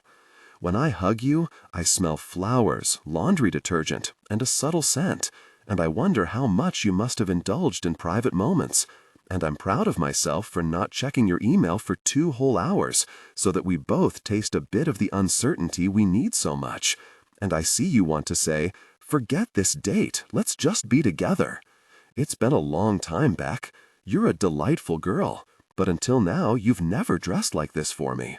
Today you care what I think. We're not going to meet your friends. No one will take your picture and upload it to Facebook. Your body, hair, lips, and thighs, everything is for me. Since that evening when I made your bed, you've been pushing us onto an asexual shoal. But here we are, sailing into open waters. You're no longer running from me. I'll make it last as long as possible. I love it. I love you. Let's go, I say, taking your hand. Our hands fit together. We walk in silence, and it turns out that discussing sorrows on the phone did its job, because now something connects us, you and me. We are both surprised. We know each other so well. I squeeze your hand. You look at me. I wave for taxis, and one stops immediately. Because from now on, this is how our life will look. Where to? To Central Park, I say. Oh gosh, Joe, seriously? To the carriage stand. You squeal and clap your hands. So I hit the mark after all, and I wasn't sure, because something told me you might turn up your nose at such kitsch. Almost 2 weeks have passed since our trip to IKEA, and I wanted our evening together tonight to be as exciting as possible. The taxi speeds toward Central Park. We arrive faster than I thought. I get out first. I walk around the car and open your door. I offer my hand. You take it. The cab driver eyes you up. I give him a tip. A few minutes later, we are sitting next to each other in a carriage, like cooing doves. Bold move, Joe, you say, and move even closer. Those slits are bold, I reply. Tension overwhelming. We shared an intimate moment. You kissed my neck. Thank you. No, I mumble, because I'm speechless. I'm so really happy that I can't utter a word. The spoken part of our story came to an end. I raise my other hand and place it on your shoulder, and we sit there with our eyes closed, absorbing each other. We shared a moment of deep connection. This is the best $200 I've ever spent. Thank you, little horse. So, Benji was right after all. You like luxury. I realize I like it too. We sit in the darkest corner of Bellman's Bar at the Carlisle Hotel. I have you close, and we're enjoying the moment. Incredibly close to the possibility of more privacy, but we're not going there. Not yet. Come on, you say. We'll steal a key from the maid. That'll be something new. And what would you like to do there, young lady? You know, Joe. Really? You nod and nibble my ear. Your hands wander, circling my belt. We shared an intimate moment. Your actions were pure magic. You are all desire. In the darkness, the room seems brightly lit. I've never felt as safe as I do now, in your hands. I kiss you, you return the kiss, and it was worth the wait. Desire grew between us. No one is looking at us. No one is angry with us. Everything is fine with us. The waiter in the red jacket, who brought 2 tall glasses with ice, 2 napkins, and 2 glasses of cold vodka, was polite and humble. The drawings on the walls are really good, identical to the pictures online. I looked at them, wondering where to take you in my golden chariot and how to make you treat me as a ticket to money and leather sofas. I earn less than anyone else in the place, including the waiters. Joe, Beck, I desire you. Your voice sounds tender and warm. A really mannered waiter slowly approaches our table. My sincerest apologies, sir. Yes. You pull away from me, cross your legs, and bite your lip. Did he want to ask us to leave for our behavior? He bows slightly. Miss Beck? Yes, that's me, you say. The waiter is clearly flustered. Yes, my name is Beck. Has something happened? Everything has happened. I'm very sorry to interrupt, but we just received an urgent call from Miss Peach. Oh gosh. You place your hand on your neck, and suddenly it's over. You no longer feel safe. The waiter looks at me, I nod. He leaves, and you rush to your purse, and the fire that was burning between us goes out faster than ice cubes melt in a glass. Strange, I say, as you rummage through your purse. You carry too much junk with you. I can't find my phone. How did she know where you were? You blush. Well, I guess I tweeted. Beck, this was supposed to be our evening, just ours. I did this for you. The slits in your skirt were for me. That bra was for me. How are we supposed to make this work if you can't last a few hours without an audience? When you sit in a booth and engage in intimate acts, it's like you're making a deal, you know? During intimate moments, there's no tweeting. And what am I supposed to do with you now? I want to scream. I need more ice. But I have to take a deep breath, drink my vodka, and be silent. Joe, you're not angry, are you? No. I've never been here, so when you went to the bathroom, it just kind of happened, you say. You finally took out your phone. You tap my arm with it. I turn to you. Joe, I was so happy you brought me here because I've always wanted to come here. It's fine. I should get back to Peach. Okay, Miss Beck, go, call her. All the guys in the room watch as you leave the booth, and 2 guys look at you as if they want to try to hit on you. I feel like punching someone. We were supposed to leave the bar together. You shouldn't be wandering around the pub in that wrinkled, provocative skirt. You unnecessarily place your hand on the doorman's shoulder and ask him something, I don't know what. And if you really want to know, the skirt is a bit transparent. It will be hard to break you, that part of you craving an audience which constantly wants to be noticed and seen. You need protection back, especially if you're going to dress provocatively. What are you really staring at? I say to the guy who is still staring at the door you just left through, as if he was wondering how to approach you first. He must be 100 years old. He's not afraid of me, but if he resists, I'll show him what fear is. You call to me from the lobby, Joe, we have to go. And right now. The old man laughs at me, and you're trembling with impatience. I'll call the taxi. I have to pay. It's already taken care of. I caught the waiter, you say. That carriage must have cost a fortune, you add dismissively. And just like that, all my hard work to make you feel like a princess, you turn to naught. You settled the bill, and I'm no longer a man. And Tucker Max laughs at me along with the old man at the bar, the drawings on the walls laugh, the waiter who earns more than me laughs. You open the taxi door. Piece by piece, you strip me of my masculinity. I'm your confidant, and your skirt looks terrible, and I guess it can't get any worse.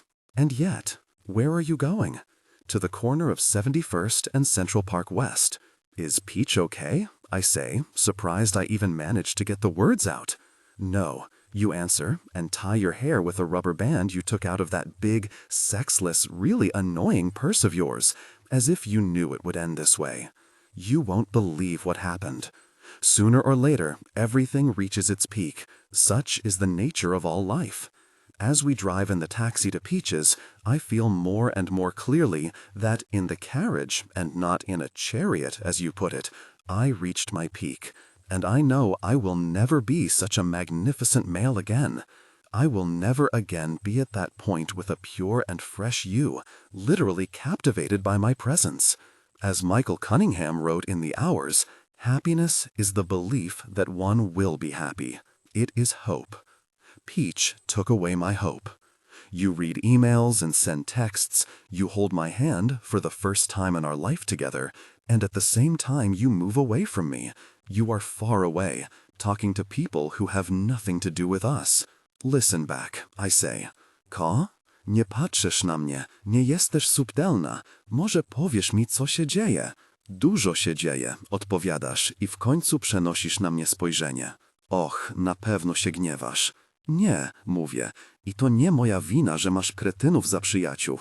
I nie ja jestem winny temu, że nie potrafisz się powstrzymać od zaglądania na Twittera przez jeden bardzo wieczór. Nie kontroluję takich rzeczy. Jestem lepszy od ciebie i ty to wiesz. Inaczej nie trzymałabyś mnie za rękę i nie ględziła o Peach i o tym, że ktoś znowu się do niej włamał i coś tam ukradł. Bzdura, przecież włamałem się tylko raz i niczego nie zwędziłem. Zakładasz ręce na piersi. Joe, posłuchaj mnie. Peach jest sama w domu i się boi. To moja przyjaciółka. Wiem, mówię. To po co było to? Warczysz. Nie masz odwagi postawić się Lynn i Chani. Nie szkodzi. Dziś wieczorem chętnie będę twoim chłopcom do bicia. Przepraszam, Beck. Naprawdę mi przykro. Kiwasz głową. Jesteś lojalna. Ale coś ci powiem. Budynek, w którym mieszka Peach, jest dobrze strzeżony. Myślę, że trudno jest się tam włamać. Nie dociera do ciebie. Nabzdyczasz się. Nie ma znaczenia, czy to się naprawdę stało, czy nie. Najważniejsze, że Peach czuje, że ktoś się włamał. Ustępuję ci. Jesteś dziewczyną. Wolno ci tak myśleć. Jedziemy w milczeniu i tylko myślę sobie, że Lynn i Chana nie dzwonią do ciebie w środku naszej randki i nie twierdzą, że wielka stopa próbuje utopić je w fontanny młodości. Otwierasz drzwi, zanim auto całkiem się zatrzyma. Ze smutną miną płacę kierowcowi za kurs. Kiedy wysiadam z taksówki, zarzucasz mi ręce na szyję i szepczesz. To była najlepsza randka na świecie. Na którym świecie? Mówię. Wiem, że pragniesz pokołynek, więc ci go daję. Idąc do budynku, jesteśmy 100% parą. Wsiadamy do windy, dzwoni twój telefon. Odbierasz. Peach, gdzie ty się spodziewasz? Wrzeszczy do słuchawki. Przepraszam, już jesteśmy w windzie. Jęk. My? W słuchawce zapada cisza. Wzdychasz. To będzie długa noc. Chcesz, żebym sobie poszedł? Widzę, że najchętniej odpowiedziałabyś tak, ale bierzesz mnie pod rękę i mówisz, bądź wyrozumiały dla Peach. Wiem, że jest trudna, ale...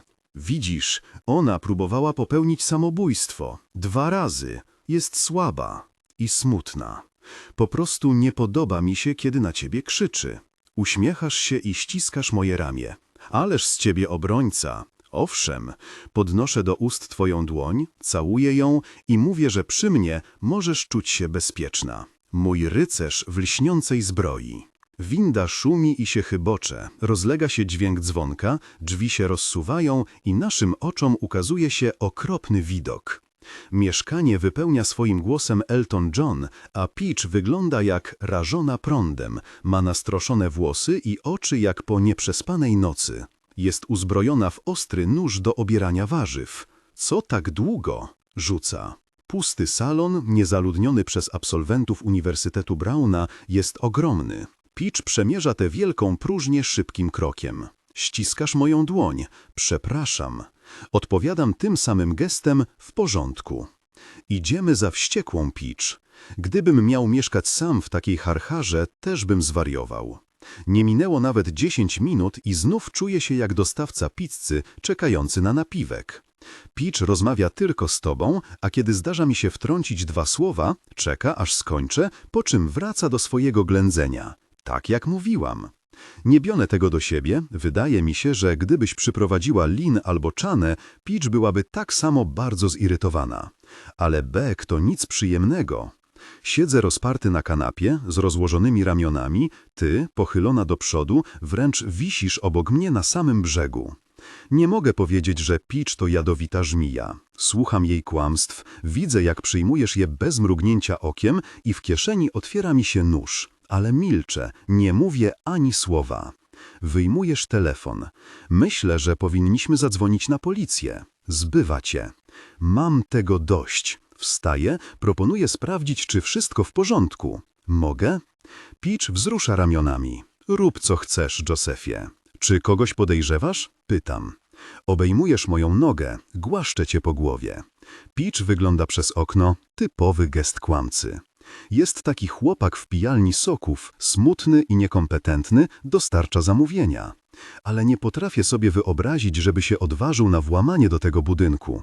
Bez urazy, Josephie, ale wątpię, żeby dzieciak skończył choćby liceum. Nie uraziłaś mnie. Wierci się, jest zakłopotana. Źle to zabrzmiało, nie szkodzi, mówię. Ma szczęście, że nie obchodzi mnie, co myśli. Pochylam się, kładę palec pod twoją brodą, podnoszę ją i namiętnie całuję cię w wilgotne, otwarte usta. Wychodząc z pokoju, pozdrawiam gestem Peach. Zachodzę do biblioteczki, żeby zobaczyć, co słychać u biednego pana Bellowa. Nic dziwnego, że mało piszesz. Peach to twój kamień u szyi, ciągnie cię w dół swoimi problemami i urojonymi dramatami. W tej chwili Blythe, dziewczyna z zajęć, siedzi z czerwonym długopisem w dłoni, pochylona nad 10. wersją roboczą opowiadania i popija jakąś lura. Słucha Mozarta, jest skupiona na pracy. Ty wolisz życie. Lubisz melodramaty rozgrywające się w luksusowym apartamencie na ostatnim piętrze. Sięgam po Bellowa, już w porządnej okładce, nie ma za co, państwo Selinger, i słyszę wasze kroki, idziecie do kuchni. Peach mówi, żebyś włożyła pizzę do piekarnika. Protestujesz. Wydawało mi się, że przy twojej chorobie nie wolno jeść pomidorów? Wiesz co, kiedy jestem tak zła i zestresowana jak teraz, to już nie ma żadnego znaczenia. Kochanie, mówisz miękkim głosem. Wiem, odpowiada. To jest tak bardzo niesprawiedliwe. Dość tego. Odstawiam biednego pana Bellowa na miejsce i idę na górę. Pierwszy przystanek to oczywiście sypialnia Peach. Kiedy byłem tu ostatnio, odniosłem wrażenie, że jest większa niż cała księgarnia i cóż, wchodząc do niej po raz drugi, skonsternowany stwierdzam, że niewiele się pomyliłem. Na podłodze można rozłożyć 8 planszy do twistera i jeszcze zostałoby miejsce. Pomieszczenie, rzecz jasna, doskonale zaprojektowano. Bogaci wiedzą, jak dobrze wykorzystać przestrzeń. Mnóstwo drzwi.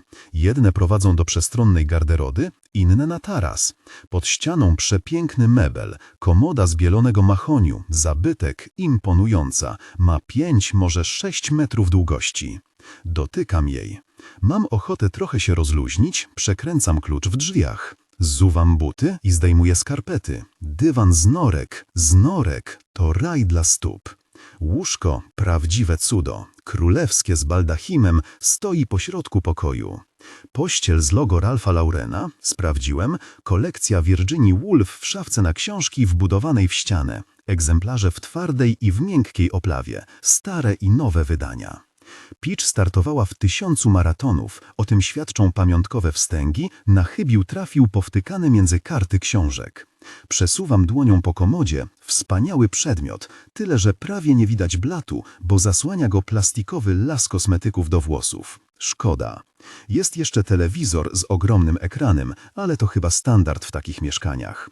Chcę wyjść na taras, ale drzwi się zacinają. Szarpię je. No już, naprawdę, otwierać się. Otwierają się, ale tracę przy tym równowagę i żeby nie upaść, próbuję złapać się plastikowe buteleczki z breją do włosów. Nie udaje się, ląduję na podłodze. Przewracam kilka butelek i mocno sfatygowany egzemplarz własnego pokoju, z którego na dywan z norek wypada plik fotografii. Ja to mam szczęście, myślę, przeglądając 16 twoich pięknych, intymnych zdjęć. Okazuje się, że Peach jest całkiem niezłą fotografką. Cechą naprawdę dobrego fotografa jest dobre oko, oryginalne spojrzenie. Świetny fotograf potrafi znaleźć taki kąt i kadr, że na jego zdjęciu zwykła rynna będzie wyglądała jak rzeźba ze stali. Ale te fotki nie, Beck, to nie sztuka, lecz bardzo sugestywne obrazy. Muszę usiąść, bo trudno mi to wszystko przetrawić. Peach cię kocha. Peach cię pożąda. Ogarnia mnie wściekłość. W tym domu mieszka wróg. Dopiero teraz zauważam, że zdjęcia są poplamione, kleją się. Na niektórych widać wyraźne odciski palców. Beck to nie miłość, to obsesja. Ona jest obłąkana. Przyglądam się fotografiom i znajduję smugi po nieokreślonych płynach, a więc dlatego wyglądają jak z nałożonym efektem rozmycia. Peach dotyka najpierw siebie, a potem ciebie, znów siebie i znów ciebie. To musi trwać od bardzo dawna, nic zatem dziwnego, że dziewczyna jest nabuzowana i spięta. Dzięki zdjęciom i dzięki Peach mogę prześledzić, jak zmieniało się twoje ciało. Na przykład tutaj masz 17, może 18 lat, jesteś ubrana w koszulkę na ramionkach, spisz na plecach. Za oknem widać plaża, do pokoju wpada dużo światła, wyglądasz jak anioł z zamkniętymi oczami i w zrelaksowanej pozie. Tutaj, ubrana w bikini, palcem u nogi sprawdzasz temperaturę wody, a twoja sylwetka była uderzająca. Ironia, co nie, Peach. Tutaj jesteś na plaży, w nocy, w intymnej chwili z kimś. Peach ma dobry aparat, zdjęcia wychodzą bardzo ostre, mogę zajrzeć ci w oczy. Twoja forma była wyraźna. Muszę położyć się na królewskim łożu. Te zdjęcia, Beck, te frustrujące zdjęcia. Czuję wybrzuszenie pod kołdrą, podnoszę ją i znajduję brudny, przepocony strój do treningu i pokrwawione skarpetki. Siadam na kupce ciuchów, zrzucam jeden z szali, Peach, doskonały, by ukryć podniecenie. Teraz to rozumiem. Rozkładam przed sobą zdjęcia i dzięki Bogu, że łóżko jest duże. Mam ochotę dokładnie obejrzeć każdą z tych fotografii z osobna.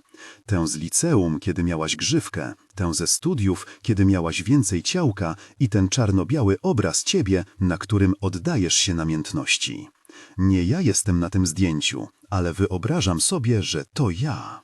Ogarnęła mnie intensywna fala pożądania. Peach na pewno tego nie przeoczy. In Peach there is no joy, only ugliness when she pants and gasps. Most girls run on well-lit paths, but she does it where she shouldn't, and alone. If not for Elton John, who unknowingly and unintentionally serenades her about butterflies as symbols of freedom. Beck, Peach is not a butterfly. And as long as she exists, you never will be either. I run after her. You are not a butterfly. You will not fly free, because Peach is twisted, twisted and dangerous. She photographs you. She desires you. Taking pictures of a sleeping person? Tell me yourself, isn't that sick? I have to stop her. I have to save you. So I speed up. I get closer to her. I smell her. I smell sweat. Elton sings louder and louder about someone who saved his life. For you, I am that someone, and I will save your life. Now. I gather all my strength. I lunge at her and knock her bony body to the ground. She screams, but the scream from her throat suddenly cuts off when her head hits a stone. And that's it. She's gone. She liked what Sir Elton wrote about sleeping alone and about music that lives on. Peach didn't make music. If only she were like him, honest, grateful, true. The music is still playing. I'm breathing heavily. I'm shaking all over. I want to turn off the player, but I'm afraid I'll leave fingerprints. Now that I've defeated Peach, I understand this music. It's like a security system. Peach was prepared for such an eventuality. Imposing your music on others is annoying, but there's also a certain courage and some sense to it. It's a shame Peach's parents are terrible people, because the girl could have been a good person, imaginative. Let the music play as a tribute, ironic though it may be, because music didn't save her life. Well, at least it tried. No one will be surprised by the news that a dead girl was found in Central Park. Women who run alone in the dark must be out of their minds. It's dangerous, running alone like that. It dawns on me that I left a corpse in the woods, and I pick up the pace. I've never run so fast, and had no idea I had such lung capacity. I reach the street, run down to the subway, and now I can finally vomit. I puke and smile. Those Germans were right. There really is such a thing as a runner's high. It's good that I feel intoxicated with life, because sometime later I get a disturbing text from you. Evenings off, going to Presbyterian. Peach should be in the morgue, not the hospital. Since I have no idea what happened, I'm not a stalker after all. I feign surprise and ask for details. You reply that she was attacked in the park. But you also have good news. Good for you. She was lucky. Some girl found her right after it happened.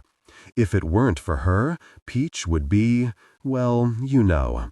I text back, but will she recover? And I read, physically, yes, but emotionally. Anyway, I think she'll be in the hospital for a long time.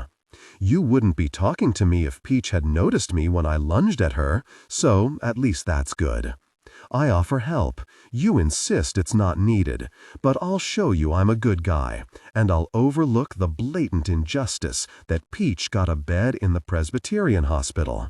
She only got it because her dad is on the board. When I think of all those truly sick people for whom there are no places. Well, nothing in life is fair. I'm not angry. Really, I'm not mad. You're a good friend. I know Peach's parents are back in San Francisco, and I know you have to be with her. I'm not going to question your actions like Lynn and Chana do, throwing around terms like codependency and refusing to visit Peach. I'm not furious. I'm not. As proof, I send a bouquet of flowers to the hospital. I even throw in a few extra dollars for a big yellow balloon with a smiley face. Would someone who feels anger spend money on a balloon? No. And I'm not rude to customers at all. The lack of anger can be seen in the fact that I have more patience than usual. I don't chew out Curtis for being late, and I don't nag him when he forgets to order the novel Dr. Sleep, the only one that sells well apart from its prequel, of course. And when I see that horror reaches the top of the Times bestseller list, I come to the ultimate conclusion that we're all stuck. Our first real date was the day Dr. Sleep came out, and now that the book is breaking records and remains on the bestseller list for the 3rd month, and when I read online, I don't even know why, that a film version will be made, which was predictable, I'm not angry at you, or King, or the customers, or Peach, or anything at all. I'm not upset that Peach is lying. I feel sorry for her, the poor thing. She is clearly a product of her family's sociopathic tendencies. She has a tragic obsession with you, and I'll tell you honestly, if anything, I'm most worried about you. I can wait. Some things happen quickly, bestseller sales. Others need more time, love. I understand that. You're busy. You have classes. I understand that. You have Peach. I understand that. You're not avoiding me. I understand that. You're behind on your college work? I understand that. Peach can't stand the sight of men. I understand that. So much is happening that you don't have time to write emails. I understand that. You think of me when you go to bed, the one I made for you? I understand that. You see, Beck, I'm not a narcissistic jerk who thinks his needs are always most important. I get up, go for a run, to the river and back, strengthen my legs. Someday you'll see how strong they are. I sell King, I read King, I eat lunch alone and dinner alone, and not for a moment do I resent you for neglecting me. Not once. That balloon back cost $10 with tax, you know. When I asked you if it arrived with the flowers, I heard Peach's voice in your tone. Yes, yes, you replied. Is something wrong? No, Joe, never mind. I mean, you know, for her, everything is wrong right now. Beck, really, what's going on? I didn't say it in an annoying way. I just wanted you to be honest with me. Joe, really, let it go. Everything's fine. But I can see it's not. You sigh, annoyed. Your voice sounds different, as if you'd drunk the green juice they bring Peach every morning, and as if you were starting to like that lifestyle. Sleeping in the luxurious part of town, waking up in a room that doesn't even have one thing from IKEA. Don't get mad. I'm not mad, Beck. We both just thought that balloon was a little inappropriate. Inappropriate? Well, you know, a smiley face. A symbol of get-well wishes. Joe, but it's not that simple. The florist's website put it in the get-well section. Yes, but Peach didn't end up in the hospital because, I don't know, she twisted her ankle playing tennis? Tennis? Beck, be reasonable. I am reasonable. But I meant well. I know, Joe, I know. It's just that a big yellow smiley face is probably the last thing you want to see, knowing there's a freak out there who broke into your house and attacked you. It's a smirk, you understand? It's so... Oh gosh, I said. It's just that Peach isn't in the mood for laughing right now. I'm sorry. You don't have to apologize. Beck, let's grab coffee. I can't right now, really. You never seemed so distant.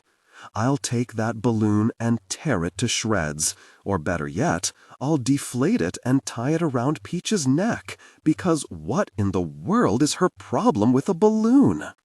7 hours and 6 days have passed since Peach left the hospital and returned home. You're busy with college, busy with Peach, you're still living with her. But apparently not too busy to email a stranger, writing from Captain Nedak of gmail.com. You. Hi, can you call me? Captain. Not now. Are you coming this weekend or has something changed?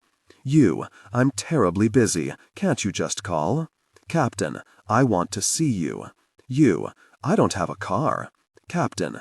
Arrange it. I'll take care of the rest. You still wear size S, right? Yes. Having arranged things with the captain, you leave Peach's place and get into a taxi. I call you. The answering machine picks up. I don't leave a message. I'm not that captain. You ignore a call from Peach. She emails you, in caps, "Where are you?" You reply quickly and briefly. Writing emergency. Long story. I'm going to a creative retreat, haha, at the Silver Seahorse in Bridgeport. Take care and lock the door. 1,000 kisses, Beck. Peach is furious with you, and I'll tell you, I don't blame her at all. It's a long way to Bridgeport. You rent a car, which, as we all know, the captain is paying for. I'm driving Mr. Mooney's old big Buick. I'll endure a lot for you, Beck. I thought I would be your captain. All the way to Bridgeport, I don't listen to music, I'm not in the mood, I'm too sad for Elton John, and besides, I have a headache. Oh, Captain, my captain, I cry. I arrive in Bridgeport before you. The Silver Seahorse is a small motel by the water, one of those places where all the rooms open directly onto the parking lot. Peach's foot would never set foot in such a place, but it must be here because there's no other Silver Seahorse in Bridgeport. I listen to the local radio and eat a gas station burrito. I'm scared for you, for me, for us. Fear doesn't let me finish my meal. Captain. Who is this captain? You drive into the parking lot.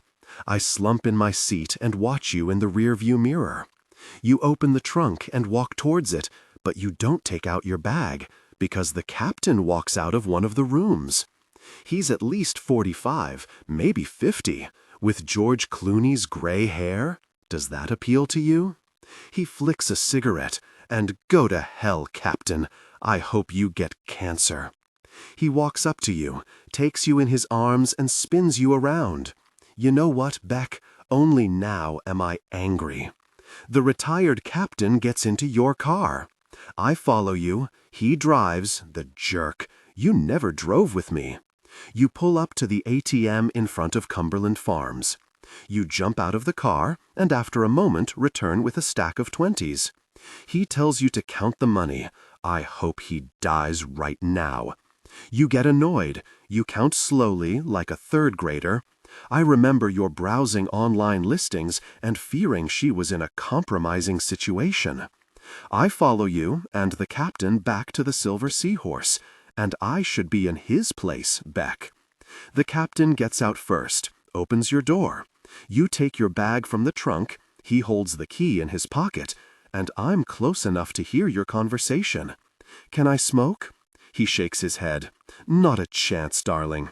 Oh, you can, but I can't? Did you bring the costume? Costume? Oh gosh, what do you think? You groan. Just one, please. No way, forget it. Are you kidding? Now you want to play father? You said father. My heart stops. Smoke comes out of my ears. I think I'm about to collapse. Father. But you said he was dead. You tell everyone he died. Why, Beck, why? I don't know if I'm sad or angry at you, because right now I primarily feel intense relief that you're not paying, or aren't being paid, for wearing a schoolgirl costume and engaging in inappropriate activities in a dingy motel. I breathe deeply. The captain is your father. Your father has the key. You go in after him to room number 213. I want to meet him. I want to go in there with you. I want him to shake my hand and say how happy he is that his daughter found a decent man. But you said he was dead, so maybe you'd be happier if I went in there and made your father really die? I don't know. My head is a mess, and it's getting colder. Bridgeport. In this remote place, the season is over. Checking into the motel sobers me up and helps me regain control. What I learned today is shocking, but I feel relief. I make up a story about superstitions, lucky numbers, and that kind of nonsense, and ask for a room next to yours. It stinks of disinfectant and Newports. The walls are thin. I take a shower, and then I spread one of the extra towels on the floor.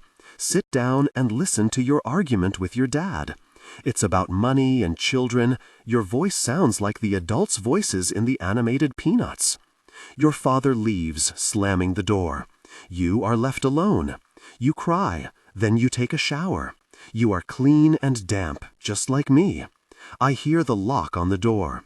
You take the blanket off the bed, throw it on the floor. You can hear it because it's heavy. The sounds from your room were clear. I imagined us together, a shared moment of intense feeling. When it was over, you turned on the TV and lit a cigarette. I hear it and feel it. I'm so numb after that intense experience, both real and imagined, that it takes a moment for something to sink in. You know very well that the smiley balloon was not inappropriate at all. And your father is not a dead drunk. You are a difficult liar. You can make me do things I would never normally do. The last time I dressed up for Halloween was in 3rd grade, as Spider-Man, and although it got harder every year, for most of my life I managed to quietly protest this ridiculous holiday. And now, here I am. I look at myself in the mothball-smelling fitting room of Bridgeport costumes, so small that even a frickin' Smurf would be cramped. Celine Dion wails about her heart, her voice coming from the worst sound system imaginable. And a well-meaning saleswoman of distinctly Irish origin stands half a meter from the cubicle and asks, "Have you tried on those pantaloons yet?" "No," I say, looking at myself in the mirror and wanting to sink into the ground. "But I can't do that, because you need me. Your father wants to take you to the frickin' Charles Dickens Festival in Port Jefferson on the other side of Long Island Sound. You don't want to go, but he's already rented a costume for you, and after a morning argument, you finally agree to spend the day with his family. As you were getting ready to leave, I sat in my room reading about that annoying festival. When you went out for a cigarette, I saw you through the window, and I knew I had no choice. You looked stunning in the costume, simply drowning in red velvet, and your hair cascaded from under a red cap. You are smoking and pouting in the Silver Seahorse Motel parking lot. You are the only girl in the world who can look both serious and funny at the same time. Your dad joined you, dressed in a tailcoat and a top hat. He handed you a white fur muff. "What am I supposed to do with this?" you asked. "Put your hands inside, it'll keep you warm." "But I have gloves." "Beck, please, don't make trouble." You sighed and slipped your hands into that lucky muff, just as I wish to be. It takes me a long time to try on. The Irish saleswoman knocks on the door. She wants to see how I look, it's obvious. "How nice that young people, like yourself, want to get into the spirit of the era," she says. "I'm sure the pantaloons will fit you perfectly." Just a moment. "I don't remember," she adds, "that costumes must be returned within a week of the rental date. Otherwise, an old Irish woman will knock on your door at dawn and ask for their return. Well, ready? In a moment, I reply. And I don't know, maybe Irish women don't speak English. Celine Dion is still screaming about her troubled heart. I'm suffocating with mothballs and self-hatred. And if you had told your father about me, he would have rented costumes for both of us. Then you would be here with me, and I wouldn't pay attention to the annoying mothballs and the tearful wailing of the Canadian. But alas, you lied to me. So now I have to leave the fitting room and inform this Irish woman that I'm going to the festival alone. Oh, such a handsome young man as yourself will surely quickly pick up a young lady, she cackles. Behind her a mirror hangs on the wall, and oh my goodness, I actually look pretty good in this costume. I have a taller top hat than your father, but the outfit doesn't work well as a disguise. Do you have a beard? She thinks I'm joking. You're not serious, young man, are you? It's cold. Yes, we have beards, but not Dickensian ones. Never mind, I say. The Irish woman takes the 20s and boils with anger. Small towns scare me more than big cities. This woman, just now kind and subservient, will soon boil with rage just because I asked her for a beard. I'm a bit in a hurry, I add, seasoning the statement with a pinch of Irish accent. The saleswoman lowers the volume of the antique player. Celine Dion from the cassette also has nothing Dickensian about her. Finally, she relents and leads me to the non-Dickensian, non-returnable beards crammed in a box labeled Johnny Depp, Duck Dynasty. This difficult America. Sometimes it's just too much. It's unbearable when you come to a party in costume and don't know anyone, while everyone else, also in costume, knows each other perfectly. The reception is on a ferry. It's a long way to Port Jefferson, and I already feel like I've made a mistake. I didn't think this through. What if you recognize me?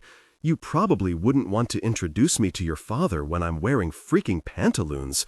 I should have gone back to New York. But it's too late. I won't turn back the party boat, so I try to focus on the positives. Since arriving here, you haven't sent a single tweet or email. Bad thoughts creep in.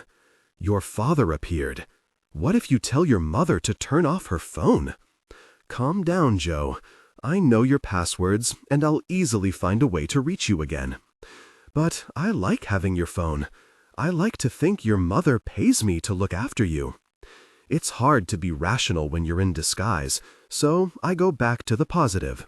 It turns out you can log off the network, and that you lie to everyone, not just me. And in a way, I'm more at ease with that than you are. You and your old man are sitting in the cabin in comfortable anatomical chairs. You look beautiful, of course. You're like Rose on the Titanic, and I'm like the cunning optimist Jack. And if we were here together, and not separately, believe me, Beck, I would find a way to get closer to you. Neither you nor your father seem particularly excited about the festival. It was his idea. The deckhands make fun of him because of the costume, and the real captain of this vessel comes out of the wheelhouse and insists on a photo with you and your old man. You don't want to, but your father insists. I feel like quickly crossing the deck and starting a rebellion, but I can't do that. I'm not allowed to interfere. I know when you need space. That's why I bought a beard. Your dad asks you what you want to drink. You shrug. I understand you're going to make it as difficult as possible. I told you I don't know. You pout. With your father, you turn into a teenage girl. That makes sense. All right, Guinevere, answer briefly. Do you or do you not want something to drink? Coffee, you growl. Fine. He called you Guinevere. Let that family in the Land Rover really get out of here with their skis and brand new tires. I drive up to their car, almost right to the bumper, and then the phone rings. You. The kid in the back seat of the Land Rover isn't listening to his father and turns his head. And you know what I think about that kid? that he'll go to Choate Rosemary Hall, alumni sticker on the back window, that before his 13th birthday he'll be smoking weed and taking drugs, and his buddies will think it's so freaking awesome to take drugs in the Connecticut woods. I give him a rude gesture.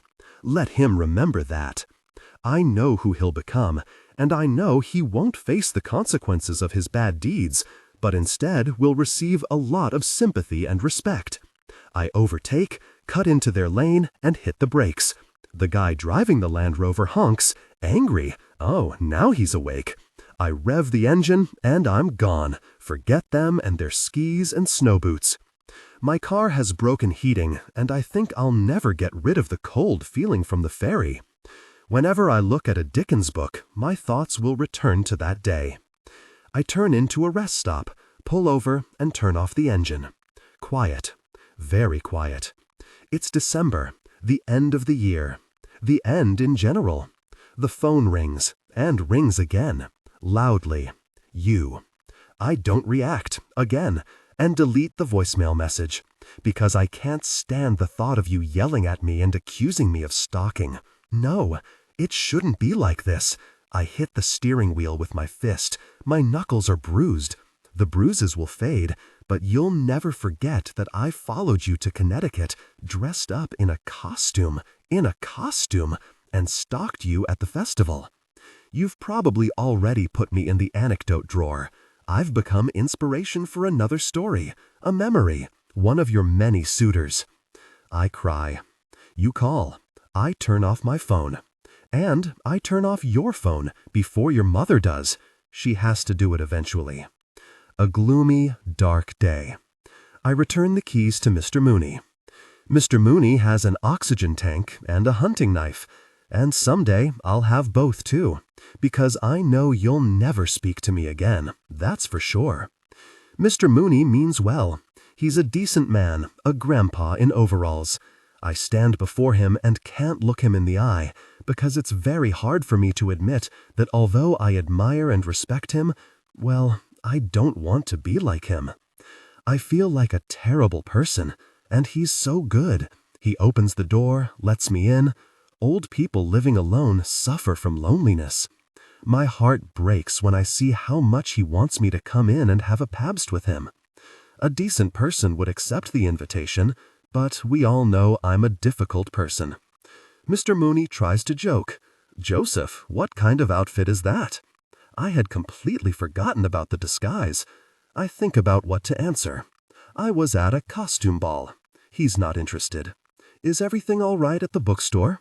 Yes, everything's fine, Mr. Mooney, no problems.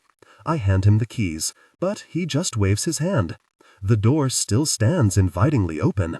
He won't say directly that he needs company. That's just his type. Finally, it dawns on him that I won't come in. I put the keys in my pocket and take 2 steps back. He retreats into the damp, musty-smelling house. Keep the keys, he says. I don't go anywhere anyway. Are you sure, Mr. Mooney? And where would I go? I can drive you if you want. He waves his hand. No, it's not necessary. A friend from church drives him to the doctor. That satisfies his need for travel. I should go in for a moment, but right now I really can't. He turns around. See you, boy. Thank you, Mr. Mooney. The door closes quietly. I walk. I drag myself. Somehow I get home. One of the typewriters laughs at me, really loudly mocks my costume. I pick it up and throw it against the wall. Oh, forget it. The owner never fixes anything anyway. I take off the disguise. I feel like burning it, but I put it in a shoebox and tape it shut. I put an address on the box, and when I write Bridgeport, I lose control of the pen. I put on the worst clothes I have, a terribly faded Nirvana t-shirt from my mother and hideous fleece sweatpants I bought at a thrift fair on Houston Street 100 years ago. I want to look as bad as I feel. I open a pack of candies from the Korean deli near Mr. Mooney's apartment. A telling hole gapes in the wall. 2 candies left. I've lost track of time. It happens sometimes. I'm listening to Eric Carmen's Make Me Lose Control on a loop, engaging in sonic self-destruction, slitting my wrists with idiotic lyrics about times I don't remember because I'm too old, about summer love and convertibles with wide seats. I hear a knock at the door. No one ever knocks at my door, and there's usually no hole in the wall, but please, someone is knocking. I turn off the music. Knocking again. I open the door and die. You're here, in my building, dressed in light blue corduroys and a thin fur jacket. You want to come inside. It's dangerous. Everything about you and everything of yours that I've managed to collect is here, with me. You shouldn't see it. You still smell like yourself, which is heavenly, and you look like you've been crying. You take a step towards me. I clench my hand on the doorknob. Beck. You sigh. I get it. I don't call, and then suddenly I'm calling you 50 times in a row and knocking on your door like a madwoman, like a stalker. And everything is clear. I no longer have to block the entrance. You didn't see me on the ferry. You look at me with a gentle gaze. It's safe. You want to come in. I tease you. You're not a madwoman. You're not a stalker. Well, maybe a little madwoman, you say. I forced the guy at the bookstore to give you your address. You're too small to force anyone to do anything, so I'll kill Curtis. You look exhausted. I have no choice but to step aside and let you in. You cross the threshold, hesitate, and probably feel like you've entered the most disgusting of disgusting toilets in a low-grade cinema. Too bad I didn't clean up. There's an open can of sardines in the sink, which I would have removed if I'd known you were coming, but trying to distract you by pointing out the fish won't help either. I like your t-shirt, you say. Nirvana. Thanks, I mumble. It belonged to my mom. You nod, because how else would you react? Listen, should I open the window? I stammer. No, you say. I'll get used to it. Gosh, Curtis. I quickly scan the living room for bras, underwear, and emails. Nothing. A miracle. You take off your jacket and shoes, sit on the sofa, making yourself at home. One good thing, you're so absorbed in yourself that you don't notice your surroundings. You blow your nose, fidget. I sit in the armchair I found in the alley near the bookstore. I didn't think anyone but me would see it. I know it's been a long time, you say, but I needed someone, and I thought of you, and you weren't answering my calls. I'm sorry, I reply. I should have given you a chance. If I were brave, we'd be having this conversation in your apartment. You pull your knees to your chin, hug them, and rock. Anyway, I don't know anymore. Is everything all right? You shake your head. No. Did someone hurt you? Your eyes well up with tears. You look at me as if you've been protecting someone for a long time, as if you always said no when the answer was yes. Yes, you say. You start to sob. I walk over to you and let you cry. You don't say anything for a long while. I hold you in my arms. Cry, Beck. Your tears fall on my t-shirt. I feel like a stalker who will never wash his clothes again. You're trembling all over. You're unhappy. Soon, you'll see. Soon, I'll make you feel better. You pat my back. That's enough. You need space. I understand. I go back to the armchair. You breathe deeply. Have you ever kept something a secret and lied about it, and one day you realized you couldn't anymore? That you, had to get it out? Sometimes I see Candace's brother, that musician, on TV, and then I feel like smashing the receiver and telling the guy that his sister didn't drown while body surfing at all. I nod. Sure, I understand you. Your eyes slide over the surroundings and finally settle on me.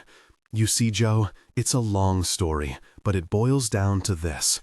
I lied to everyone. My dad is alive. He's alive and well, living on Long Island. Oh, I feign surprise. You chose me. I couldn't hide it anymore, you continue. I had to tell someone. I understand, I say. I really understand. You didn't choose just anyone. You chose me. That means something, Beck. You tracked me down, got my address. You know how girls are, you add. If I confessed this to Peach, Chana, Lynn, or anyone else, they'd tell their friends, and they'd tell theirs. And eventually someone would send an ambiguous tweet, and then, that's why I thought of you. I knew you wouldn't blab to anyone. I understand, I repeat. I really understand. I have many secrets, now yours too. Although, honestly, it's not entirely a lie, because in almost every way, my father is indeed dead to me, you continue. The thing is, he married a lawyer, a rich lawyer. He has money, and I'm broke. And he can't just give me money, oh no. To get anything from him, I have to put on a very Dickensian dress and play with his spoiled brats. I don't think I understood everything, I say. A Dickensian dress? You burst out laughing and tell me about the festival. I have to be careful and act as if I'm hearing about such a thing for the first time in my life, you tell me. I react sensitively and shake my head. Is it worth it, I ask, to endure that humiliation for a few dollars? Life costs money, you say, and cross your arms. Skoro stać go na kupowanie swoim nowym dzieciom kandyzowanych jabłek, to nie powinien oszczędzać również na starych. Rozumiem, powtarzam, naprawdę rozumiem. Ojciec i jego żona wydali pewnie za 400 na kostiumy, gorące kakao i kandyzowane jabłka. A ty nie jesteś typem dziewczyny, która chciałaby pracować jako kelnerka. Twoi znajomi nie przejmują się forsą, czemu więc ty miałabyś się o nią martwić? Wysyłasz SMS, rozluźniasz się i przyjmujesz swobodną pozę. Jesteś moim zwierzęciem, siedzisz na mojej kanapie, rozglądasz się po moim domu. Wow, mówisz, naprawdę lubisz starocie. Wszystko, co tu widzisz, znalazłem na ulicy, oznajmiam z dumą. To widać, odpowiadasz zniesmaczona. Wolisz nowe, nijakie przedmioty z Ikei, a mimo to chowasz brudne chusteczki do wyliniałej torebki. Ach, kobiety! Przebierasz palcami u nóg i wracasz do tematu ojca. Rozwód wygląda zupełnie inaczej z perspektywy niezbyt zamożnej rodziny, wiesz? Tata poznał Roni, kiedy spędzała urlop na wyspie. Spotkał ją w barze, gdzie pracowała moja siostra. Wcale nie było mi łatwo studiować ze świadomością, że pochodzę z miejsca, w którym inni spędzają urlop. Wolałam nie mówić, że mój miastowy tatuś dał nogę z turystką. To nie w porządku, podsumowuję. Zgadza się, nie w porządku, zgadzasz się. Jeszcze nie widziałem cię tak zdenerwowanej. Bycie mieszczuchem z Ligi Bluszczowej to jedno, ale bycie mieszczuchem z ojcem, który zostawił rodzinę, naprawdę, przecież to banalne. Rozumiem, mówię, naprawdę rozumiem. Kocham cię za to, że jesteś dumną, zadziorną, małą wojowniczką. Jesteś silna, uśmiercasz ludzie, jesteś brutalna. Po przeprowadzce do Nowego Jorku uznałam, że zacznę od nowa, ale chyba źle to przemyślałam. Wzdychasz i kręcisz głową. W tym mieście mieszkają wszyscy moi znajomi ze studiów, rozumiesz?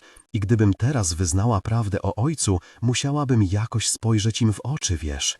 Wiem, odpowiadam. Ludzie potrafią być bardzo krytyczni w takich sprawach. Musisz się pilnować. Nikt o tym nie wie, dodajesz. Twoje oczy są wielkie, są moje. Nikt, oprócz mnie. Mówię, rumienisz się. Oprócz ciebie, powtarzasz, uśmiechasz się blado i nagle smutniejesz. Wiem, że może nie powinnam tego tak przeżywać, ale ojciec nie tylko od nas odszedł. On założył nową rodzinę z młodszą, ladniejszą kobietą i ma z nią młodsze, ladniejsze dzieci. Wcale nie są ladniejsze od ciebie, Beck. Dzięki Bogu nie jesteś w podejrzliwym nastroju, więc tylko się śmiejesz, zakładając, że mówię to, aby cię pocieszyć. Joe, wszystkie dzieci mają więcej uroku niż dorośli. Wzdychasz.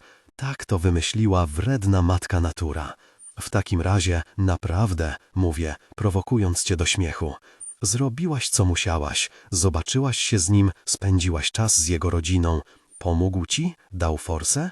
Przeciągasz się. Najpierw wyciągasz ręce ku górze, a potem w prawą stronę. I zauważasz dziurę w ścianie za twoimi plecami. O rany, mówisz, ale dziura. Przełykam ślinę. Na górze pękła rura, robotnicy jakoś musieli się do niej dostać i rozwalili mi ścianę. Wygląda na to, że się dostali, stwierdzasz, i zaczynasz dostrzegać otoczenie. Patrzysz na Larry'ego, stojącą na ławie zepsutą maszynę do pisania. Zerkasz na mnie, pytając wzrokiem, czy możesz go dotknąć. Kiwam głową. Ty kłamiesz, ja gromadzę maszynę do pisania, różnimy się, to dobrze. Nazywa się Larry, mówię, będę z tobą szczery. Nadajesz imiona swoim maszynom? Pytasz. Nie, odpowiadam. Same mówią, jak się nazywają, kiedy przynoszę je do domu. Lubię mieszać ci w głowie. Nie możesz się zdecydować, czy jestem pretensjonalny, czy obłękany, a ja nie potrafię powiedzieć, czy śmiejesz się, bo traktujesz mnie jak głupka, czy też starasz się być miła. Jasne, Beck, mówię, żartowałem. Oczywiście, że nadaję im imiona. Larry brzmi ładnie mówisz i pochylasz się, żeby się z nim przywitać i pobawić się jego klawiszami. Mogę go podtrzymać? Pytasz. Tylko uważaj, jest ciężki. Postaw mi go na kolanach, prosisz. Podnoszę Larry'ego i kładę ci go na kolanach. Mówię, że Larry się zepsuł, bo spadł na podłogę. Głaszczesz go, to miłe. Zepsuty, nie zepsuty, Larry jest diabelnie przystojny. Jedyny w swoim rodzaju, mówię. Przyglądasz mu się. Brakuje mu L. Muszę skłamać, bo nie mogę pozwolić, żebyś zaczęła szukać zaginionego L. Brakowało, kiedy przyniosłem go do domu. Spoglądasz na mnie. Masz coś do picia? Nie mam nic do picia, cholerny Curtis. Przenosisz uwagę z powrotem na maszynę, masz ochotę sprawdzić między poduchami, czy L na pewno nigdzie się nie zaplątało. Jesteś jak dziecko, które trzeba czymś zająć. Częstuję cię cukierkami, biorę jednego, ty bierzesz dwa ostatnie. Masz jeszcze? Niestety, odpowiadam i zamieram, bo nagle przestajesz rzuć i wbijasz spojrzenie w jakiś przedmiot w sypialni. Mrużysz oczy. Czy to jest włoskie wydanie Dana Browna, które ci dałam? Najchętniej zamknąłbym drzwi do sypialni, ale to by było dziwne, więc się odwracam, podążam nad twoim wzrokiem i widzę, że patrzysz na półkę, którą zamontowałem specjalnie dla Dana Browna. Mogło być gorzej, mogłem na tej półce umieścić księgę Beck. Wydaje mi się, że to ten egzemplarz od ciebie. Głaszczesz Larry'ego i szczerzysz zęby w uśmiechu. Joe, to bardzo miłe z twojej strony. Połykam resztę cukierka. Muszę cię stąd wyprowadzić. Masz ochotę skoczyć po cukierki? O tak, odpowiadasz. Podchodzę do ciebie, przy Larrym wyglądasz na drobniejszą niż w rzeczywistości. Klepiesz go po obudowie. Zabierz go, proszę. Podnoszę maszynę i stawiam tam, gdzie jej miejsce, czyli na podłodze. Twoje jasno-niebieskie sztruksy noszą ciemne ślady po Larrym, wkładasz buty i futerkową kurteczkę i oddalasz się od dowodów mojego uwielbienia. Z ulgą otwieram drzwi i wyprowadzam cię z mieszkania. Kiedy w nim jesteś, staje się zupełnie innym światem. Zatrzymujesz się na klatce schodowej i pokazujesz plamę na ścianie. Krew? Szepczesz. Żywa i pełna humoru, moja futerkowa nimfa. Potakuje, a ty unosisz brwi. Krew Larry'ego? Klepie cię w plecy, zeskakujesz po kilka stopni naraz. Jestem jedyną osobą, która wie o twoim ojcu i wkrótce przyjdzie pora na czerwoną chochlę. Otwierasz drzwi na ulicę, otwieram je od prawie 15 lat. Idziemy do sklepu, ty niemal w podskokach. Czy właśnie tę część Bedford-Stuyvesant, w której mieszkasz, planują przekształcić w dzielnicę zabytkową? Pytasz. Czytałam gdzieś o tym. Nie, mówię. Inną. Moja okolica kojarzy ci się z ulicą Sezamkową i piosenkami Jennifer Lopez, a wszyscy faceci w sklepie zwracają na ciebie uwagę. Ale jesteś ze mną. Lubisz zainteresowanie, chichoczesz i mówisz, że czujesz się tu jak celebrytka. Płacę za słodycze i wodę Evian, wkładasz cukierki do tylnej kieszeni spodni. Zatem tak by to wyglądało, gdybyś zamieszkała ze mną. Byłoby dobrze, miło. Po chwili zatrzymujemy przed drzwiami do mojego budynku. Siadamy na schodach, jemy cukierki i dzielimy się wodą. Mijają nas 2 nastolatki z mojego bloku i taksują cię wzrokiem, szydzą z twojej wody. Robisz niewinną minę, przejmujesz postawę obronną i zapewniasz mnie, że pijesz Evian tylko dlatego, bo Peach mówi, że jest zasadowa. Czuję, że to nasz nowy początek. Mierzysz mi włosy chłodną, drobną dłonią. Wracamy na górę? Tak, mówię. I tak strasznie żałuję, że nie przygotowałem się na twoje przyjście, że nie pochowałem twoich rzeczy, nie wziąłem prysznica i nie założyłem skarpetek do pary. Ale co z tego, skoro jesteś tutaj, idziesz po schodach do mojego mieszkania, powoli, kusisz mnie każdym krokiem. Od tej chwili wszystko dzieje się jak we mgle. Moja gówniana sofa przeistacza się w hamak na bezludnej wyspie, zupełnie jak w reklamie Korony, tyle że bez piwa. Nie potrzebujemy piwa, niczego nie potrzebujemy, mamy siebie. Obejmujemy się i całujemy. Z pasją. Potem rozmawiamy. Opowiadasz mi o festiwalu Dickensa, o kłótni z ojcem o papierosy, o matocza z piekła rodem, o motelu jak Melina, o przyrodnich bachorach, o pieruńsko drogich kandyzowanych jabłkach. Chcesz się dowiedzieć czegoś o mnie? Mówię, że mi się podobasz i to bardzo. Wracamy do pokałunków. Trwa to dłuższą chwilę. Rozluźniasz się i czujesz się błogo. Kiedy w końcu zasypiasz, twoje ciało staje się spokojne. Nie wiem, czy kiedykolwiek zdołam zasnąć, gdy będziesz tak blisko mnie. We śnie nie możesz kłamać, co jakiś czas uśmiechasz się i przytulasz mnie mocniej. Okazuje się, że jednak mogę przy tobie spać. Rano budzi mnie bowiem szum prysznica. Nie ma cię w moich ramionach, ale jesteś w łazience. Trzeba być naprawdę świrem masochistą, żeby kupować nieprzejrzystą zasłonę prysznicową, kiedy mieszka się samemu. Przyszło mi to do głowy w Silver Seahorse, gdzie mieli zupełnie białą zasłonę z kilkoma plamami pleśni na dole. Zupełnie jakby chcieli upodobnić łazienkę do scenografii z Psychozy.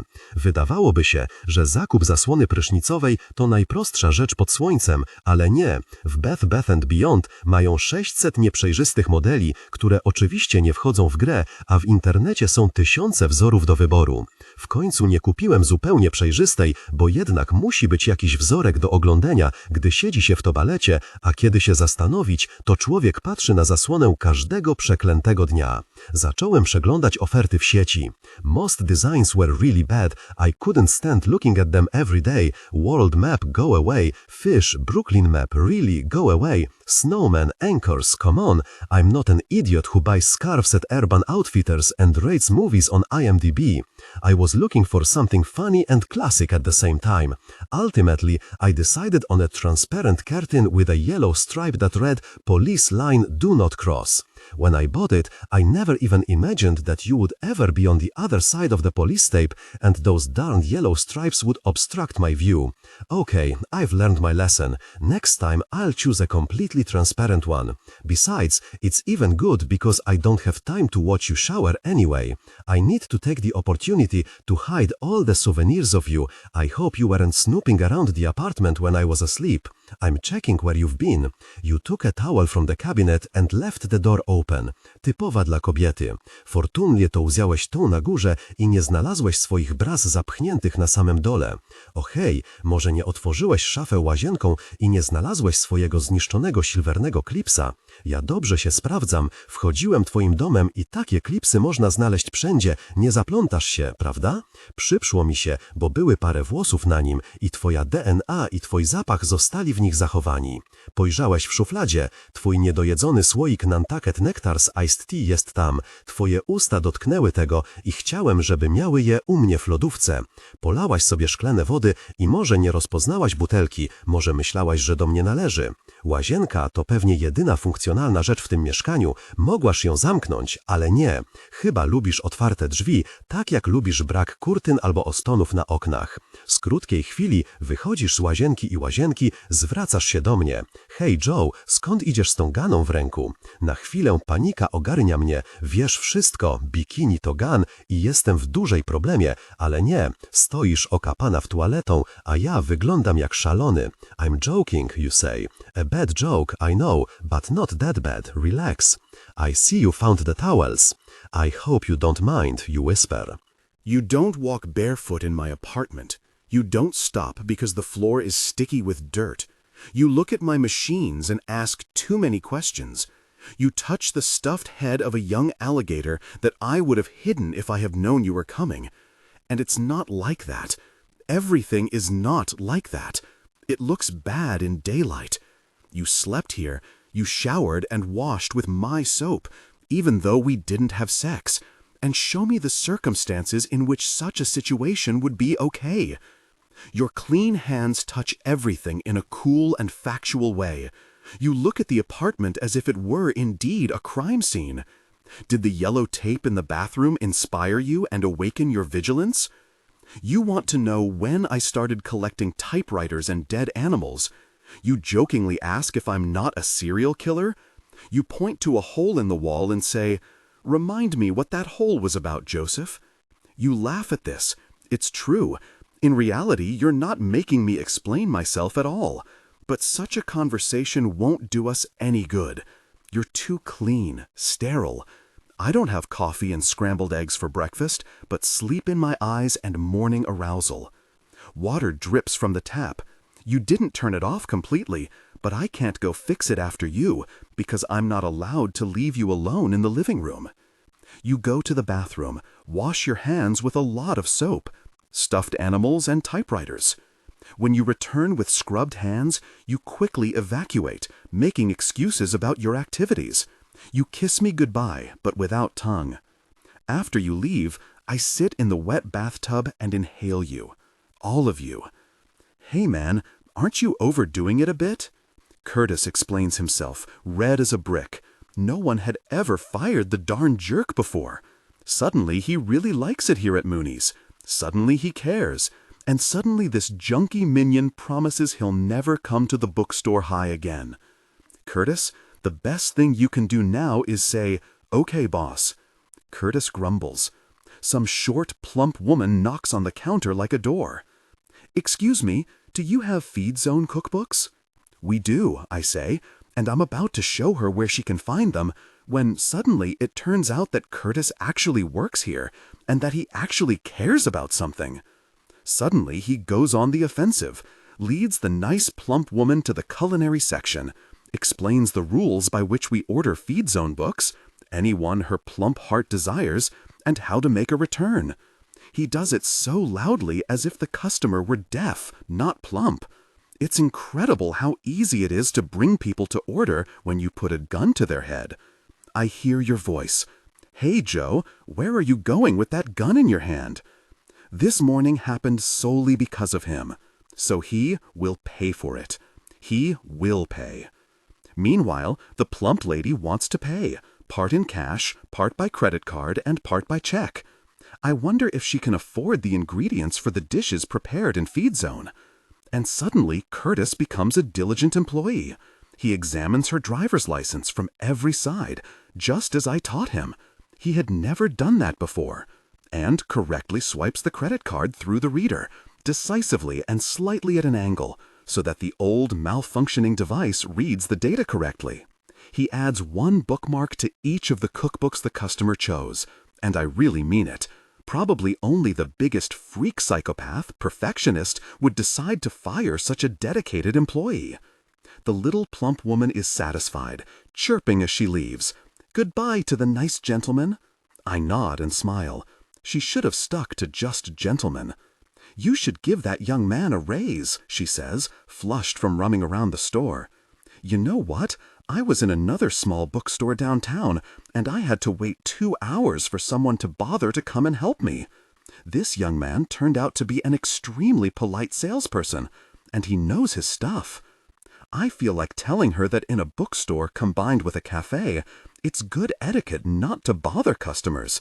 If the staff is pushy and offers help too often, customers feel pushed out the door.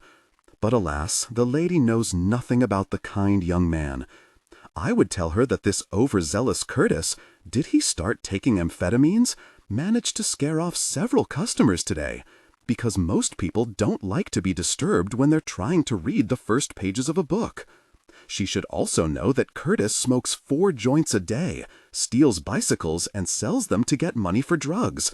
I could also add that he's always, but really always late, that he regularly defecates in the bookstore toilet, rude, that he cheats on his girlfriends, and that when she leaves, he'll make fun of her and probably write down her card details. He would have done it if I weren't just kicking him out on his ear. Yes, the customer pays by check. I don't tell her that. I smile. Our bookstore exists for customers like you, I chirp. We're happy to help. Just like in that Meg Ryan movie, she squeals. You know, a nice girl has a little bookstore and falls in love with the owner of a big chain. You've got mail? Curtis hums. I really mean it. Yes, the woman exclaims. You've got mail, she laughs. Oh, I love that movie. Do you have it on DVD? This slacker won't use the cookbooks he just bought. He'll find a shelf at Target and ask someone to install it in her kitchen. Then he'll arrange the books on it, look at them, decide they look pretty, and then throw a pizza in the microwave and tear the foil off the You've Got Mail DVD he'll buy across town. He'll never visit our bookstore again. As the plump woman leaves, it dawns on Curtis that his career at Mooney's is over. Man, he says, I thought I was helping you. That woman was nice. I would have gone for it. You had no right to give my address to a stranger. She said you knew each other. Nice? What am I saying? She was really great. Just to be clear, I only hit him once, and not in the face. Remember that, Beck. Nie jestem potworem, nie uszkodziłem go. Porozmawiałem z nim jak mężczyzna z mężczyzną, szef z pracownikiem i go wyrzuciłem. To nic osobistego, nie uwziąłem się na niego. Ta tłusta babka była pierwszą osobą, jaką porządnie obsłużył, od kiedy zaczął tu pracować. I jeszcze jedno, Beck, nie jesteś freaking amazing, tylko piękna, a to różnica. Następnego dnia, po tym jak nocowałaś u mnie bez seksu, zaproponowałaś spotkanie w centrum. Curtis spakował swoje manatki, zostałem sam w księgarni, no ale wiadomo, że nie odmówisz kobiecie, która dzień wcześniej chodziła nago po twoim mieszkaniu. Postaliśmy w milowej kolejce po nowy dekoder kablówki. Potem zwolniłaś mnie do domu. Od 2 tygodni powtarza się podobny scenariusz. Na przykład dzisiaj poprosiłaś, żebyśmy się spotkali przed Starbucksem przy Herald Square. Jestem na miejscu, całujesz mnie na dzień dobry, w policzek, nie usiądesz mi na kolanach w wyścielonym fotelu i nie podzielisz się intymną chwilą. Jesteś w nastroju zasadniczym, masz zadanie do wykonania, a mijający nas przechodnie z zakupami świątecznymi pewnie myślą, że jestem twoim kumplem gejem. Czuję silne pożądanie, Beck. Kiedy będę miał swoje święta? Dobra wiadomość jest taka, że wiem dokładnie, czego chcę. Tak, mówię, i mam nadzieję, że zaciągniesz mnie do toalety w Starbucksie na moment intensywnego połączenia. Chcę kupić mamie słuchawki, które wyglądają jak nauszniki. Aha, cyfrowe nauszniki to przeciwieństwo intymnego połączenia. I nawet mam talon, mówisz, idziemy więc do Macy's. Zaczynasz temat pieniędzy. Krucho u ciebie z gotówką. Udaję, że nie czytałem maili, które dziś rano wymieniłaś z ojcem. Wiem, że czekasz i chcesz się przekonać, czy twój stary, kapitan, ci pomoże. Trafiamy do działu z damskim obuwiem. Chciałaś, zdaje się, kupić nauszniki. Pytasz mnie o Curtisa. Wyjaśniam, że przyłapałem go na kradzieży i zwolniłem. Nie mówię, że wyleciał, bo dał ci mój adres. Wzdychasz. A wyglądał na takiego miłego chłopaka. Ha! Kręcimy się przy stoisku z biżuterią. Przyszliśmy po nauszniki, pamiętasz? Pytasz, kiedy zatrudnię nowego sprzedawcę. Odpowiadam, że trudniejsze od znalezienia dobrego pracownika jest tylko prowadzenie sklepu w pojedynkę. Kiwasz głową i zgadzasz się, że większość ludzi nie nadaje się do pracy. Naprawdę tak to ma wyglądać gadka szmatka o CV i bzdurach? Masz ochotę na przejażdżkę? Pytasz, i jeśli chcesz się przejechać na mojej pałce, to owszem, poproszę. Nic z tego. Bierzesz mnie za rękę i prowadzisz na schody ruchome, które są pełne ludzi, śmierdzą potem i Bożym Narodzeniem i chyba wolałbym stać po jaja w śmieciach. W grudniu w Macy's na ruchomych schodach nie ma szans na prywatność. Ale przecież jesteś aktoreczką. Mój opiekun na studiach, wiesz, ten na urlopie naukowym, stypendysta Princeton, robisz wymowną pauzę, jakby stojącą przed tobą meksykańską laskę obchodziło to, co mówisz. Chcę, żebym oddała mu pracę jeszcze przed feriami, przecież to jakiś absurd. Przypomnij mi, jak się nazywa, mówię, chociaż wcześniej wcale o nim nie rozmawialiśmy. Paul, odpowiadasz, pomijając nazwisko i dzięki Bogu zamykasz temat. Docieramy na 4. piętro. Pachnie preclami i perfumami. Leci kawałek Miley Cyrus, za głośno dla mnie. Za nerwowo, jakieś wrzaskliwe młode kobiety skaczą sobie do gardeł. Pytam cię, czy znajdziemy tu słuchawki? Odpowiadasz, że najpierw musisz coś zwrócić. Na szczęście kolejka w dziale młodych kobiet nie jest długa, bo młode kobiety nie mają kasy na fatałaszki. Okazuje się, że nie powiedziałaś mi całej prawdy, bo kiedy podchodzimy do lady, wyjmujesz z torebki leginsy i zmiętolony paragon, a biedna dziewczyna za kasą nigdy wcześniej nie przyjmowała zwrotów. No więc oczywiście musimy zaczekać. Można wiedzieć, dlaczego to tak długo trwa? Pytasz? Ponieważ od daty zakupu minęło ponad 100 dni. I co z tego? Jasna cholera, naprawdę jesteś spłukana, bo po co wygrzebywałaś z szafy gacie sprzed 3 miesięcy? Zabierasz leginsy i paragon i chowasz do torebki. Wrócę, kiedy będzie kierowniczka. Dobrze, proszę pani. Jesteś zła, liczyłaś na pieniądze z tego zwrotu. Wyżywasz się na wszystkich w dziale młodych kobiet, przedzierasz się przez pstrokaciznę, nie mówiąc nawet przepraszam. 2 młode kobiety grożą, że skopią ci tyłek, ale nie zrobią tego. Chodzą do liceum, wystarczy im, że mogły cię nazwać trudną osobą. Proszę, żebyś zwolniła. Nie słuchasz mnie, ale powiem ci, że nawet mi się podoba ta zacięta strona, która właśnie z ciebie wychodzi, bo wiem, że pewnego dnia będziesz mnie wyzywać i przejmiesz kontrolę, tak jak teraz wyzywasz tych, którzy stoją na twojej drodze. Jesteś tak pobudzona, że czuję silne pragnienie, by się z tobą połączyć. Co też robię? Beck. Co? Słuchaj, nie znam się na babskich ciuchach, ale te leginsy, które chciałaś zwrócić, wyglądają na dobre. Na mnie dobrze nie wyglądają. Mogę się przekonać? Walczysz z uśmiechem. Przegrywasz. Tutaj? No, mówię. Zwalniasz. Nikt nie pilnuje przymierzalni. Zbliża się gwiazdka. Święty Mikołaj wie, że byłem grzecznym chłopcem. Wchodzimy do przymierzalni i idziemy na sam koniec korytarza do dużego boksu dla niepełnosprawnych. Otwierasz drzwi i choć nie zapraszasz mnie do środka, wchodzę za tobą. Siadam na ławeczce. Stoisz przed 3-częściowym lustrem. Wyjmujesz leginsy z torebki. Co ci odbiło z tymi gaciami? Wzdychasz. No, bo chodzi o to, że tak naprawdę to chcę jeginsy. Tak naprawdę to potrzebujesz uwolnienia napięcia. Mówię, żebyś przymierzyła. Czerwienisz się, niegrzeczna dziewczynko. Trzaskają drzwi. Ktoś komuś każe zająć kabinę. My już zajęliśmy. Zdejmujesz futrzane buty, rozpinasz dżinsy. Są tak obcisłe, że kiedy je ściągasz, suwają się razem z majtkami. Chodź do mnie. Cicho, Joe. Gestem wzywam cię do siebie. Z natury jesteś nieśmiała, więc podchodząc do mnie podciągasz z powrotem spodnie i zaczynasz je zapinać. Podnoszę głowę i patrzę na ciebie. Spoglądasz na mnie z góry, kucasz i sięgasz do mojego paska. Ale nie, chwytam cię mocno za rękę. Wstań. Wstajesz. Kiedy zaczynam rozpinać twoje dżinsy, przysuwasz się bliżej, ruszasz biodrami i pomagasz mi wyswobodzić cię ze spodni. After their intimate moment, I loved shopping. Intymność oczyszcza umysł, a osiągnięcie szczytu służy ci dobrze.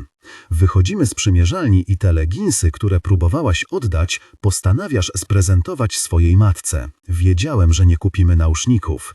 Trzymasz mnie mocno za rękę, jedziemy schodami 4 piętra w dół. Już nie chcesz myszkować po półkach. Muzyka łagodnieje, płynie Have Yourself a Merry Little Christmas, moja ulubiona smutna piosenka gwiazdkowa. Pytasz, co robię w święta. Odpowiadam, że oczywiście pracuję, na co stwierdzasz, że też będziesz musiała znaleźć sobie zajęcie. Prowadzisz mnie do działu z męskimi kapeluszami i czapkami i wybierasz czerwono-zielone wełniane szkaractwo. Może zatrudniłabym się tutaj? Uśmiechasz się. Odwiedzałbyś mnie podczas mojej przerwy śniadaniowej? Naprawdę chcesz pracować? Nie odpowiadasz. Sięgasz po czerwoną czapkę myśliwską, taką jak miał Caulfield w buszującym w zbożu i spoglądasz na mnie. Proszę, to moja ulubiona książka. Nie mogę ci odmówić. Kocham cię za to, że nie wymieniłaś tytułu. Zakładam czapkę, zagryzasz wargę. Cudownie.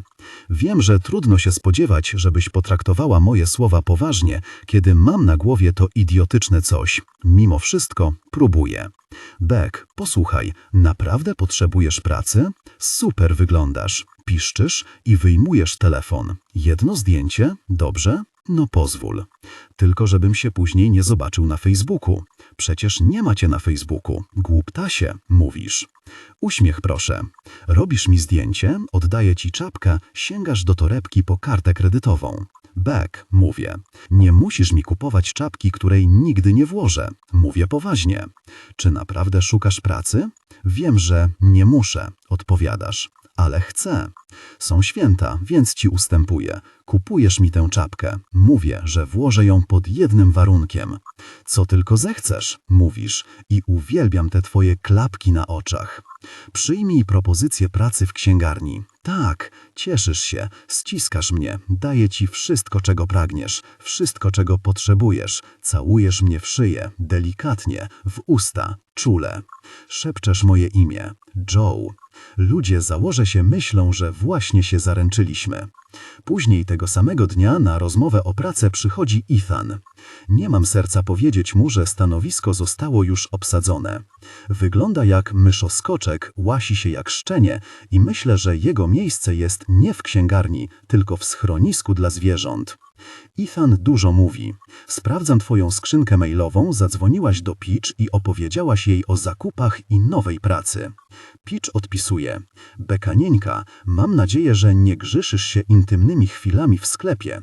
Pamiętaj, że zachowywanie się w ten sposób nie czyni z ciebie złej osoby. Jesteś tylko człowiekiem, mała. Traktuj go czule, dobrze?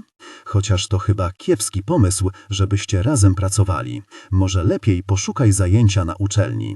W każdym razie trzymaj się. Peach. Wiadomość od Peach gasi moje podniecenie po przygodzie w Macy's. A jeśli zostawisz mnie na lodzie? A jeśli zaczniemy razem pracować i się nie dogadamy? A jeśli w wolne wieczory będziesz urządzała babski wieczór i już nigdy więcej nie pójdziemy razem na zakupy? Ethan nie puści mnie kantem. Przyniósł 3 egzemplarze swojego CV. Widzę, że jesteś w teraz dziarsko. Jeśli wolisz, mogę przyjść później. Nie mam dziś niczego w planach. Gram na czas. Nie wiem, czy jestem na siłach zmierzyć się z jego energią. Wymień 5 swoich ulubionych książek. Uśmiecha się, jakby właśnie usłyszał, że święty Mikołaj istnieje. A ja czytam twoją odpowiedź na mail, Peach. Byliśmy w Macy's, nie w Targecie. Wyższe progi chyba. Masz rację, nie powinnam pracować w księgarni. Zawsze byłam kiepska w wyznaczaniu granic.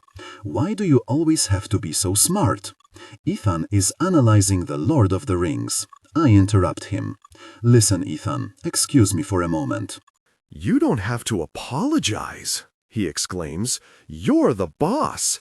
Every sentence this guy says ends with an exclamation mark, and his favorite book is American Psycho. Strange. I love to be scared. Don't you, Joe? I prefer more ambitious fiction. Ethan wags his tail. I refresh your inbox and open a reply from Peach. I'm just worried about you, Beck, my dear. Remember, don't cross the line. We haven't seen each other in ages. I put down the phone and mentally thank your mother for paying the bill. Ethan continues to talk about the gerbil scene in American Psycho. He gushes words and giggles. What the heck is this guy? I just love books, he chirps. I could talk about them until I'm darn dead. The worst is when a person loses their job and girlfriend. I miss conversations. I love to talk. Ethan is the loneliest, most depressing person I've ever met, and at the same time, he's my salvation. He's perfect. I need someone exactly like him. You definitely won't fall for a guy like Ethan. Next to him, I'm a real man. I smile. Listen, Ethan, can you work weekends? But of course. He sounds just like a rodent. I can work whenever you want. When we stand up, I notice that Ethan is a good 20-something centimeters shorter than me. He has dandruff. As we walk to the door, he thanks me profusely. You know, Joe, I always felt I'd find a fantastic job like this. I'll tell you honestly, I only studied finance because my dad insisted. It wasn't my idea. Very good, Ethan, I say. He's the one with the problem maintaining distance, not me. Celebrate it with a beer. I don't drink alcohol, but maybe I'll actually add a splash of rum to a Diet Dr. Pepper, he exclaims and leaves. I watch him. He walks away, and I feel as proud as a teacher with a straight-A student. I did a good deed today. You write to Peach and wish her a good trip. You add that you'll probably stay in the city yourself because the trip to Nantucket costs too much. Peach replies, My dear, if you need a loan, you know where to find me. You reply with a categorical no. Peach is going to St. Bartholomew to meet family, sunbathe, rub organic sunscreen into her grotesque body, and think about you. Maybe she'll meet a local woman, fall in love, and leave you alone. I write to you that you're starting tomorrow. You reply immediately and, as expected, yes, boss. In the evening, you call to clarify what time you should arrive. When I tell you about Ethan, you initially seem flustered. I thought I would get that job, you say. Beck, we'll have peak season any moment now. Does that mean I won't be working full-time? It means that from time to time, we'll be able to afford a free evening. You grasp the illusion. You lower your voice. Are you perhaps sexually harassing me? Yes, madam, I am a little, I reply seriously. I'm brilliant, really. Peach can go to heck. We're talking like a boyfriend and girlfriend. I tell you about Ethan, you burst out laughing. Sounds like anti-Blythe, you say. Blythe crosses out all exclamation marks. All of them. Seriously. Gosh, I say. I wonder what would happen if they were in the same room. Oh gosh, Joe, you say. I feel like you've even stood up from the couch. We have to do this, Beck. We have to set them up. Ethan is very delicate, I say. I don't know if we should sick Blythe on him. Please, Joe, you say. I feel like Blythe needs someone like Ethan, and vice versa. Opposites attract, don't they? Are we opposites too? We'll see, you say, and change the subject. You talk about Indian food and music. We have one of those conversations that flow, and that we wouldn't have had if it weren't for what happened in the fitting room. Then I send you Ethan's contact info so you can pass it on to Blythe. I write, I wish you happy holidays. You reply, wishes are coming true. I love it when you're with me in the store. Working with you made me fall in love with Mooney's Bookstore all over again. We make a charming couple, we fit together, and you're happy when people notice it. Dating is over. It's just us. You come in before your shift starts and kiss me good morning. Ordinary, boring couples buy a dog to see if they'll be good parents, while we have a bookstore full of books to ourselves. We share duties, laugh at customers, playfully argue about what music to play, and we're like couples from the 50s, and it's very sexist because I give orders and you like it. You play with me, bend the rules, you're mischievous. We're never without cheer. I bring Holden Caulfield's hat to work, put it on when you're not looking, and when you finally look, you burst out laughing. Oh gosh, Joe, I'm taking that hat from you. I pretend to fend you off. I won't give you my Caulfield hat. You laugh. I can't let you show yourself to the world in something like that. Where were my eyes when I chose this monstrosity? I like that you mention our visit to Macy's. I let you take the hat off my head. You note with satisfaction that I hadn't managed to tear off the tag. At least I'll be able to exchange it for something better. I can't believe my own optimism, cheap optimism, but I really feel like the world is on my side. Happiness has reigned in Mooney's Bookstore. Ethan and Blythe started dating. Incredible. Every evening I go to bed wondering what you'll wear tomorrow, and if this chemistry between us will lead to a night of passion in the bed I assembled for you. We're postponing the decision to engage in intimacy, like teenagers, because you think it has to be something special. I agree with you. Every day is like Christmas. Today you come to work in a stretched gray sweater, so loose that it slips off your shoulder, and when I see it exposed, I feel a strong desire. You're crunching a carrot. I tell you to go home and change. You reply to me with a full mouth, you didn't say there was a dress code. It's unofficial. Oh, really? You retort. And what's the dress code? Ethan's stretched out hoodies? Calm down. I am calm, Joe. I just want you to tell me about the proper attire. Think of it as being at college. You wouldn't go to class dressed like that. You put the carrots on the counter. You cross your arms. As it happens, I'm just coming back from class. Just cover it up, I say, and I want to add that it's precisely because of things like that that guys from college feel entitled to hit on you. What am I supposed to cover up, you ask? Do you want me to put you over my knee and discipline you? I see, Beck, that you have serious discipline problems. Your shoulder. In that case, give me your fleece. I give you my black hoodie, you put it on and literally drown in it. I want to grab your arm and lead you to the Heck author shelf where I first saw you, when you didn't yet know what you were looking for, me. and I can't do it because I'm the boss, and you want me to do it, and I want it myself. But no, none of that. I like how much you desire it. Now it will be like this. I shake my head. I show you to take off the fleece. You grumble and moan, and when you take off the hoodie over your head, your revealing sweater rides up to your neck. The pervert standing by the encyclopedia stares at you. I grab the edge of the sweater and pull it down. You're surprised. The radiator hisses. Instrumental old love songs from the Hannah and Her Sister soundtrack play in the background. You brought me coffee, like a good girl. You hand back the fleece. I sit on the stool by the cash register. You flutter your eyelashes. The pervert is still staring. I have to deal with him. Just a warning. I don't want to see you here. I raise my voice, dressed inappropriately. You blush, fight a smile, put on your jacket, take your bag full of junk you brought with you, and nod. What color should it be? A little more and we'll be intimate. I shrug. Choose yourself. Red? All right. Black? Go now, I say, and you leave. I look at the pervert and address him in a cold, businesslike tone. Can I help you with something? No, just looking around. If you need anything, please let me know. I say, turn off Hannah and put on Beastie Boys. I wait for you to come back, and you will definitely come back, because you love this place and me in it. And did I mention that it was the best idea I could have had?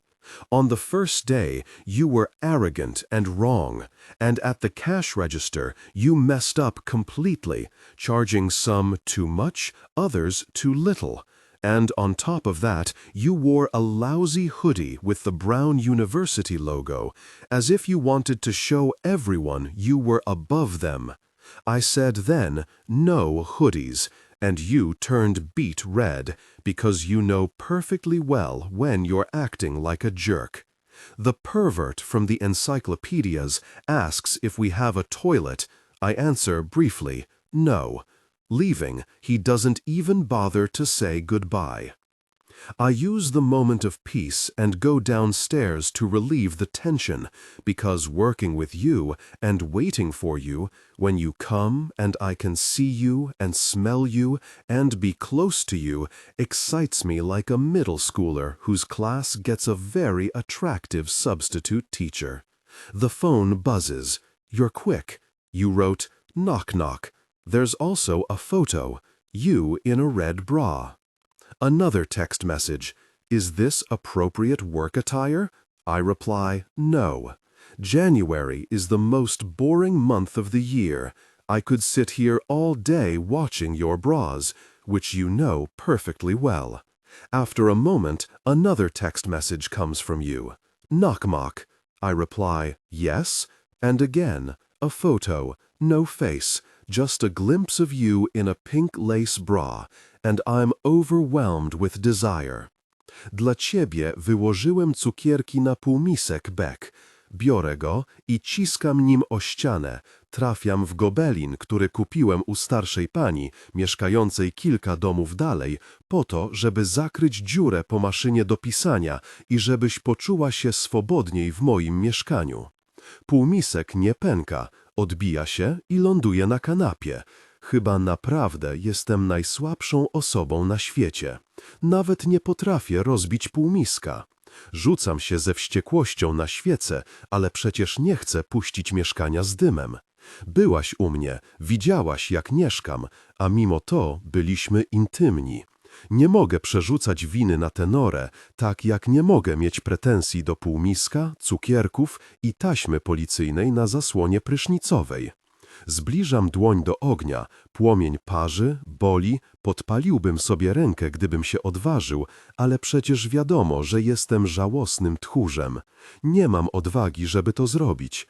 Słod palonego ciała zdecydowanie tłumi zapach zimnej pizzy. Dobrze, że nie zmarnowałem forsy na kwiaty. Pozwól, Beck, że opowiem ci o samobójstwie. Otóż, gdybym chciał się zabić, nie wiem, strzelić sobie w łeb, powiesić się albo utopić, choć nie chcę, to teraz byłby dobry moment, żeby to zrobić. Zapomniałaś o mnie. Minęło 5 godzin i 11 dni, od kiedy zabrałaś swoją miłość. Wszystkie nasze piosenki źle brzmią, bo nigdy nas nie zobaczą z takiej wysokości. I nie, jutro nie będziesz nadal mnie kochała, bo tak naprawdę nigdy mnie nie kochałaś.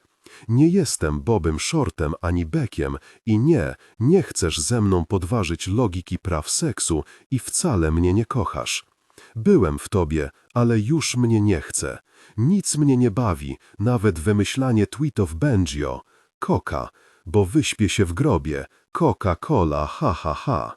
Przepraszam, czy mógłby pan się oderwać od telefonu i spojrzeć na mnie? Domaga się zadzierająca nosa, stara, nieuprzejma kobieta. Naciskam tweetnij i pytam, w czym mogę służyć. Powiedziałam, że dziękuję, nie potrzebuję reklamówki, mam własną torbę, warczy. Bardzo dobrze, mówię krótko, mnie papierową torebkę i wrzucam ją do kosza tylko po to, żeby pokazać babie, kto tu jest szefem. Ethan wzdycha, przeprasza, po czym wyjmuje reklamówkę z kosza. Oto do czego sprowadza się moje życie, do Ethana i upierdliwych klientów. Każdy dzień spędzam teraz z tym facetem i muszę przyznać, że poznawanie go nie należy do łatwych zadań, zwłaszcza teraz, kiedy nie muszę ci o nim opowiadać. Narzekałaś na głośny wentylator w toalecie dla personelu i wierciłaś mi dziurę w brzuchu, żebym go wymienił.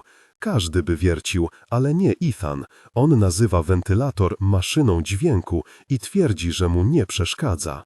Ten gość jest prawie jak hermafrodyta, bezpłciowy jak woda toaletowa CK1 z 9900 roku. Z góry wiem, że zna całe słowa do Gonna Make You Sweat, a na parkiecie, wykonując wszystkie te dziwne ruchy, czuje się jak ryba w wodzie. Jest napastliwy w nieprzyjemny sposób, urodził się za późno, ma 41 lat i wydaje się zmęczony szukaniem swojej drogi przez życie, drogi w jednokolorowych ciuchach z lat 90. i z Rickiem Deesem w roli narratora. Można mu współczuć albo skroić go z portfela. Jest jak papierek lakmusowy, połowa odwzajemnia jego uśmiech, połowa patrzy na niego spod łoba. Ciągle mu powtarzam, że powinien pracować w domu opieki, mówię to całkiem poważnie. Prowadziłby imprezy dla starców na wózkach inwalidzkich i podpiętych do aparatury podtrzymującej życie. Tacy ludzie, mężczyźni z ciałami pachniącymi rumianami i kobiety z ciałami, które widziały życie, w sam raz pasowaliby do jego wrodzonej, totalnej i tragicznej tęsknoty za minionym czasem. Miłego dnia, proszę pani. Ethanie, nie musisz się do wszystkich zwracać proszę pani, mówię. Niektórych wystarczy zbyć machnięciem ręki albo powiedzieć zwykłe dziękuję. Nie słucha mnie, nie uczy się, nie podporządkowuje się. Tracę cierpliwość do niego, do życia, do ludzi. Nie mam już czego pożądać i o czym marzyć. Mdli mnie, kiedy na niego patrzę, bo jest tak freaking miły i w ogóle o tobie nie wspomina. Nie narzuca się z opowieściami o swoim związku. Temat Blythe bardzo rzadko pojawia się w naszych rozmowach, przez co czuję się, jakby się nade mną litował. Jedyne, co mi pozostało, to gosh awful wspomnienie naszej krótkiej, szybkiej intymności, tych 8 sekund, na które jak małpa przylgnęłaś do mnie. Z każdym dniem ogień wykrzesany w przymierzalni w Macy's przygasa. Wspomnienia o bliskości są jak wszystkie inne, z czasem się zacierają i wietrzeją. Napisałaś, Czanie, po prostu znowu za bardzo i za szybko się zaangażowałam.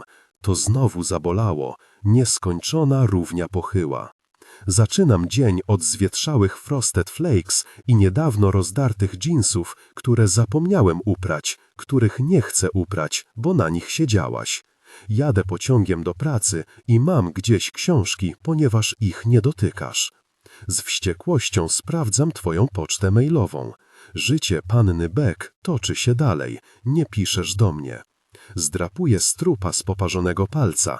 Nie chcę, żeby rana się zagoiła. Pragnę czuć ból. Drapię palec, który tak ci się podobał tamtego wieczoru w dorożce. Rana ropieje i krwawi i szczypie, tak jak wszystko inne w moim życiu. Jeżeli Ethan jeszcze raz powie, że powinienem pójść z palcem do lekarza i pozwać producenta dzbanka do kawy, musiałem prędko coś wymyślić, przecież nie mogłem przyznać się nowemu pracownikowi, że przypaliłem sobie palec, bo mnie rzuciłaś. Jeśli Ethan nie zamknie ust, to mu przywalę, dostanie fangę z ropy, krwi i w ogóle. Choć pracowałaś tu tylko przez chwilę, odcisnęłaś na tym miejscu trwałe piętno. Dla mnie to, nie wiem, podłe, że na twoim miejscu stoi Ethan. Lubi nowe rzeczy, lubi pachnące gapem ciuchy, ależ były obniżki, wykrzykuje, zupełnie jakby obchodziło mnie, że kupił dżinsy na przecenie, koszulę z kołnierzykiem przypinanym na guzik. We wtorki w Gapie na wszystko, co jest na wyprzedaży, dają dodatkowe 40% upustu. Informuje mnie, jakby dawał do zrozumienia, że powinnam zaznaczyć sobie ten dzień na czerwono w kalendarzu, choć wcale go o to nie prosiłem. W dodatku codziennie jest ogolony i w kapitalnym humorze i tragicznie, żałośnie wierzy, że czeka go jeszcze wiele dobrego. Zdobywszy Blythe, poczuł się jak zwycięzca, postanowił więc naprawdę zacząć grać. Słuchaj, Joe, a może kupimy los na spółkę? Wiesz, czasem się słyszy o kumplach z pracy, którzy razem grali i razem wygrali. Codziennie zachwyca się kawą. Czy to naprawdę konieczne? Kawa to kawa, a w styczniu, w tym powszechnie znienawidzonym miesiącu, kiedy zacina deszcz ze śniegiem, niebo wygląda jak dżinsy potraktowane kwasem, a podłogę w sklepie trzeba 3 razy dziennie zmywać mopem, bo przyłażą flejtuchy w buciorach i z parasolami, Ethan wykrzykuje: i jak tu nie kochać szarych dni? A kiedy wychodzi słońce, żeby zaśmiać się nam w twarz, bo przecież temperatura utrzymuje się w okolicy zera, Ethan oznajmia: nie ma to jak zimowe słoneczko, co nie? Najgorsze w tym wszystkim jest to, Beck, że on nie chce mnie znienawidzić. Mogę go ignorować i warczeć na niego, a on nadal będzie moim psem, będzie się uśmiechał i merdał ogonem, gdy wchodzę do księgarni. On też nigdy by się nie zabił, nawet gdyby przegapił 75% obniżkę w Gapie. Jest na to zbyt łagodny i poczciwy. Któregoś dnia, krótko po tym jak przyjąłem go do pracy, przyszedł z torbą z Bed Bath & Beyond. Kiedy poszedł do toalety i je za dużo otrębów, martwi się stanem swojej okrężnicy, zajrzałem do niej. Wiesz, co tam miał? Powiem ci. Składany stolik tacę.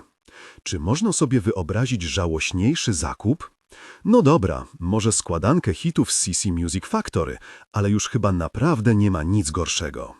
Pamiętam, że pomyślałem sobie, Ethan wróci do domu, przygotuje sobie na obiad coś z dużą zawartością błonnika, postawi talerz na swoim nowym stoliku i będzie oglądał sitcomy, rozmyślając, jakim zabawnym serialem jest Teoria Wielkiego Podrywu. Dosłownie wyliże talerz do czysta, po czym złoży stolik i odstawi tam, gdzie będzie go odstawiał każdego wieczoru przez resztę swojego boleśnie samotnego, błonnikowego, poukładanego życia. Ale potem poznał Blythe. Wiem, że są razem, nie jestem idiotą. I teraz to ja czuję się jak gość ze składanym stolikiem i w ogóle świat stanął na głowie. Powinnaś być tutaj i zdawać mi relację, jak Blythe opisuje Ethana w swoich opowiadaniach. Potrzebuję cię. Potrzebuję beztroski. Nienawidzę Ethana. Nienawidzę go za to, że ma Blythe. Kiedy zerwaliśmy, oni też powinni byli zerwać. Staram się zachowywać normalnie. Pytam go, co u nich słychać, a on mi wciska kit. Nie chcemy się z niczym spieszyć, oboje cenimy sobie niezależność. Wiesz, dajemy sobie czas. Nie wiem, bo tak się składa, że nie cenię sobie niezależności. Cenię sobie ciebie. Gdybym wskoczył w jego ryboki, rozwiedziony, ciułacz kuponów, oporny, strzeliłbym sobie w głowę. Oto najmroczniejsze dni w historii świata. Tracę cierpliwość. Jakby tego było mało, Ethan próbuje uczyć się hiszpańskiego, słuchając piosenek Enrique Iglesiasa. W tej chwili pyta, czy może włączyć. Jasne, odpowiadam, wszystko mi jedno, jestem martwy i głuchy. Nie musisz słuchać akurat teraz, zapewnia. Chcesz, żebym puścił coś innego? Mam tu całe mnóstwo kawałków. Mam muzykę klubową, mam muzykę rockową, mam muzykę jazzową. Nie mówi się muzyka jazzowa, tylko po prostu jazz. Joe, ty tak dużo wiesz o wszystkim, wykrzykuje. Zawsze znajdzie powód, żeby się uśmiechnąć. Gdybym przestawił mu kichawę, pewnie by mi podziękował. Codziennie uczę się czegoś nowego.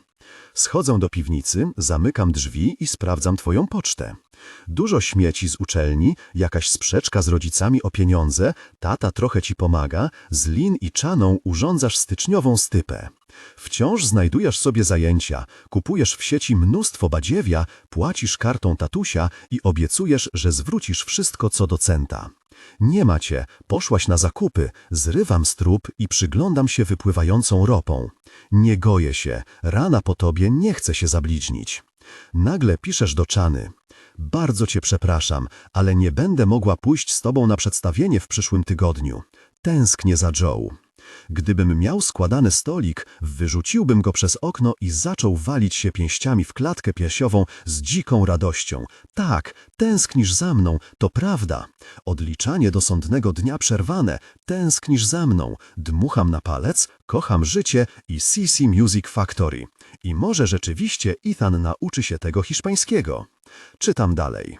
Nie wiem, czy chodzi o niego jako osobę albo o coś, co w sobie miał, ale wciąż o nim myślę i mam ochotę do niego zadzwonić i chyba naprawdę zadzwonię, jeśli się stąd nie wyrwę. Pojadę do Peach, do Little Compton i nie wiem, spróbuję przejść jakąś dekompresję. Zaczynam chodzić po piwnicy, bo kochasz mnie tak bardzo, że aż musisz wyjechać z Nowego Jorku. To pewne, masz obsesję. Piszesz dalej. No, więc jeszcze raz strasznie przepraszam, że zostawiam cię na lodzie. Peach mówi, że jeśli chcesz, też możesz przyjechać. Odpowiedź Czany jest zwięzła i konkretna. Uwielbiam ją i uwielbiam świat. Aha, okej, Beck. Tęsknisz za Joe, a więc uciekasz do pustego domu na plaży w samym środku zimy? Z Peach? Ty. Potrzebuję przestrzeni. Czana. Bez urazy, ale nie wiem, co rozumiesz pod pojęciem przestrzeń w kontekście spędzania czasu z Peach. Do zobaczenia po powrocie. Tęsknisz za mną, tęsknisz. Przychodzi mail od Peach. Bekanieńka, rżądzisz. Wiem, że wczoraj wieczorem już miałaś telefon w ręku i wybierałaś numer Joe'ego. Jestem z ciebie bardzo dumna, że jednak nie pękłaś. Jesteś bardzo zdolna, studiujesz. To oczywiste, że nauka musi mieć pierwszeństwo. Myślę, że Joseph bardziej niż ktokolwiek inny pragnie dla ciebie tego, co najlepsze. Nie wymagaj od siebie zbyt wiele. B. Z innej beczki w Elsie będzie bombowo. Zobaczysz. Aha, bo zapomnę. Okazało się, że większość sypialni jest właśnie remontowana i trochę mi głupio, ale czy mogłabyś jednak nie zapraszać Kle? Dzięki. Sypialnie są odnawiane, ale przecież znajdzie się miejsce dla jeszcze jednej osoby. Niech się stanie urlop. Na wyjazd należy się przygotować. Każdy to wie. Wbiegam po schodach i mówię Ethanowi, że wybieram się do Gapa. Omijaj to, co wyłożone blisko wejścia, radzi. Kieruj się od razu w głąb sklepu. Dobry z ciebie człowiek, Ethanie, mówię. Naprawdę dobry. Zobaczysz, że szybko się nauczysz hiszpańskiego. Dzięki, Joe, a raczej gracias. Pamiętaj, że jest wtorek. Wiem, mówię. Na rzeczy z wyprzedaży dodatkowe 40% upustu. Dokładnie, Joe. Nie mogę się doczekać, kiedy kupię coś nowego. Lubię stare rzeczy, ale ty lubisz nowe i niech im będzie, że coś w sobie mają. Tęsknisz za mną, to coś nowego, nowego i dobrego.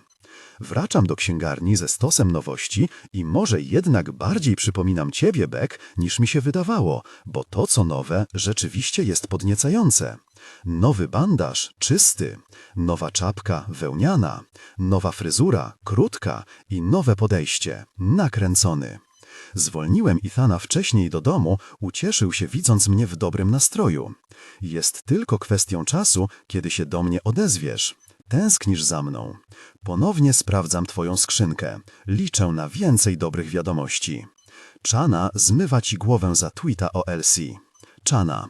Elsie? Beck? To brzmi idiotycznie. Chyba że masz na myśli Lauren Conrad. Wtedy to brzmi jeszcze bardziej głupio. Nie możesz nazywać tego miejsca Elsie, skoro nigdy tam nie byłaś. Bo nie byłaś, prawda? Ty. Okej, masz rację. Tweet o Elsie był słaby. Po prostu czuję się taka nie za bardzo, od kiedy ostatni raz widziałam się z Joe. Chana, jeśli tak się czujesz, to zdecydowanie powinnaś zachować się jak dorosła osoba, zadzwonić i spotkać się z nim. Ucieczka z księżniczką Peach to najgorsze, co możesz zrobić. Ty. Wiem, zupełnie jak w seksie w wielkim mieście, kiedy Carrie jest w Paryżu z Rosjaninem i mówi, że wbrew sobie zastanawia się, co by było, gdyby była tam z Mr. Bigiem. Chana. Tak, tylko że w serialach wszystko rozciągają w czasie. To jest prawdziwe życie. Przestań robić tragedię i zadzwoń do niego. Kto wie, może zgodzi się pojechać z tobą na Rhode Island na jedną noc. Och, Beck, będę tam każdej nocy. To jest to, nasz nowy początek. Odpisujesz. Ty. W sumie nie głupio to brzmi. Chana. W takim razie zrób to. Zaproś go. Zapomnij o Peach. Możesz udawać, że cię wyśledził i przyjechał za tobą, bo jest taki romantyczny i w ogóle. Ty? Może wyślę mu adres i dorzucę coś zabawnego. Sprawdzam, czy nie przyszedł SMS od ciebie. Nic. Ale wszystko jasne. Pragniesz mnie, a ja pragnę ciebie. Nie mogę siedzieć tu i czekać. Muszę wziąć się w garść i zacząć działać. Po kolei. Najpierw znajduję w sieci adres rodziców Peach. Wykorzystuję do tego artykuł w jednym ze starych numerów Architectonical Digest oraz Google Maps.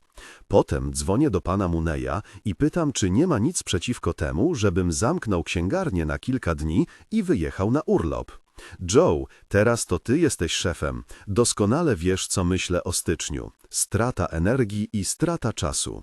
Zrób sobie wolne. Zasłużyłeś na to. Pewnie, że zasłużyłem. Twoja wymiana wiadomości z Hano i Lynn, ona również jest po mojej stronie, to jasne. Trwa. Lynn. Ucieknij z nim, a nie z Peach. Ty. Proszę, nie traktujcie jej tak. Ona przechodzi trudne chwile. Hana. Całe jej życie to jedna wielka, trudna chwila. Ble. Następna, proszę. Lynn. Beck, wiesz, że o tej porze roku w tamtej części Rhode Island wszystko jest pozamknięte, prawda? Ty? Dziewczyny, dajcie spokój. Jadę tylko na weekend. Przecież to nic takiego. Hana. Podziękuj, że zaprosiła mnie i Lynn. A zresztą, ty? Hana przecież was zaprosiła. Powiedziała, żebym was zaprosiła. Lynn? To nie to samo, co osobiście. Dziewczyny, ona cierpi na depresję. Chyba wiecie, że ma stalkera. Lol. Hana? Ile mu płaci? Lol. Ty? Proszę was, Peach chce dobrze. Hana? Ja naprawa. Lynn? Hana strzał 10. Ty? Uwielbiam twoje przyjaciółki, bo biorą moją stronę. To wiele dla mnie znaczy. Pewnego dnia na naszym ślubie podziękuję im. Chciałbym móc powiedzieć to samo o Peach, ale ona niestety nie gra w drużynie Joe'ego. Należy do drużyny Beck i nie rozumie, że zespół Beck i zespół Joe'ego to teraz jedna ekipa. Z Peach też prowadzisz dyskusję mailową. Peach? Zapomniałabym dodać, że padniesz, jak zobaczysz naszą bibliotekę. Tony książek. Spalding Gray był przyjacielem rodziny. Mamy mnóstwo egzemplarzy z jego autografami, świetne rzeczy. Sporo rzadkich wydań, których nigdzie nie dostaniesz. Mam, rozumiesz, do latarni morskiej z podpisem autorki. No, ale temat Virginia Woolf lepiej zostawić na weekend, na wieczory przy Pinocie. Ty? Wiesz, kto byłby zachwycony? Jasne, że wiesz kto. Peach? Wiem, kochanie. Obiecuję, że wyjazd z miasta pomoże ci oderwać od niego myśli. Ty? No, mam nadzieję. Wrzucam twój telefon do plastikowej reklamówki Gapa. Pora przestać śledzić twoją pocztę i zacząć przygotowywać się na spotkanie z tobą. Nie mogę się doczekać, kiedy się przełamiesz i napiszesz do mnie. Wiem, że to zrobisz. Będziesz leżała sama w sypialni w domu nad morzem i myślała, o ile lepiej czułabyś się ze mną. Wyślesz do mnie SMS, przyjadę, wpuścisz mnie, zakradniemy się na piętro i... Tension broke, gave in to desire, connecting deeply. Jestem spokojny, wiem co się stanie. Jedyne co mi pozostało, to udać się do Little Compton i zaczekać aż mnie wezwiesz. Zamykam na klucz drzwi do piwnicy, wyłączam światła, próbuję sobie przypomnieć, gdzie zaparkowałem samochód pana Muneya i zastanawiam się, czy powinienem pojechać 95. Nie bez przyczyny istnieje coś takiego jak prawo Murphy'ego, dlatego nawet nie jestem zdziwiony, kiedy otwierają się drzwi i wchodzą spóźnieni klienci.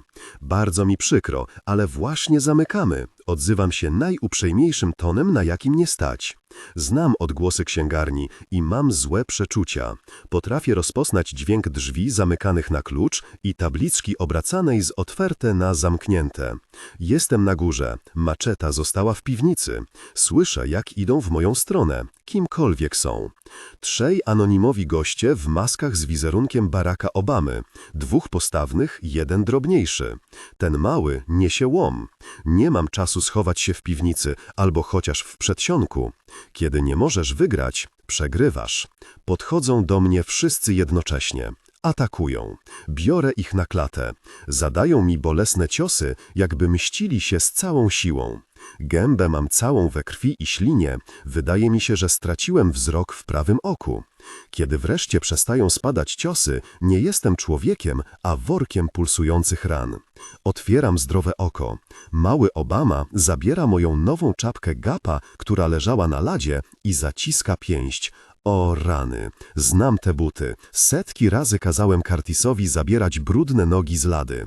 A zatem to on i jego prywatna zemsta. Curtis i kumple zbierają się do wyjścia, a ja leżę na podłodze i czuję jedno wielkie pulsowanie. Nie zamierzam się nad sobą użalać. Nagrabiłem sobie rzeczy, które zrobiłem, śmiałe rzeczy. Przypominam sobie szkarłatne godło od Wabi Będziego. To jasne, że kiedyś musiałem za to zapłacić. Tęsknisz za mną, wkrótce w końcu będziesz moja. Oto punkt zwrotny mojego życia. Widać, przyszła pora na pokutę.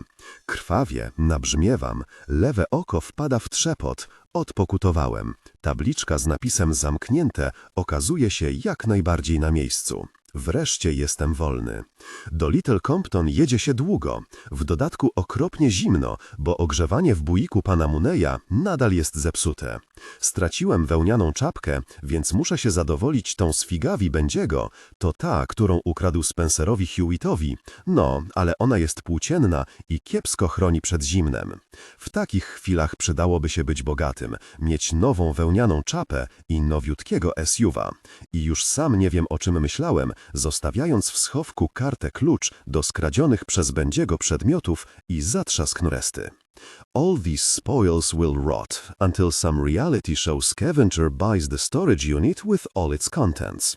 When I drive, I get sleepy, which is why I need music, but this time I forgot to take care of it because I had other things on my mind, like the fact that I might go blind in one eye because of a very difficult jerk like Curtis.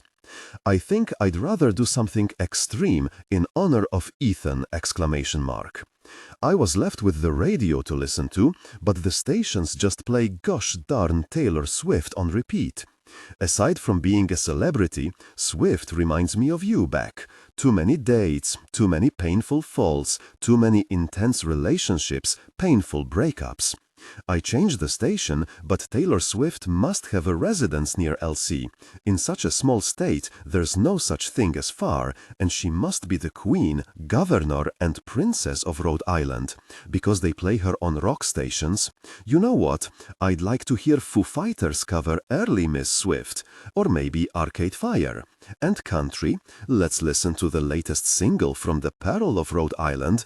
I think you all know who I'm talking about. And pop stations. No matter how old you are, she'll make you feel 20. Right, Rhode Island? Right? Really, Taylor Swift, I've never felt as old as I do now. Why, gosh, hasn't anyone invented some concoction to prevent ice from forming on the highway?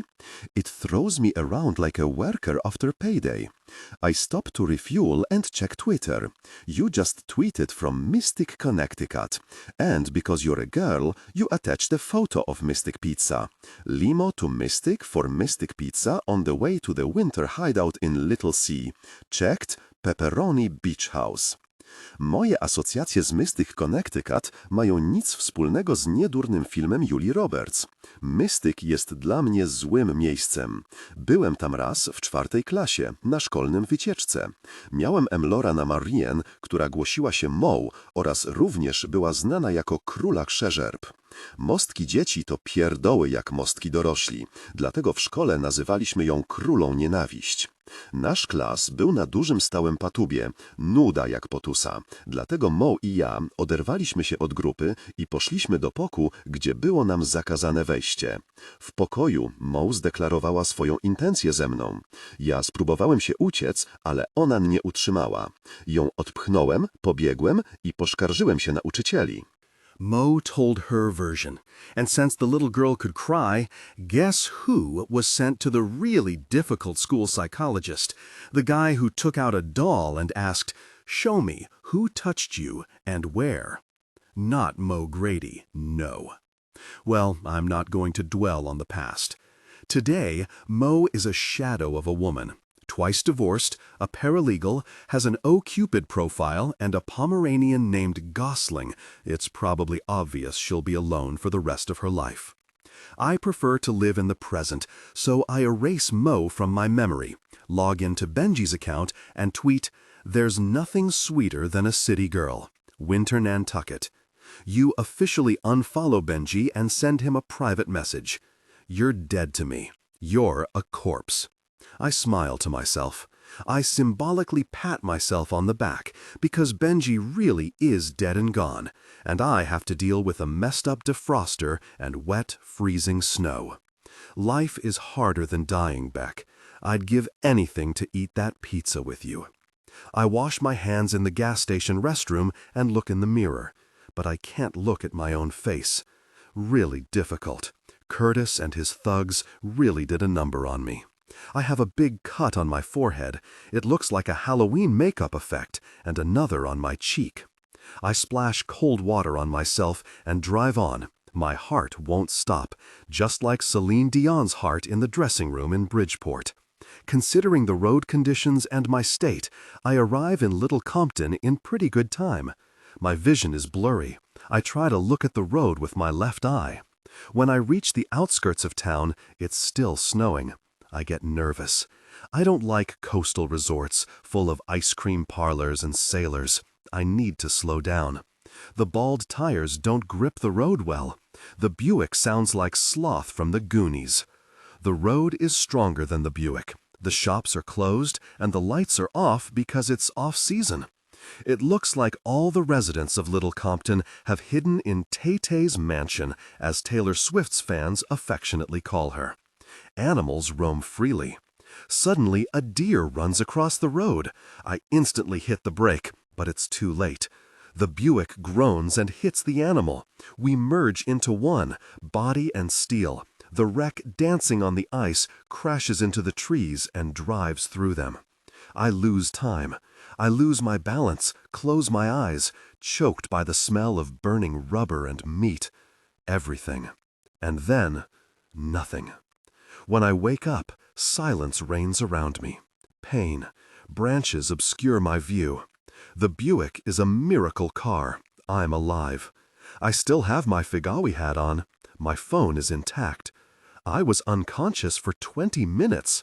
Wow, I say, because it has to be said.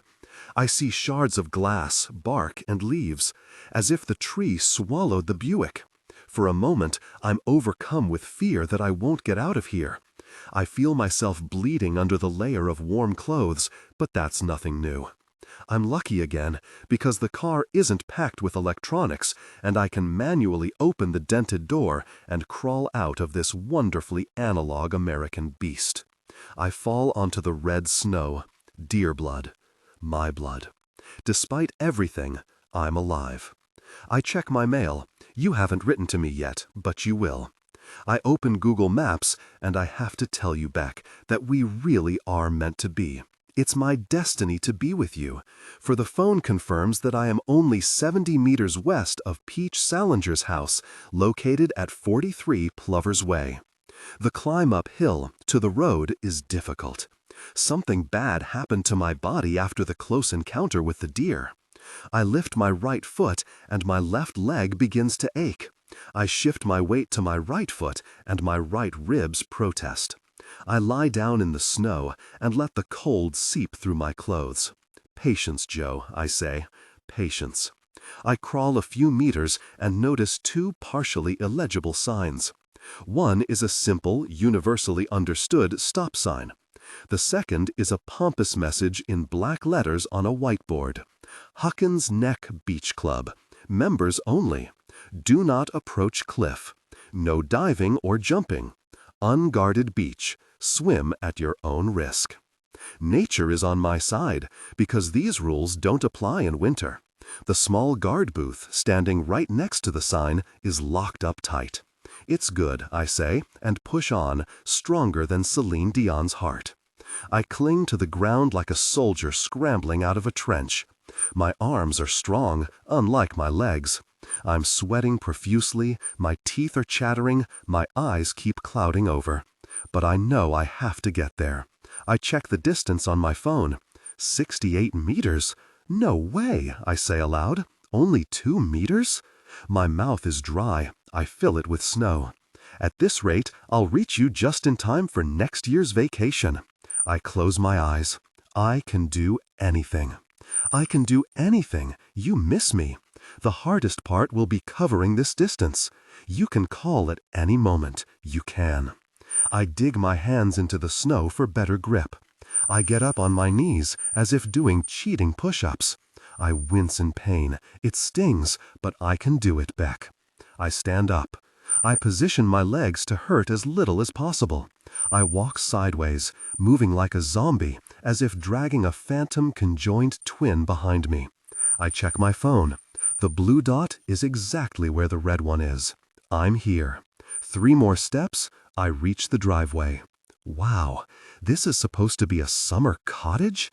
Beck, this is a palace from a fairy tale about an evil queen living by the sea, who robs the townspeople of their money just to splurge on an excessively long driveway, winding through shrubs and flowing like a river into a 4-car garage, which for the rest of the world is like a big middle finger.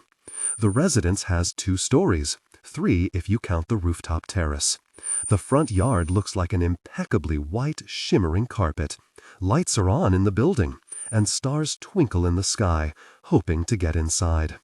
If Thomas Kincaid, painter of light, crossed brushes with Edward Hopper, their joint work would look something like the view I have before my eyes. And the silence! I thought I'd hear the sea, but the ocean has fallen asleep, and all I hear is the melting snow and the trembling of twigs. Is it normal for me to make so much noise?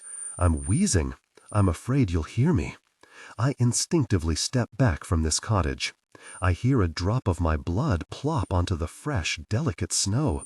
I mustn't leave any traces. Peach will think the stalker is back and call the National Guard.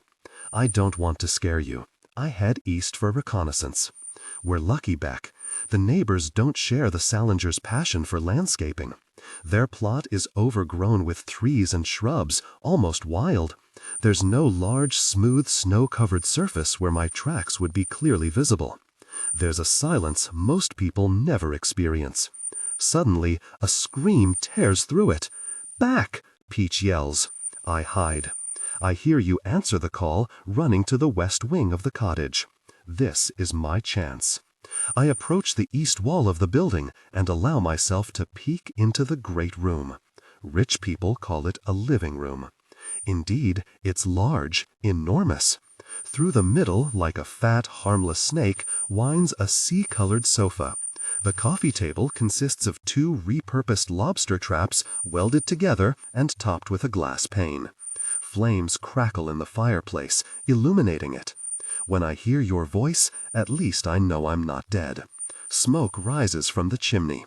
No wonder Taylor Swift bought a house here. I hear Elton John. It looks like Peach really is on vacation, as she's replaced her signature gloomy, slightly suicidal ballad with a livelier, happier tune. Goodbye, Yellow Brick Road. Oh, and I smell marijuana. I duck my head as you burst into the room. The seaside stay suits you. God, how I miss you. You stand before the fireplace, legs apart, as if preparing for a body search. You are alive and bright like fire. Wearing black leggings and a gray sweater, the one you wore to work that day we were intimate. When you lean to warm your hands, an uncontrollable urge comes over me to climb through the window and be close to you. But Peach stands in the doorway and ruins the atmosphere. She hands you a glass of wine. Typical. You take a sip. Peach returns to the kitchen. I wouldn't be surprised if she slipped you a date rape drug. You miss me. And I miss you. It hurts to watch you stand by the fireplace, bringing your hands closer to the fire, just as I brought mine to the candle. Although, no, I did it differently. I imagined pushing you into that red abyss and jumping in after you, with you, so we would connect deeply, forever, a tree of life, light and shared passion. Well, but, of course, Peach comes again and says dinner will be ready in an hour. Your hostess wants to play rummy. How old is she? 85? You grant her request and sit together on the big sofa. My hands are numb and throbbing with pain at the same time. It's too cold for me to stand here. I'm not an animal. Besides, what's my plan anyway? I came here with dreams, not a concrete plan of action. The dream is for you to text me. I'll wait 3 hours, pretending I'm in New York, and then I'll drive up to Peach's house. You'll run out to me before I can turn off the engine. You'll jump, joy. You'll offer me a hearty dinner, steak and potatoes, and then we'll lie down in one of the unrenovated bedrooms and share intimacy through the night. I have neither a plan A nor a plan B. I haven't thought it through. You are a good friend, kind and devoted. Of course, you have to spend some time with Peach. I look like a wreck and a half. Everything hurts. I'm bleeding. My car is stuck in a tree, and I don't have enough strength to go back to town and break into some guest house. I squat, returning to the neighbor's yard. The front door is locked, no surprise there. The moonlight reflects off the pristine snow, thank God. I go to the back of the house, making no fuss and not falling. I find a boathouse, no surprise there either, with an unlocked door, thank God.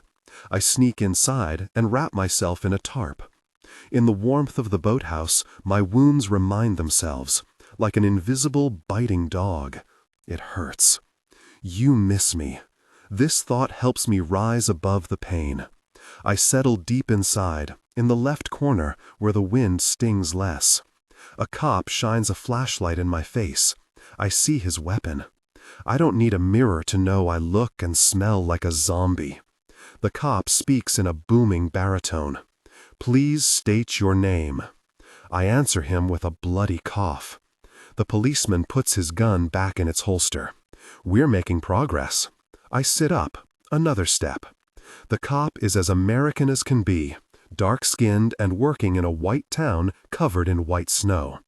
He holds my Figawi cap in his hand and examines it, as if he could read anything from the Mount Gay rum logo. Apparently it fell off my head while I was sleeping. He smiles. Did you race in the regatta, Mr. Hewitt? A couple of times, I answer, and I already know why Stephen King keeps returning to New England in his stories. I'm bleeding. There's a dead deer on the road. I'm crashing in someone's boathouse. My car crashed in the woods, and this jerk wants to talk about sailing?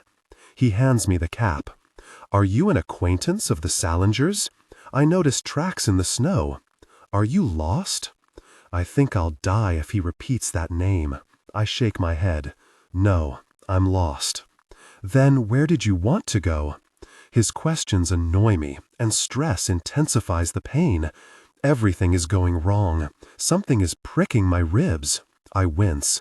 The cop is concerned. Yes, he offers me his hand. Thank you, Rhode Island Police. I accept the help. Officer, I'll be honest.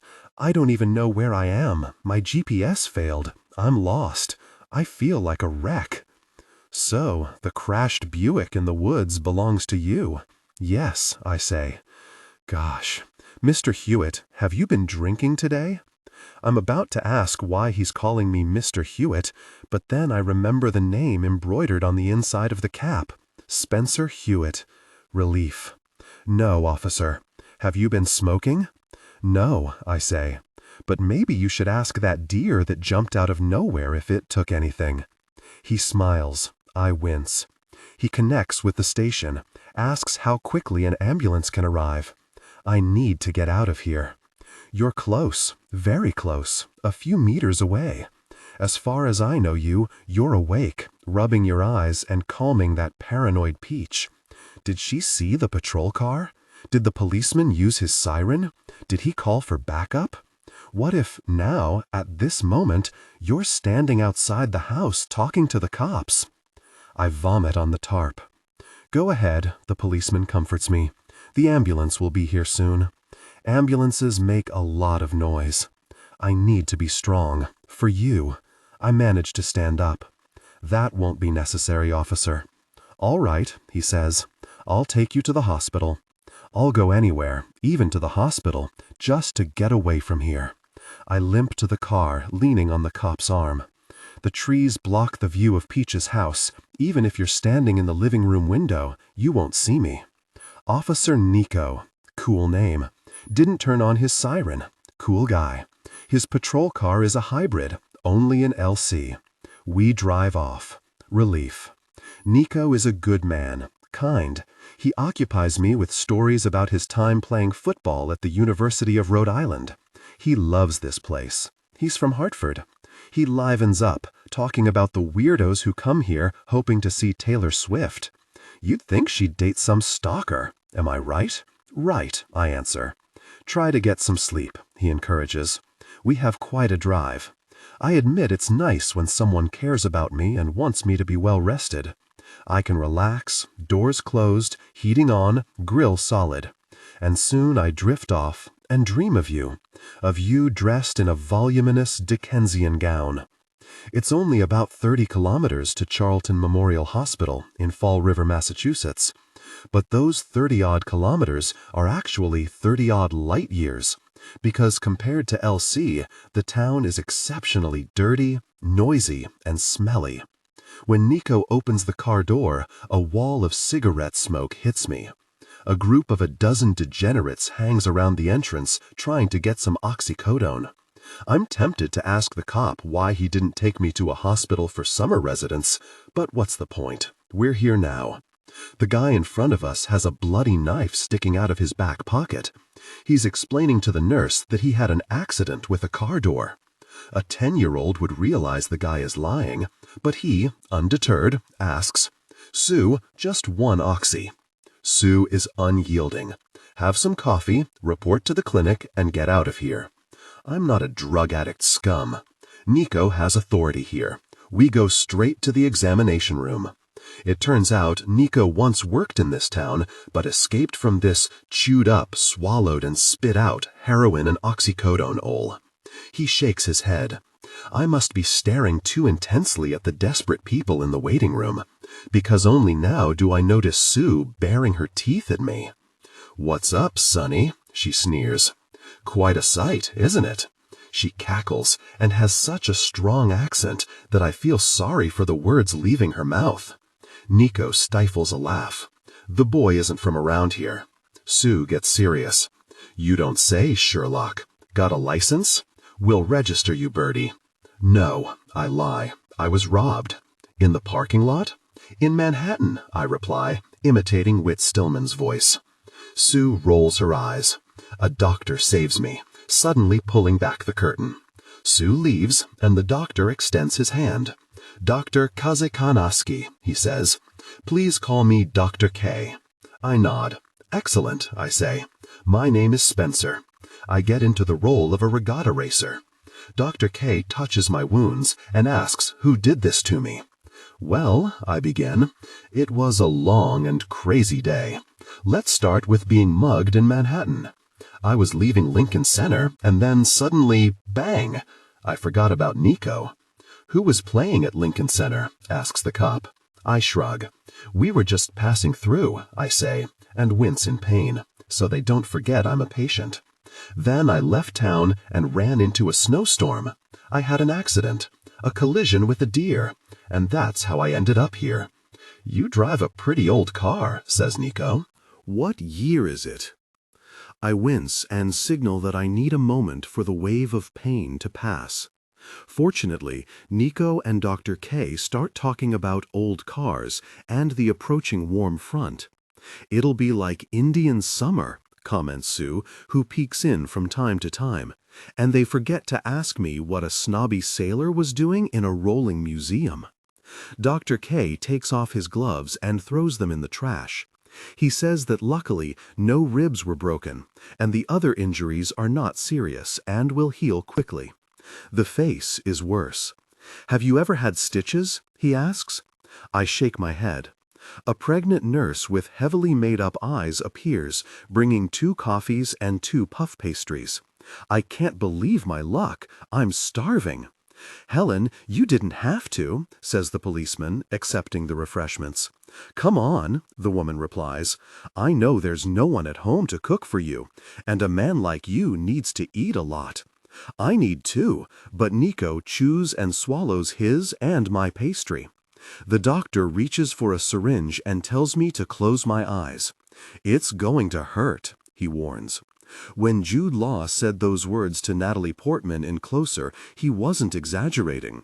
But you're at Peaches, and there's no one to hold my hand. The injection in the forehead doesn't so much hurt as it kills on the spot. Nico pats me on the back. Please take a deep breath, Mr. Hewitt. You'll get through it. The doctor jabs me again, this time in the cheek. I'm supposed to wait calmly for the anesthetic to take effect. The pregnant nurse dawdles. It's clear she has a soft spot for Officer Nico. How's it going in Snobu? Quite well, the officer laughs. And you here? It wouldn't be so bad if I had a sturdy, handsome chocolate to warm me up at night, wouldn't it? Nico laughs, and the nurse with the belly leaves, swaying her hips. Just say the word, sweetie, she says. Suddenly I realize I like it here. People openly say what they want, for oxys, for Officer Nico, for coffee. I want a piece of that, so I whisper to Nico, do you know if there's another cookie? The cop doesn't answer. He just draws the curtain. We're left alone. He takes out a notebook. Unfortunately, the medicine hasn't caused numbness, so I'm fully aware, and afraid of his notebook and pen. It begins. I know you don't have documents, but perhaps you can give me your address? I throw out some random name, hoping it's enough. But no, this is just the beginning. Nico is persistent. He saw the car. He saw my blood on the road. He followed that trail and found me. I pray the snow starts to melt. And that you and Peach don't leave the house. I don't want you to see my blood. What were you looking for? Nico asks. Did you think the owners were home? I admit, I don't know. I was dazed. Mr. Hewitt, you went straight towards that house. Why didn't you look for help at the gas station? It wasn't much further. I didn't see it, I reply. Why is he jumping on me? Did you really think someone would be home? I don't know. I don't want to do this. I want a cookie. Do you know anyone in LC? I didn't even know I was in LC, I say, and it's probably time to end this. I know how to handle a cop. I'll just say the same thing I said when they caught me stealing candy as a kid. I swallow. My lower lip begins to tremble. I can act. I stammer. Oh, officer, I really don't want to talk about it. It has nothing to do with that. My mom died. Just like that. She died. He turns off his pen and closes his notebook. I'm sorry, Mr. Hewitt. I didn't know. It's easy for me to cry, because I miss you. I still don't know how to reach you. You still haven't called to tell me you miss me too. Nico brings me a cookie. I chew and swallow it. When the doctor returns and stitches me up, I feel nothing. Half an hour later, Nico and I leave the building. Nico wants to drive me to the train station. In the parking lot, junkies have set up a picnic between cars and are discussing which clinic they can score some oxys from. A guy in a tattered North Face jacket tries to break into a Mazda with a crowbar. Nico yells at him, "Hey, Teddy, with respect, please." Teddy salutes Officer Nico, and I resign myself to my fate. "Are you sure it's not a bother?" "Of course not," the cop replies. "But wait, how will you pay for the ticket?" "Good question, officer." I pat my thigh and say, "I have a secret compartment with a credit card, just in case." "Clever, Mr. Hewitt. Better safe than sorry." I nod. "Always." Nico assures me that Leroy will tow my Buick and get it back on its feet. "And he won't charge too much," he adds. "You're a golden man, officer," I say, and firmly shake his hand. He drops me off right at the station, which is full of drug addicts, just like the hospital surroundings. He helps me out of the patrol car. The loitering junkies scatter like cockroaches. I enter the waiting room and sit on a bench. When the officer drives away, I leave. I unfasten the inner pocket of my jacket and take out my wallet. I can't believe they swallowed the story about the attack. But then again, I look at the unfortunates wandering around the station. Of course they believed me. This is what they deal with every day. I hail a taxi. "To LC, please." The driver scowls and smiles mockingly, seeing my figure cap. Little Compton, I suppose. All of New England, full of bitterness, lots of boating, no nonsense. I wake up in another hangar, on the beach, a few hundred meters from Peach's house. Nico, Sue, and the doctor weren't wrong about the warm front. A completely different world, where the blizzard seems like an illusion, an aberration. The climate is indeed like summer. It's amazing how good one feels at 10 degrees Celsius and in the sun, when just recently they were lying bloody in the snow at -11 with a furious wind lashing their face. Most importantly, this time no one found me. Mother Nature must be compensating me for the accident.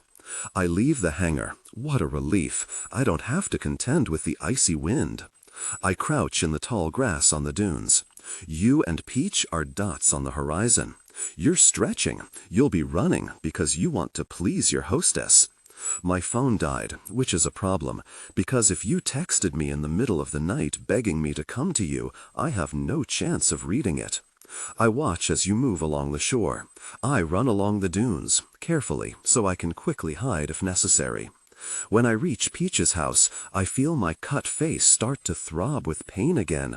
Freakin' Curtis. The back entrance is open, as I expected. You don't fear anything here, which is good news for me. In the Salinger's house, everything gleams with newness. In my family home, everything was old, worn, dirty, and this is just a summer house. Well, look at that, a drawer full of chargers. I plug in my phone. I make myself coffee in the Keurig machine, burning my tongue. I left a wet mark on the floor. Isn't that mean? The house knows I belong to the working class and makes me work with a mop. I use a scrubber because, of course, they don't have paper towels. They probably claim that by not buying them, they're protecting the environment.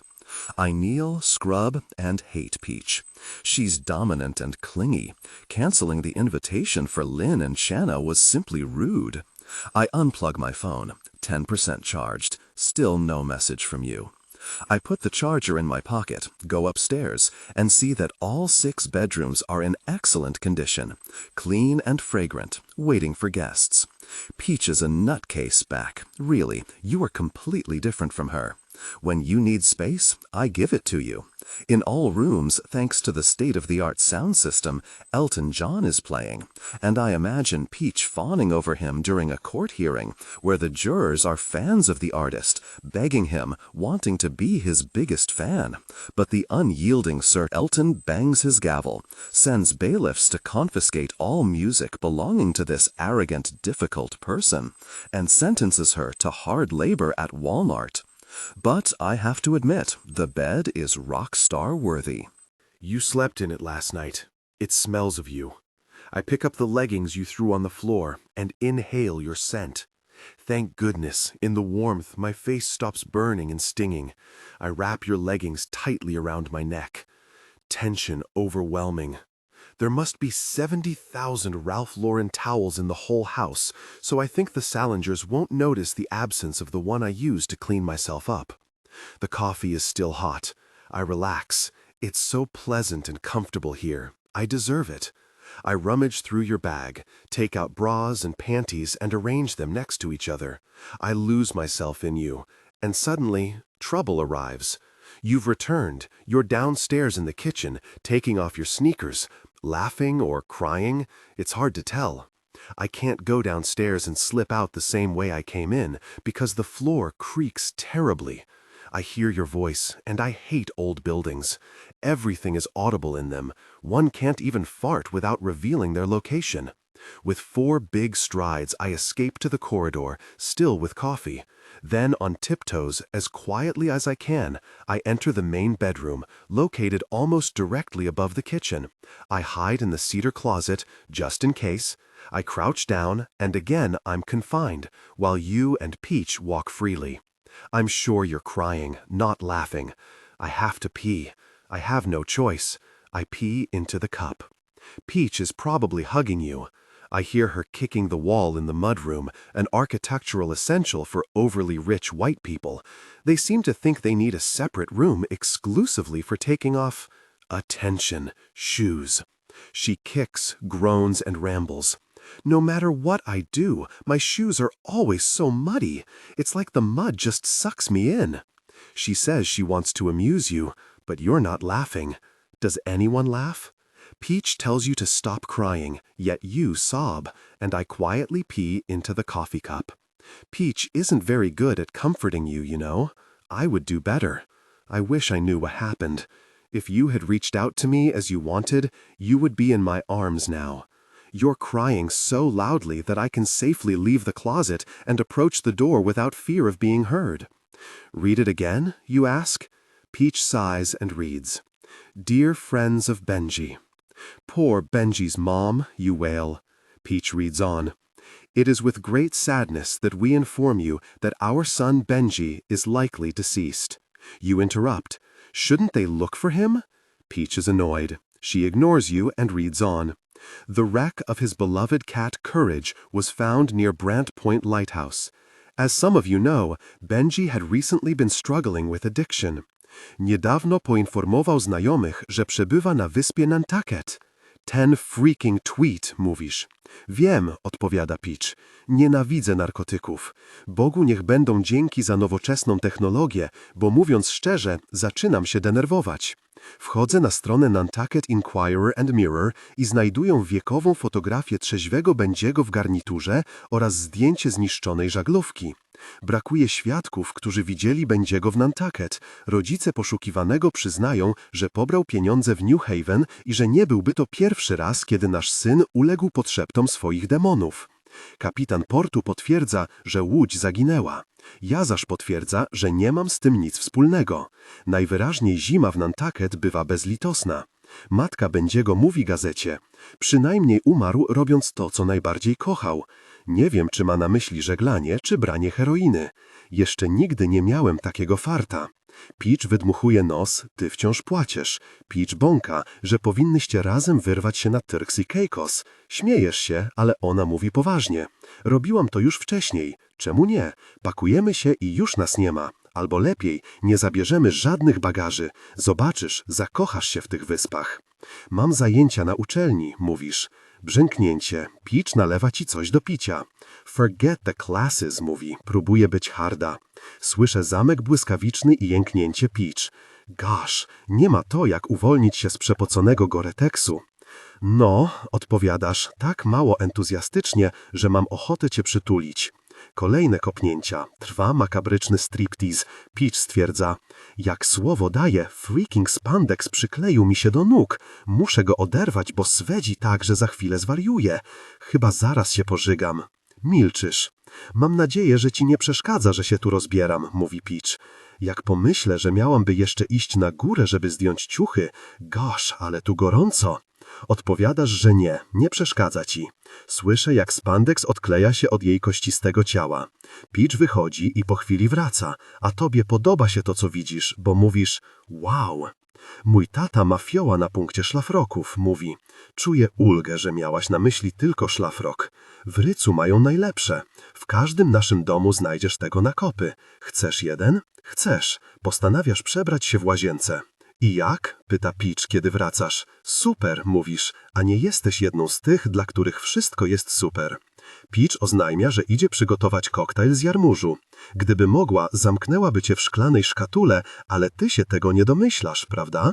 Wykorzystuję głośną pracę blendera i niczym ninja przemykam korytarzem, potem w dół schodami w tylnej części domu. Tylko dla służby, prowadzącymi do holu pomiędzy kuchnią a salonem. Na szczęście klatkę schodową od reszty pomieszczeń oddzielają drzwi wahadłowe, bo przecież kto, chciałby oglądać służbę, zgadza się? Stąd widzę wszystko. Macie na sobie identyczne obserwne szlafroki, klapiesz na kanapę i stawiasz szklaneczkę skoczkiej i koktajl z jarmużu na ławie zrobionej z pułapki na homory. Peach stuszka cię w stopę, jej przy twojej jest wielka. Nie smuć się. Nie powinnam, mówisz. Przecież traktował mnie jak byle co. Och, bekanieńka, to nie twoja wina. Chłopcy tak już mają. Czują się onieśmieleni przez dziewczyny takie jak my. Nie sądzę, żeby kiedykolwiek czuł się onieśmielony, mówisz. Peach zdejmuje nogi ze stolika i stawia je na podłodze. Rozciera dłonie, rozgrzewa je. No, kochana, masaż dobrze ci zrobi. Śmiejesz się, ale ona mówi poważnie. Klęka na podłodze, zaczyna masować twoje śliczne stópki, a ty mruczysz, podoba ci się. Mówisz jej, że zna się na rzeczy. Peach uśmiecha się, posuwa się wyżej, masuje łydki.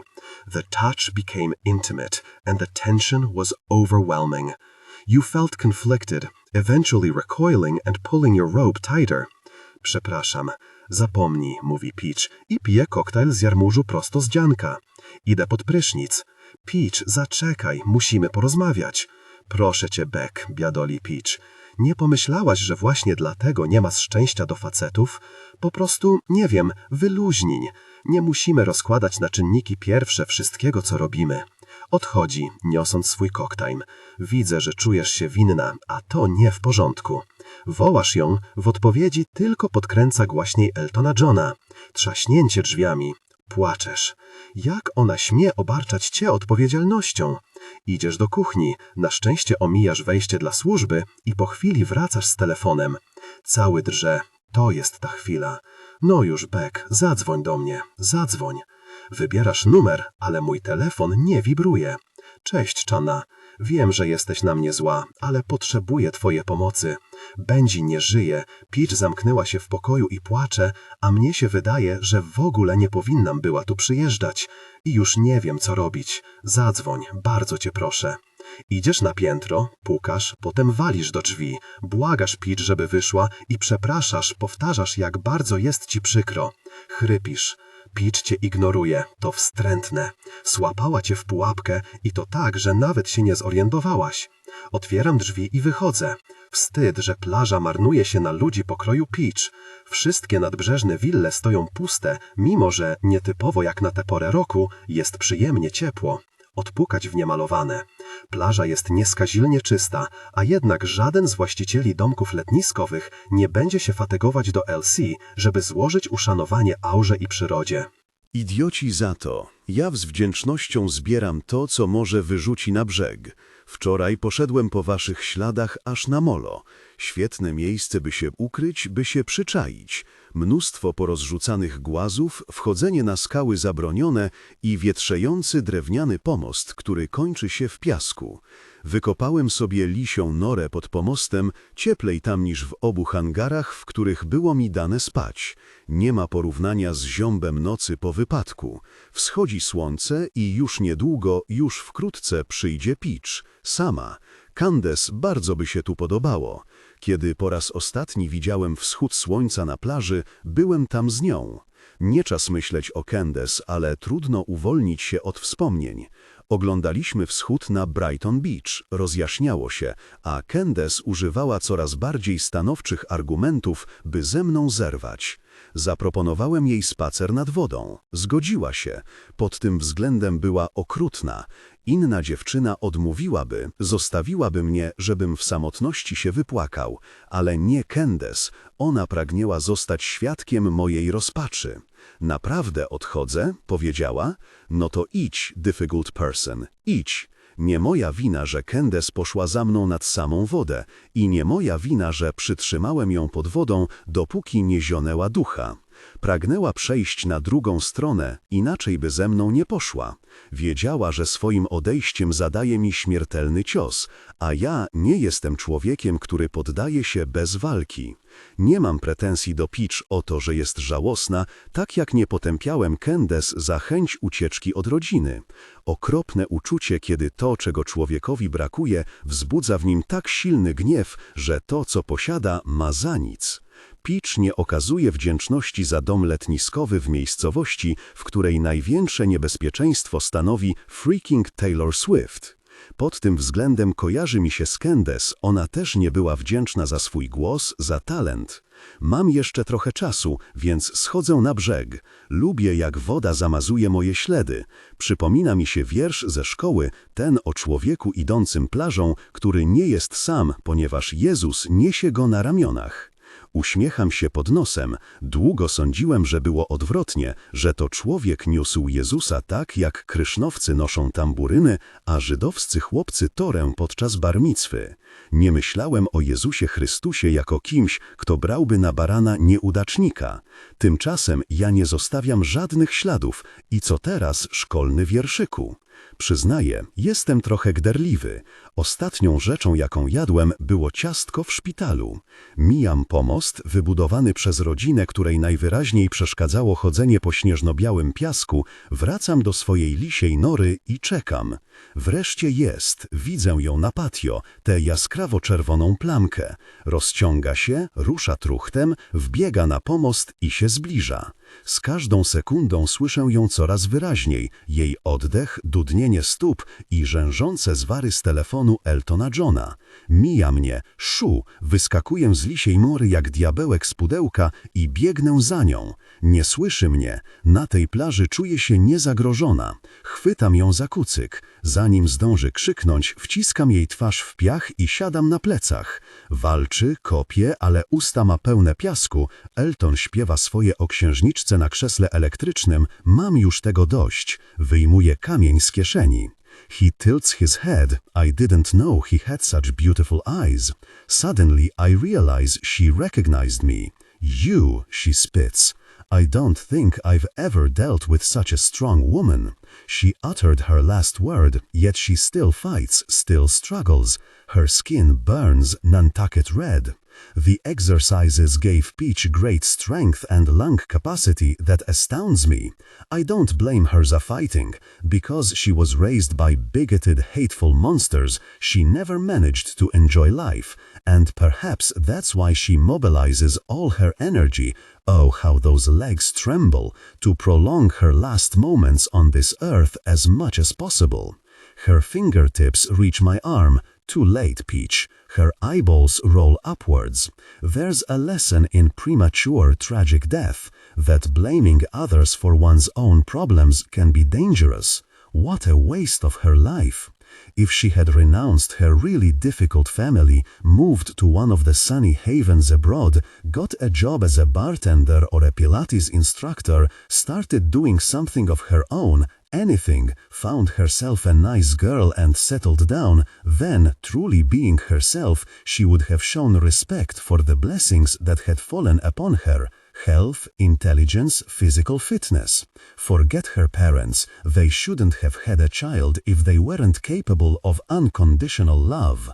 Peach drifts away. The music now plays only for me. It drowns out the waves. She liked this song because it made her feel less alone. She wanted to believe that we all suffer. I feel sorry for her.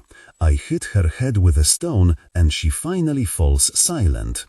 Ja odwracam ją na plecy, trzępiąc się dookoła. Jest dead, she's at peace, but what about me? I'm left alone with Elton, his triumphant song still playing from Peach's phone. Dead Peach, heavy Peach. Elton śpiewa louder and louder, or does it just seem that way because Peach is silent? I focus and try to move her, but I hear 3 words, a dragging loop, and I stop. I panic. What if you want to run? What if Officer Nico decides to check the beach? I have to hurry. I put stones in Peach's sweatpants pockets just in case the sea doesn't take her, which is quite possible. I need a lot of stones. The hoodie has many pockets. Elton comments on its lyrics about the river's greatest depth. Is that enough? I need to calm down. I close my eyelids and see Candace's open eyes in the muddy depths of Brighton Beach. I open my eyelids, take Peach's phone out of that arm contraption. Now it's my device. I interrupt Elton just jak się przygotowuje do ojcowań. It's Peach's time. I lift her body. She's dressed, and Candace was almost naked, wearing only a bikini and a little black dress. It was summer. Drink girls sometimes drown. It happens. The family accepts that the girl will never come home. I walk towards the water. It's winter. Sad women walk into the sea to die in it. It happens. For me, climbing the rocks is not forbidden. I carry Peach Salinger to the pier. The boulders are smooth and dry. I am composed. The princess weighs a lot. It's because of the stones in her pockets. It's because of the weight of her nieszczęścia. Raz, dwa, trzy i rzucam ją do oceanu. Wody przyjmują jej tak jak Brighton Beach przyjęła Candace's body. Napisałem e-mail od Peach do was. To łatwa praca. Wiem, co ma w nim być. Beck, muszę odejść. W ostatniej czasie, kiedy biegam, przypomina mi się Virginia Woolf, która biega ze mną. Szamek napisała, to co poruszało mnie, to otwarcie okien i wlezianek, ale ktoś zamknie drzwi. Dobrze to robią. To jest prawda. Trudniej odchodzić na zewnątrz niż na wewnątrz. Dom masz do dyspozycji. Kocham cię, Bekanieńka. Koniec Peach. Moje ciało jest słocze z potu i mięśnie bolą z overexertion. Uśmiecham się, bo teraz rozumiem, co Peach miała. Też chcę odpiechać się z Ebranew. Bardzo pieczę. Sprawdzam cię brzebrzeć trzeinę. Niecała godzina minęła od tego czasu, kiedy ostatnią gastę z Peacha podolam.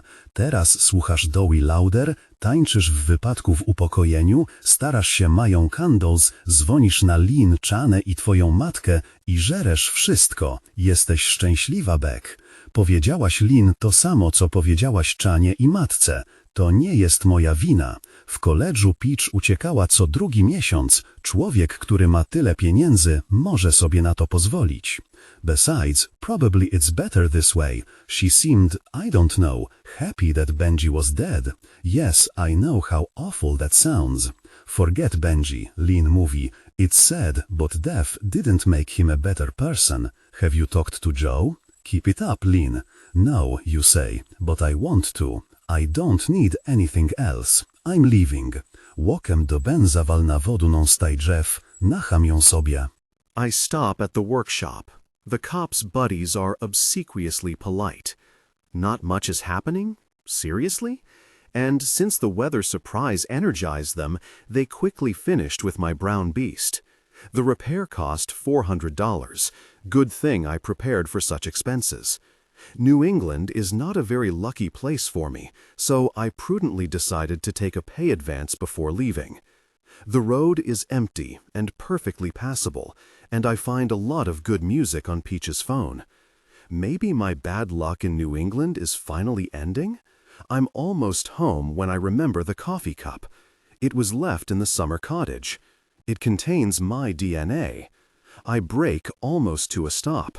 After a moment, however, I conclude that I'm worrying unnecessarily.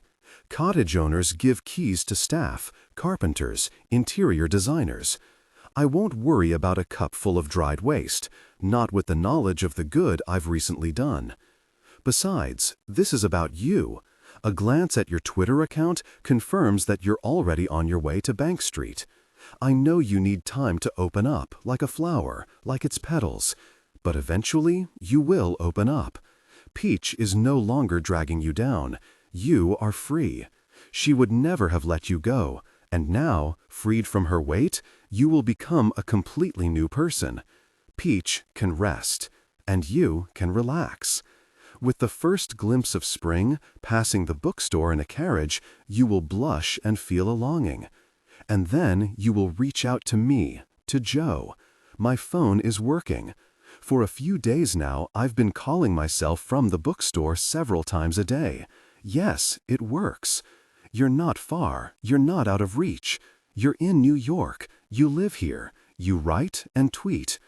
Is there anything more romantic than snow falling at night? Stillness, love. There's no logical, technological, or romantic reason why you haven't called or emailed me since returning from LC.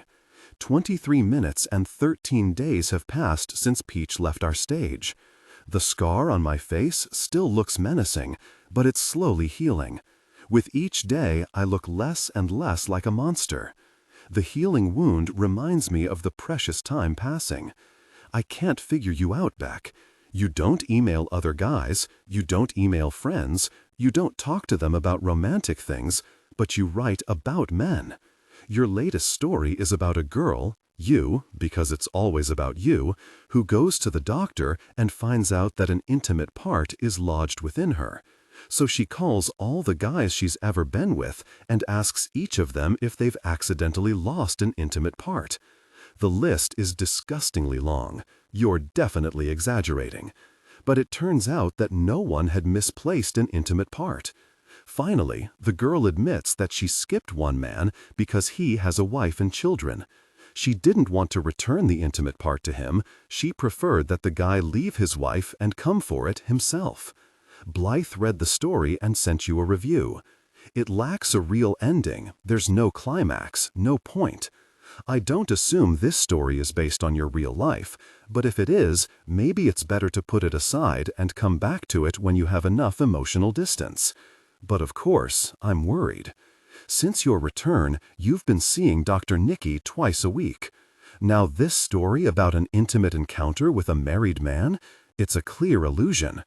I guess it's obvious that I made an appointment with your psychiatrist. How else would I be sure that the guy isn't taking advantage of you?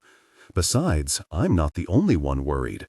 Chana, you went to a psychiatrist? WTF? Since when can you afford that?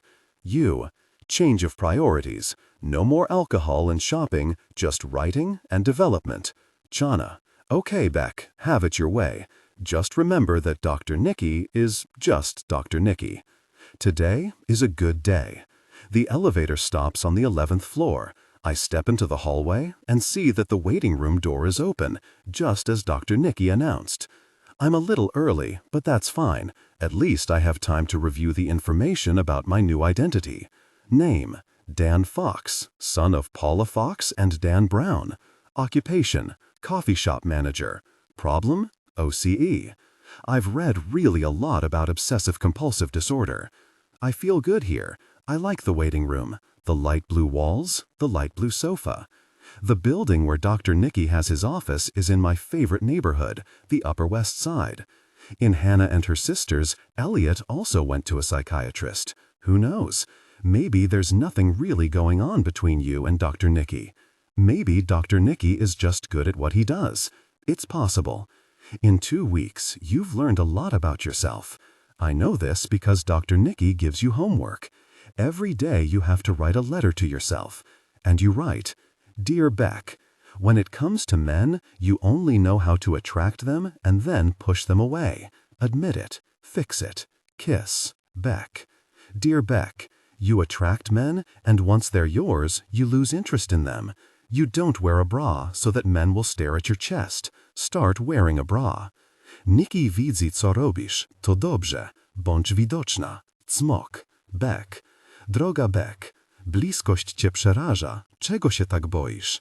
Rozluźniasz się tylko wtedy, gdy odgrywasz jakąś rolę. Czemu nie możesz być sobą? Nikki zna cię i akceptuje. Inni też to zrobią. Cmok. Beck. Droga Beck, wydaje ci się, że nie zaznasz miłości, jeśli wpierw nie wyrośniesz z kompleksu ojca. Ale może nie wyrośniesz z niego, jeśli się nie zakochasz. Nikki ma rację. Miłość cię uskrzydla. Nie odkładaj miłości na potem, wtedy już nie będziesz mogła rozłożyć skrzydeł. Cmok. Beck. Droga Beck, nie twoja wina, że urodziłaś się na wyspie. Oczywiście, że siebie również postrzegasz jako wyspę, do tego bezludną. Ale przecież wcale nią nie jesteś. Pozwól się zaludnić. Przyjmij miłość z otwartymi rękami. Cmok. Beck. Droga Beck. Możesz mieć pretensje do matki. To nic złego. Ona ci zazdrości. Cmok. Beck. Nie bądź swym najgorszym wrogiem. Nie uganiaj się za facetami, którzy wcale nie są tobą zainteresowani. Stań się swoją najlepszą przyjaciółką. Naucz się kochać mężczyzn, którzy cię pragną. Pamiętaj też, że nie ma ludzi doskonałych. Cmok. Beck. Te maile pomogły mi przetrwać posuchę. Teraz przynajmniej wiem, że nie zostawiłaś mnie z powodu seksu. Odeszłaś, bo masz problemy. Zatem może za miesiąc albo 2, kiedy utkwię po uszy w terapii i zacznę pisać listy do siebie, może wtedy, pewnego późnego niedzielnego ranka, będę leżał z tobą w łóżku. I może zdołam lepiej siebie zrozumieć. I może wtedy, w łóżku, poczytamy sobie nawzajem listy do samych siebie. Otwierają się drzwi gabinetu. Powietrze wypełnia zapach ogórków. Doktor Nikki rozmija się z moimi wyobrażeniami o nim. Dan Fox? Pyta. Bąkam, dzień dobry i podaję mu rękę. Prowadzi mnie do intensywnie beżowego gabinetu. Siadam na kanapie. Jasna cholera, Beck. Doktor Nikki Angevine jest młody. Sądziłem, że będzie miał po 50, ale dałbym mu raczej niewiele ponad 40. Na ścianach gabinetu wiszą oprawione okładki klasycznych rockowych albumów Stonesów, Bread, Zeppelinów, Vana Morrisona. Klika coś na komputerze, prosi, żebym dał mu jeszcze chwilę. Jasne, odpowiadam, nie ma pośpiechu. Nosi wansy, kurczowo trzyma się młodości. Jest wcieleniem powściągliwości, ma gęste falujące włosy ułożone na żel i świdrujące niebieskie oczy, które wyglądają na pełne łez. Żyd czy Włoch? Trudno powiedzieć. Kończy pracę przy komputerze i siada w skórzanym fotelu. Sięga po szklany dżanek z wodą. W środku pływają ogórki, stąd zapach. Ma pan ochotę się napić? Pyta i znowu. Nie tego się spodziewałem. Jasne, odpowiadam. Jasna cholera, Beck, niebo w gębie. Na wstępie uprzedzę, że wprawdzie mam notatnik, mówi, ale niewiele w nim zapisuję. Wolę wszystko trzymać tutaj. Puka się w głowę i szczerzy zęby. Mógł być albo seryjnym zabójcą, albo najżyczliwszym człowiekiem pod słońcem. Tylko skrajności. W przypadku tego gościa nie ma niczego pośrodku. Nic zatem dziwnego, że został psychiatrą. Musiał znaleźć sposób, by przestać słuchać własnych wynaturzonych myśli i postępować zgodnie z ich podszeptami.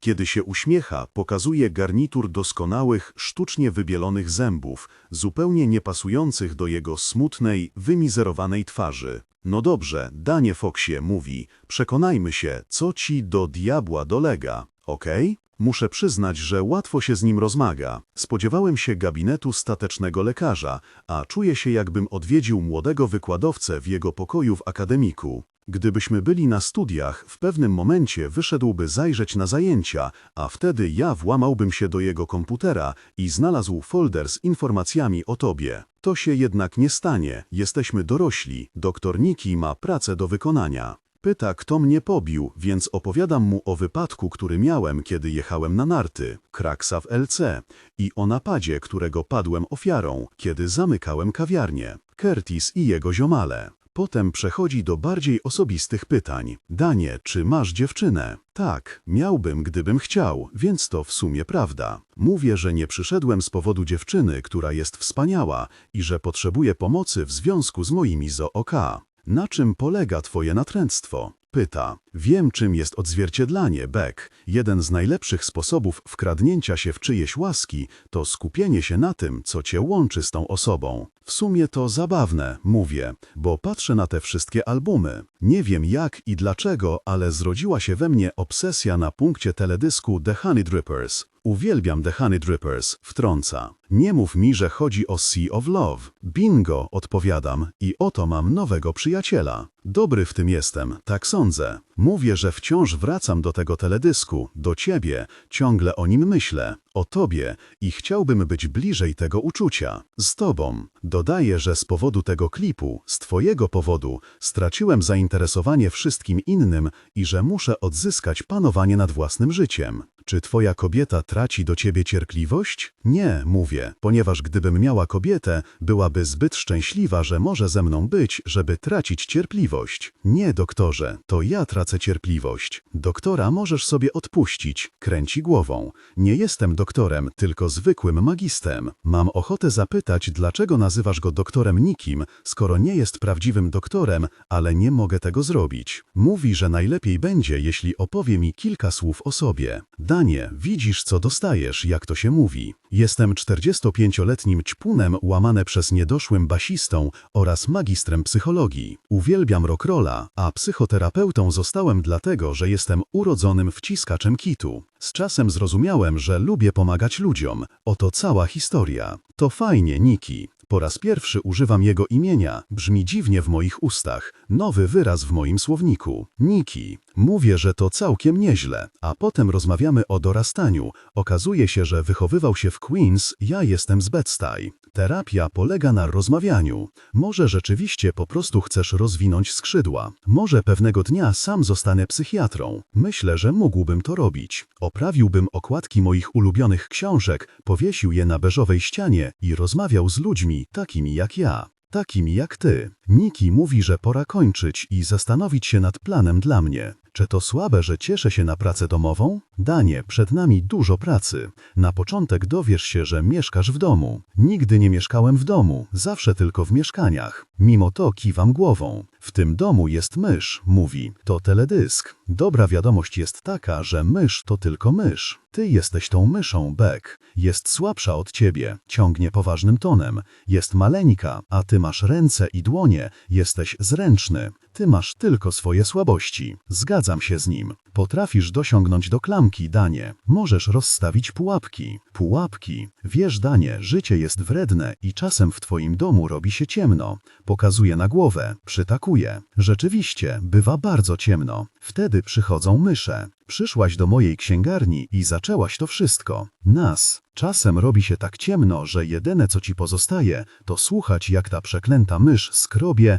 wyjada twoje żarcie i sra na dywan. Bywa tak ciemno, że nie widzisz klamki. Mówi. Zapominasz, że klamka w ogóle istnieje. Celem naszych spotkań, Danie, jest włączenie światła. Jasne. Ustawimy pułapki. Jasne, odpowiadam. Tym razem głośniej. Otworzymy drzwi, złapiemy szczotkę i wygonimy tę mysz na zewnątrz. Mówi. I wali pięścią w powietrze. Niewykluczone, że wcale nie będziemy musieli tego robić, bo być może uda nam się zabić tę mysz. Nie tym razem. Nie zamierzam ściemniać, Danie, że to będzie szybka akcja. Nie będzie, ale zadanie, które mamy do wykonania, jest do zrobienia. Pracowałeś kiedyś na budowie? Pytam. Większość chłopaków z naszej okolicy pracowała. Byłoby miło, gdybyśmy mieli z nikim coś wspólnego, gdybyśmy w czymś byli równi sobie. Wieki temu, w wakacje, odpowiada. Miałem rację. A ty? Wieki temu, w wakacje, mówię, ze zbyt dużym przejęciem. Ofiara losu i papuga ze mnie, ale Niki się uśmiecha, a ja myślę o ostatnich tygodniach. Siedziałem na podłodze oparty o ścianę, ściskałem w ręku coś, co mi o tobie przypominało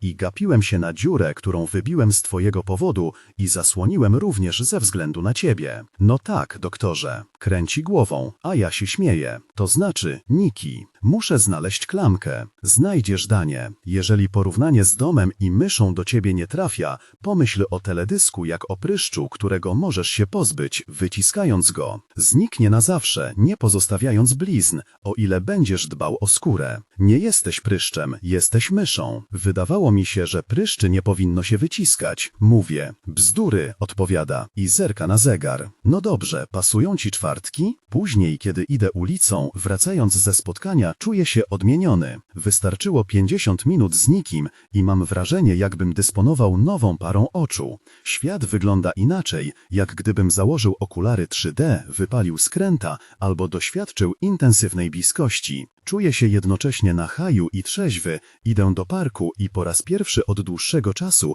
oglądam teledysk do Sea of Love. Dziewczyna występująca w klipie to całkiem ładna blondynka z fryzurą na Bowiego. Terapia zaczyna działać. Oglądanie tego nietypowego, trochę nierzeczywistego obrazka napełnia mnie radością. Od dawna nie czułem się tak szczęśliwy. Najlepsze jest to, że już się nie boję. Nie spisz z nikim, po prostu doświadczasz przeniesienia. Wiem, jak to wygląda. Widziałem w księciu przypływów. Zdarza się. Niki ma magistra, Niki jest mężczyzną. Niki nie naraziłby na szwank relacji między pacjentem a lekarzem. Idą do metra, schodzą na peron. Lubię życie, Beck. Czuję, że odkryłem w sobie nowe pokłady cierpliwości. Zaczekam, aż do mnie zadzwonisz. Jestem na tyle silny, by dać ci czas. Zapomniałem sprawdzić twoją skrzynkę. Telefon wydaje się cięższy niż był tego ranka. Ewentualnie może być zwykły cukier w brązowym opakowaniu, byle nie Equal. Słuchając Ihana, Karen nie odrywa ode mnie wzroku. Myśli, że będzie mi przynosiła kawę do końca życia. Kocham ciebie, nie ją, tyle że for goodness sake, ona jest jedną z tych dziewczyn. Posyła mi szeroki uśmiech i puszcza oczko. Dzięki, Ethan, no i jestem ugotowany. Chciałem tylko pogłaskać kociaka, a przyjąłem go pod swój dach. Bycie z Karen jest zdumiewająco skuteczne, przynajmniej w tym sensie, że sprawia, iż coraz bardziej się ode mnie oddalasz. Staram się dostrzegać plusy takiej sytuacji. Ćwiczę bycie chłopakiem, a to dla nas dobre. Źle się jednak czuję, kiedy pokazuję jej uczucia, składam jej majtki w pralni i wysyłam jej matce odręczną kartkę z podziękowaniami za niedzielny obiad. Czuję się źle, bo cię zdradzam. Ale wiedz, Beck, że codziennie znajduję czas, by przejrzeć kolekcję twoich zdjęć na telefonie. Jestem wierny. Po 7 tygodniach związku z Karen Minty i 11 tygodniach terapii, Niki mówi, że robię spore postępy. Już nie jestem przygniebiony. Czytam twoje maile i widzę, że nadal trwasz przy swoim. Zero alkoholu, żadnych zakupów. Od kiedy zacząłem chodzić do doktora Nikiego, zrozumiałem, dlaczego sesje u niego mobilizują cię do skupiania się na swoich sprawach. Wiesz co, Dany, wyglądasz na o wiele szczęśliwszego niż pierwszego dnia. Dzięki, mówię. Tak też się czuję. Z Karen ci się układa? Świetnie mi się układa, odpowiadam. I to, formalnie rzecz biorąc, prawda. Niki rozmiesiał się, kiedy po raz pierwszy o niej wspomniałem. Powiedział, że dziewczyna to dużo skuteczniejszy kot niż kolejny teledysk na YouTube. Ma rację. Znam to spojrzenie, Dany. Uśmiecha się. Kiedy poznałem swoją żonę, taki sam uśmiech przez 2 lata nie schodził mi z ust. Nie no, nie weźmiemy ślubu, wypalam. Niki posyła mi jedno ze swoich spojrzeń z gatunku mów do mnie jeszcze. Chodzi mi o to, brnę, że co prawda ją lubię, ale to jeszcze nie jest to. Niki naciska. Z twojej twarzy zniknęła radość. Czyżbyś bał się ożenić? Ani trochę. To prawda. Z tobą ożeniłbym się bez wahania. Więc co jest nie tak z Karen? Nie jest tobą. Ona jest nic. Ona jest nic? Chciałeś powiedzieć nikim, mówi i unosi brew. Aucz, wydaje jęk. Chodzi mi o to, że nic nie jest nie tak z Karen. Tak czy siak, mówi, mam dla ciebie pracę domową. Poznaję po tym, że nasz czas dobiegł końca. Otóż sporządź listę 10 rzeczy, które podobają ci się w Karen. Kot jest straszakiem na mysz. I pamiętaj, myślenie o kocie jest lepsze niż myślenie o myszy. Okej, doktorku, zgadzam się. Ten doktorek to taki nasz dowcip, rozumiesz, skoro Niki nie jest prawdziwym doktorem. W drodze do domu próbuję odrobić pracę domową, ale wciąż myślę o tobie. Kilka dni później wciąż próbuję. Siedzę na kanapie z Karen, razem oglądamy jej ulubiony serial Diabli na Dali. Karen rży po usłyszeniu dowcipu, którego ty nie skwitowałabyś nawet bladym uśmiechem. I kocham cię za to, że nie śmiejesz się z byle czego. Karen dostosowuje swoje ubranie i kocham cię za twoje zdrowe, bawełniane figi. O gosh, uwielbiam Kevina Jamesa, zawodzi Karen. Dobry jest, kłamie. Kocham cię, bo nie uwielbiasz Kevina Jamesa i nawet gdybyś zaśmiała się z któregoś z jego dowcipów, nadal byś za nim nie przepadała. Leci reklama Burger Kinga. Karen Minty pasjami pochłania reklamy i Karen pokazuje telewizorowi środkowy palec. Forget you, Burger King. Frytki w BK są do bani, co nie, Joe? Gram dalej tę komedię i śmieję się, ale kocham ciebie, bo moglibyśmy być małżeństwem od 100 lat, a ty i tak nie spytałabyś mnie, co sądzę o frytkach w BK. Bo raz, że nie użyłabyś skrótu BK, a 2, że nawet gdybyś wspomniała o frytkach, to nie chodziłoby wyłącznie o nie. Temat miałby drugie dno. Jesteś cebulą, a Karen jest wiśnią maraska. I kocham cię, bo cebule są bardziej skomplikowane niż wiśnie. Jestem w kłopocie. Zapomniałem, że Karen położyła mi głowę na kolanach. Patrzy na mnie z dołu. Kochanie, wszystko w porządku? Tak, tak. Przeczesuję jej włosy palcami, tak jak lubi. Myślę o mojej pracy domowej. Karen nie pochwala terapii. Joe, jak Boga kocham, to strata pieniędzy. Tak, wiem, co o tym myślisz. W szpitalu psychiatrami są najwięksi popaprańcy. Każdy to oszust i kłamca. Są bardziej popieprzeni niż ich pacjenci. Niki jest inny, mówię. Nabzdycza się. No way he is. To oszuści i kłamce, Joe. Oszuści i kłamce. Ty się nigdy nie powtarzasz, ponieważ jesteś twórcza i pomysłowa, w przeciwieństwie do Karen. Ona figlarnie mnie dotyka. Joe, spójrz na mnie. Patrzę na nią. Nie pozwalaj sobie, panienko, mówię. O czym wy w ogóle rozmawiacie? Przecież ty, Joe, jesteś doskonały. Nikt nie jest doskonały. Strofuję ją jak nauczyciel. Mam swoje obsesje. O tak, śmieje się Karen Minty. Masz obsesję na punkcie mnie. Ty nigdy nie powiedziałabyś czegoś tak prostackiego. Głaszczę Karen Minty, oglądam Kevina Jamesa i tęsknię za to tak, że aż mnie mdli. Nagle czuję, że muszę wyjść. Wstaję. Co jest? Gdzie się pali? Obejmuję oparcie kanapy, tak bardzo potrzebuję dotyku. Idę do sklepu, mówię, i biorę klucze. Pójść z tobą? Nie jest tajemnicza. Nie, mówię i biorę kurtkę. Chcesz forsę? Siada. Jest żałosna. Nie, mówię, zostań tu, niedługo wrócę. Zbiegam po schodach i się zatrzymuję. Karen Minty zostałaby, cokolwiek bym jej zrobił. Wbiła we mnie swoje szpony Beck. Jej matka robi mi sweter na drutach, a ojciec chce, żebyśmy którejś niedzieli we dwóch wybrali się na łódkę. Siadam na stopniach. Może teraz, kiedy nie ma przy mnie Karen Minty, uda mi się sporządzić listę rzeczy, które mi się w niej podobają. 1. Karen Minty wychowywała się z 3 braćmi, więc jest wyluzowana. To prawda, jest wyluzowana. Gdyby Felix zepsuł dostawę nowej Nory Roberts i gdybym poprosił Karen, żeby skoczyła metrem do magazynu, pojechałaby bez szemrania, przewiozła pudło książek, wtachała je po schodach i przyniosła do księgarni. Gdybym ją poprosił, rozpakowałaby dostawę, ometkowała książki i poukładała na regałach. Nie skarży się. Garnie się do pomocy jak urwis, który koniecznie stara się być grzeczny w Wigilię, bo może święty Mikołaj na niego patrzy. Mogę ją nawet poprosić, żeby powycierała kurze z półek. 2. Karen Minty lubi sprzątać. Dorastałam w freaking chlewie, mawia. Rzeczy me będą błyszczały, dopóki ich nie wyczyszczę. A że lubię jak rzeczy błyszczą, to sprzątam. I tyle. 3. Karen Minty lubi gotować. I jest w tym naprawdę dobra. Nawet nie pamiętam, kiedy ostatnio tak dobrze jadałem. I to prawdziwe domowe jedzenie. Jej lasagna smakuje tak samo świetnie nawet 5 dni po upieczeniu. I to na zimno.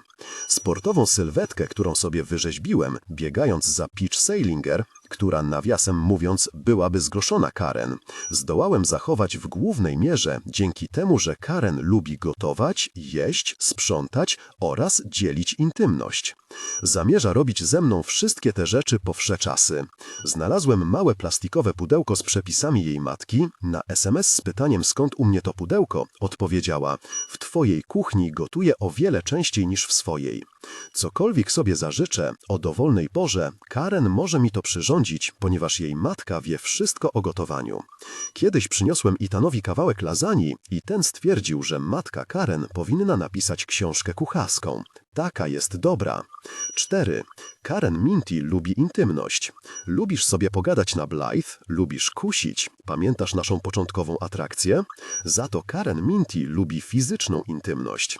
W ogóle lubi fizyczną intymność. Widać, że ma duże doświadczenie. Naprawdę duże, ale mi to nie przeszkadza. Jestem najlepszym kochankiem, jakiego miała. Sama tak powiedziała. 5. Karen Minty wie, że Ethan to dobry człowiek. Raz spotkaliśmy się w czwórkę z Blythe i Ethanem. Porażka. Blythe skrzywiła się widząc Greyhounda Karen i powiedziała: Karen, Leonardo DiCaprio pije wiele gatunków alkoholu. Naprawdę jesteś aż tak naiwna? Auć.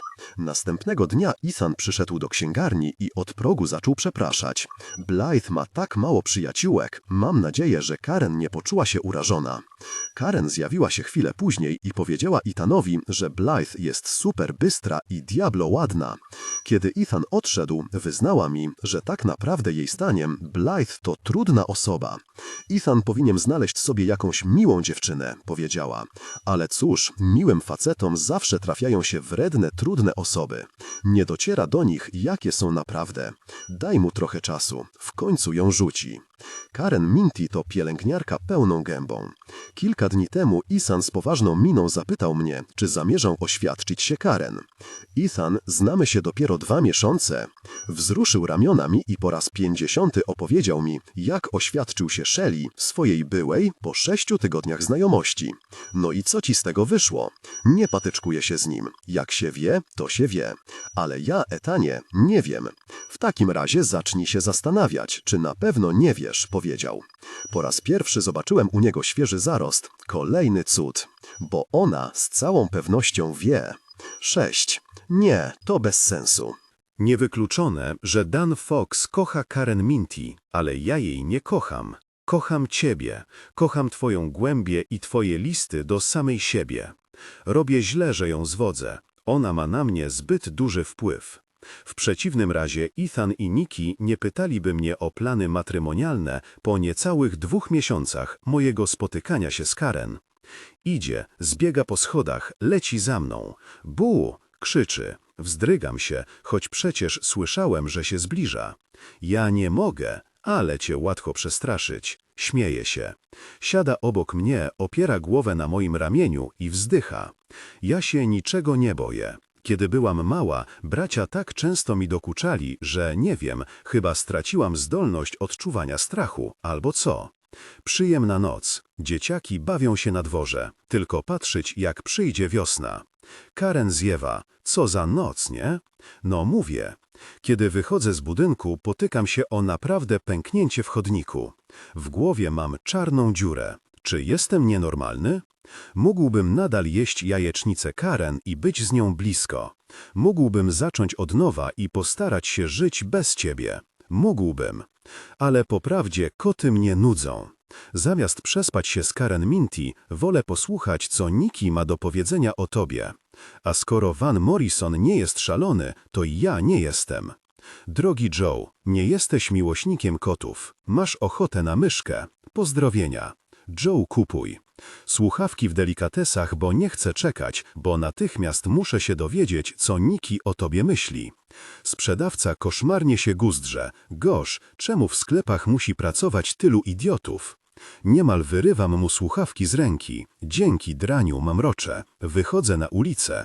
Próbuję przełamać blister, ale oczywiście to nie takie proste. Krzyczę ze złości, aż parę osób odsuwa się ode mnie, jakbym był Bruce'em Bannerem, który zrywa z siebie koszulę i staje się Hulkiem. Skręcam w boczną uliczkę i tam wreszcie rozrywam plastik i wydobywam słuchawki. Wyrzucam instrukcję razem z opakowaniem i klenę na gniazdo w telefonie. Zbiegam po schodach, przesuwam kartą miejską przez czytnik i włączam pierwsze nagranie, wchodząc do wagonu. Siadam naprzeciwko czarnoskórego ślepca, który uśmiecha się bez powodu. Okej, dzień pierwszy. Beck, kobieta. 20 do 25 lat. Nadpobudliwość seksualna. Problem z określeniem granic. Kompleks ojca. Twierdzi, że przyszła po to, aby znaleźć rozwiązanie swoich problemów z mężczyznami, ale chyba nie zauważyła, że noszę obrączkę. Komunikacja ograniczona do uwodzenia. Często zakłada nogę na nogę, ma na sobie cienką bluzkę, nie nosi stanika. Stara się zwrócić na siebie uwagę. Z miejsca pyta o zjawisko przeniesienia. Silne zaburzenie narcystyczne. Uparcie nazywa mnie doktorem nikim, chociaż kilka razy zaznaczyłem, że nie jestem doktorem medycyny. Wielokrotnie pyta, czy jestem żonaty i jak mi się układa pożycie z żoną. Robi to, żeby uniknąć rozmowy o własnym życiu. Mówi, że na studiach spiała ze swoim terapeutą. Powtarza to wiele razy. Na pytanie, dlaczego nie wybrała kobiety psychiatry, odpowiada, że jedną matkę już ma, nie potrzebuje drugiej. Osobowość borderline? Niewykluczone. Drapieżna, skłonności mazochistyczne. Niewidomy gapi się na mnie, ale przecież jest ślepy, nie widzi mnie, nie mogę mieć do niego pretensji, przeskakuje dalej, może będzie ciekawiej. Musi. Dziś rano myślałem, że zwariuję. Max znowu zaspała, Amy ma grypę, a Marcia nie nadaje się na matkę. Byłem o krok od odwołania spotkania, ale pocieszała mnie myśl, że zobaczę się z Beck. Zauważyłem, że zacząłem tęsknić za sesjami z nią. Łapię się na tym, że odliczam godziny i zastanawiam się, w co się ubrać. Gosh, dzięki niej życie staje się znośniejsze. I kto tu doświadcza przeniesienia? Dziś zjawia się w dresach i workowatej koszulce, ma potargane włosy i świecącą się skórę. Nie potrafię oprzeć się wrażeniu, że specjalnie dla mnie ubrała się niechlujnie, co wskazuje na dużą zażyłość, większą niż strojenie się. Określamy cele. Zależy jej na seksualnej pewności siebie. Zabawne, bo przecież cała jest seksem. Wciskam pauzę. Niechże ten murzyn przestanie się uśmiechać, niech świat przestanie się śmiać. Przewijam do przodu. Włączam play. Twierdzi, że ją otworzyłem i że robi sobie przerwę od mężczyzn, której tak bardzo potrzebowała i że uświadomiła sobie pewne rzeczy dotyczące ojca i życia intymnego. Wszystko to po zaledwie kilku sesjach, bo jestem najlepszym doktorem, jakiego miała. Kolejny raz powtarzam, że nie jestem doktorem. Jak to o mnie świadczy, że podoba mi się, kiedy nazywa mnie doktorem nikim? Nie odpowiadać na to pytanie. No dobrze, mówię jej, że nie istnieje żadna magiczna formuła. Ignoruje mnie. Mówi, że trąca w niej pewną strunę, która sprawia, że jeszcze nigdy nie czuła się w tak doskonałej harmonii z samą sobą. Mówi, że nie ma nic lepszego od rozmowy ze mną. Ubiera się coraz bardziej wyzywająco, nosi spódnice i zakolanówki. Chyba wie, że się w niej zadurzam. Mój Boże, czyż z wzajemnością? Za dużo o niej myślę. Czasem boję się, że ona o tym wie. Powinienem zakończyć terapię, ale nie robię tego, nie potrafię. Jestem zmęczony Marcją, zepsutą pralką, a Beck przynosi mi wytchnienie. Pauza. Rozglądam się. Szkoda, że nie mam komu przyłożyć w mordę, bo przecież nie przyłożę ślepemu. Play. Wiem, że powinienem wręczyć jej skierowanie do kogoś innego i zamknąć za nią drzwi. Pauza. Zaraz ogłuchnę ze wściekności. Nie miał takich oporów, kiedy dawał skierowanie mnie. Pozbył się Daniego Foxa. Ale ciebie zostawił. Play. W jej przypadku kronikowanie zdaje egzamin. Trafia do niej moja sugestia, że aby poradzić sobie z problemami, musi być w związku. Nieustannie powtarza, że istnieje między nami więź. Nie zachęcam jej do takich wyznań, ale ta więź o niczym innym nie myślę. Jak to możliwe, że tak łatwo jestem skory zaakceptować porażkę w terapii? Z drugiej strony nie przyjmuję porażki do wiadomości, kiedy pewien niezwykle inteligentny pacjent nazywa to, co robię, genialnym. Może rzeczywiście wyleczyłem ją w ciągu zaledwie kilku tygodni. Czyżby moje poczucie własnego wartości spadło tak nisko, że przestałem wierzyć w szybkie wyleczenie pacjenta tylko dlatego, że kupiłem nie taką pralkę, co trzeba? On cię kocha, on za tobą goni, a ślepiec uśmiecha się, wstaje i szturcha mnie laską. Wszyscy jesteśmy myśliwymi, wszyscy. Przeskakuje dalej. Zwierzam się Diane, że Beck zaczyna mi się śnić, co słysząc Diane oczywiście radzi, żebym natychmiast przerwał terapię. Tak by postąpił dobry psychiatra, a Diane jest dobrym psychiatrem. Ale ja nie mogę. Beck się otwiera, ufa mi na tyle, że opowiada o zielonej poduszce, której używa do osobistego zaspokojenia. Do osobistego zaspokojenia. Historia tej poduszki istotnie uzupełnia obraz Beck.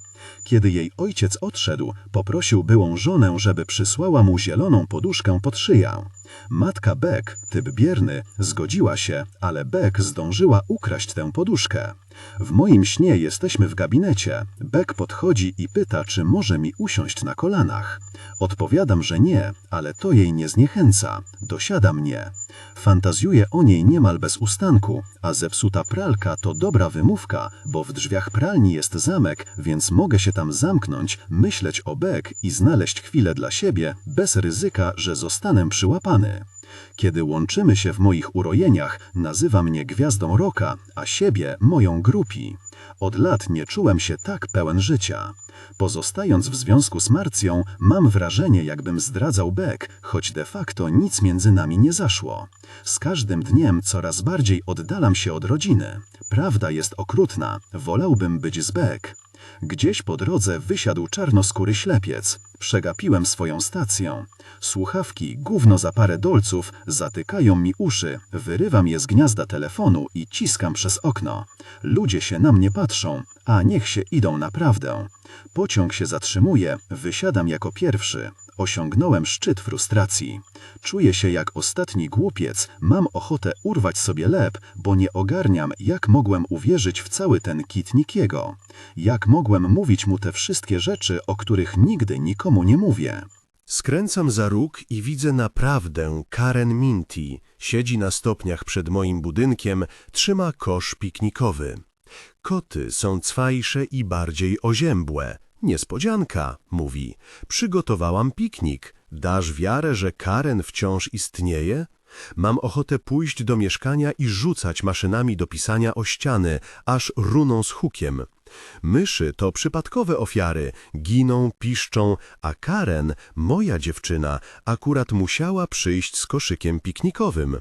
Pierwszy raz widzę coś takiego na żywo, wcześniej tylko w kreskówkach i w książkach i wcale nie mam ochoty na piknik. Czuję czosnek, rozmaryn i krem Noxema, który Karen od dziecka wciera w tę swoją napiętą, pociągłą twarz. To koniec. Gdyby wiedziała, jaki ze mnie głupiec, gdyby wiedziała, że zapłaciłem żonatemu draniowi za to, żeby spróbował uwieść miłość mojego życia, odeszłaby jej ochota na piknik. Chcę, żeby sobie poszła. To nie ma z nią nic wspólnego. Wszystko to wina Nickiego. Mówię, że nie jestem głodny, ale ona jest głodna, próbuje się do mnie przytulić. Odpycham ją. Joe, gosh, o co chodzi? Nie jestem Joe, tylko Dan Fox. Podnoszę głos. Gosh, Karen, nie rozumiesz, kiedy się do ciebie mówi? Już! Wstaje i cała się trzęsie. Idź sobie, rzuca. To było inteligentne. Idź sobie, razem z tą swoją inteligencją, warczy. Co ty myślisz, że jestem popychadłem, laską, którą będziesz sobie wykorzystywał, kiedy będziesz miał ochotę? Masz mnie za trudną osobę? Tak, odpowiadam bez mrugnięcia okiem. Właśnie tym jesteś. To prawda. Mylę się co do wszystkich. Jesteś trudną osobą, Beck. Nicki to drań, a słodka Karen gotuje się z wściekłości. Czy to raczej smutek? Cała się trzęsie, drży jej dłoń trzymająca koszyk. Jestem naprawdę draniem, a ona jest flebolożką, która mnie kocha, mnie. A gdyby Nicki się w tobie nie zadurzył, wszystko to wyglądałoby zupełnie inaczej. Ale on naprawdę cię pragnie, ten kurczak świetnie pachnie, a ja jestem durniem. Usiądź, mówi Karen Minty, pomaga mi usiąść na stopniach. Jak Nicki mógł zrobić coś takiego, Karen? Ona tak ciężko pracuje. Koszyk ugina się od jedzenia. Ona ma tak wielkie serce. W zeszłym miesiącu przytargała do mnie odkurzacz, a to przecież kawał drogi. Posprzątała za kanapą, założyła zdzirowate szorty i koszulkę do pępka i odkryła pełne brudu zakamarki, których istnienia nawet nie podejrzewałem. Lepiej, żeby nie zalęgły ci się myszy, powiedziała, bo już więcej nie przyjdę. Nikomu wcześniej nie udało się przerobić odkurzacza na tuzin róż na bijące serce. Również za to, tak jak za wszystko co złe, odpowiada Nicki. To on kazał mi znaleźć sobie kota. Karen would stay by my side for the rest of my life. She would bear me children when I wanted them, and she would work overtime so we could go to Florida once a year. And I have all of that here in this picnic basket, and the rosemary smells divine. The thing is, Karen has never heard of Paula Fox, hasn't watched Magnolia, and hasn't tried to pursue a relationship with her married psychotherapist. She's not like us, she's not different, attractive. She follows the rules, she doesn't touch the hole in the wall, but it's a job for the building manager. She knows her limits and doesn't cross them. A curse on Nicki for wasting her time and breaking her heart. Why are you mad at me? She's trembling. I thought you'd like the idea of a picnic. The weather is beautiful. Karen, oh gosh, she says, and already knows I'm breaking up with her. She stands up, bursts into tears, and runs away. I'll never see her again. I take the basket, go upstairs to the spotless apartment, and take out the food. I stuff myself with chicken, roasted potatoes, and cauliflower in cream sauce, and drink wine straight from the bottle. I gorge myself as if it were the Last Supper, because it is. Today I buried Dan Fox. It's time to deal with Nikki. There's no other way back.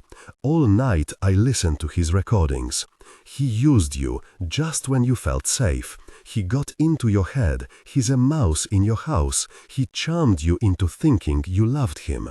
We won't get back together if he controls your thoughts. Dr. Nikki is just Dr. Nikki, a greedy, married jerk. He was wrong about me. I don't have a mouse in my house. I have a really difficult person. I don't remember the last time I was so close to a school. A lot has changed. The motto of public school number 87 on 78th Street is One Family. Early in the morning, I sit on the steps front of the American Museum of Natural History, sip coffee, read about Nikki, and wait for the family. It was surprisingly easy to znaleźć tą szkołę, mainly thanks to Jackie, Nikki's siostrze, in-law. I found her on Yelp on Nikki's Pizza page, where Jackie had added a ton of photos of her multi-generational family feasting at their favorite pizzeria. From Jackie's Yelp profile, I jumped to her rich Facebook profile.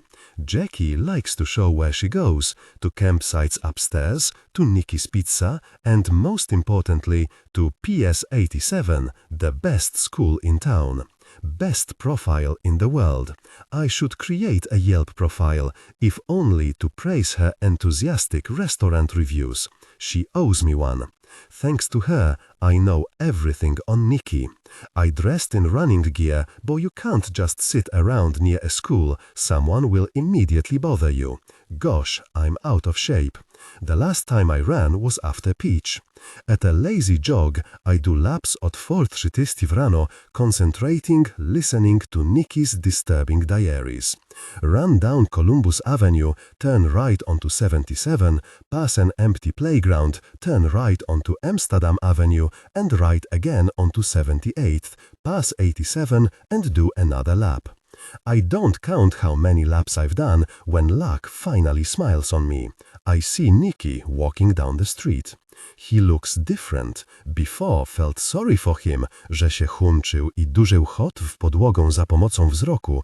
Teraz zdaje się evil inkarnacją. Huncz to pokazanie za grzechy. For you. For you, father, should watch out for his daughters, bo Nikki just hangs his head. The daughters are elder than w komputerze zdjęciu, aparentnie prawdziwe, dawno poczynione. Nikki trzyma Emi za rękę, Dana zrobiłem, żeby uniknąć rozwodu, a Mac zrobiono pod chojaczę, jest starsza i mniej obojętna. Ja joguję na miejscu, mam słuchawki i okulary, a joggerzy w Upper West Side są bardzo lubieni. Nikki wchodzi w szkołę z dziećmi. Co się stało z tym miastem, że ojcowie wchodzą do budynku z dziećmi? W mojej dobie nikt mnie czy innych kidów po rękę nie trzymał. Jedna matka patrzy mnie podejrzeniem. Pochylam się i uśmiecham się. Ona odpowiada tak. Twierdzi, że mnie zna ze szkoły, gymu czy gdzieś indziej, ale już zapomniała imię. Come on, Nikki, wyjdź, joguję na miejscu, to nie jest to samo. Nikki i ja mamy coś do zrobienia, ale mamy mało czasu, bo tobie masz zawiód trzeciego dnia po południu, którego nie chcę dopuścić. Nikki jest żywym dowodem, że o nic prowadzi do ruiny, a szczeglenie kogoś gnanego strastą. Wiesz, Beck, że on nie ma wcale takiej spieszki. Związał Torgenis po szkole, potem odeszedł domem, prowadząc rozmowę telefoniczną z tobą, a potem wszedł do budynku i zniknął. Nie widziałem, żeby ktoś podszedł do interkomu, więc nie zajmował się pacjentów. 3 godziny później oba Nikki i jego żona wyszli, kłócąc się o pralkę zegarną. W tym mnie zabija. Te ludzie nurzą się nawzajem przez miesiące przez zepsutą pralkę. Wszystko to możliwe. Wszystko to złe. Jeśli Nikki miał odwagę, to odeszłby od Marcy.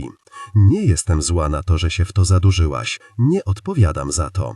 Te muty, które słyszę w odsłonach Nickiego, pokazują, kim ten man jest. Obokdolne, schorzony, manipulator. Nie doszłam się do niego wcześniej, a więc jak mogę ciebie za to odpowiadać? Więc myślę, że to, że byliśmy obie szuki, ma trochę charakteru, przyzwyczajenia. Marcia, żona Nickiego, wcale nie jest podobna. Jest dłucha i głośna. Marcia, Nicky's wife, doesn't resemble you at all. She's crude and loud. She teaches psychology at various local universities and online courses. She's a martyr with thick legs. She carries a yoga mat. It sounds cruel, but alas, yoga doesn't help her. On her head she has a visor with "Stop Breast Cancer" written on it. You know yourself that this woman is always complaining about something. Her hair tied in a sad ponytail just above her neck. This, Beck, is not a happy person. She's rough. When they pass homeless people, she crosses her arms over her chest as if homeless people would even want to deal with her. I would feel very sorry for Nicky, if not for one detail. At some point, he must have proposed to Marcia, and he saw what he was getting. I feel sad watching him trudge beside his wife. And she talks about birthday parties, pediatricians, and children's yoga classes. Children get enough exercise every day anyway. They need to buy vitamins, fire the nanny. Poor Nicky hunches more and more. By killing him, I'll shorten his suffering. You don't want him at all, Beck. Life doesn't suit him.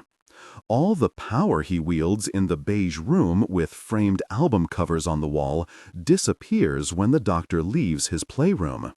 He wants to cross the street, but his wife tugs his arm. "Wait for the green light," she snaps. "They only cross on green." LOL, and enter some house. I Google the address and everything becomes clear. They came for marriage counseling. 52 minutes later, they emerge depressed. In silence, they trudge to the gym, embrace politely, like a family, before the entrance. Then Marcia disappears into her yoga sanctuary, and women who think like her. Nicky walks down the street. I follow him and see that with each step his hunch disappears. He reaches his destination, Westsider Books, and comes out an hour later, straightened, with 3 used records under his arm. But no books. Oh, that's not nice. I follow him further. He looks into Urban Outfitters, looks at clothes, tries on a couple of t-shirts, catches songs playing in the background, and checks Shazam to see who's playing what, finally leaves without purchases. Then he picks up his daughters from school and returns home with them. The younger one is cheerful and talkative, the older one gloomy and silent. One must be careful, because a person can end up with a life they didn't want at all. It's good that we found each other, you and I. I stand by his building, as if waiting for a running partner. Marcia walks with a friend. When it comes to clothing color, both prefer drabness. Marcia sighs. It's clear she's practiced at it.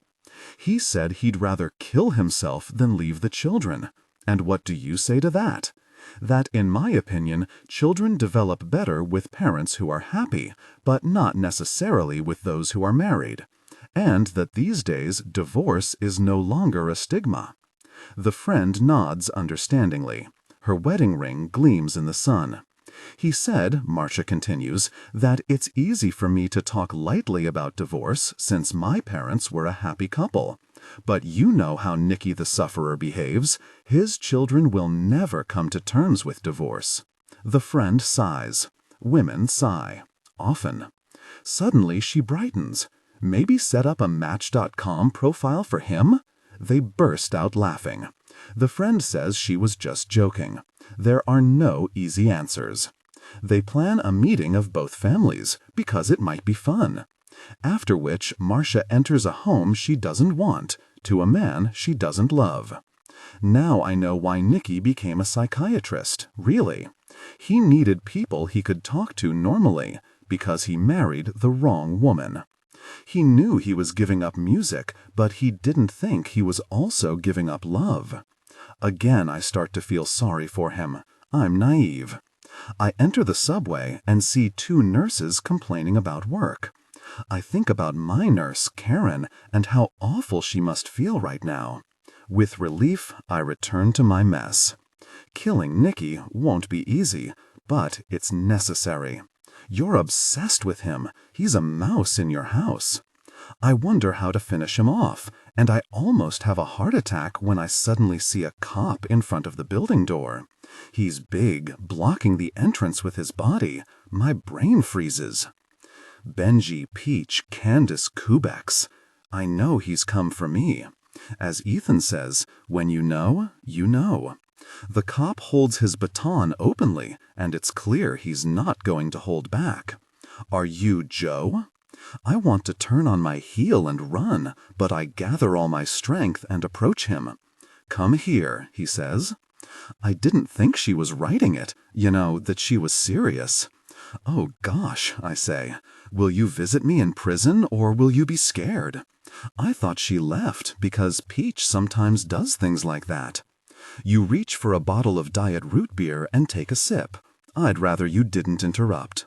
She hadn't given any sign of life for several months, but you know how it is with old friends. You don't see each other for a very long time, and then you talk as if you saw each other yesterday. Wait, you look at your phone. I don't really know what you're talking about, because I'd feel freaking weird if I hadn't seen Mr. Mooney for longer than a month. How can I think about freaking Mr. Mooney at a time like this? Are you wearing a wire? Do you want to get a confession out of me? Is that why you bought curtains? I glance at my watch. 10:43. I'm sorry, you say. It's about the classes. Where did I leave off?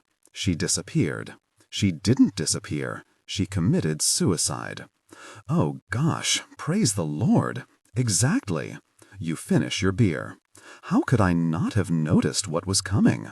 You go to the kitchen, take vodka from the freezer and glasses from the sink.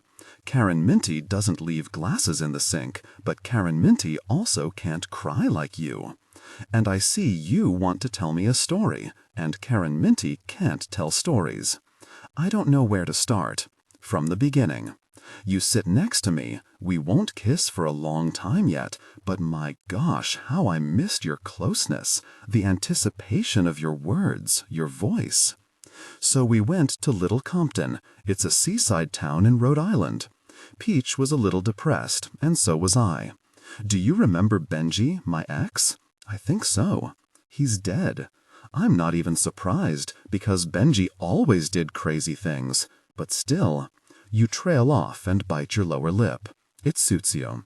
Benji dies, then Peach dies. I should be called Miss Death. I love you for making everything about yourself, and for even giving yourself a name. You are painfully yourself. I tell you what you want to hear. Beck, you're not Miss Death. It just so happens that among your friends are restless souls. You interrupt me. 2 of my friends died within a few months. You know what I think about that, Joe? I think the universe wants to punish me for being a liar. I lie, spreading the word that my dad is dead, and what? My friends die. It's obvious. Say what you want, I reply, because I know you're drunk, and there's no point convincing you of the advantages of life without Peach and without Benji. But it's not your fault. Not mine. Like freaking hell it is, you get upset. Talk to me, I ask. I'm here. I watch with amusement as you hesitate, to tell about the massage performed by Peach, or to omit that detail. You decide to omit it. Peach went for a run. She ran every morning, except this time she stuffed her pockets with stones. Joe, it's my fault. I was the last person to see her alive. I should have guessed what was coming. No, I was the last person to see her alive, but let's skip that. Beck, I say, you can't blame yourself for what Peach did. You yourself say she was depressed. You were a wonderful friend to her. It really has nothing to do with you. You wave your hand for me to stop. I pour vodka into dirty glasses.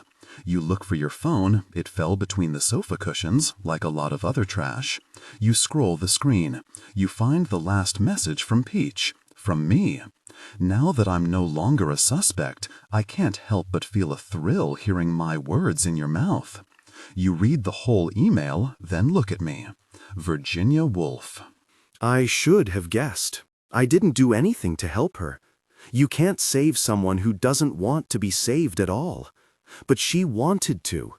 You say and gather your hair into a bun. I just couldn't do it. Do what? You swallow loudly. I remember you naked. I want it to be my turn now. I take a solid gulp. Joe, listen, for obvious reasons this has to stay between us, but you need to know that Peach was making advances on me. Oh, wow. Yes, you're opening up, petal by petal. It's really happening. Of course I pushed her away. Immediately, you say, and again you can't resist the temptation to lie, the temptation to snatch cash from the Monopoly bank when the other players aren't looking. You're a cheat. Deceit is in your blood. I admire you, Beck, for still chiseling your life. You have charisma. You have vision. Maybe someday we'll buy a cottage in the countryside to renovate. You'll paint the walls until you get the right shade of yellow. I'll tease you, but also adore your paint-splattered face. Here you create true art, and here your magic works. You need a live audience, me, not a therapist, not a computer. How did she take it? Badly. Really, I say. The worst part is, it wasn't the first time at all. Really. You sip vodka and are ashamed to look me in the eyes. Or maybe you're not ashamed, just drunk. And so you weren't offended? Beck, I begin, and place my hand on your knee. I'm not offended that your best friend fell in love with you. It's hard to blame her for that. They came together in passion, connecting deeply. This time I wake up first. I go to your bathroom, then return. I pick up an IKEA pillow from the floor and tear off the tag. When I slide the pillow under your cheek, you murmur in your sleep, Joe. When we get up, we both know we're together now. We don't wonder if we'll go for breakfast, but where? We sit opposite each other in the diner and spend 6 hours there because we can't get enough of each other. Finally, I manage to tear myself away from you. I go to pee. Then you send an email to Lynn and Shauna. Oh, really? Joe. Joe. When I return to the table, we start over. Our first 8 days together are the best days of my life. You take out voluminous, soft bathrobes from the Ritz. You tell me in detail how you stole them during an Easter trip with Lynn and Shauna. I love your penchant for inventing stories. After all, you can't know that I know you swiped them from Peach's summer house. I certainly won't confess. We don't part with the bathrobes. You like to entertain me, and you do. On our second day, we're sitting, as usual, in bathrobes when you suddenly formulate the bathrobe rule. In my apartment, you're only allowed to walk around naked or in a bathrobe. And what happens if I break the bathrobe rule? You approach me with a slow step and purr. You don't want to know, buddy. I promise to follow the rules. I like you like this, awakened, so grown up. Therapy succeeded. Your complexes and problems related to your father and me disappeared. You stopped being a little girl. You became a woman. You no longer write letters to yourself, because why would you? After all, you have me to talk to. So we talk, and a lot. Van Morrison really knows nothing about love, because we're reinventing love here. Wrapped in Ritz bathrobes, we have nightly discussions, and we're silent. And our silence isn't awkward, but, as you say, quite the opposite. We feed on each other. We don't need sleep. On the 5th day, we have more private jokes than Ethan and Blythe. We watch Pitch Perfect on Netflix. You claim it's your favorite movie, but you don't have it on DVD. You're fascinating. Suddenly you pause it. You curl up, snuggle into me, and say, I'm the most beloved in the world. I tease you about the movie. You giggle, snort, and wrestle with me. And when the heroines go to the competition or whatever, we've long been in bed, connecting intimately. You love me above all else and say that I'm smarter than most guys from classes and those you met earlier in college. Together, we read one of Blythe's short stories. I call it solipsistic, and you agree with me. The next day, I wake up first. It's impossible to sleep when you're lying next to me. And I see you got up earlier. You're still like a child sometimes, leaving a trail of breadcrumbs. The trail leads me to the kitchen, where I find an open dictionary and the word solipsistic, underlined with frosting, from an unfinished chocolate cookie lying on the counter. I love you for listening without batting an eye. You don't want me to leave, but I have to go to work. I want you to stay, you say emphatically, and even when you're aggressive, you're sweet. Can't Ethan replace you?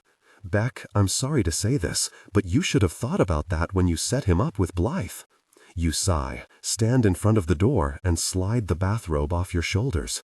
Joe, you're breaking the bathrobe rule. Really, I say. You cling to me, and finally I leave, but the day drags on like pasta, and we text each other so much that my thumbs fall off.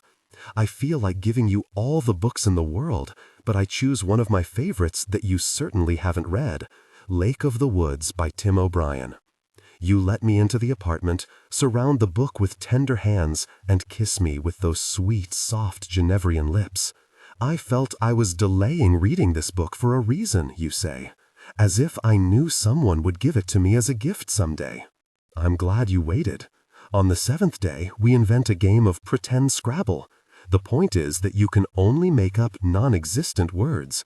You invent calabrata, and I invent punk classical music.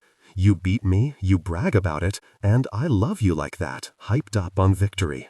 You love to win, and I know how to lose, and in 40 years we'll still be having as much fun as we are now. On the 9th day, I catch you brushing your teeth with my toothbrush. You blush, you rinse your mouth and claim you took it by mistake, but I can see right through you, Beck. I see how you look, how you bite your lip and avert your gaze. I want to tell you something, but I can only do it without looking at you, you say. I like using your toothbrush because I like having you inside me. I'm sorry, I know it sounds weird and it's disgusting. I'm silent. I close your hand in mine, take off your underwear, and we came together intimately in my bathroom.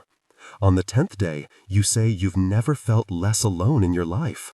On the 11th day, I admit that in the bookstore, I caught myself humming a song from Pitch Perfect, and I kept singing it even when people started laughing. We are deeply connected, I say, and I like that. You kneel, full of desire. On the 14th day, I realize I've lost track of time, because I no longer know if it's the 14th or the 15th day. We walk down the street, you squeeze my hand. That's because every day is special, you say. I've never lived with such an intense sense of the moment. I kiss the top of your head. You're my eloquent bunny. You know, I've never lost track of the days before. I think I've fallen in love with you. On the 17th day, it's raining, and we're sitting on your bed in our bathrobes. You highlight your favorite passages from Forest Lake and read them aloud to me. I can't get anything done at work because you can't go 5 minutes without texting me. Sometimes you want to talk about absolutely nothing. Did you notice the fingers on my right hand are curved? Aha! You can see how hard I work them. So how's the bookstore? Sometimes, instead of words, you send pictures. For example, close-ups of my favorite parts of your body, of which there are so many. You never cease to amaze me. You text me just as I'm texting you. We never run out of topics. No one has ever known me so well. No one cared. When I tell you stories from my life, you listen intently and ask questions. How old were you?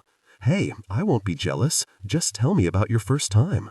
Joe, please, tell me, tell me. So I tell you. Ethan says that the first days of any relationship are the most intense, but he doesn't understand that we aren't forming an ordinary relationship. What exists between us you call an all bond. What am I to do with such a beautifully invented word? I buy ingredients for a cake, bake it, and write on top with icing. All bond, N dash, a meeting of minds, bodies, and souls. I carry the cake downstairs, go to the subway, get on the train, get off, walk up the stairs, then walk down the street and stop in front of your door. You squeal with delight, photograph the cake, then we lie down in bed, eat a slice, share intimacy, watch old home videos from your family archive in Nantucket, eat another slice of cake, and then came together passionately again. And that's the only all bond I've ever been in. I'm standing on a ladder at work. Ethan hands me less popular books to put on the highest shelves, and he says that it won't always be this good. To which I quickly and confidently reply, I know perfectly well it won't be this good. Ha, he concludes, because it will be even better. Ethan goes to serve a customer, and doubts overcome me, slowly creeping down from the shelf where Shel Silverstein stands. I text you, Hi, I'm shaking and sweating. What if Ethan is right? What if you don't reply? What if you don't miss me anymore? But no, you reply immediately. I love you. I could fall off the ladder and crack my head open. It doesn't matter. As Elliot says in Hannah and Her Sisters, I got the answer. My answer is you. It's good that I took a screenshot of your I love you text, because that evening something changes. And suddenly I feel like I'm standing so close to a pointillist painting that instead of the whole picture, I only see individual dots.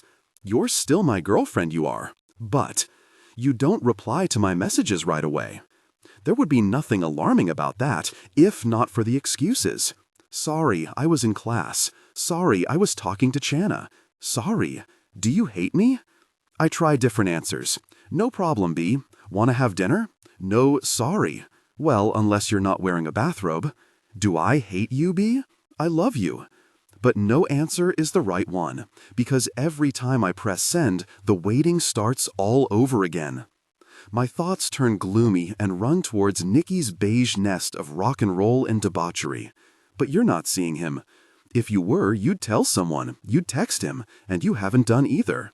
I still have your old phone, and I still check your email and Facebook. You love me. One day I'll get out of you that your mother is still paying for the phone you lost a good few months ago. I'm slowly getting there. But I love you so much that I can't deliberately close the door through which I spy on how you communicate with other people. When I'm afraid you're drifting away from me, and I am afraid, I take out your phone and by sheer willpower force you to come back. It sounds crazy, I know, but it seems to work. Right now, we need all the help we can get. That's just how relationships are. What can you do? I have reasons to be frustrated. Today, your word is sorry, and mine is no. Where did our all bond go? Ethan tells me not to worry. Joe, she's crazy about you. Blythe says the stories she writes for class are practically somersaults. Only Ethan could call racy stories somersaults. Ethan doesn't have to wonder where and when he'll eat dinner. Blythe is head over heels in love with him. But since when does their relationship seem stronger than our all bond?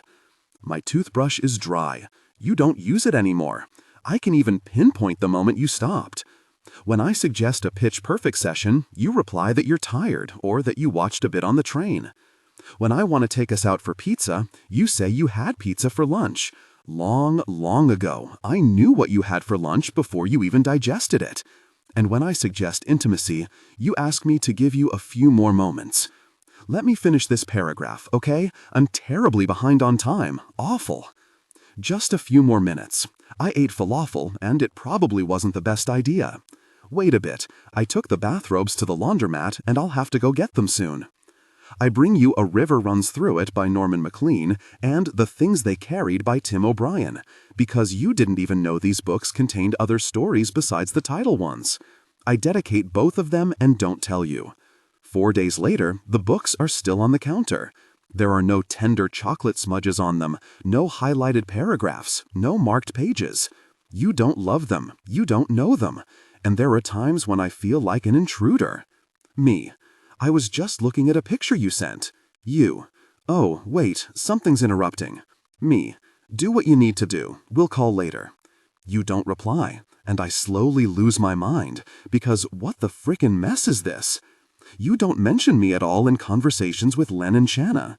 You're not cheating on me. You couldn't do that when I have access to your mail. I know. I know you have little work in class, and setting up Ethan and Blythe was indeed a bad idea, because he comes to work and talks about how much fun they had at the golf range. I'm not exaggerating. And you don't even bother to reply when I text you wanting to talk about that peculiar couple. It hurts back. I don't know what to do with your absence. You're not mad at me. I know you well enough to know when you start thumping your tail on the floor. And I know you're not happy with me either. I ask if you want us to put on our bathrobes, to which you kiss me and reply that bathrobes are a thing of the past. You cuddle up to me and let me hold you. But what does that actually mean? Bathrobes are a thing of the past. We're still connected by our all bond because there are certain things you haven't stopped doing. At least once a week, I still wake up to intimate moments. You still let me know when you think of me for no reason. Solipsistic, adjective, thinking of my sweetie.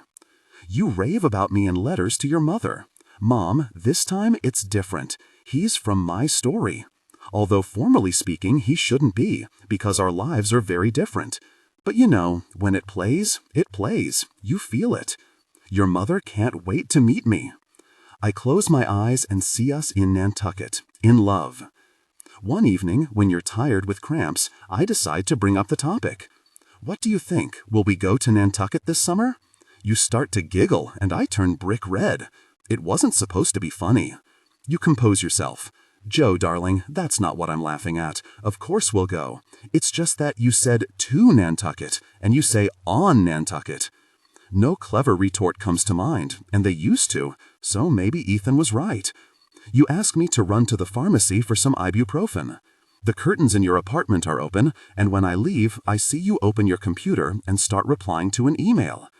I know that now that we're together, I shouldn't check your inbox as often as I used to. But the evening is cool, and the pharmacy is far, so I refresh the sent folder. Nothing.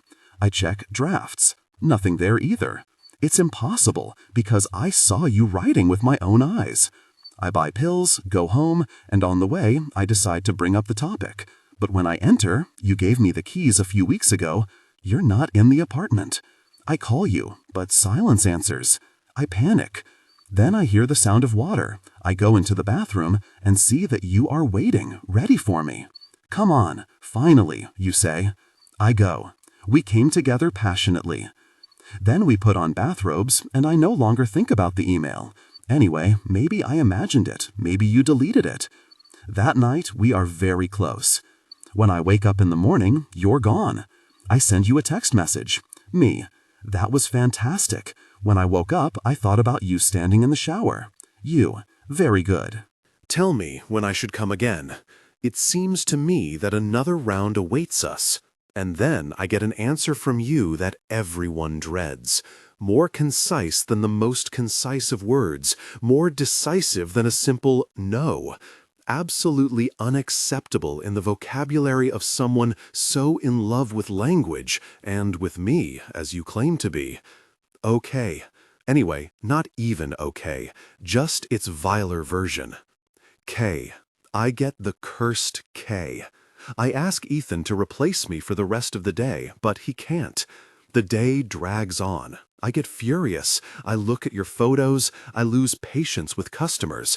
I close early and call you, but it goes to voicemail, so I leave you a message asking when you can come to me. You answer when I'm already home, and as it turns out, the cursed K isn't so bad after all. Worse is this. Long story, honey, but I have to pass today. I'll call tomorrow, XXO. I cry, watch Pitch Perfect, and sing with the Barden Bellis. I don't want to be the guy who knows the name of a fictional a cappella group from a girls' movie, but it's all for love.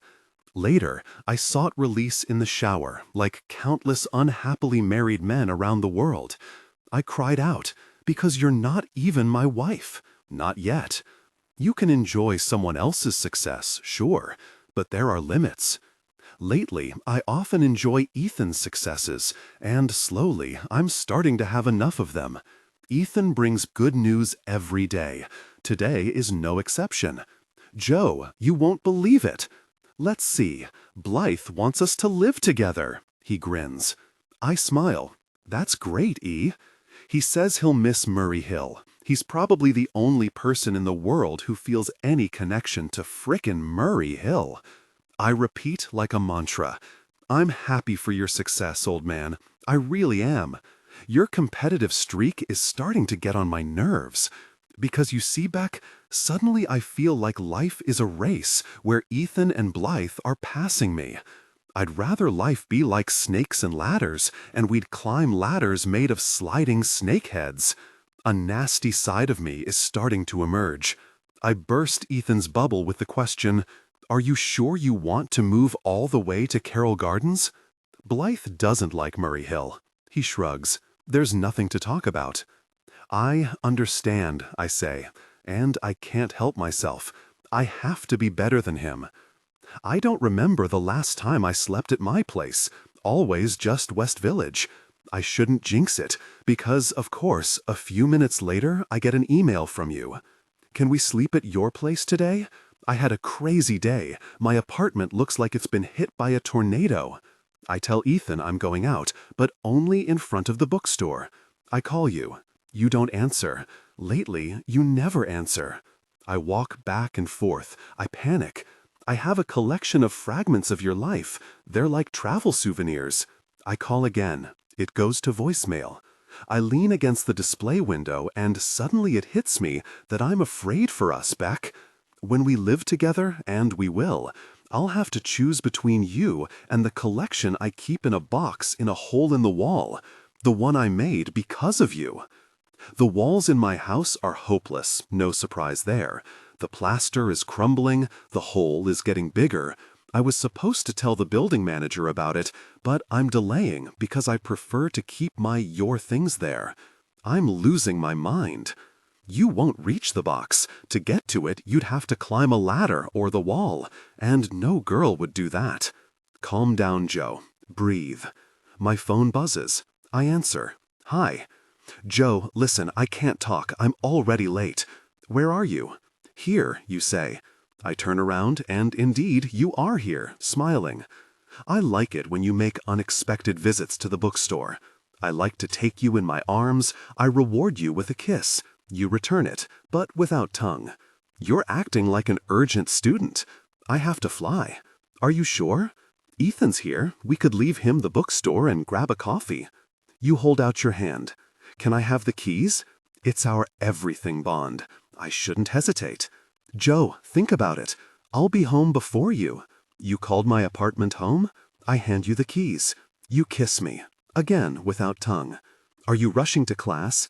Yes, you say. You hug me, and it's time for you to go. Bye. You leave with my keys. When I go back inside, Ethan cackles. So, heads or tails? What for? Blythe just called and said the girls don't have class today because there was a bomb threat and the university was evacuated. Oh, right, I say. Well, well. Or maybe you prefer to draw straws? No need, I reply. Beck is meeting a friend in town. Now go. Have fun. He leaves. I send you a text message. Hi, do you have a moment? 10 minutes pass. No answer. I hang a sign on the door, back in 10 minutes. I go down to the stairwell. I pace back and forth. Why didn't you say your classes were canceled? Why didn't the bomb threat bring us closer? I've never been so scared. It's a shame Nicky is evil incarnate, because I'd love to talk to him right now. I trudge upstairs, broken, uneducated, sad.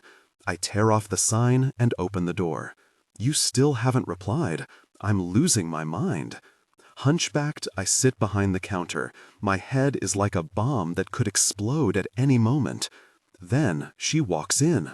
A girl, a customer.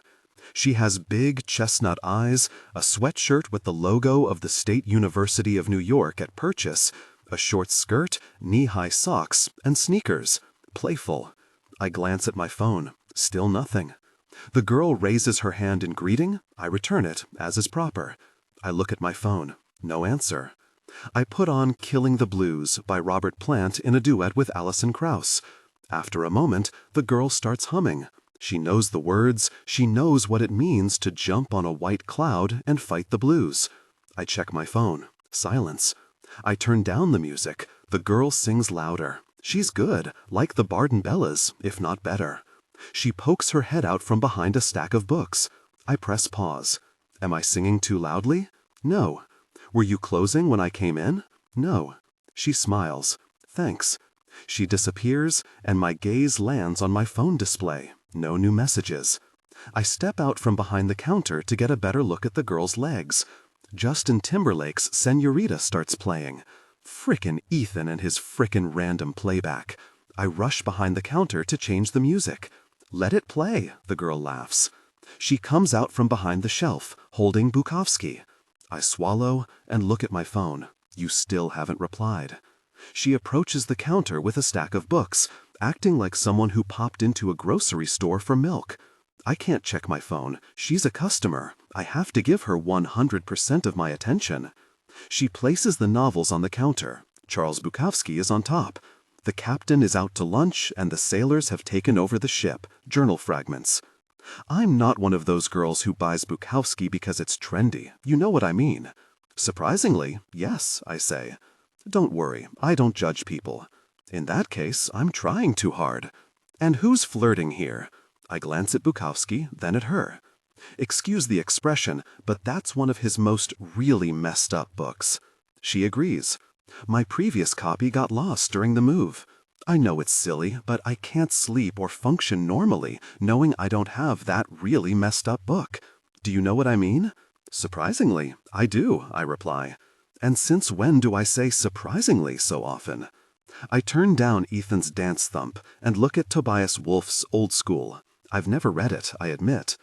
When I finish it, maybe I'll come and tell you what it was about, the girl replies without batting an eye. You'll definitely find me here, I say. You still haven't opened your copy of the things they carried. When I ring up the last of the stranger's purchases, Great Expectations, the girl claps her hands. The universe does have a sense of humor. I begin, you know that every December there's a Dickens festival in Port Jefferson. And what do you do at a Dickens festival? She asks, and opens her eyes wide, just like Karen Minty her eyes. Oh no. I'm flirting with her. I smile. It's not hard to guess. You paint faces, play flutes, dress in period costumes, eat cupcakes. That's why terrorists hate us, she concludes. To heck with self-censorship, I say openly. That's why God created terrorists. Do you think God exists? She's different too, attractive. She's decisive. God must exist, because only He could create something so amazing, like Marky Mark and the Funky Bunch. Good Vibrations is playing in the background. I don't hear a note. The girl takes a Visa card with puppy pictures from her wallet. I run my finger over the raised plastic letters. You'd hate me if you heard this. So your name is John Haviland, she blushes. I hope you won't ask for ID, because I lost it. I mean, I misplaced it. I scan the card. The girl exhales. You're great. It shouldn't matter to me. I have you. But I press on. What year are you in? She shakes her head. No. I go to thrift stores and buy sweatshirts from different universities, she explains proudly. It's my ongoing social experiment. I check, you understand, how people will treat me depending on which university's crest I wear on my chest. I tear off the transaction confirmation. The girl quickly, sloppily signs it. I pack the books into my bag, slowly as never before, and say, my name is Joe. She swallows. And Amy Adams, without the S.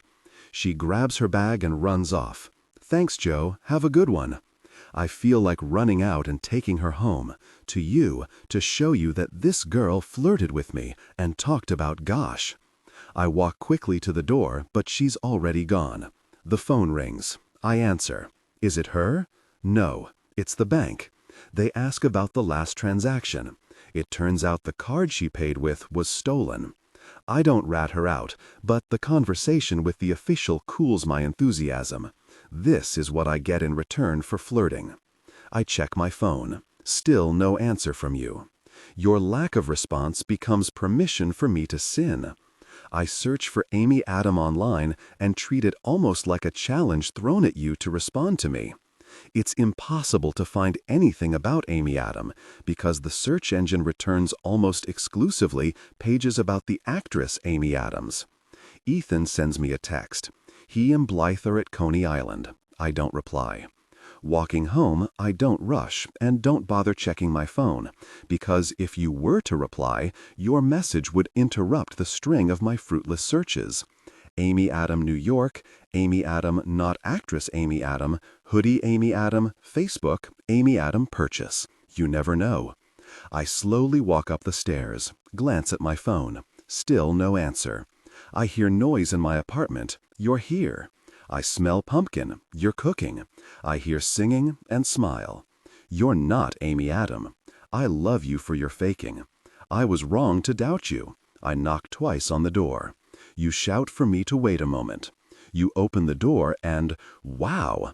You brought our bathrobes, you're wearing yours, underneath you're dressed lightly, and you baked a pie. Under the crust, a layer of pumpkin. You say I have 20 seconds to jump into a bathrobe or I'll be walking around naked for the rest of the day.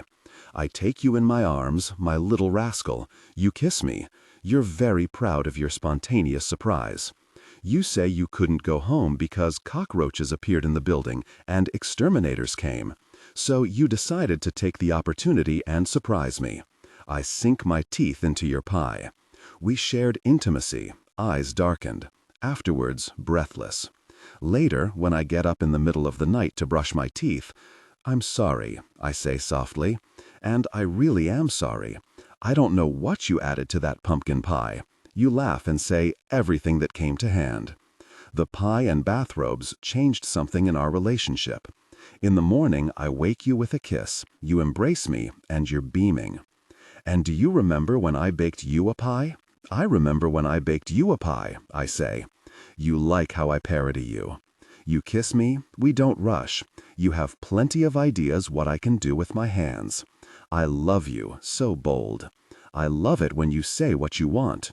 Your imagination should be distilled, bottled, and thoroughly examined.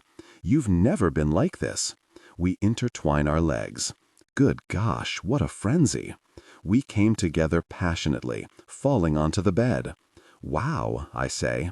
Yeah, you reply. You turn to me and ask if I want yesterday's pie. I answer the question with a question. Where you learn to be so passionate? You blush. You're ashamed. Excellent. You put on your t-shirt and get up, and when you're almost in the bathroom, you turn back, run to the bed, and shower me with kisses. I am the happiest guy in the world. You put the pie in the microwave, and in the meantime, I delete my search history on my phone. You wouldn't snoop on my device. You respect my privacy and trust me. But I want my phone untainted by Amy Adam, Amy Adams, or any other girl. I forgot to tell you, you call from the kitchen. I started reading one of the stories in A River Runs Through It. So you are reading my books after all. I like how your voice sounds in my kitchen. I can't wait for you to come back to me. I get up from the bed. I go into the kitchen, lift you, and sit you on the counter. We shared intimacy, eyes darkened. Afterwards, breathless. You caress my ears with your fingers and thank me. I take you off the counter, and we sit on the couch with pie and A River Runs Through It. You read aloud a sentence you particularly like. I interrupt you. Do you want to stay with me for another night? You hesitate for only a fraction of a second. You smile. Sure. We shower together behind the yellow police tape. I wash your hair, you kiss my chest. We get dressed together, and behold, the future is now. It is here. Listen, Beck. I'm listening, Joe. Maybe you'd move in with me. You smile. You stop buttoning your silk blouse and walk to the other side of the room. The sun follows you. All the plants gravitate towards the light, towards you. You lift your head and look at me. I kiss you. You whisper, Joe, I'm in my first year of graduate studies. Let me get my degree first, okay? I'd like to focus on that. That wasn't the answer I expected, but so be it. We finish getting dressed and go to the kitchen. If Karen Minty were here, she'd know how to make egg sandwiches. But if she were here, I wouldn't have you. You put on your jacket. I say, I understand why you're not ready to move in with me, but if you want, you can bring your computer here and write whenever you feel like it. You are touched. You hug me. Oh, Joe, that's very kind of you. But my computer is old and weighs a ton. I'd like to buy you a new one, I say, a MacBook Air. You don't have to buy me anything, you reply. You're not greedy. You're content. MacBooks are insanely expensive. Besides, when I'm with you, the last thing I feel like doing is writing. My old clunker is enough for me. I kiss you. I know I have to let you go. You turn and blow me a kiss. Twice. When you close the door behind you, I sit on the couch and browse the web. I look at MacBooks and study offers. Let's face it, you're a writer. That's your life. I love the bookstore, but working there will never be the same. I want to buy you a MacBook Air. I feel overwhelmed, but in a positive way. I send you an email. I feel close to you. Are you coming back already? You don't answer, but this time I'm not worried or scared. I know you too well. I know you save ideas in your phone's notepad. I know you're not ignoring me. You write under inspiration, under contentment, under my influence. The bookstore is empty, but that's good. I have time to make plans, to generate ideas. I sign up for an information meeting for evening study candidates at New York University. I don't know what I'll study, books, business, but I intend to apply myself, for you, for us. I call Bemelman's Bar and reserve a table for next week. You probably don't remember, but it's been almost half a year since our first meeting. I'm going all out. We'll start here. I'll set up a table in the cage. We'll have dinner by candlelight. We will share intimacy, and we will do it well. And then you will get a gift from me, a dress I just bought on the Victoria's Secret website. They persistently send you a reminder about unfinalized purchases, so I copied the number of the dress you picked out and found it in the catalog. It's tempting. You showed it to Chana and Lynn. They also think it's good. Chana, buy it for yourself. Why not? Lynn, just don't buy a red one. And wear stockings with it. Chana, no way. That's the point of a difficult person's dress, to be a difficult person's dress. You, ladies, calm down. It's obvious I would never wear it. But you would. You will. The dress will be delivered tomorrow. It won't be easy to hide it from you and wait for the right moment, because I know you'll look divine in it. However, I'll understand if you don't dare to wear it to Bemelman's Bar. FedEx arrived, brought a new James Patterson. Tomorrow we'll be busy, and there's something for me too. I almost completely forgot I ordered the Pitch Perfect DVD. You only watch this movie online, and I thought you should own something you love so much, just because. I should wait until our anniversary before giving you this gift. But you're sleeping over tonight, and you baked me a pie. No, I won't wait. I put the disc in my bag and start unpacking the Pattersons. I turn on music. Finally, I'm in the mood for Ethan's chosen tracks. Perhaps that's what being happy is about. I move books on the bestseller shelf to make room for Patterson. When you want to move in with me, I'll make room for you. I'm happy, Beck. Things are good between us. I already have the next anniversary idea. Before we go to Bemelman's Bar, we'll stop at Macy's downtown and visit our fitting room. You won't believe how much I tried for you. I even outdid myself. And after leaving Bemelman's Bar, maybe we'll jump to a tattoo parlor and get matching tattoos. For example, the word omnicoupling. It would look great tattooed in small black letters. Okay, calm down, because I'll have to hang a closed sign and go to the cage to compose myself. Hours pass. Evening comes, and suddenly I realize it's time to close. You revive my senses. You've been doing it ever since I knew you weren't intimate with Nikki. Though I walk down the street where the bookstore stands every day, today it looks different, as if freshly washed. Although it isn't, because cleaning takes place on Tuesdays, and it's Friday. Lots of teenagers are milling around, talking about weekend plans. In high school, I was a loner, but I'm not anymore. I can't resist. I text you, I'll be home soon. You reply immediately, K. Even the cursed K doesn't spoil my mood. There's nothing to worry about. I've never felt so content with where I am and what I'm doing. On the train, in the tunnel, going home, to you. I'm not rushing. I walk up the stairs and out onto the street. I want life to pass slowly. I want to wait for you with all my heart, greet you with all my heart, love you with all my heart, and miss you with all my heart. I burst out laughing because the text sounds like a greeting card for the horny. But I deserved this. You, Joy. All my life I felt out of place. All my life I wondered how people managed to have normal jobs, normal families, and friends.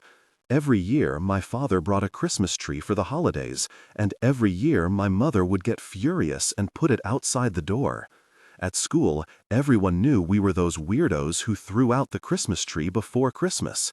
Hanukkah came, my mother wanted to celebrate, but my father would yell at her, "You don't even have a menorah. Since when are you such a devout Jewess?"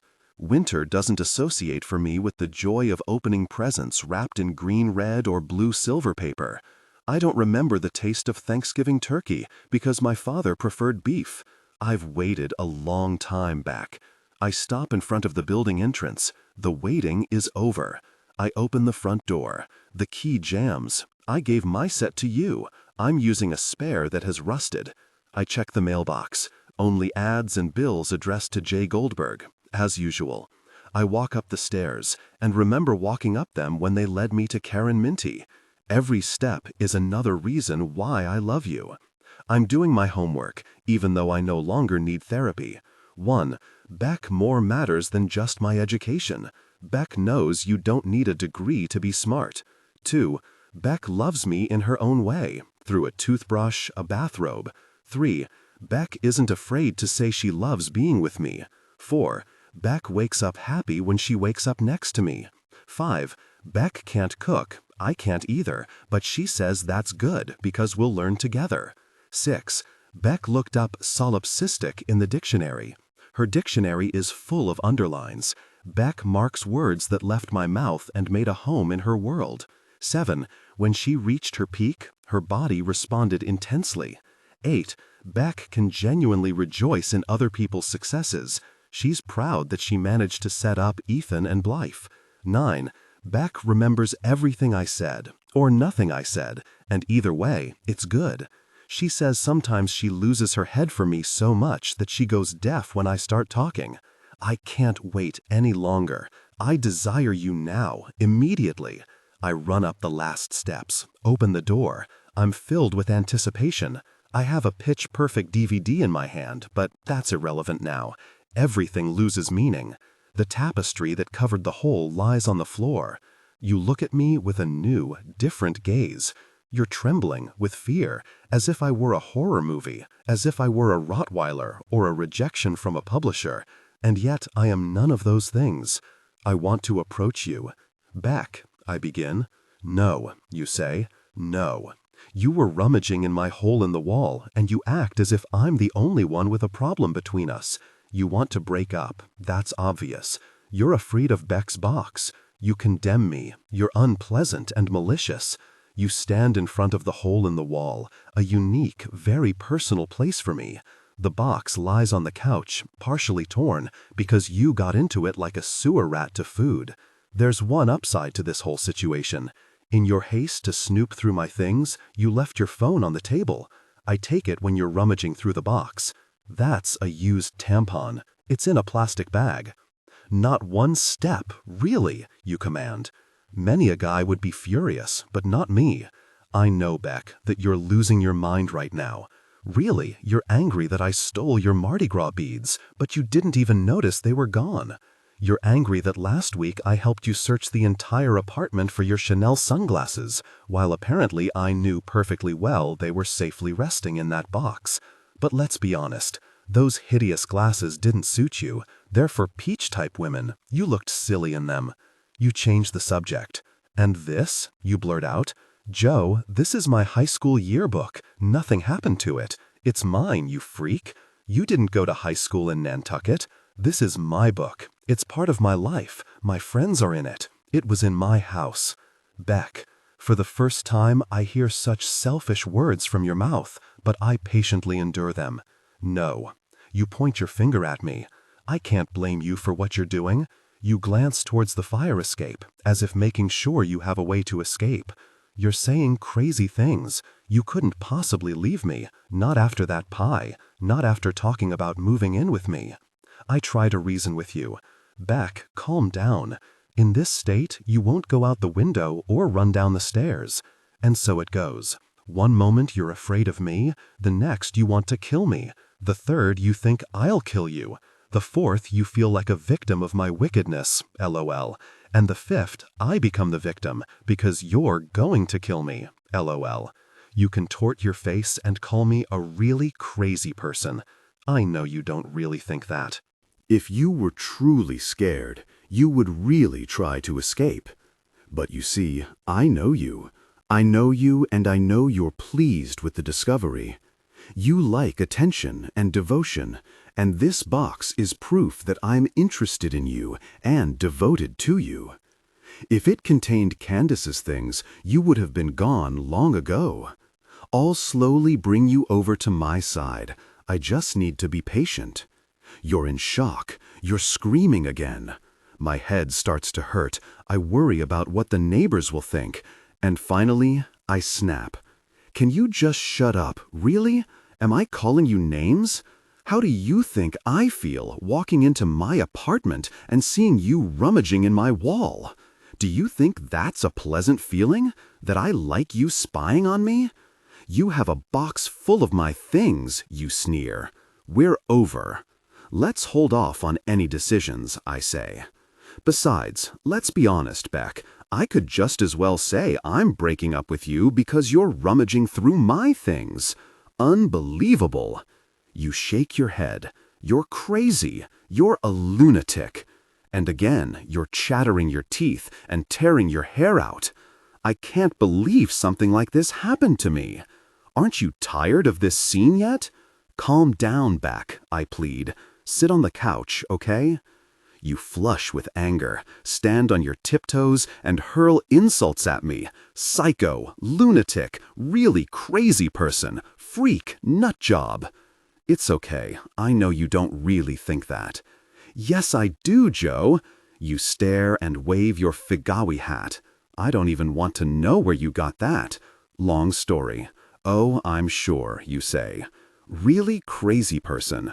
I remember that last month, around the same time, you got furious and started yelling at me for throwing away a 3-day-old burrito that had been in the fridge and was starting to smell. The next day, you had your period and kissed me on the cheek as an apology. I'm sorry, you said then. I'm not crazy. I know, Beck. When I get so mean, you said, I feel like I'm literally stepping outside myself and standing next to it. And I know I'm awful and behaving irrationally, but I can't do anything. Sometimes PMS really gets to me.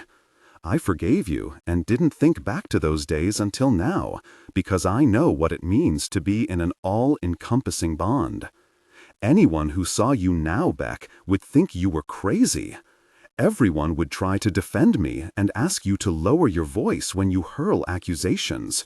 I'm a pervert, psycho, stalker, hamster, and freak. I don't respond to your accusations. Are you deaf, Joe? You know I'm not. You're screaming again. Do I yell at you? Never. When I text you and you don't reply immediately, I don't nag. Now it's your turn. Let it go. Don't nag. I haven't stolen anything essential to your life. Who looks at high school yearbooks? After school, you start a new chapter. I haven't noticed you looking at that book even once. You don't miss those people. Many girls would apologize for invading my privacy. You're ungrateful. You keep hurling insults at me. Perverted, twisted, panty-stealing creature. You'll calm down. I'll endure it. I pretend you're a lioness in a zoo, and I'm taking care of you, guarding the door and praying I don't have to use force. And even if I do, nothing will happen to you. You'll get through it. For now, my job as a caretaker is to stand and wait. Eventually, you'll get tired, just as sooner or later you get tired. How long has this been going on? You don't have to raise your voice. How long, you ask, but in a softer tone. As you probably know, you intrigued me from our very first meeting, I say. And maybe there is some hope after all. You flirted with me, something sparked between us, but I didn't want to be pushy, you know. I didn't want to date you right away. I decided to wait. Aha, you say, crossing your arms and tapping your foot. I was getting to know you, Beck. I feel like the guy from The Princess Bride, and you're as stubborn as Buttercup. You cast a spell on me. I'm still under its power. There's nothing in this box for you to fear. You look at the box, then at me. I don't know what to do. I feel unprepared for this role. I want you to understand everything. The depth of my passion, the strength of my embrace, the certainty of my love. But then again, you have PMS, you're still shaken by the fact that I hid your things in the wall, and from time to time you mumble under your breath that you miss Peach. Here you go, I say, because there's no turning back. You can't put the underwear back in its place. Literally and figuratively, you tore, you dug through the box, you destroyed it. That's not what I meant. I'd like to pull you away from the discovery, but as a caretaker, I know that for my own good and the animals, I must maintain proper distance. You rummage through my things, which you consider yours, and find the main event, Beck's book. It's beautiful. You should be flattered that someone like me, a man smarter than most guys, pays you such a tribute. It's infinite, I say. I'll bind it. My stories, you sigh, and you're yourself again. Every single one, I affirm. It's already good between us. It's good. You'll run to me in a moment and throw your arms around my neck. Nothing of the sort. You twist your lips. This is my email, you hiss.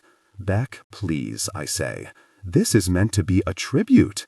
You hacked into my inbox. I didn't hack anywhere, I retort. You disappoint me again. You could have told your mother to stop paying the bills. It's your fault. You close the book and put it back in the box. The sun is setting. Soon I'll have to turn on the light. I approach you. You flinch, full of hatred, and it starts again. You invent new insults, murderer, liar. I remain unyielding, focused, behaving like a good caretaker when an animal becomes aggressive. You don't really think that, I say calmly. You're a really messed up stalker, and you have no idea what I think. I'm not, I say. I'm not. I chase you, block your blows, and duck when you try to hit me. I easily grab your wrists. You're small and weak, and I'm strong, and easily force you to sit on the sofa. You can't fight me. You promise to be good, as always, and only then do I let go and return to my post by the door. You breathe heavily. What's wrong with you? I love you. That's not love. That's sick. It's our all bond, I say, our word. You need treatment, you say. You're deaf. You're crazy. I'd like to be above it, but when you insult me, I think of your transgressions. You should be locked up, you know, Joe? Do you understand that? Does it sink in? What you're doing is wrong. You don't close the refrigerator door properly, and twice because of you, we had to throw out all the food.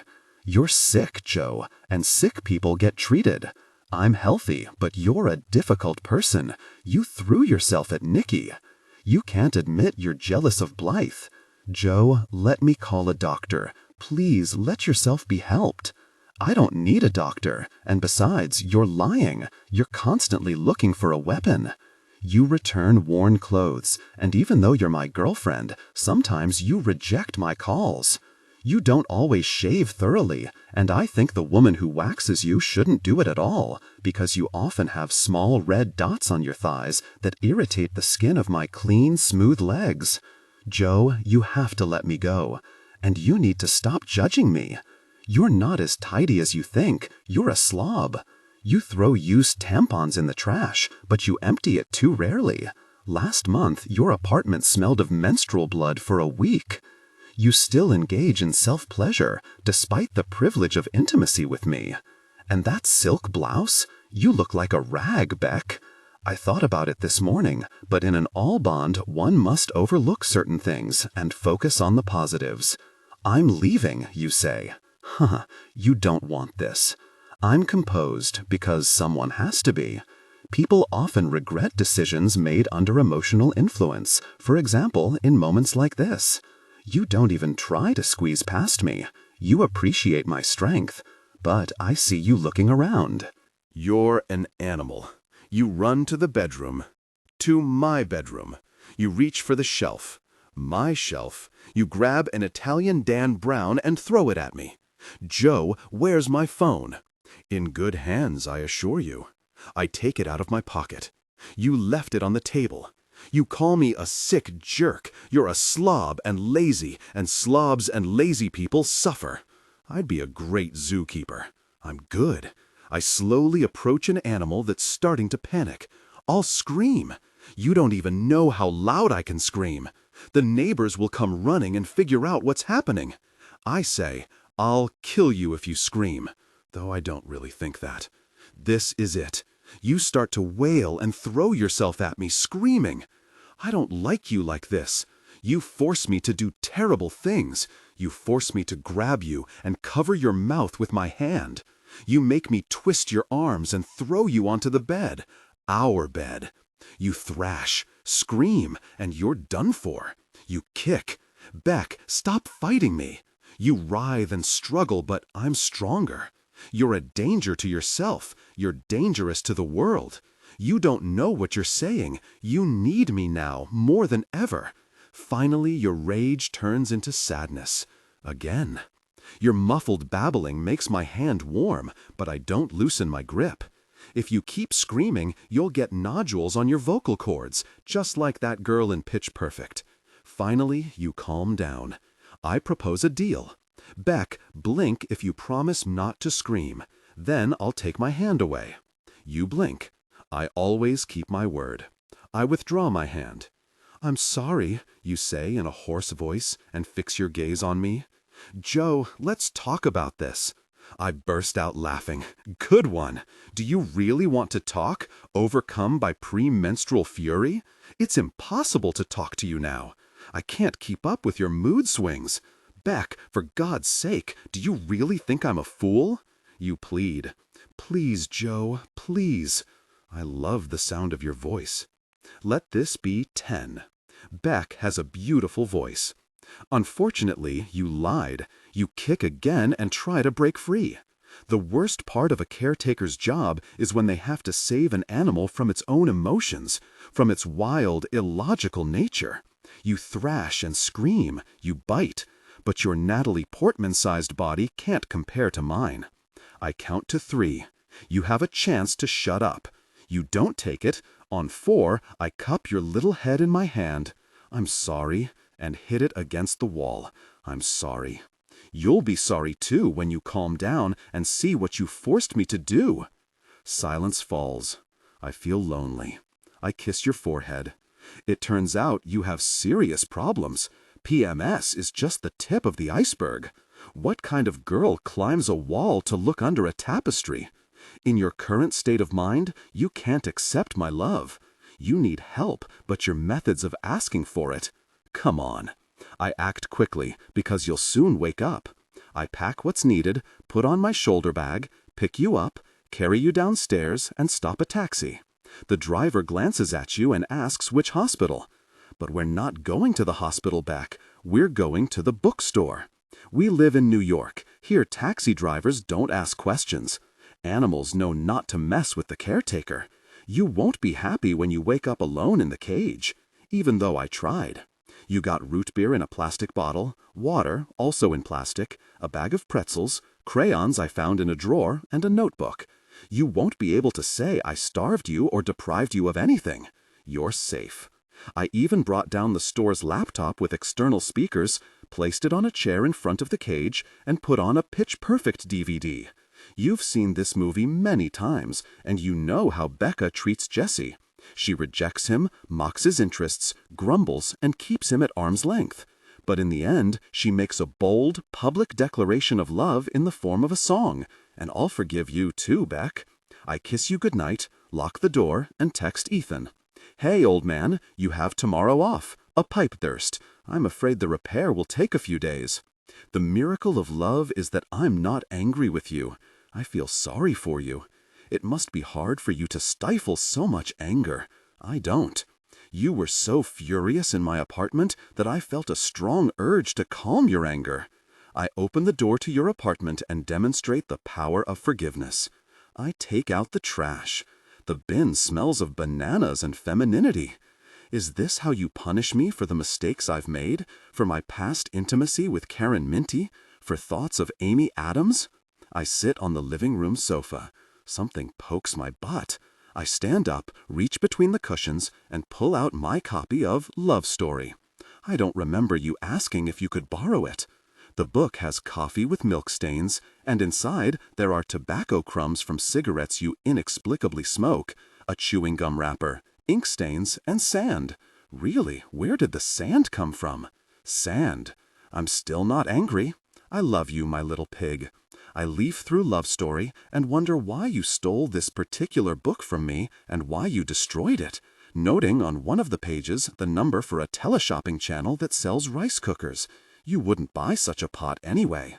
I would have given you this book. I would have given you everything. I stare at the black TV screen and wonder if this is my fault too. Was I stingy? Did I miss some allusion to Love Story that you made? I can't sit here anymore. I go to the kitchen to clean the book. But of course, you've run out of paper towels. I take MacDupec out of my bag. At the sight of it, you groan. You kick, stomp, and clench your fists. You're acting like a 5-year-old. I wait for you to stop being angry. I know you love me, and that you don't really think that about me. But before we go further and close this chapter, everything must be revealed and explained. After all, you broke into my wall. I had no choice. I had to reciprocate. I read aloud the message you sent to Nikki yesterday from the account Beccan Yanka 1027.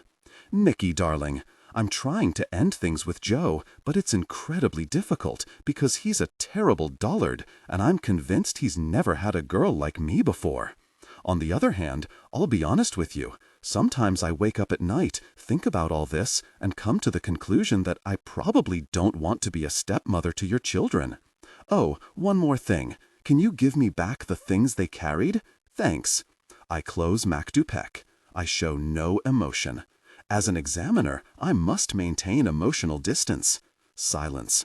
I feel as if the white ravens on the shelves were listening to us with bated breath, waiting. All right, you say, and we enter new territory. I'm an idiot, Joe, a textbook one. You always look at me like I'm special and everything.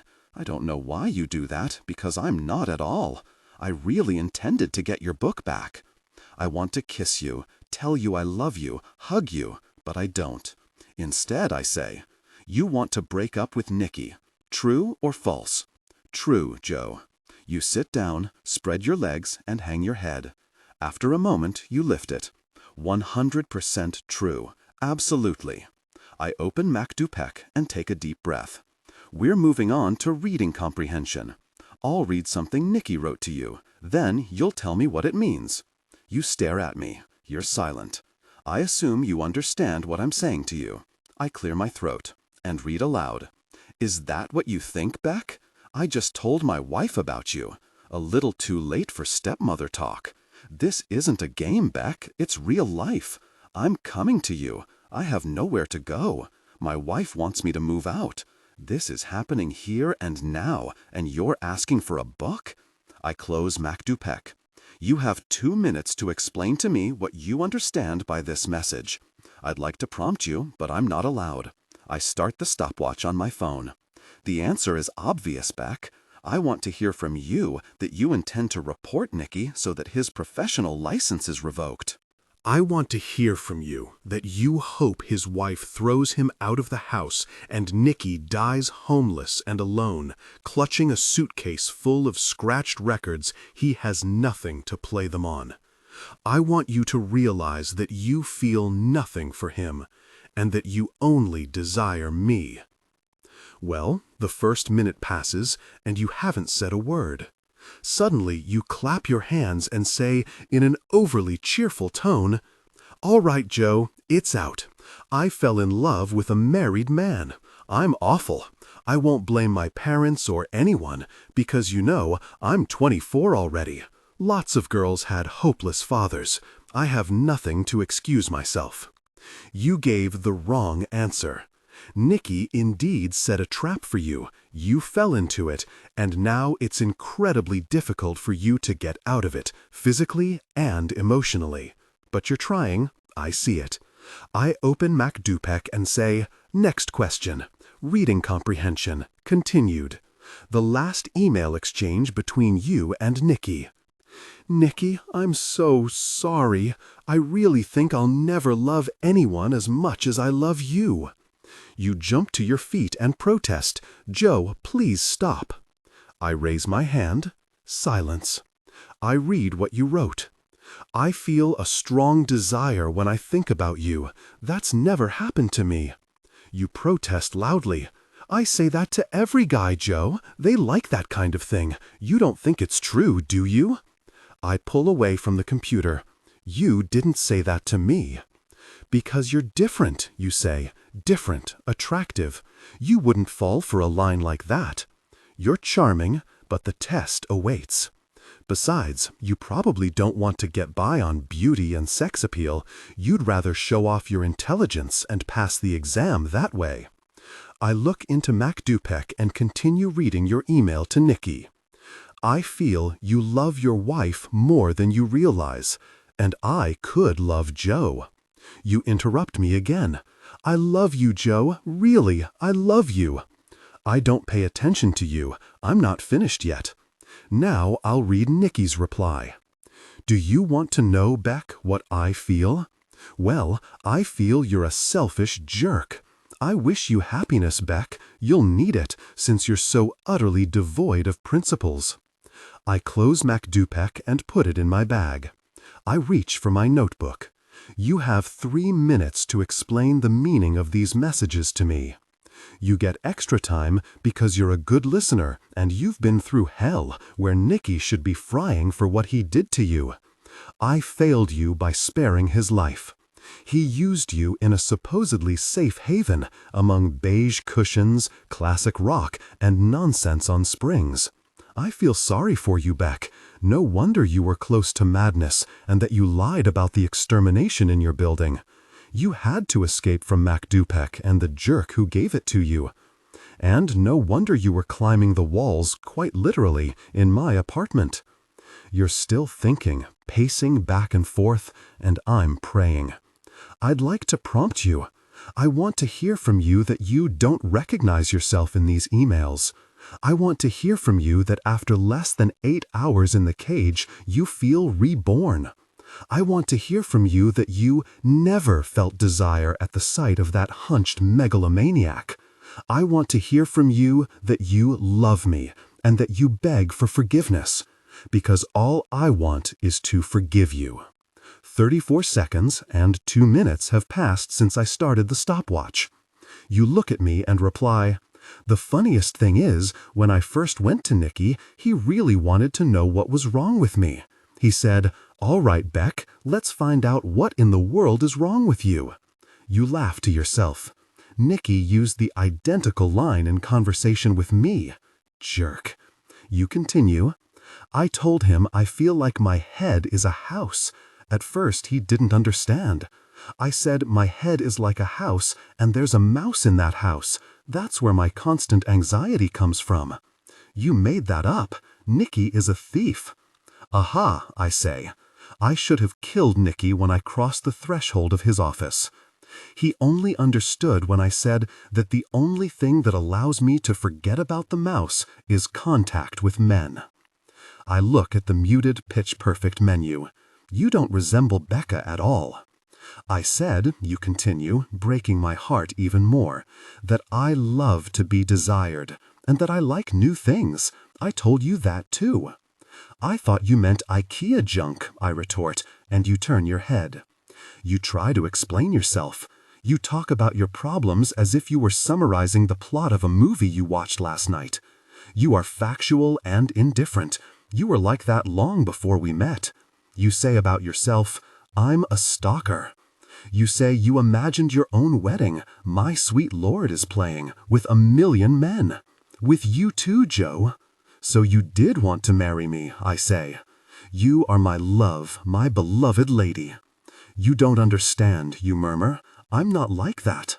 I think you're wrong. You say therapy is a mistake. You can't drive a mouse out of a house. The only way is to blow up the house. You're tired and hungry. You speak incoherently. I put the notebook in my bag, take out 2 cherry pie-flavored bars and place them on the drawer. You love talking about yourself, even when you're in a cage. I turn on Pitch Perfect and leave, ignoring your calls. I can't stay. I need to prepare the second part of the test. I go to the bestseller shelf and take 2 copies of The Da Vinci Code. I return to the basement. You greedily devour the bar, not taking your eyes off the screen where the treble makers are making mouth sounds. I pull out the drawer and place the book on it. Is this a joke, you ask, chewing the cherry girly snack. I show the second copy. I'll read it too. Why? Because I can't think of another book that neither you nor I have read. For us to take the next step, we need a shared experience. You leaf through the book, and there's great confidence in you, an intense vitality, a stubborn pride in yourself. You're not afraid of me. You're not afraid of anyone. Men love you. You know that. No man will ever become a mouse in your house, because you'll always have someone, a handsome bookseller, a passionate psychiatrist, an undeclared rich lesbian. Someone will always take care of you and assure you that you are special. In the cage, you don't feel trapped, but loved, just like me. There's a mouse in our house. Its name is Dan Brown, creator of Professor Robert Langdon and the passionate, mesmerizing cryptologist Sophie Naveau. He is the master of our residence. We get drawn in almost immediately. We take this journey together. We go to the Louvre, follow the clues. You lie on your stomach. You come alive when something exciting happens, and it happens often. I lie on my side outside the cage and devour the book as greedily as you. During breaks, we talk about Opus Dei and the Priory of Sion. We wish Robert Langdon really existed. I find fragments of the film adaptation online, which we watch when we want to rest our eyes and fingers. You've never felt so compelled to keep reading. I admit I feel the same way. I love Stephen King's stories, you say, but this is different because his books are perfectly written. The Shining is literature with a capital L, you know. I know. I remember Benji and his reluctance to admit he liked Dr. Sleep. We read late, and the next day you wake me by sliding the drawer back and forth. Wake up, you yell. I'm dying here. We start reading, but we need coffee, so I run upstairs, leave the bookstore, and go to Starbucks. You're not just taking the exam, you're really getting into your role. There's a long line at Starbucks, but I stand in it because you deserve the salted caramel latte you occasionally drink. There's no better book club than ours. Is it normal that Silas's character speaks to me, you asked last night? I know it sounds strange, but when I found out Peach was dead, I was more angry at myself than saddened by her death. She was the best friend in the world because I was her whole world. She was obsessed with me, and I didn't even remember when her birthday was. You were the church, I explained, and she was Silas, you added. I reminded you of our first conversation in the bookstore when you asked if I was a priest, to which I replied that no, I was the church. Wow, you said. Wow. Returning to the bookstore with the salted caramel latte, I smiled to myself, for no reason and for all reasons.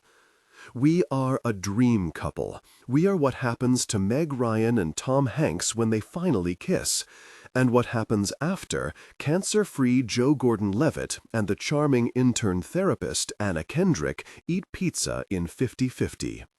We are Winona Ryder and Ethan Hawke after U2 finishes singing All I Want Is You. You clap your hands at the sight of me, but then you frown. Joe, you say, the cup is too tall. It won't fit through the drawer. I know. I love you for making yourself at home here and for not fighting. Then how are you going to give it to me? I smile and show you the wide, low cup I bought specifically for this. Wow, you're impressed. In the last 24 hours, you've said that word more often than in the last 24 weeks. You call me a genius and ask me to tell the story again of how I lured Benji to the bookstore. We drink coffee, you in the cage, I outside it. When I finish the story, you shake your head and repeat, "Wow." "Oh, come on," I demur. "One thing," you say, and put the cup on the floor. In Benji's last tweet, you wrote, "in Nantucket." I remember when I read that message, I thought he must have really lost it, since he knows perfectly well that you say on Nantucket, not in. Good job, Sophie, I smile. And there are no laments, no war, because we are one. We are like UNICEF. We give. Thank you, Professor. You beam and wink. Break? I ask. Excellent, you reply. We're good here. I turn on We Are the World. You laugh and ask why I chose that song. I reply that I feel like we're fixing the world here, in this basement. You have a serious expression. You know what I'm talking about. You agree with me, and I've never felt such a strong connection with anyone as with you. You know how my senses work, how my mind functions. You like it there, here. Hours pass. The exchange of thoughts on the Da Vinci Code leads to stories about the Dickens Festival, and that to a conversation about costumes, and then about caps and hats. I blush. And then you realize that I know about Holden Caulfield's cap. You close your copy of the code. You hug your knees, just like you do when you're very, very sad. That must have been terrible for you, you say. He doesn't look good in that cap either, I reply, sounding mysterious like Robert Langdon. You still blame yourself. I'm a fraud. No, Beck, you're not. You remind me of that aristocrat from the Priory, trying to figure me out, and I'm so inept that I can't properly hide a hunting cap, let alone a disgusting, cheap, messy romance. Disgusting, cheap, messy romance. I accept your words with relief and smile. You don't get a free pass. You just have to be careful who you go for a ride with. You're right, you say. There's no one more dedicated and deeply feeling than you, Joe. Except you, I reply, and you smile. You wink. We read. When we delve into the stories, we are silent. The book engrosses us both equally. At one point, we almost fall asleep simultaneously. I wake up first and let you rest. I go to the bookstore and stretch. I got a text from Ethan. Joey, buddy, congrats to Beck. Blythe says they'll print it in the New Yorker. Amazing. Let's get a drink next week. My treat. Or a housewarming, because I'm moving in with Blythe. Ethan, exclamation mark, finally has a reason to use exclamation marks. Good for him. I go to fiction, stop in front of the ad shelf, reach for Dickens' Great Expectations, and my head spins. One day I'll tell you how I followed you to Bridgeport and to the Dickens Festival in Port Jefferson. You'll say, wow, again. My predictions come true less than half an hour later. You leaf through Great Expectations. Wow, you say. So you really know what my half-siblings look like? Yes, I reply. I even bought a beard, just in case. You put the book in the drawer. I think you're a genius. I pull out the drawer and take out Dickens. Ready? You grin. I thought you'd never ask. We sit, each in our place, and I feel like we're holding hands, running down a pier, taking a breath, and together jumping into the untamed depths of the Da Vinci Code. These are the happiest moments of my life, when I look up and wait for you to sense my gaze and give me what I desire. 243rd. And you? You ask. I'm on 251st. Take a short break and wait for me, you say, and add that I can read quickly and carefully, and in this skill I am unique, because most people, especially men, can do either one or the other. We cry when Robert and Sophie reach the chalice, for we know what will happen when they enter the temple. You place your hand on the drawer, and I place my hand on the drawer, and although the drawer is constructed so that we cannot touch, I feel your pulse. I really feel it. You sniffle. I don't want this to end. Like the ending of the corrections, I say. The problem with books is that they eventually end. They seduce you.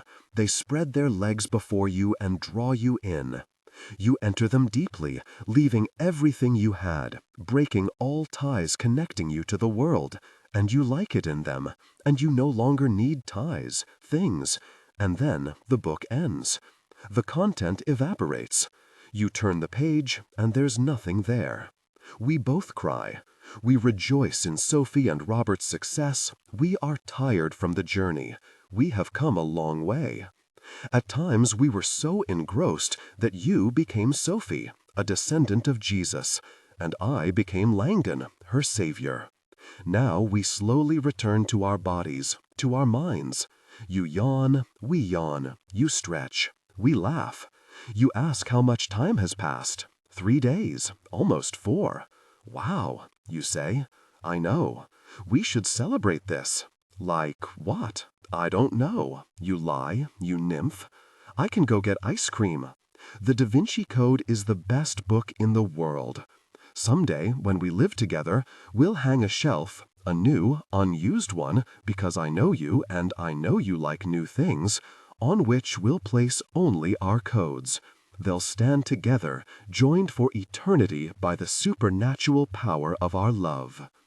After their night, the world felt different. That's what I thought, I say. That's what I was counting on. You need me with your toes. Then you must also know that I wouldn't turn you in. I am the binder of all these events. I am toxic, and I know it's all my fault. I wouldn't go to the police, Joe. Let me go, and I'll leave forever. I give you one more chance. I don't want you to leave forever. Oh, please, you say, in the tone of an annoyed friend. 0 sex between us. You can find another girl with whom you can read the Da Vinci Code. Stop, Beck. Say you desire me. I'll leave the bookstore without looking back. Joe, as God is my witness, I'll forget everything. Stop, Beck. But you don't stop. Joe, listen, I promise. I'll disappear. It'll be as if I never existed. Let me go, and I promise you'll never, ever see me again. I swear. Joe. You failed the exam. You didn't deserve distinction. I squeeze your throat so you won't give any more wrong answers. Answers that burn in your eyes, bulging from their sockets, coloring your cheeks the red of Nantucket. I squeeze harder, harder. Wrong answers must be choked, made to flow out with the saliva that gathers at the corners of your twisted lips. You're an idiot if you think I want to remove you from my life after all I've done for you. This isn't sugar-free orbiting. You're not choosing me by rejecting the jerks populating your life. I was wrong about you. You gasp for air. Joe. I won't be fooled. No, Beck. You whisper. Help. I help you because you need an exorcism, a rebirth. You sinned. You manipulated Nikki. You led Peach into temptation. You stalked Benji. You are a monster. You are solipsistic to the core, and you are a blasphemer, because all you desire is you. I squeezed too hard. You fell silent. I let go. Beck, I say. I want to hear your voice. I repeat, Beck, Beck. Silence. Really, gosh, what have I done? I shake your body. I can't hear your breath. I need to hear your breath because Sugar-Free Orbiting is a stupid movie. Because you pushed Peach away. Benji led you into temptation. Nikki broke the rules. You said something stupid. I also sometimes say stupid things. That's why I forgive you. You slide off my knees and land on the floor. You are motionless. All your goodness is somewhere deep inside you, hidden under your eyelids, dormant. I love you. I love all your charm. I'm sorry, Beck. I can't blame you for people going crazy over you. You have to wake up because I want to give you love, crazy love. I place my hands on your small chest. You're breathing. At least I think so. You must be breathing. It's impossible for nothing to remain in someone as beautiful and radiant as you. We had our cosmic connection. You are too healthy, strong, and full of life. Robe rules, pies, candied apples. I hate myself. I love you. I kiss you. You don't return the kiss. I beg you not to leave. I squeeze your small hands. I look into your small eyes. And, at the end of the play Closer, on which the film was based, the character played by Natalie Portman dies hit by a car. In the film, Natalie doesn't die, and that's good. I like it better that way. You can't die, Beck. You're only 25. You don't do drugs. You're safe, kind, and hard-working. I lean over you so my ear touches your lips. I want to hear your breath. I want to feel it. I wait. I wait 16 centuries and 8 light years. Then I straighten up. You died. I stand up, grab my hair, wanting to tear it out, because you can no longer comb it with your fingers. But maybe I was wrong. I kneel, touch your hand with my head, and wait for a touch. Please, Beck, please. But your fingers are motionless. I raise my head, a solemn silence falls. And, unlike the peaceful silence of the basement, it is hateful and directed against me. You don't get up to forgive me and break the ominous silence that weighs on me more and more with each passing moment. I look at you. You don't look at me. Your body is now a bag of bones. You can't help me because you're gone, because you wanted to leave forever. You have many transgressions on your conscience. You stole Love Story from me. I reach for your copy of the Da Vinci Code. I know books, and I see, surprised, that some pages are still pristine, untouched. It seems to me, you dull cheat, that you skipped entire chapters. When I asked you what page you were on, you lied. The most romantic moments of my life turn out to be false. I am so busy looking through your copy of the code that I don't notice when you come back to life. And you come back to life. You tricked me, you difficult person. You grab my ankle and pull. I fall, drop the book, land on my left side. It hurts like, really gosh. You kick me in the groin. It hurts like, really gosh. You didn't leave forever at all. You're possessed. You're speechless. My groin aches. I shouldn't have thought of you as my savior. Because of you, it's only worse. You're alive, you trickster. You kick a person when they're down. I scream in pain. You really are toxic and from hell. Because just a moment ago, you weren't alive, you really difficult person. You don't answer. You kick. But I'm not toxic. I'm bigger than you and braver. God gives me strength to defend myself against your blows. I swing, hit your legs, and now you land on the floor, falling straight onto your back. I sit on you. You try to bite, but in vain. You try to kick, but you can't. You try to scratch, but I clench my hands on your wrists. You can't do anything. You're pinned to the floor. You spit in my face. You act like a jerk driver from Massachusetts. You weaken. I let go of your hands and place my hands on your neck. This time, I'll do it properly. You try to hit me, but there's no longer much strength in your small fists. Evil triumphs over good in you. Your cheeks turn white. The pain in my groin pulses. My hip bone aches. You are disgusting. My mother's Nirvana t-shirt, the one I was wearing when you ambushed me in my apartment, the one I kept since childhood, is smeared and stained with vanilla. You tore it, you difficult person, and so badly that it's irreparable. You were right, Beck, I say. You bring death. I squeeze your neck and thank you for kicking me in the groin, and I blink because your saliva floods my eyes. Thank you for proving beyond any doubt that you are a bad person. You don't want love or life at all. Our relationship never had a chance. You are banal and simple. You gasp for air hoarsely. You are solipsistic. You don't care about others. Your chocolate fingers destroyed my books, my heart, my life. What's wrong, Beck? Only one word remained in you. Help. So, I help you. With my right hand, I reach for your copy of the Da Vinci Code.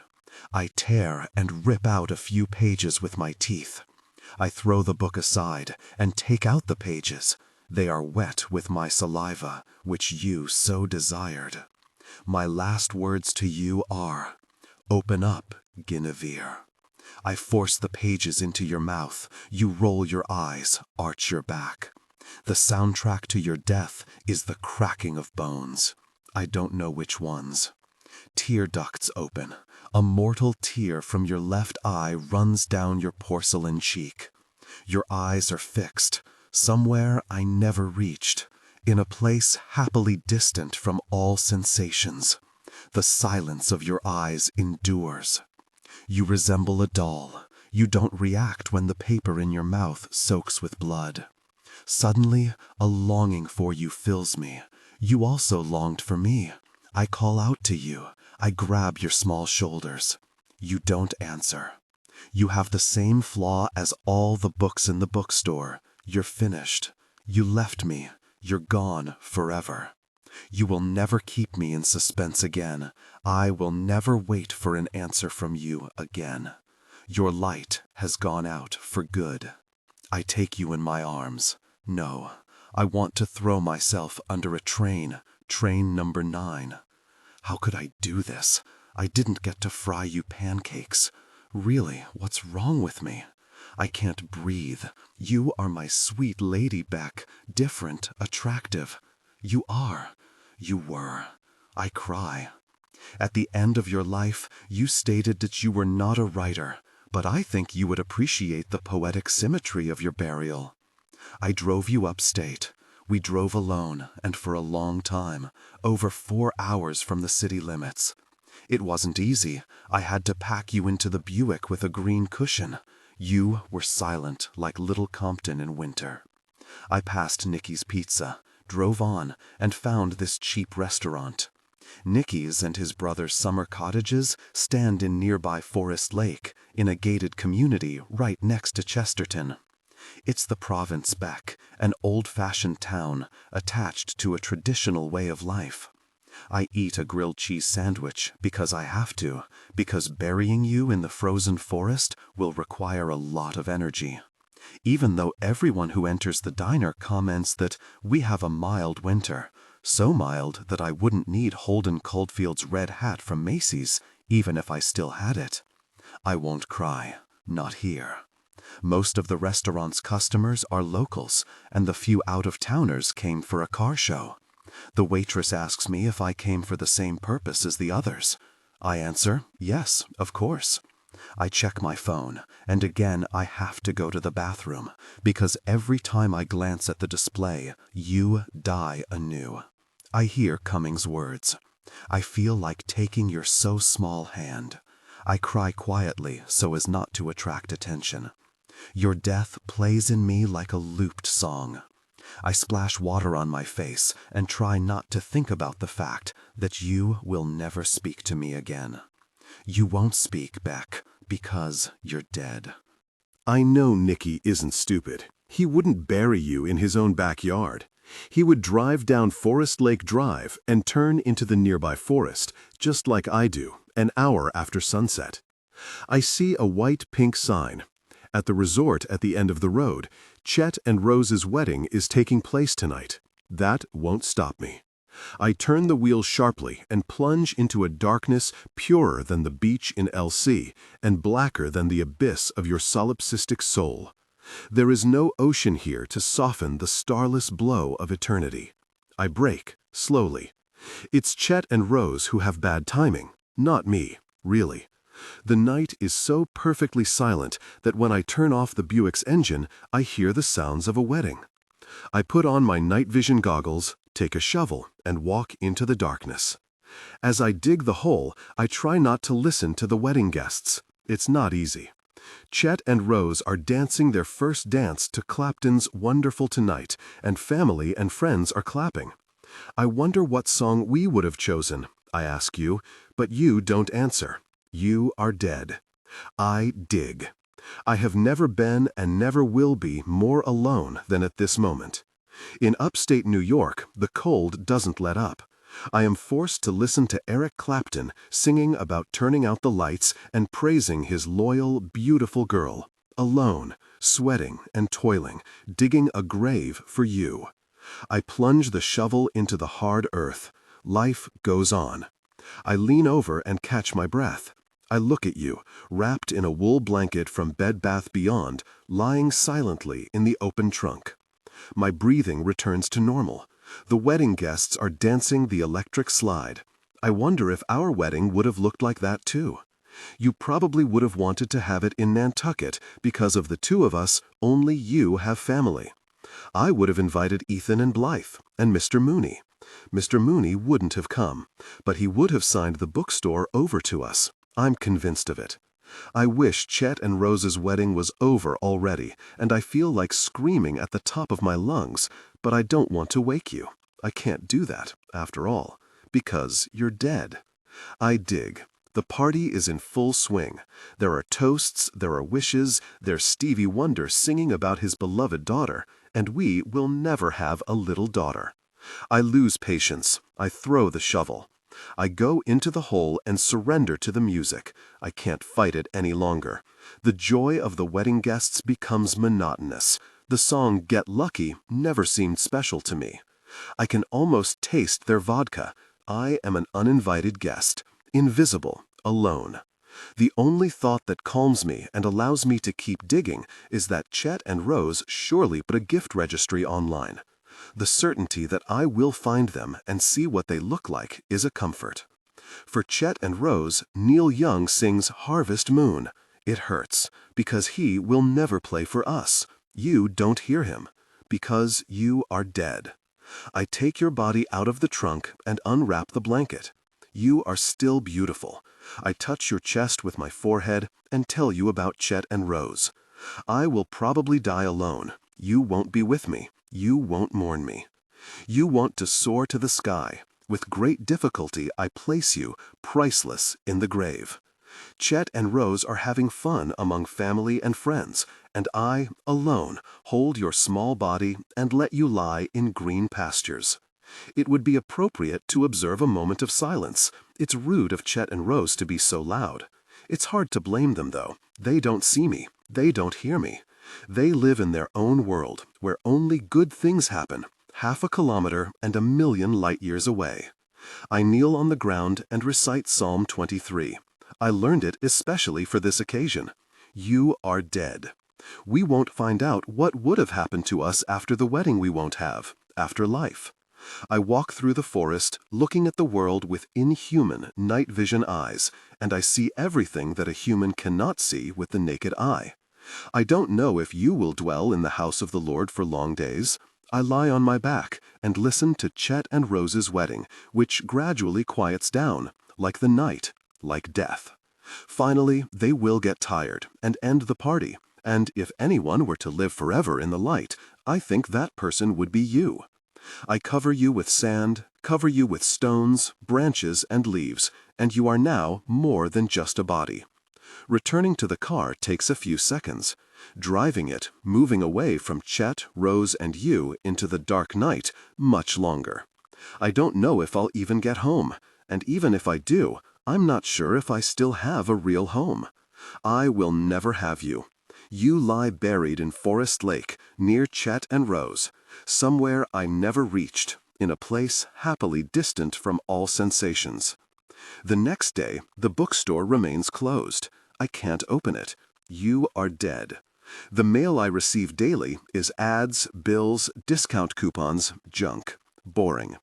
But today, almost 3 months after your death, the United States Postal Service delivered my first wedding invitation. The envelope is so large that the mailman bothered to come upstairs. I'm no expert on invitations, but this one is truly beautiful. I have it with me here, in the bookstore. I fell in love with the perfect harmony of delicate gold cursive and embossed paper. One might think Ethan and Blythe belong to royalty. A lot has happened in these 3 months. Ethan, ! And Blythe got engaged and invited me to their wedding in Austin, Texas. A lot has happened in these 3 months. Marriage costs money, Ethan found a corporate job, the help wanted sign still hangs in the window. This invitation changed my attitude. The last time I was so full of hope was when I left Dr. Nicky's office and when we came together intimately. Thanks to this piece of paper, I felt again that there is a future for me. The invitation makes me pay attention to the changing dates on the calendar. It's pleasant to jump ahead in my phone's planner. Before it arrived, for Dear Mr. Joe Goldberg and guest, I only checked off full months, inventing anniversaries, marking our shared life, which no longer exists. I think you, more than anyone, understand how important it is to take the next step. You like new things. You liked new things. Life is not a Dan Brown novel. You are dead. You won't come back. Life is better than a Dan Brown book because finally I have something to look forward to, a wedding. I have to choose, steak or fish, and I really don't know what to decide. The invitation says I have 41 more days for that. The sound of the bell. It's a lazy, neither summer nor autumn day. A colorless customer in shorts asks about the novel Dr. Sleep. I show him the way to the fiction shelf by authors G.K., and it reminds me of when I saw you by the fiction shelf by authors F.K., and how I lost my mind afterwards. I rearranged the shelves. I couldn't look at F.K. anymore. I really thought that giving the bookstore a new layout would make my life easier, in a world without you, a world I created myself, a world that doesn't allow me to admit that I know you stole the Ritz bathrobes from Peach. Memories keep coming back. I still flinch. I started eating again, but only because I hate losing consciousness. Everything until now was just practice. For the rest of my life, I will be grateful to the United States Postal Service, Ethan, and Blythe, and I will always appreciate the power of anticipation. There is no better stimulation in the present than an invitation to the future. The lonely customer pays for King and leaves with King. I'll have to buy a suit. It's good to have a plan. With joy, I enter Chet and Rose's online love nest. I feel like I've gotten to know them very well since that terrifying night in the forest. I want to tell them about the invitation. I became obsessed with them, but how could I not? They came to the forest to celebrate their marriage. They did it so I could still believe in love. I love them. Hundreds of times I watched the slideshow of their honeymoon photos. They went for me. Perfect timing. I looked at the photos and pretended it was us having fun in Cabo San Lucas. I became less bitter. I know not everyone can be Chet and Rose. There's no doubt that some love and are loved, get married and go on a honeymoon to Cabo, and others don't. Some read alone, sitting on the sofa, and others read together, in bed. Such is life. I think I will die alone. Karen Minty will probably die next to her husband. Many people like King of Queens. I have come to terms with my fate. I made the decision to spare you the pain of life. The decision was mine, and mine alone. I freed you. I forgive you. It's not your fault that you carried your demons in a big Prada bag and dressed them in big Ritz bathrobes from Peach. You weren't evil, but toxic. Men who managed to leave you are doing great. For example, Hesher has his own TV show, and it's even pretty good. The Babies R Us wish list indicates that your father will soon have another offspring. Some get everything, others get nothing. I think you would be happy knowing that your voice can still be heard. I am the only reader of Beck's book. I had it bound at FedEx. Nevertheless, millions of people have learned and eagerly followed the story of your life. Everyone knows about the depraved psychiatrist who murdered you. You didn't manage to publish anything in the New Yorker, but you made it into the New York Post. You changed me, Beck. I won't be a loner like Mr. Mooney. I have Ethan and Blythe. I have girls who flirt with me from time to time. They are, without exception, awful, bland, condescending, shallow, and simple. I'm like Hugh Grant in Love Actually, only without the love, but that's nothing, because in real life, Hugh Grant is also single. I repeat, not all animals are meant to pair up. Of course, I understand that we were created to need company. God gave us words. We must talk. We must listen. From time to time, I share intimacy with girls I meet online or in the bookstore. But mostly, I am alone. I don't open up petal by petal. You were right, Beck. You weren't what I thought. Barbara Hershey in Hannah and Her Sisters also didn't turn out to be the one for Elliot. The bell rings. I look up from the photo of Chet and Roe on paddleboards and see a girl I know, in a way. She's wearing a tank top with a University of Pittsburgh symbol and jeans. She winces. She waves. Too bad there's no music playing. She liked it last time. I saw the sign in the window. She swallows. Is the ad still current? Because sometimes they forget to take it down. Sometimes it's just plain nonsense. My apologies. I'd forgotten about the sign, but I hadn't forgotten Amy Adams, her stolen credit card, misleading college crest outfits, and big chestnut eyes. The ad is current. Amy approaches the counter. She glances at the wedding invitation. I love Austin, she says, nodding. What's new with you? I ask. A nice gesture on my part. I play the gentleman who hasn't forgotten, just so she can play the lady who isn't forgotten. She fawns. A moment more and she'll curtsy. I flatter her, and she's pleased by it. She looks me straight in the eyes and hands me her resume. I used to work in a small bookstore in Williamsburg. I'll put it this way. We parted ways due to the owner's short-sighted policy regarding, as they say, theft. She grunts. That you're not allowed to take books home to read in peace. And how am I supposed to read a book without marking the most interesting parts? She's loud. I'm sorry, I'm not some ultra-modern chick, and I don't use a Kindle. I like pens, paper, real pages I can touch, and sometimes even tear one. She shakes her head. When you buy a book and find notes in the margin, you should be happy because you got something for free. She doesn't wait for my reaction. She winks. Sorry, I'm getting worked up, but I had to say it. She needs my approval. I smile. You don't have to apologize. Now it's her turn. She submits and says in a cheerful voice, I'm talking like a madwoman. Do you hire crazy people? I reply that we only hire eccentrics. She thinks I'm funny. She has a melodic laugh. She likes me. In the bookstore. She'll be my cashier and my girlfriend, and the next time I'm invited to a wedding, the envelope will read, Mr. and Mrs. Joe Goldberg and Amy Adam, and I won't have to worry about finding a +1. You're gone forever, and she's here and now.